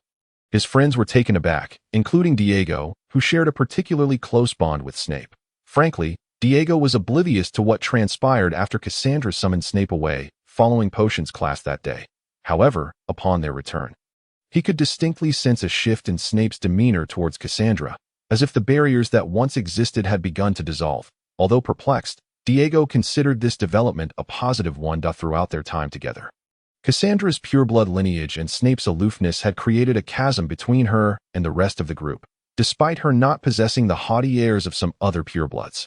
Now that Snape had accepted Cassandra, there was no longer any justification for the others to maintain their distance. Even within the fiercely pureblood-centric Slytherin, it was improbable that the notion of blood superiority could be instilled in first years within such a short span of time. Moreover, excluding a few pure-blooded heiresses with their entitled dispositions, Cassandra generally left a favorable impression on her peers. Thus, including Diego, the others were willing to embrace her as a friend. So, what transpired between you and Cassandra that led to such a swift change in your attitude towards her?" Diego inquired, having just finished observing a quidditch practice with the Slytherin team as they made their way to the dining hall. "That we simply had an open and honest conversation, realizing that we had both misunderstood each other. And thus, here we are." Due to the multitude of secrets involved, Snape could only offer Diego a vague account. But this approach evidently led to a misunderstanding on Diego's part. "I see. Well, as long as the misunderstanding between you and her has been resolved, that's what matters. After all, while her brother may not be a good person, she is her own individual, and her brother's actions should not dictate your feelings towards her. Perhaps you're right." Just then, a disdainful huff, laced with unmistakable irritation, caused both Snape and Diego to turn towards its source. To their surprise, they found Cassandra's brother, accompanied by 3 of his friends, casting glances in their direction from the Gryffindor table. "Ah, it's you lot. Have you just emerged from detention?" Diego remarked, mercilessly mocking the disheveled appearances of James Potter and Sirius Black. His rapport with this group of Gryffindor troublemakers had devolved into open conflict. This animosity stemmed not only from his friendship with Snape, but also from the somewhat indiscreet Professor Quidditch, who was eager to discover Quidditch talent among his students and recommend them to their respective house teams. Although first years could not participate in matches until passing their flying exams, merely being recommended was a significant honor. As a former chaser for the England team, Professor Quidditch had exceptionally high standards. Thus far, apart from James Potter of Gryffindor, only Diego had been singled out for such an honor. Diego's selection to the house team as a first year naturally caused quite a stir, particularly given his Muggle background, which bred resentment among the older pure-blooded players. It could be said that Diego's experience on the team was far more arduous than James's. Nevertheless, through his immense dedication and unparalleled Quidditch talent, Diego earned the acceptance of the Slytherin team members within just over 2 months. That a versatile Quidditch player was the assessment offered by the Slytherin captain 3 weeks after Diego joined the team. The captain believed that once Diego advanced to his second year and officially joined the team, Slytherin would have a strong chance of clinching the Quidditch Cup for the next 4 years at Hogwarts. Snape was unaware of the extent of Diego's Quidditch prowess, but during their initial practice sessions, he recognized that Diego was capable of excelling in virtually any position on the field, with a particular aptitude for the chaser and seeker roles. "Did you know? During that practice match, I played as a chaser and scored 270 points before the captain called a halt. I was just shy of catching 2 golden snitches. The captain even compared me to a feathered serpent on the Quidditch pitch." Snape couldn't help but chuckle at the absurdity of such a comparison, but from another perspective, it was a testament to Diego's skill as recognized by his teammates. Naturally, a sport as captivating as Quidditch would become a hot topic within the school, especially with the 2 first years recommended by the flying professor serving as the focal point of discussions. Some even dubbed Diego and James as the Slytherin Feathered Serpent and Gryffindor Griffin, respectively. This marked the beginning of a direct rivalry between Diego and James. Initially, upon receiving Professor Quidditch's recommendation, James felt a sense of pride. However, he was taken aback to discover that someone from Slytherin had also garnered the professor's endorsement. particularly one of Severus's lackeys, which only fueled his irritation as others began to draw comparisons between them. Gryffindor versus Slytherin, Griffin versus Feathered Serpent. The audacity of those Slytherin braggarts to claim they would sweep the Quidditch Cup for the next 4 years. Ridiculous. Did they think that James would allow the trophy to slip from his grasp? With this mindset, the conflict shifted from merely involving the Chasers and Snape to encompassing Diego as well. Thus far, however, due to Cassandra's influence, the hostilities remained verbal, with the Gryffindor side at a disadvantage, as they frequently found themselves in trouble for their pranks and subsequently detained by the headmaster. Huh. Do you really take pride in that? Once we step onto the field, they'll realize that the Feathered Serpent simply cannot compete with the Griffin. Is that so? However, from my perspective, if the Griffin were to truly face off against the Feathered Serpent, the outcome remains uncertain. At this moment, it was neither Diego nor Snape who spoke, but rather Edward. Upon witnessing the Gryffindor group begin to target others within their ranks, Edward and his companions disregarded Snape's earlier words about not wanting them embroiled in conflict. They resolved to stand by Snape when the predators came looking for trouble. Edward even mimicked the predators by bestowing upon their group the name Clock Tower. However, he was somewhat perplexed when, after having pondered this flashy name throughout the night, Snape nearly choked on his morning tea upon hearing it. Severus, what is the matter with you? And nothing, just drank a bit too hastily and choked. But, Ed, are you serious about this name? Of course I am. I derived it from the iconic landmark, Big Ben, constructed during the reign of Edward I. What's wrong, Severus? Do you think there's an issue with the name? No. It's just that I have a premonition. Perhaps our organization will grow into a formidable entity capable of contending with the Ministry of Magic. What nonsense are you spouting? Yet, despite the banter, Edward perceived that Snape took their newly christened organization, the Clock Tower, quite seriously. He even crafted a set of magical artifacts to distribute among the other members of the Clock Tower. These magical devices initially appeared as silver bracelets shaped like a serpent in an infinite loop. But when infused with magical energy, the serpent would release its tail and transform into a wand capable of automatically casting preset spells. While I am thrilled to receive such a magical artifact, Severus, don't you think using a few silver sickles as materials is rather dismissive? Upon receiving his bracelet, Edward felt gratitude mingled with a touch of skepticism, for no one could ascertain the reliability of magical artifacts crafted from sickles. If you don't want it, then return it to me. Of course not. How could I refuse? Thus, with the organization's name and emblem established, Snape's own organization, the Clock Tower, was officially founded, though it was merely in its nascent stages. Its future remained uncertain at this juncture.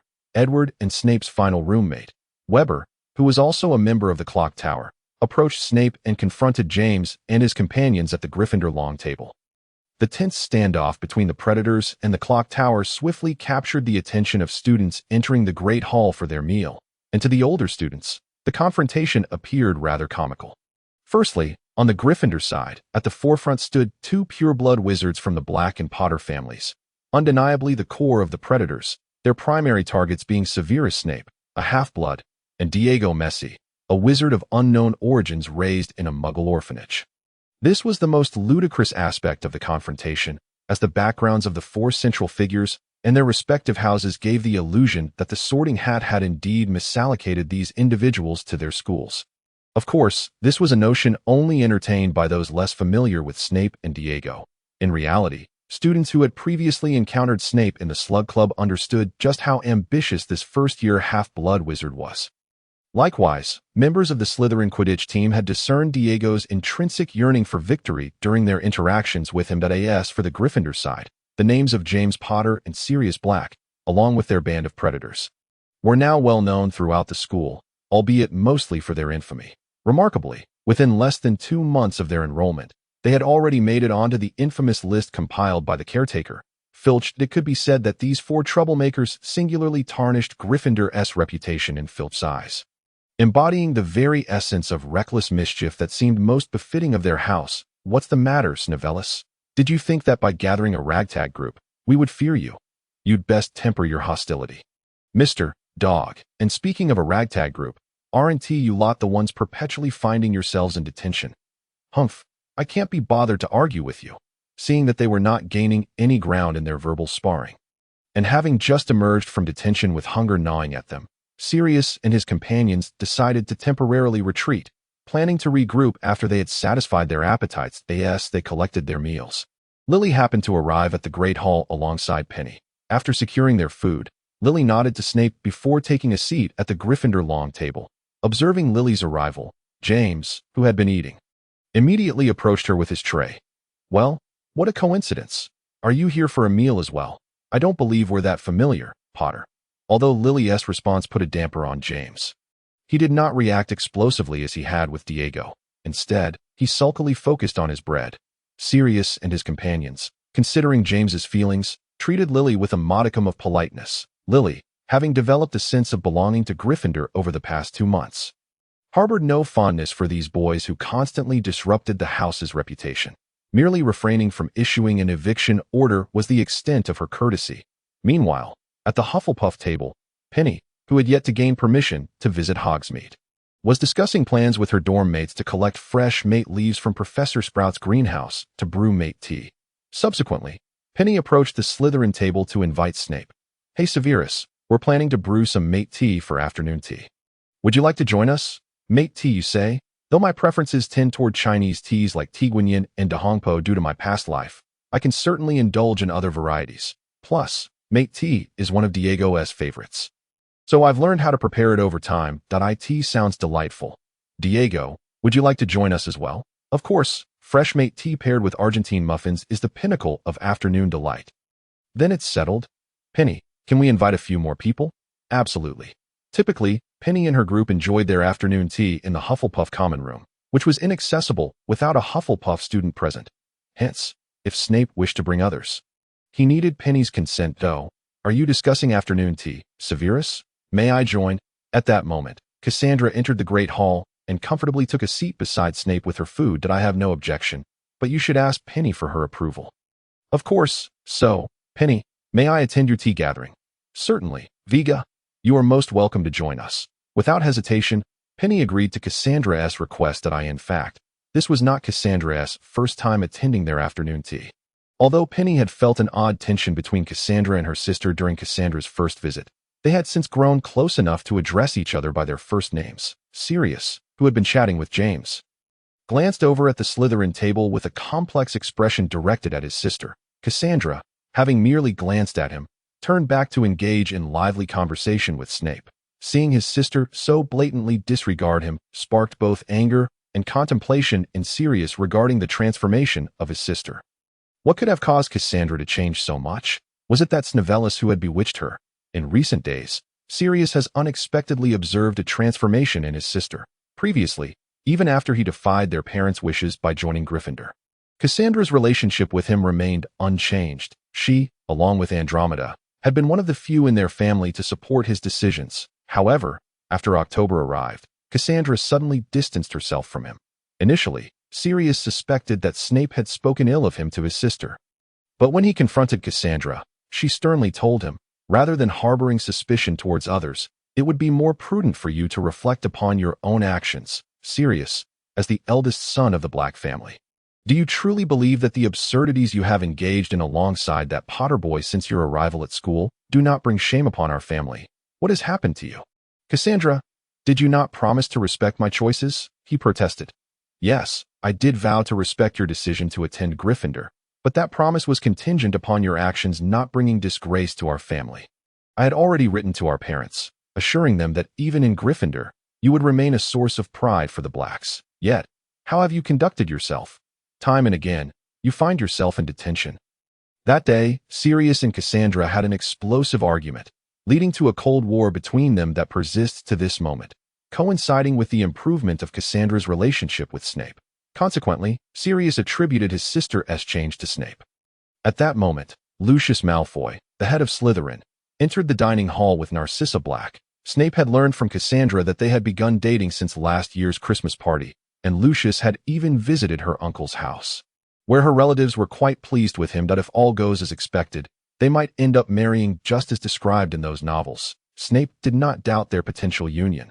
However, he pondered whether, given his complicated relationship with Lucius, they would truly consider him as the godfather to their child, Draco Malfoy. Lucius, Do you smell that? A strong scent of gunpowder, he mused. Upon entering the dining hall, Narcissa glanced around before directing her barbed remarks towards the Gryffindor table. If you so desire to join the Slytherin table, Sirius, I shall write to Uncle Orion tomorrow, requesting his assistance in transferring you to Slytherin. Rest assured, Hogwarts will still honor the Black family in this regard. Humph, who would care? Sirius retorted without hesitation. His relationship with Narcissa had never been amicable. In his eyes, she was nothing more than a vain peacock, lacking independent thought and merely echoing the pure-blood ideals of the Black family. Just as Sirius harbored disdain for Narcissa, she reciprocated those feelings to her. He was simply a troublesome cousin, and she had not anticipated his rebellion to such an extent. Not to mention, in less than a year, he had tarnished the Black family's reputation alongside his dubious friends. Moreover, their father had previously written to inform them that many families, also part of the Pureblood 28, were questioning Sirius's suitability to become the next head of the family. For this reason, Narcissa and Bellatrix frequently sought out Cassandra to confront Sirius. Aside from Andromeda, every member of the Black family currently enrolled at Hogwarts had urged Sirius to reconsider his actions, ultimately abandoning the idea of transferring him to Slytherin and merely hoping he would pay some heed to the family's reputation. In the end, Sirius remained obstinate, and upon learning of his argument with Cassandra, Narcissa's dwindling patience finally reached its limit. She chose to ignore Sirius entirely, much like Cassandra, believing that any necessary reprimand should come from their father or uncle, not from their younger relatives. Is that so?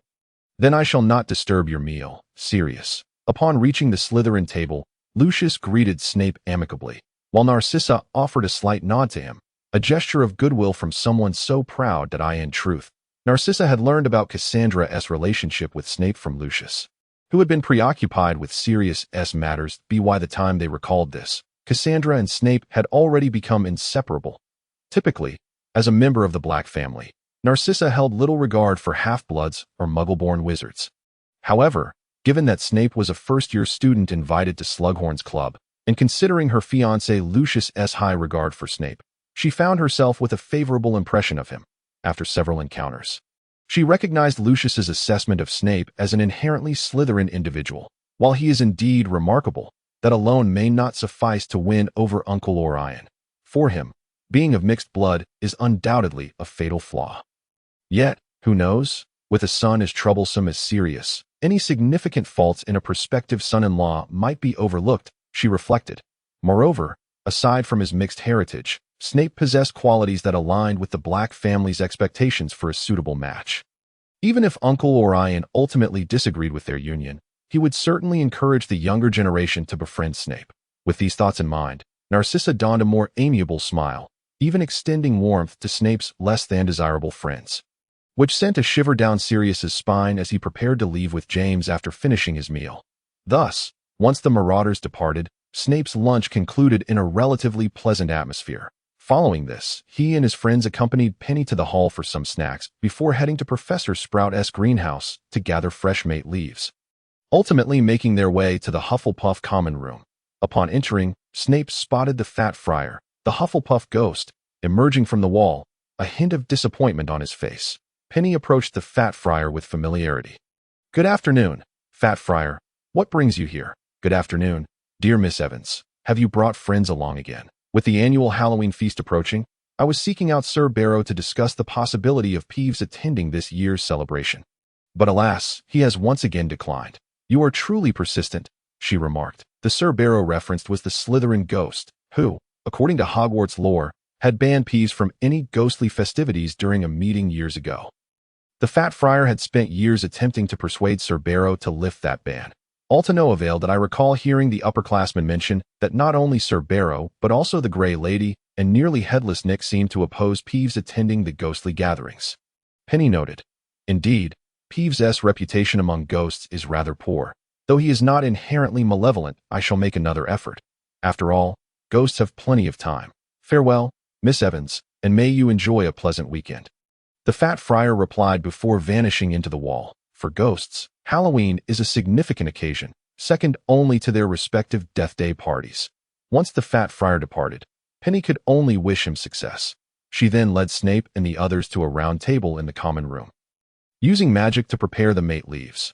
Why do you think the fat friar is so adamant about getting the other ghosts to agree to let Peeves participate in the festivities? After handing Snape a cup of brewed mate tea with a straw, Penny posed this question. Who knows? However, I can speculate as to why Sir Barrow does not permit Peeves to join. While I do not harbor any animosity towards Peeves, his eccentric behavior is indeed not what Slytherin would appreciate. As Snape raised his cup of mate tea, a grinning, ghostly face suddenly leaped out from the table. But haha, little wizards gathered here to discuss Peeves. But alas, Peeves couldn't care less about attending the party. After expressing his indifference towards attending the ghostly Halloween party, Peeves began to dart around the Hufflepuff common room, startling Hufflepuff students who were enjoying their afternoon tea, and sending teapots soaring through the air in no time. Most of the Hufflepuff students found themselves drenched, while Peeves departed the common room amidst fits of laughter. Observing the ensuing chaos, Snape calmly sipped his mate tea, then drew his wand to cast cleaning and repairing charms, restoring the room to its previous state before Peeves' antics. He then offered an apology to the unfortunate Hufflepuff students. My apologies, everyone. I had not anticipated Peeves would be lurking nearby.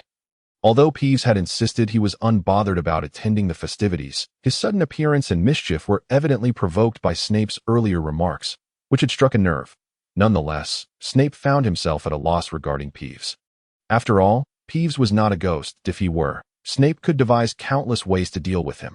Having dealt with ghosts throughout his previous life, Snape could easily discern that Peeves was more a manifestation of a natural phenomenon rather than a true spirit. Rather than a ghost, Peeves resembled a mischievous elemental, akin to fire or water sprites, representing the embodiment of nature itself. While one could reason with a being transformed into a ghost, attempting to reason with a natural phenomenon would be an exercise in futility. Moreover, although Peeves enjoyed mischief, he had never truly crossed the line to its quite all right, classmates. After all, Peeves making an unexpected appearance and causing a ruckus is quite the norm, especially around Halloween. In contrast to Snape, the Hufflepuff students seemed to take the incident in stride, recognizing that Peeves was notorious for his unpredictable antics. However, today's customary afternoon tea for Hufflepuff was certainly ruined, prompting Snape and his companions to leave the common room after bidding farewell to Penny.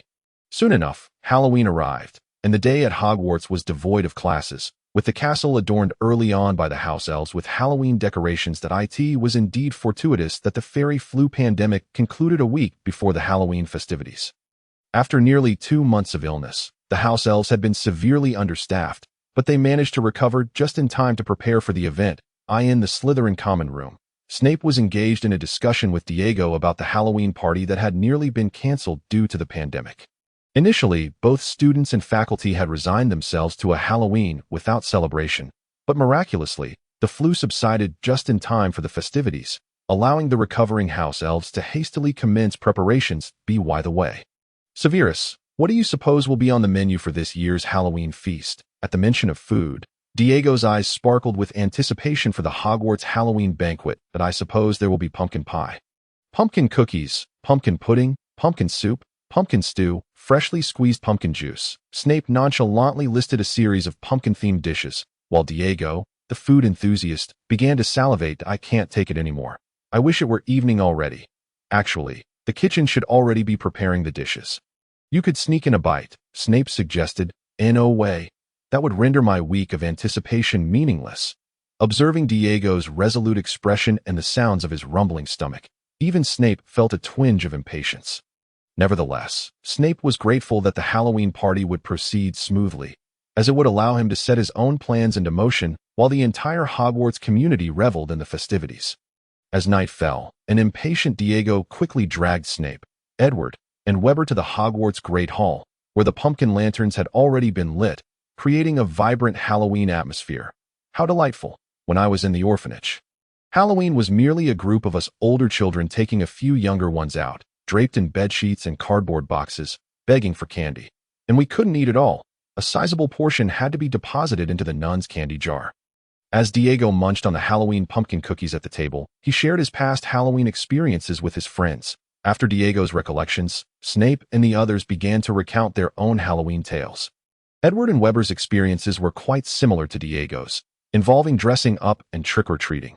although Edward mentioned that his father would secretly add prank candies to their stash, causing any child who indulged to lose a milk tooth the following day.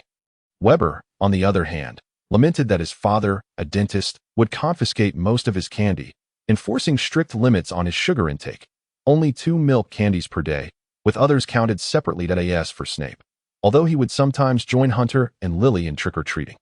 He typically disassembled the candies he collected with magic for potion ingredients, earning silent admiration from the others. "Pardon me, everyone, but I may need to step out briefly. I must check on the potion I brewed today in the potions classroom. I shall return in approximately an hour." "Is that so? Then do hurry back, Severus," they replied, somewhat displeased yet understanding of Snape's commitment to potion-making even on a festive day. Upon exiting the Great Hall, Snape noticed a figure carrying something toward the Hogwarts headmaster's office. "It seems the timing is fortuitous," Snape remarked, casting an invisibility charm on himself before following Filch into the office. Upon entering, Snape observed Filch placing his cat into its bed, then picking up a nearby book on teaching spells to children, occasionally trying out the accompanying toy wand. Just then, the cat, previously dozing in its nest, suddenly stood up, fur bristling, arching its back and growling at an empty corner. "What is it, Mrs. Norris?" Just as Filch set his book down to investigate his beloved cat's distress, the headmaster's office, which should have been empty, erupted in laughter, and with a flash of white light, a Slytherin student appeared before him. It seems animals are indeed far more perceptive than humans. "Good evening, dear Argus Filch. I apologize for my uninvited intrusion, but may I be so bold as to ask why the headmaster of Hogwarts is perusing a book meant for children?" Upon seeing Snape, Filch's first thought was not of how to punish this audacious student, but rather to hurriedly hide the book on spells in his drawer, even though Snape had already seen it. "What's the matter, Mr. Filch? You seem rather pale," Snape remarked, disregarding the color draining from Filch's face as he stepped closer, hands clasped behind his back. "Do you find it particularly shameful, Mr. Filch?" The barrage of questions from Snape caused beads of sweat to form on Filch's brow, and he sensed that this Slytherin student had uncovered his long-hidden secret. How curious! While not all wizards excel in their spell work during their schooling, which is understandable, it seems rather excessive to rely on this book to learn something as fundamental as the levitation charm. After all, it is quite inconceivable for a wizard to forget such a basic incantation. "Get out! I command you to leave at once." In less than a minute, the psychological defenses of Filch had been utterly breached, as he hoarsely shouted at Snape. Had it not been for Snape's prior application of the silencing charm, it is likely that Filch's outburst would have attracted a plethora of unwanted attention.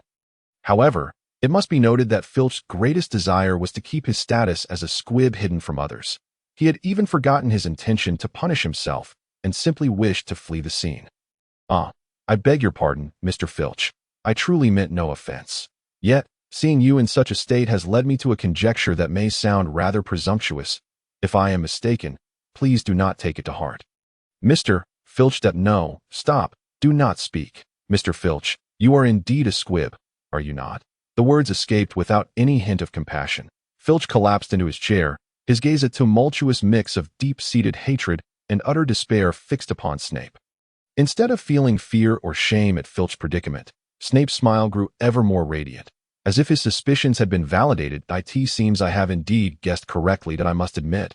I am rather astonished that the current headmaster of Hogwarts is a squib.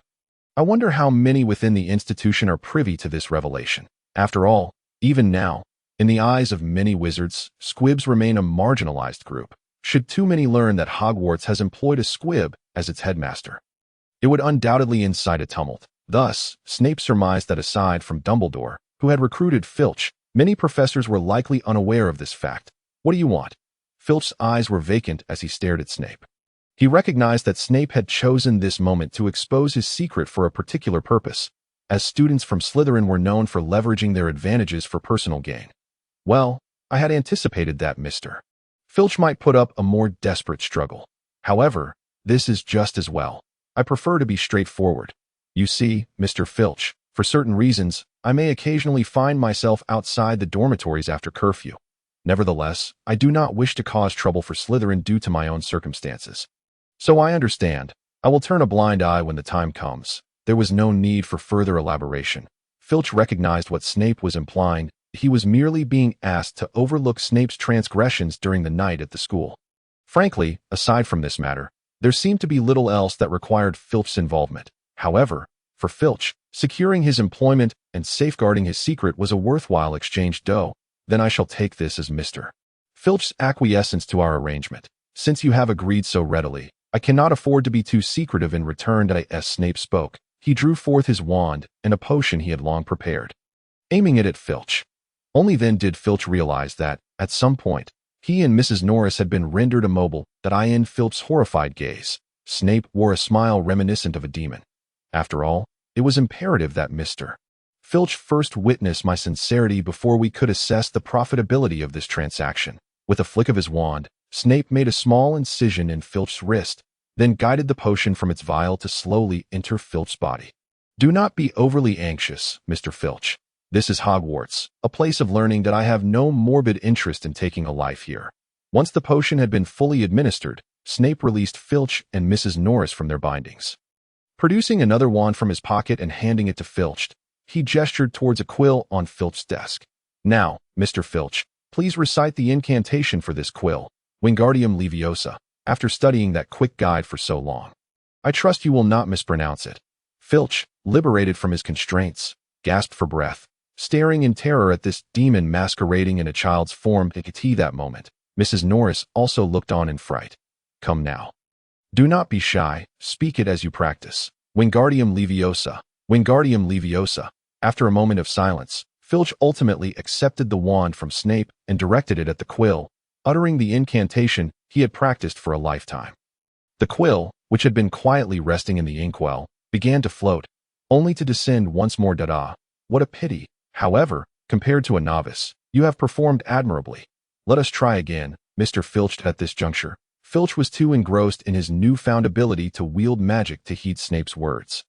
He repeatedly cast the levitation charm on various objects around him, quills, books, hats, even Mrs. Norris, until her terrified meow snapped him back to reality, prompting him to cease his enchantments. The now grounded Mrs. Norris stared wide-eyed at her owner, and upon seeing her in such distress, Filch rushed to scoop her up, gently stroking her arched back in reassurance.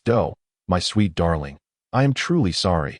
I was simply too excited. A soft cough broke the moment, reminding Filch that he was not alone in the room. It was this Slytherin student who had injected him with an unknown potion, enabling him to perform magic. It appears you have finally regained your senses. Mr. Filch, are you satisfied with what I have provided? Observing Filch's continued silence, Snape shook his head. It was precisely this kind of interaction with trauma-ridden, withdrawn individuals that he despised. It forced him to drive the entire negotiation forward. Now, I believe we can resume our discussion regarding the transaction we just broached. As you suspected, Mr. Filch, I require your discretion regarding my nocturnal escapades for the next few years. However, that is merely one aspect of our agreement. As for the other terms, Snape hesitated briefly, pondering whether Filch maintained contact with other squibs, an uncertainty that lingered in the air. What else? Filch interjected, curiosity piqued. It seems Mr. Filch is finally intrigued by my proposition. However, it is not without reason. Although you are not a wizard, you must understand that potions have a limited shelf life. If not used consistently, what you just experienced will merely be a fleeting illusion. To be frank, Severus Snape harbored no fear of Argus Filch's reluctance to engage. For those among this group, having lived their lives in the magical realm, a single vial of potion represented a fragile thread of hope amidst their drab existence. Allowing them to grasp it and ascend from the abyss, this glimmer of hope proved more potent than any addictive substance, particularly after they had experienced the magic that the potion could evoke. Once ensnared by the desires awakened within them, retreat became an impossibility. In pursuit of this hope, they would commit any act for the one who provided it, even sacrificing their very lives if necessary. Please do not rush, Mr. Filch. Before we discuss our forthcoming transaction, I must first clarify the potion you just consumed. You have felt its effects, yet regrettably, a single vial will only grant you a fleeting glimpse into the magical world you have long yearned for. To possess this power permanently, you must partake continuously for a month. Snape's words sent shivers through Filch's body. He had assumed what he would receive was merely a fleeting illusion, yet the very proprietor of this potion now informed him that he could eternally possess this strength. He would no longer remain a squib, but instead become a wizard, a true wizard, someone he had once deemed unattainable. The nature of this potion and the means by which this young man acquired it. Whether he was a devil clad in a child's guise or a powerful wizard resurrected, were concerns that Filch set aside. He now understood one thing. Should he miss this opportunity presented by the young man before him, he might endure a lifetime as a scorned squib. This was not his desire. Even as a humble squib, he yearned for a savior, even if that savior were a demon. Even a squib requires a savior of their own kind. And during this month, you shall endure unimaginable suffering. Such is inevitable, for this potion will transform your body, allowing you to be reborn and capable of wielding magic that I assure you, however, that your life will not be in jeopardy. Though whether you can withstand the agony is beyond my knowledge. Unlike the previous incident with Petunia, if transforming a muggle into a wizard is a transition from negative to positive, then enabling a squib to wield magic is merely a shift from 0 to 1, relatively simpler. Moreover, unlike the urgency that accompanied Petunia, Filch had no such pressing timeline, prompting Snape to adopt a more gentle approach. Of course, while there is no threat to life, the pain accompanying the physical transformation is unavoidable. After all, who would cherish that which is easily obtained without trial? Very well, Mr. Filch, that I have laid bare the advantages and disadvantages of this transaction from my side. Now, what is your answer? Will you accept or decline? Rest assured, even if you refuse, I shall not divulge your secret. With that, Snape extended a hand toward Filch. Observing the somewhat youthful hand reaching out to him, Filch grasped it without hesitation, even though deep within. He viewed Snape not as an angel, but rather as a devil. Excellent. That I am pleased, Mr. Filch, that you have made a choice satisfactory to both parties. Now, let us proceed to the second aspect of our agreement. Mr. Filch, do you have any means of contacting other squibs? Of course. Are you suggesting I seek out other squibs? As a squib, Filch indeed possessed methods to connect with others of his kind, though he seldom employed them. Yes, that is but a part of it. More importantly, I hope that the squibs you find will be worthy of your trust, just as you must be worthy of mine. You trust me? I maintain the utmost trust in my trading partners. Naturally, I also hope you shall not betray this trust. That shall be all for today. I must return to the feast at AS for the subsequent potions. You may collect them each evening at the 13th brick of the podium in the potions classroom. Having spoken, Snape turned to leave, but just before closing the door, he seemed to recall something and turned back to Filch. Mr. Filch, consider that wand a complimentary gift for this transaction. Farewell, and may you enjoy a pleasant evening. Once Snape had shut the door, Filch remained seated in his chair, clutching Mrs. Norris. After a considerable time, he gradually emerged from this dreamlike experience, promptly rummaging through his belongings in search of the box containing his means for contacting other squibs. Snape was always punctual. Although Filch had delayed somewhat while engrossed in casting the levitation charm, he returned to the Hogwarts Great Hall only slightly more than 10 minutes past the hour he had indicated. Hey, Severus! Upon seeing his friend return, Diego, who had just been vying for the last piece of pumpkin pudding with Edward, eagerly waved to Snape, producing a portion of chilled pumpkin soup. You were gone quite a while. We thought you might have headed straight back to the dormitory. Unfortunately, most of the food has been consumed, but thankfully, we saved you some chilled soup.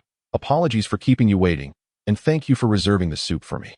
At that moment, the long tables used for serving food in the Great Hall had been cleared away, and elegant orchestral music filled the in the cleared space. Some upperclassmen had donned robes that served as makeshift formal wear, while boys began inviting their desired partners to dance. The focal point of the Halloween ball was none other than Lucius Malfoy and Narcissa Black. Though pure-blood status does not equate to nobility within the wizarding world, both had evidently received excellent dance training.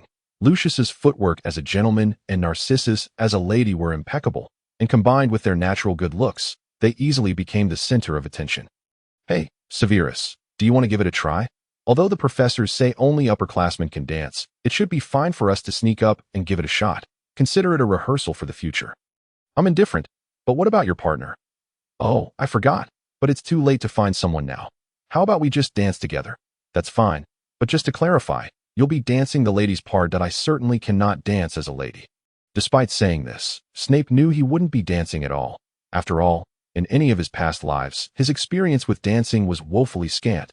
He likely didn't know how to dance at all.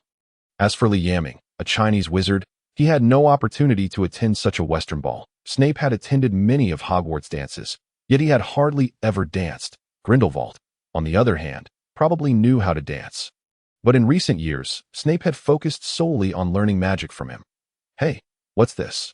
Although Diego had previously been eager to dance, the moment it was suggested he take on the lady's part, he immediately lost enthusiasm. While he might have been willing to dance with Snape, he struggled even with the gentleman's part, let alone the ladies.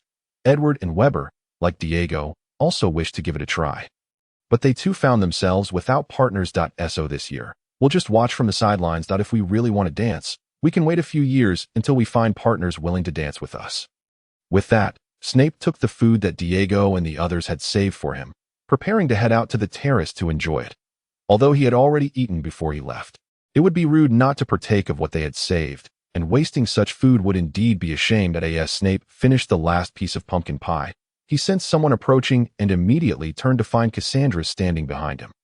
Today, Cassandra had donned a dark green formal robe, and while Snape paid little attention to the latest fashions in the wizarding world, he could still discern that it was a recent autumn release from the esteemed wizarding clothing store.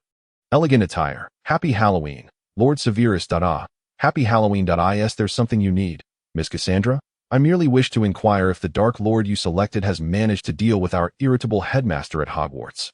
After all, Lord Severus, you mentioned that this is the most crucial step in securing the support of the Squibs. Long before today, Snape had prepared to exploit Filch, spreading the word about his possession of a potion capable of curing Squibs and enabling them to wield magic. All in an effort to garner support from the Squib community. As for whether this would attract the attention of the Ministry of Magic, Snape had no cause for concern. After all, the Squibs had long been a group deliberately overlooked in the magical world. Even the Ministry, when compiling statistics on the magical population, would neglect to include Squibs, so even if someone from the Ministry were to hear this news, they would likely dismiss it as mere self-deception among the Squibs. Well, I suppose it can be considered a successful transaction with him, though I can't shake my doubts. Given our dear caretaker Filch's temperament, it is difficult to imagine he possesses any other means of contact with fellow Squibs. Yet surely there must be. After all, such a marginalized and discriminated group tends to exhibit unexpected solidarity, and even someone as peculiar as Filch should have connections to other Squibs. You make a valid point. Indeed, as long as there is no deliberate division imposed by malicious parties, a group like the Squibs would naturally be quite united. Snape did not believe there was anyone else in the wizarding world who cared for Squibs as much as he did. However, that said, since you, Lord Severus, are intent on courting the Squibs, I wonder if you might also be interested in another group. Conveniently, there are members of that group at Hogwarts as well, and if we could sway them to our side, it would be a twofold victory. Are you referring to Lupin? Let's not entertain that idea. I don't believe he would willingly align himself with us, even if I were to cure his lycanthropy. His bond with the Marauders would surely outweigh any allegiance to me. Without a moment's hesitation, Snape dismissed Cassandra's suggestion. After all, in his view, even if he helped Lupin as he did Hunter by curing his lycanthropy, it did not guarantee Lupin would stand by his side. Snape could critique every aspect of the Marauders, yet he could not bring himself to disparage their friendship, which remained one of the few redeeming qualities in Snape's eyes. Indeed, that fellow is quite difficult to sway. However, this does remind me, Lord Severus, that while we can disregard the other Marauders, there is one individual we must keep firmly under our control, provided you do not wish to eliminate him. Are you speaking of that cowardly rat? Precisely, that weak-willed traitor, who, upon sensing that his leader is not the strongest, would unhesitatingly abandon everything to follow a more powerful figure. We do not require him to perform any particular task. But should my foolish brother decide to execute his absurd plan once more, we must ensure this coward does not betray us to Voldemort. Snape understood Cassandra's implication. If he were to leverage his proximity to Peter Pettigrew, a fellow classmate of the Marauders, to secure his cheap loyalty, it would at least guarantee that Pettigrew would not side with Voldemort. In truth, Snape did not need the rat to perform any tasks, merely to occasionally remind him that his life was in Snape's hands, thus minimizing the likelihood of betrayal. For one who values his life to the extent of betraying and slandering friends, an extremely selfish individual, as long as his life remains firmly under control. The chances of betrayal would be negligible. That is indeed a sound proposal, Cassandra, but you must not forget that in that book, The pivotal moment leading to Lily's death involved both the rat who betrayed his friend's trust in exchange for Voldemort's favor and myself. As Snape spoke, he gestured, confident that Cassandra was already aware from the book that he had informed Voldemort of Cassandra Trelawney's prophecy, which incited Voldemort's pursuit of Lily and her companions. The mere thought of this caused a fresh pang of anguish in Snape's heart, a remnant of the original Severus Snape lamenting. Even to this day, the realization that his blind admiration for Voldemort led to Lily's demise fills him with profound guilt and regret. This guilt is also the reason he chooses to keep a distance from this incarnation of Lily. He feels unworthy of loving her. That delicate lily flower that is precisely this dissonance within him that has perpetuated a tenuous relationship with Lily over the years. To be honest, Snape would not mind being with Lily, fulfilling the unachieved desires of that awkward fellow, but he believes it is too late, as he had already chosen to become a disciple of Grindelwald before their first encounter. Although he cannot comprehend the thought process of that peculiar individual. Since he has decided against pursuing Lily, Snape, who originally had no feelings for her, sees no reason to intrude. Yet ever since arriving at Hogwarts, each time he witnesses James deliberately approaching Lily as in their previous lives, that fellow's distorted and dark thoughts crawl through his mind. It seems I must take time to sort this out. If I am to pursue a career, I shall do so, and if I am to seek romance, I shall not hesitate in more indecision. However, one point on which they can agree is that neither desires the loyalty of that abhorrent, rotund rat. With this thought, Snape donned his customary smile and addressed Cassandra, saying, "So you don't believe that without me, Voldemort would remain unaware of the prophecy, and thus Lily would evade death? If that is the case, what reason do I have to seek the rat's meager loyalty?" Regardless of his betrayal, Lily has already escaped her fate. Despite the certainty in Snape's words, upon meeting Cassandra's calm gaze, he suddenly felt a twinge of uncertainty. "I certainly understand, Lord Severus. Indeed, you could never willingly assume the role of another Dark Lord as depicted in that book. At least from my perspective, the threads of your destiny have undergone significant alteration since your birth." After signing the Master-Servant Pact, Cassandra disclosed the full extent of her abilities to Snape, just as she had mentioned before. Her eyes could perceive many things, what others see, distant events, the inner workings of objects, and, most importantly, glimpses of the future. In simple terms, Cassandra's developed abilities encompassed shared vision, clairvoyance, X-ray vision, and, most crucially, foresight, the reason the black couple named her after the Trojan priestess. When I first heard of it, I wondered if your parents' choice of name might be somewhat inauspicious. If it were up to me, I would have named you Girlwake. Isn't that even less auspicious? However, if Lord Severus wishes to take on the role of Loki, I have no objections. As Cassandra spoke, she clasped her hands behind her back and leaned forward, reducing the distance between her face and Snape's to about a palm's breadth. "After all, if you were to consume my heart, I would consider it a boon." Sensing the earnestness in Cassandra's tone, Snape hastily turned his head away. "No, thank you. I have no interest in seizing your abilities. Moreover, your current powers are already of use to me. You mentioned that my destiny has shifted, which implies that Lily's fate remains unchanged. But that is merely a possibility. My foresight allows me to see clearly only events occurring within a limited time frame, and I can only foresee with clarity what will transpire within a day. Beyond that, I can only perceive a vague outline, and as for the timing of certain events, I can only discern a thin thread. However, I can assure you that Miss Evans's outcome has not been altered, though the journey to that outcome has surely changed." As Cassandra spoke, she felt Snape's hands gripping her shoulders, and the calmness in his eyes was replaced by unmistakable urgency.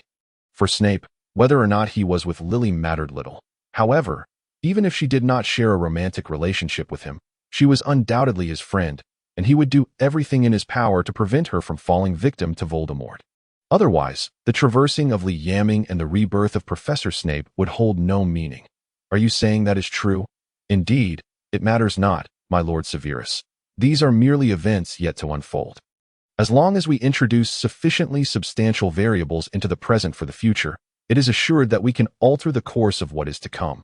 Feeling the pressure on her shoulders intensifying, Cassandra did not experience discomfort. Rather, her body trembled with uncontainable excitement. "I comprehend your intent. It appears I had previously underestimated the complexity of the situation, having already witnessed the repercussions of the convergence of timelines, the meeting of Petunia and Vernon, that large dog being sorted into Gryffindor. I foolishly believed that my mere presence could change the grim fate of Lily's demise. That it seems that regardless of my disdain, I must firmly grasp that rat and ensure we introduce ample variables into the future. However, despite this realization, there is no immediate urgency. After all, during this time at Hogwarts, the rat remains safe, and Severus has more pressing matters to attend to. As Cassandra and Severus made their way back to the Great Hall. The ball was nearing its conclusion. The younger students, unable to attend, had already returned to their dormitories. At that moment, Cassandra extended her hand to Severus, since there remains a bit of time before the ball concludes. "My Lord Severus, would you care to join me for a dance? It would be an honor." Although Severus was not well versed in the customs of the ball, he was aware that declining a lady's invitation would be impolite. Thus, as he took Cassandra's hand, he bowed slightly in acknowledgement. The final dance was set to a tune suited for social dancing. Accompanied by the lilting music, Severus began to keep pace with the male steps, managing the initial 3 beats, but as the tempo quickened, his lack of practice became evident. To avoid stepping on his partner's toes, Severus missed the beat 3 times. Though a minor issue, it proved fatal to the overall performance. Fortunately, Cassandra seemed to possess professional dance training. Upon noticing Severus's awkwardness, she took the initiative to lead, guiding him to follow the rhythm of the music.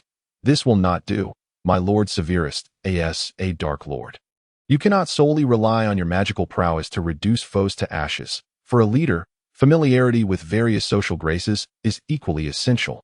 At the very least, your dance steps should be presentable at a ball. I shall take heed and will allocate time to practice." Aware that dance was indeed a shortcoming of his, Severus accepted Cassandra's critique with humility. However, he found it somewhat disconcerting that Cassandra spoke to him in a tone reminiscent of a subject advising their sovereign. "You may relax a bit, Cassandra. While we certainly share a master-servant bond, our interactions need not adhere strictly to that dynamic. Of course, my Lord Severus, for I currently hold you in the highest esteem."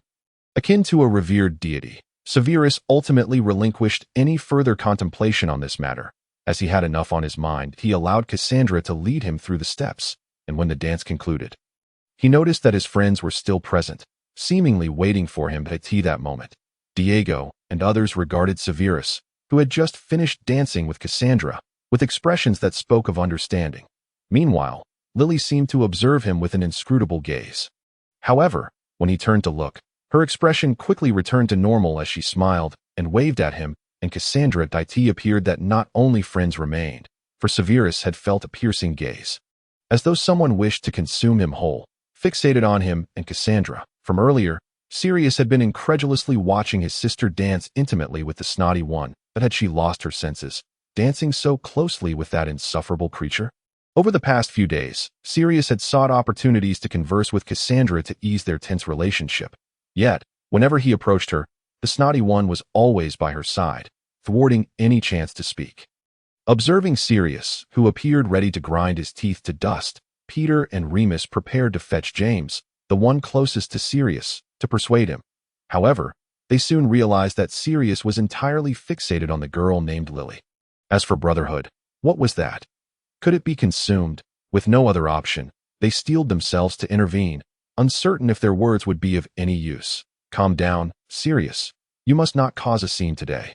You and James have already faced enough detentions in recent days. Indeed, Remus is right. You must remain composed, Sirius. Acting recklessly will only harm yourself. Moreover, from another perspective, this should be a good thing for you. Having a cordial relationship with a half-blood implies that your sister stands alongside you in this battle." Seeing Sirius's expression grow cold, Peter, who had intended to say more, immediately fell silent, taken aback by the counterproductive effect of his words. "Hey, James, hurry over and talk some sense into Sirius." Realizing that Sirius was on the brink of losing control, Peter and Remus called James, who was about to invite Lily to return with him. "Oh, calm down, Sirius. Just as Remus said, we have indeed gone a bit overboard these past few days. That it's not just you. Even my parents sent me a letter of reprimand. I suggest we lay low for a while and postpone any troubles with the snotty one for a few days." Ultimately, James secretly hoped for an even closer relationship between Severus and Cassandra. While he felt somewhat guilty towards Sirius, he reasoned that this way, the snotty one would have no designs on Lily Evans. Fortunately, James's efforts succeeded in bringing Sirius back from the edge, preventing the tragic scenario of Sirius being sent back to detention immediately after his release. You're right. Let us go. James did its best to return and get some rest. I haven't slept in my own bed for quite some time. Very well. As the last wave of fireworks illuminated the night sky outside, this year's Halloween festivities at Hogwarts came to a close. Following a speech by the headmaster, Albus Dumbledore, the teachers began to usher the young witches and wizards back to their dormitories. After bidding farewell to Lily, Severus Snape joined Diego and the others on their way back to the common room. Along the journey, Diego and his friends playfully teased Snape about his awkward dance steps, to which Snape merely smiled in silence. However, once he lay down in bed, he resolved to diligently practice ballroom dancing from then on.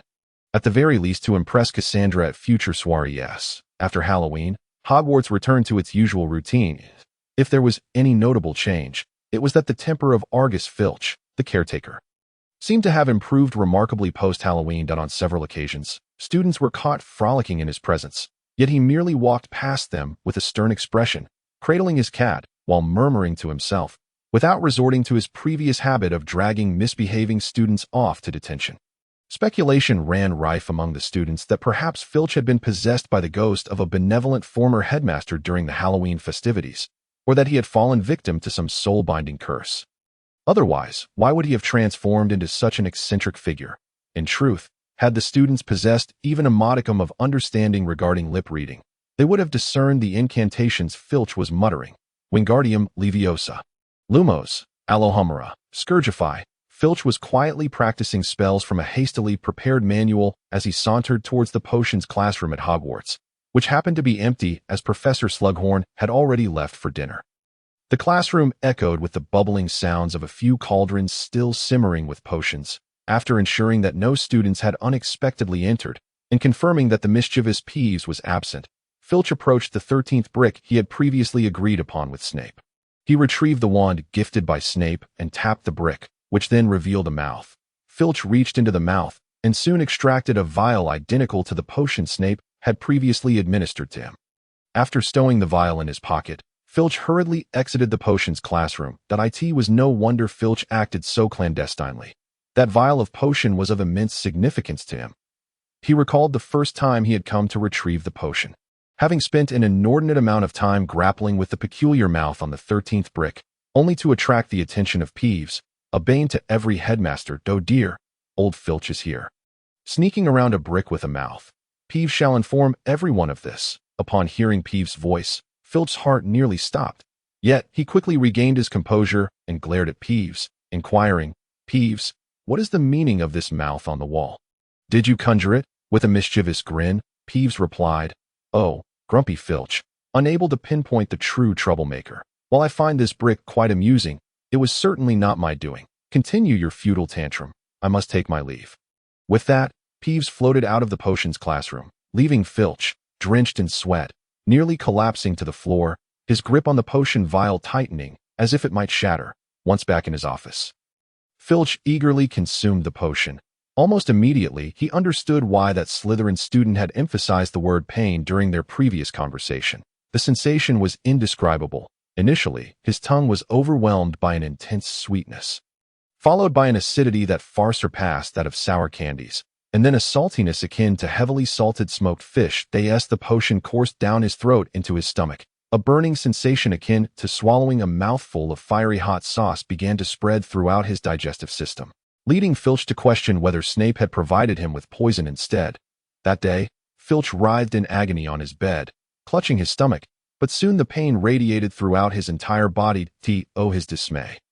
Amidst this excruciating torment, his consciousness sharpened rather than dulled, allowing him to feel every inch of his body being transformed by the potion. This metamorphosis was torturous and painstakingly slow, with time dragging on. By the time the pain subsided the following day, Filch found himself staring at the sweat-soaked sheets and clothing, his body and spirit invigorated despite the previous night's sleeplessness. He could distinctly sense the magical talent within him awakening, a reward for enduring such suffering, and he became increasingly certain that the young man named Severus Snape had not deceived him.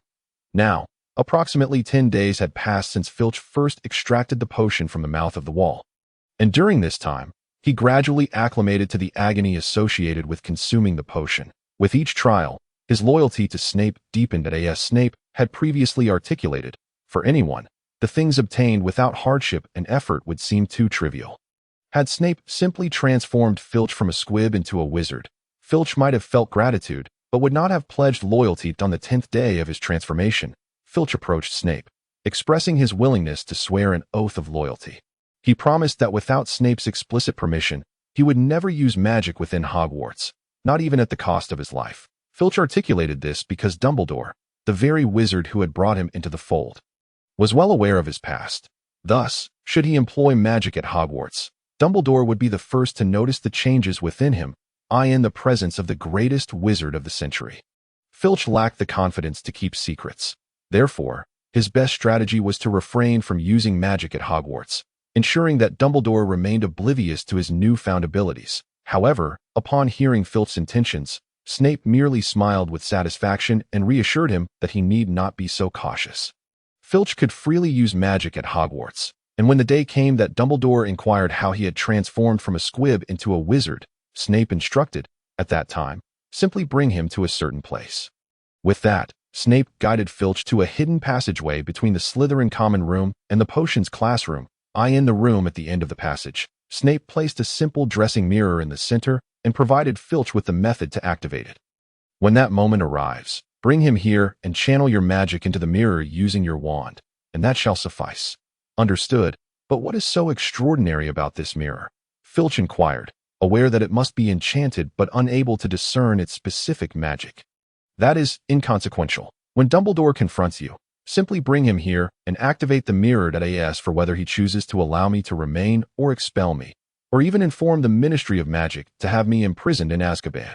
I shall accept any outcome with grace. However, acceptance is one thing, but whether one will be willingly captured is another matter entirely. In any case, I cannot rely solely on apparition. I possess other means to escape this place. Although it is somewhat regrettable to conclude my academic journey prematurely, if that individual cannot persuade Dumbledore to stand by my side, then it is only a matter of time before we become adversaries. Given this, there is no longer any necessity for me to remain at Hogwarts, especially since the knowledge imparted here no longer enhances my abilities. After Snape finished speaking, he departed from the secret passage he had just constructed. Meanwhile, Filch, after diligently memorizing the technique Snape had shared, hesitated for a moment before the mirror, ultimately deciding against attempting to channel magic into it, as instructed by Snape, and he followed him out of the chamber. Upon returning to his office, Filch sat at his desk and perused the quick spell book he had taken out. He then retrieved the wand gifted by Snape and briefly reviewed the spells he had learned that day. By 10 o'clock in the evening, Filch was patrolling Hogwarts with Mrs. Norris. How peculiar it was that the usual troublemakers from Gryffindor had not caused any mischief today. After inspecting the areas where the Gryffindor ruffians often lurked, he gazed at the moon in the sky and suddenly recalled that tonight was the full moon. Typically, at this hour, the boy known as Lupin among the ruffians would return home to visit his mother. So the absence of one member naturally diminished the interest of the ruffians in causing trouble. Well, that works to my advantage and spares me considerable hassle. All right, my sweet darling, let us complete our final round of patrol before returning. Shall we? As he cradled the purring Mrs. Norris, who emitted a soothing sound under his gentle caress, Filch continued to inspect the possible hideouts of students who might be out past curfew within the Hogwarts castle. Afterward, he returned to his office and consumed the potion of the day. Even though he had endured this same agony multiple times, Filch still could not acclimate to the sensations brought on by the potion. Yet, each time he felt he could no longer endure, he would remember Snape's words. This suffering is meaningful. It is the glorious path to what you have long desired. Indeed, this suffering is significant. It is akin to the thorns on my path to becoming a wizard. All I must do is traverse these thorns and pluck the sweet fruits that await at the journey's end. Compared to the derision, contempt, and pity I faced in the first half of my life, what does this suffering amount to? I can endure it. Unbeknownst to Filch, as he lay in bed, grappling with the pain inflicted by the potion's transformation, a beast in a shack located in Hogsmeade was enduring its own torment. The anguished cries and the sound of claws scraping against hard surfaces echoed through the midnight air of Hogsmeade. This was already the third occurrence since September, and rumors about the shack had begun to circulate among the townsfolk. They claimed that a dreadful monster was trapped within, howling in agony whenever the full moon arose. When the rumors first surfaced in October, someone from the town had promptly notified Dumbledore, the headmaster of Hogwarts, believing it more prudent to seek the assistance of this powerful wizard rather than report the matter to the Ministry of Magic. Upon receiving the news, Dumbledore assured that he would address it swiftly. However, a month had passed, and the townspeople still heard the creature's anguished wails on the night of the full moon. It seemed that even Dumbledore was at a loss when it came to this monster. With this thought, the townsfolk tacitly resolved to keep their distance from the shack, unaware that this was precisely what Dumbledore desired. Within the shack, a creature that was half man, half wolf paced anxiously around the room. Its sharp claws scraped against the shack's walls, producing a sound that sent shivers down one's spine, while it also used those very claws to rend its own flesh. Meanwhile, in the Gryffindor common room at Hogwarts, the remaining 3 ruffians were also wide awake, pondering what Lupin could possibly be doing at this hour each month. They's good friends. They had already sensed Lupin's peculiar behavior. Although he claimed he was visiting his ill mother, they could see through the lie. After all, what mother falls ill precisely on the night of the full moon? Hey, Sirius, do you think Lupin is hiding something from us? Perhaps. Why don't we wait for him to return and ask him what it is he is concealing? Peter, having overheard their conversation, joined in, but unlike Sirius and James, he doubted that Lupin would be forthcoming even if they inquired. Nevertheless, he chose to align himself with Sirius and James for the moment. Good idea, but I think even if we ask Lupin, he might not tell us. From the way he has been acting, it could be some secret he absolutely must keep. But friends shouldn't keep secrets from one another, should they? Therefore, when he returns, we should ask him first. If Lupin refuses to speak, then we'll follow him and see where he goes. But won't we be caught? I'm not worried about Lupin. I mean Filch. After all, that foul cat of his has a keen nose. Don't worry, I have a plan to avoid Filch, but we'll have to wait until we return home for the Christmas holidays. James's plan naturally involved the family heirloom, the invisibility cloak that he intended to bring it back after the Christmas break, making it easier for the ruffians to move as a group in the future. On this same night, Rubeus Hagrid, the keeper of keys and grounds at Hogwarts, quietly ventured deep into the forbidden forest that a few days prior, he had received a message from his dear friend Aragog, indicating that he needed to see him regarding an urgent matter. Hagrid had been quite busy lately, hence the delay. That evening, Aragog had sent several of his offspring to fetch Hagrid, fearing something might be amiss with Aragog. Hagrid hastily jumped out of bed, grabbed his pink umbrella, and set off into the forbidden forest to find his old friend. Though he could not use apparition, Hagrid's tall stature allowed him to reach Aragog's lair swiftly. The 8-eyed spiders along the way had been informed of their father's message and cleared a path for Hagrid. However, whether it was merely his imagination or not, Hagrid sensed that Aragog's children appeared to be fearful of something. Yet, that shouldn't be the case.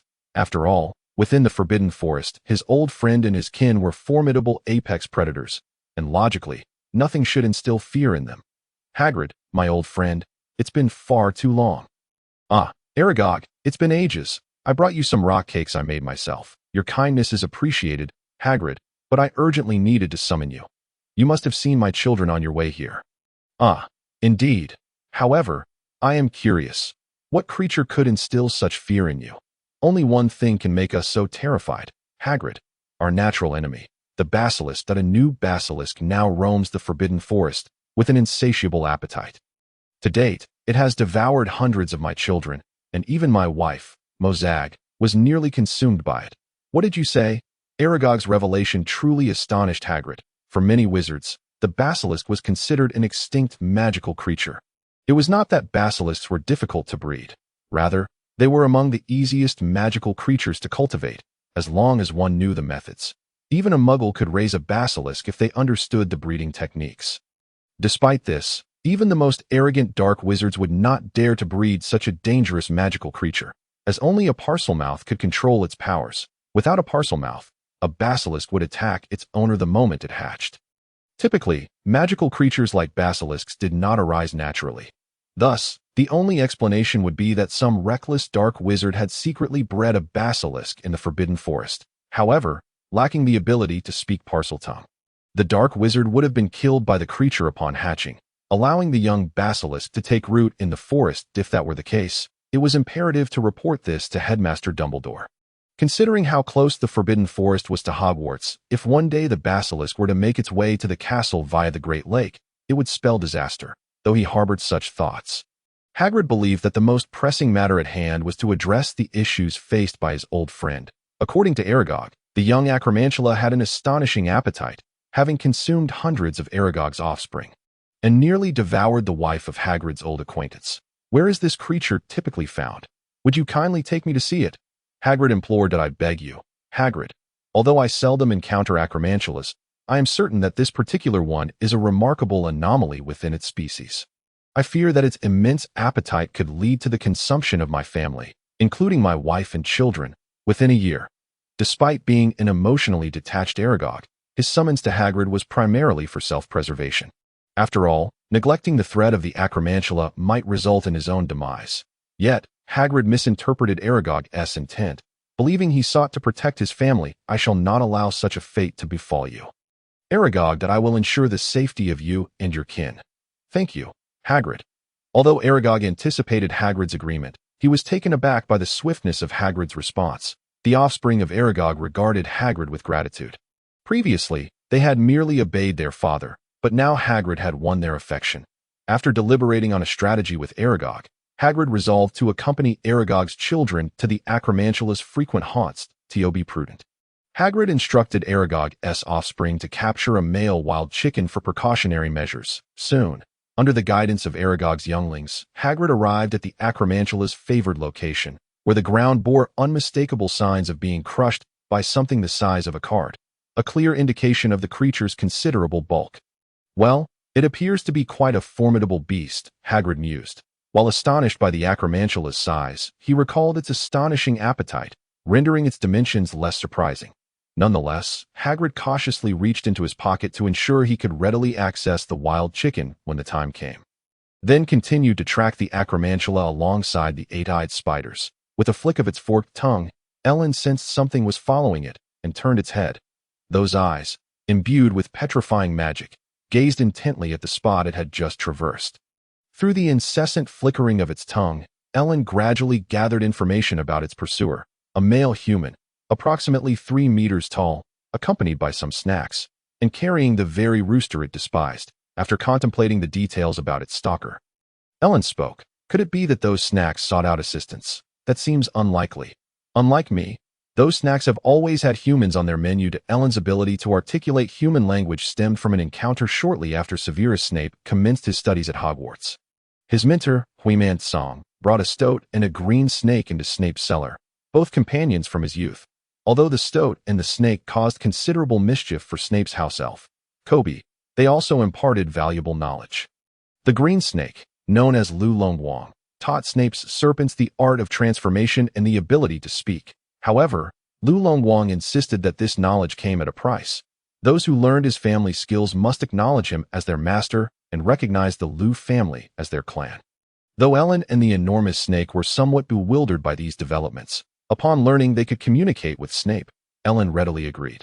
Lu Longwang wasted no time, instructing Kobe to prepare some Chinese tea.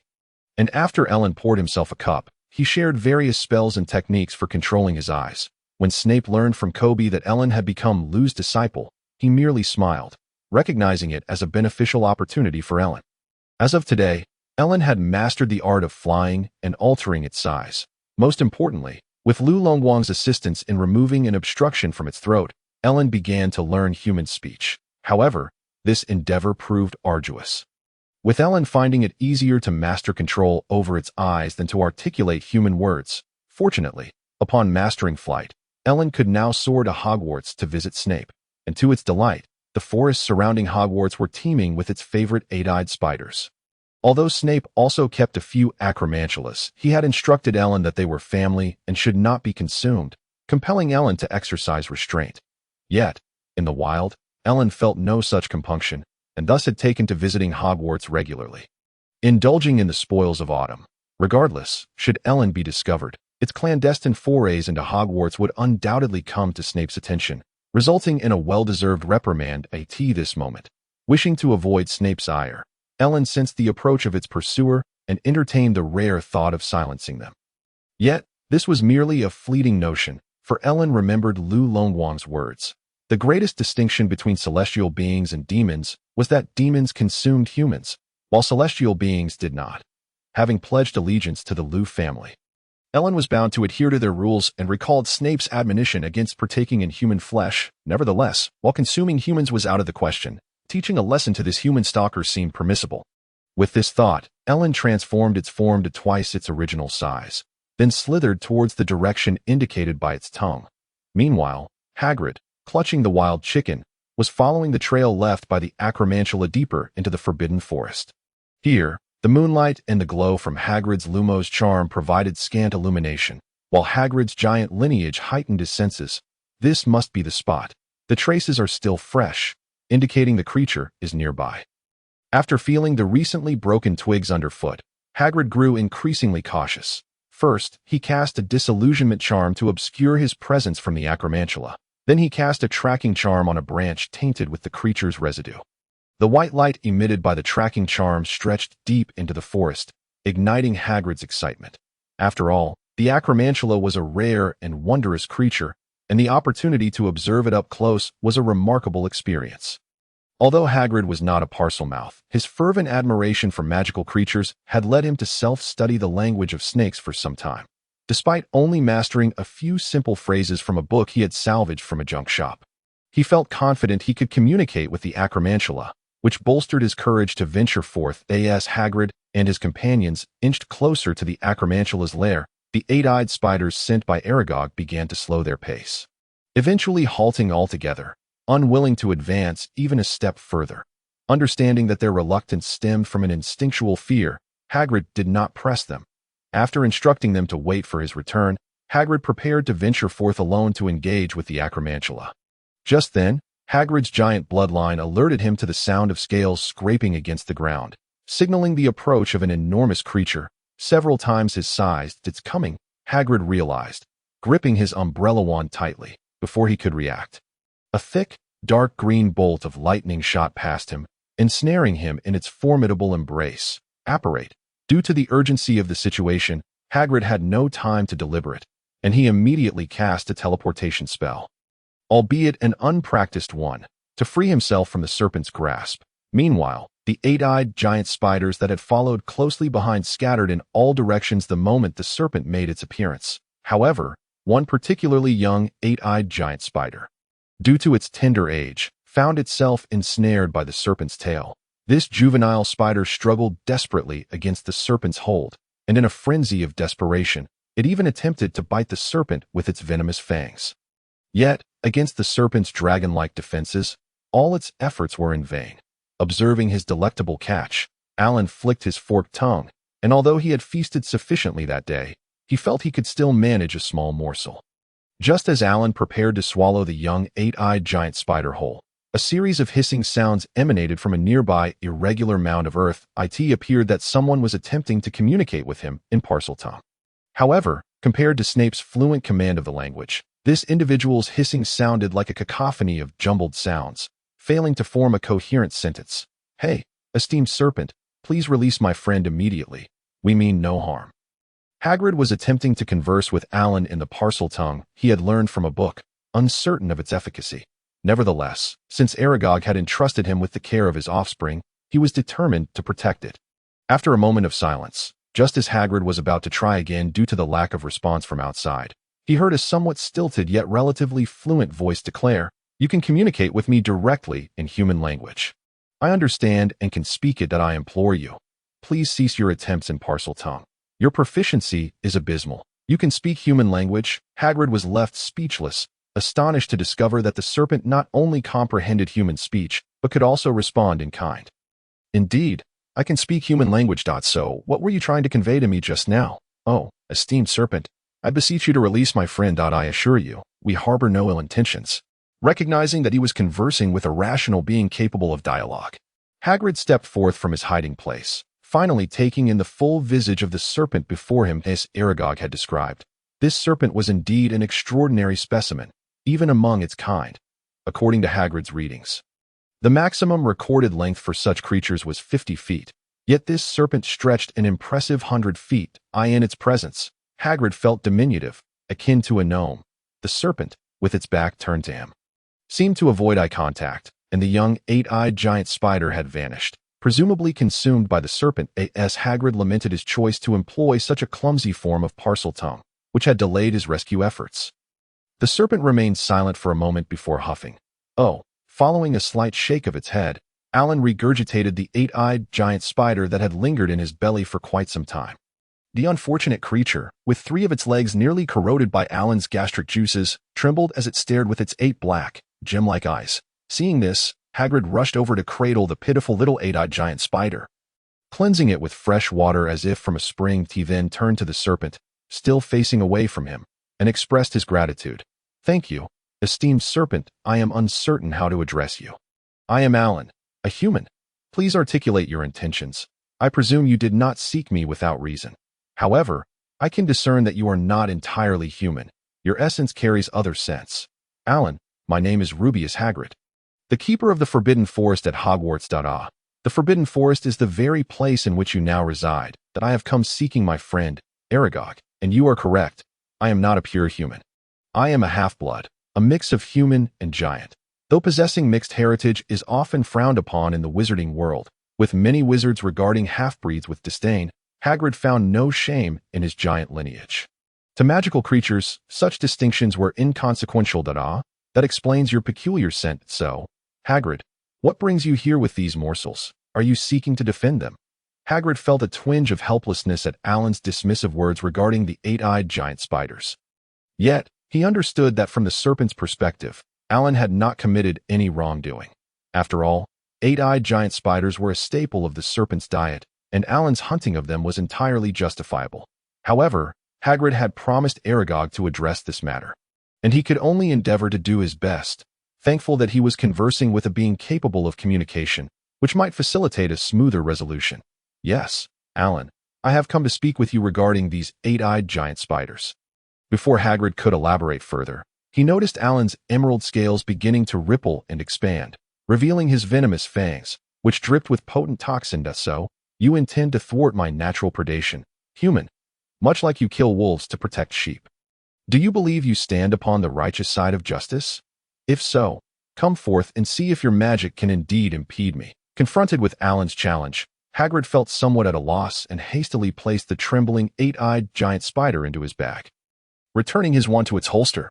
After all, should Alan choose to unleash his wrath, Hagrid's meager spellcasting skills would hardly suffice. "No, I believe you have misunderstood me. I am not here to condemn you. I suspect Aragog shares this sentiment. Unlike the human realm, the world of magical creatures knows no morality. You consume them simply because you are hungry." Hagrid paused, cautiously observing Alan's reaction, and saw that Alan's demeanor shifted.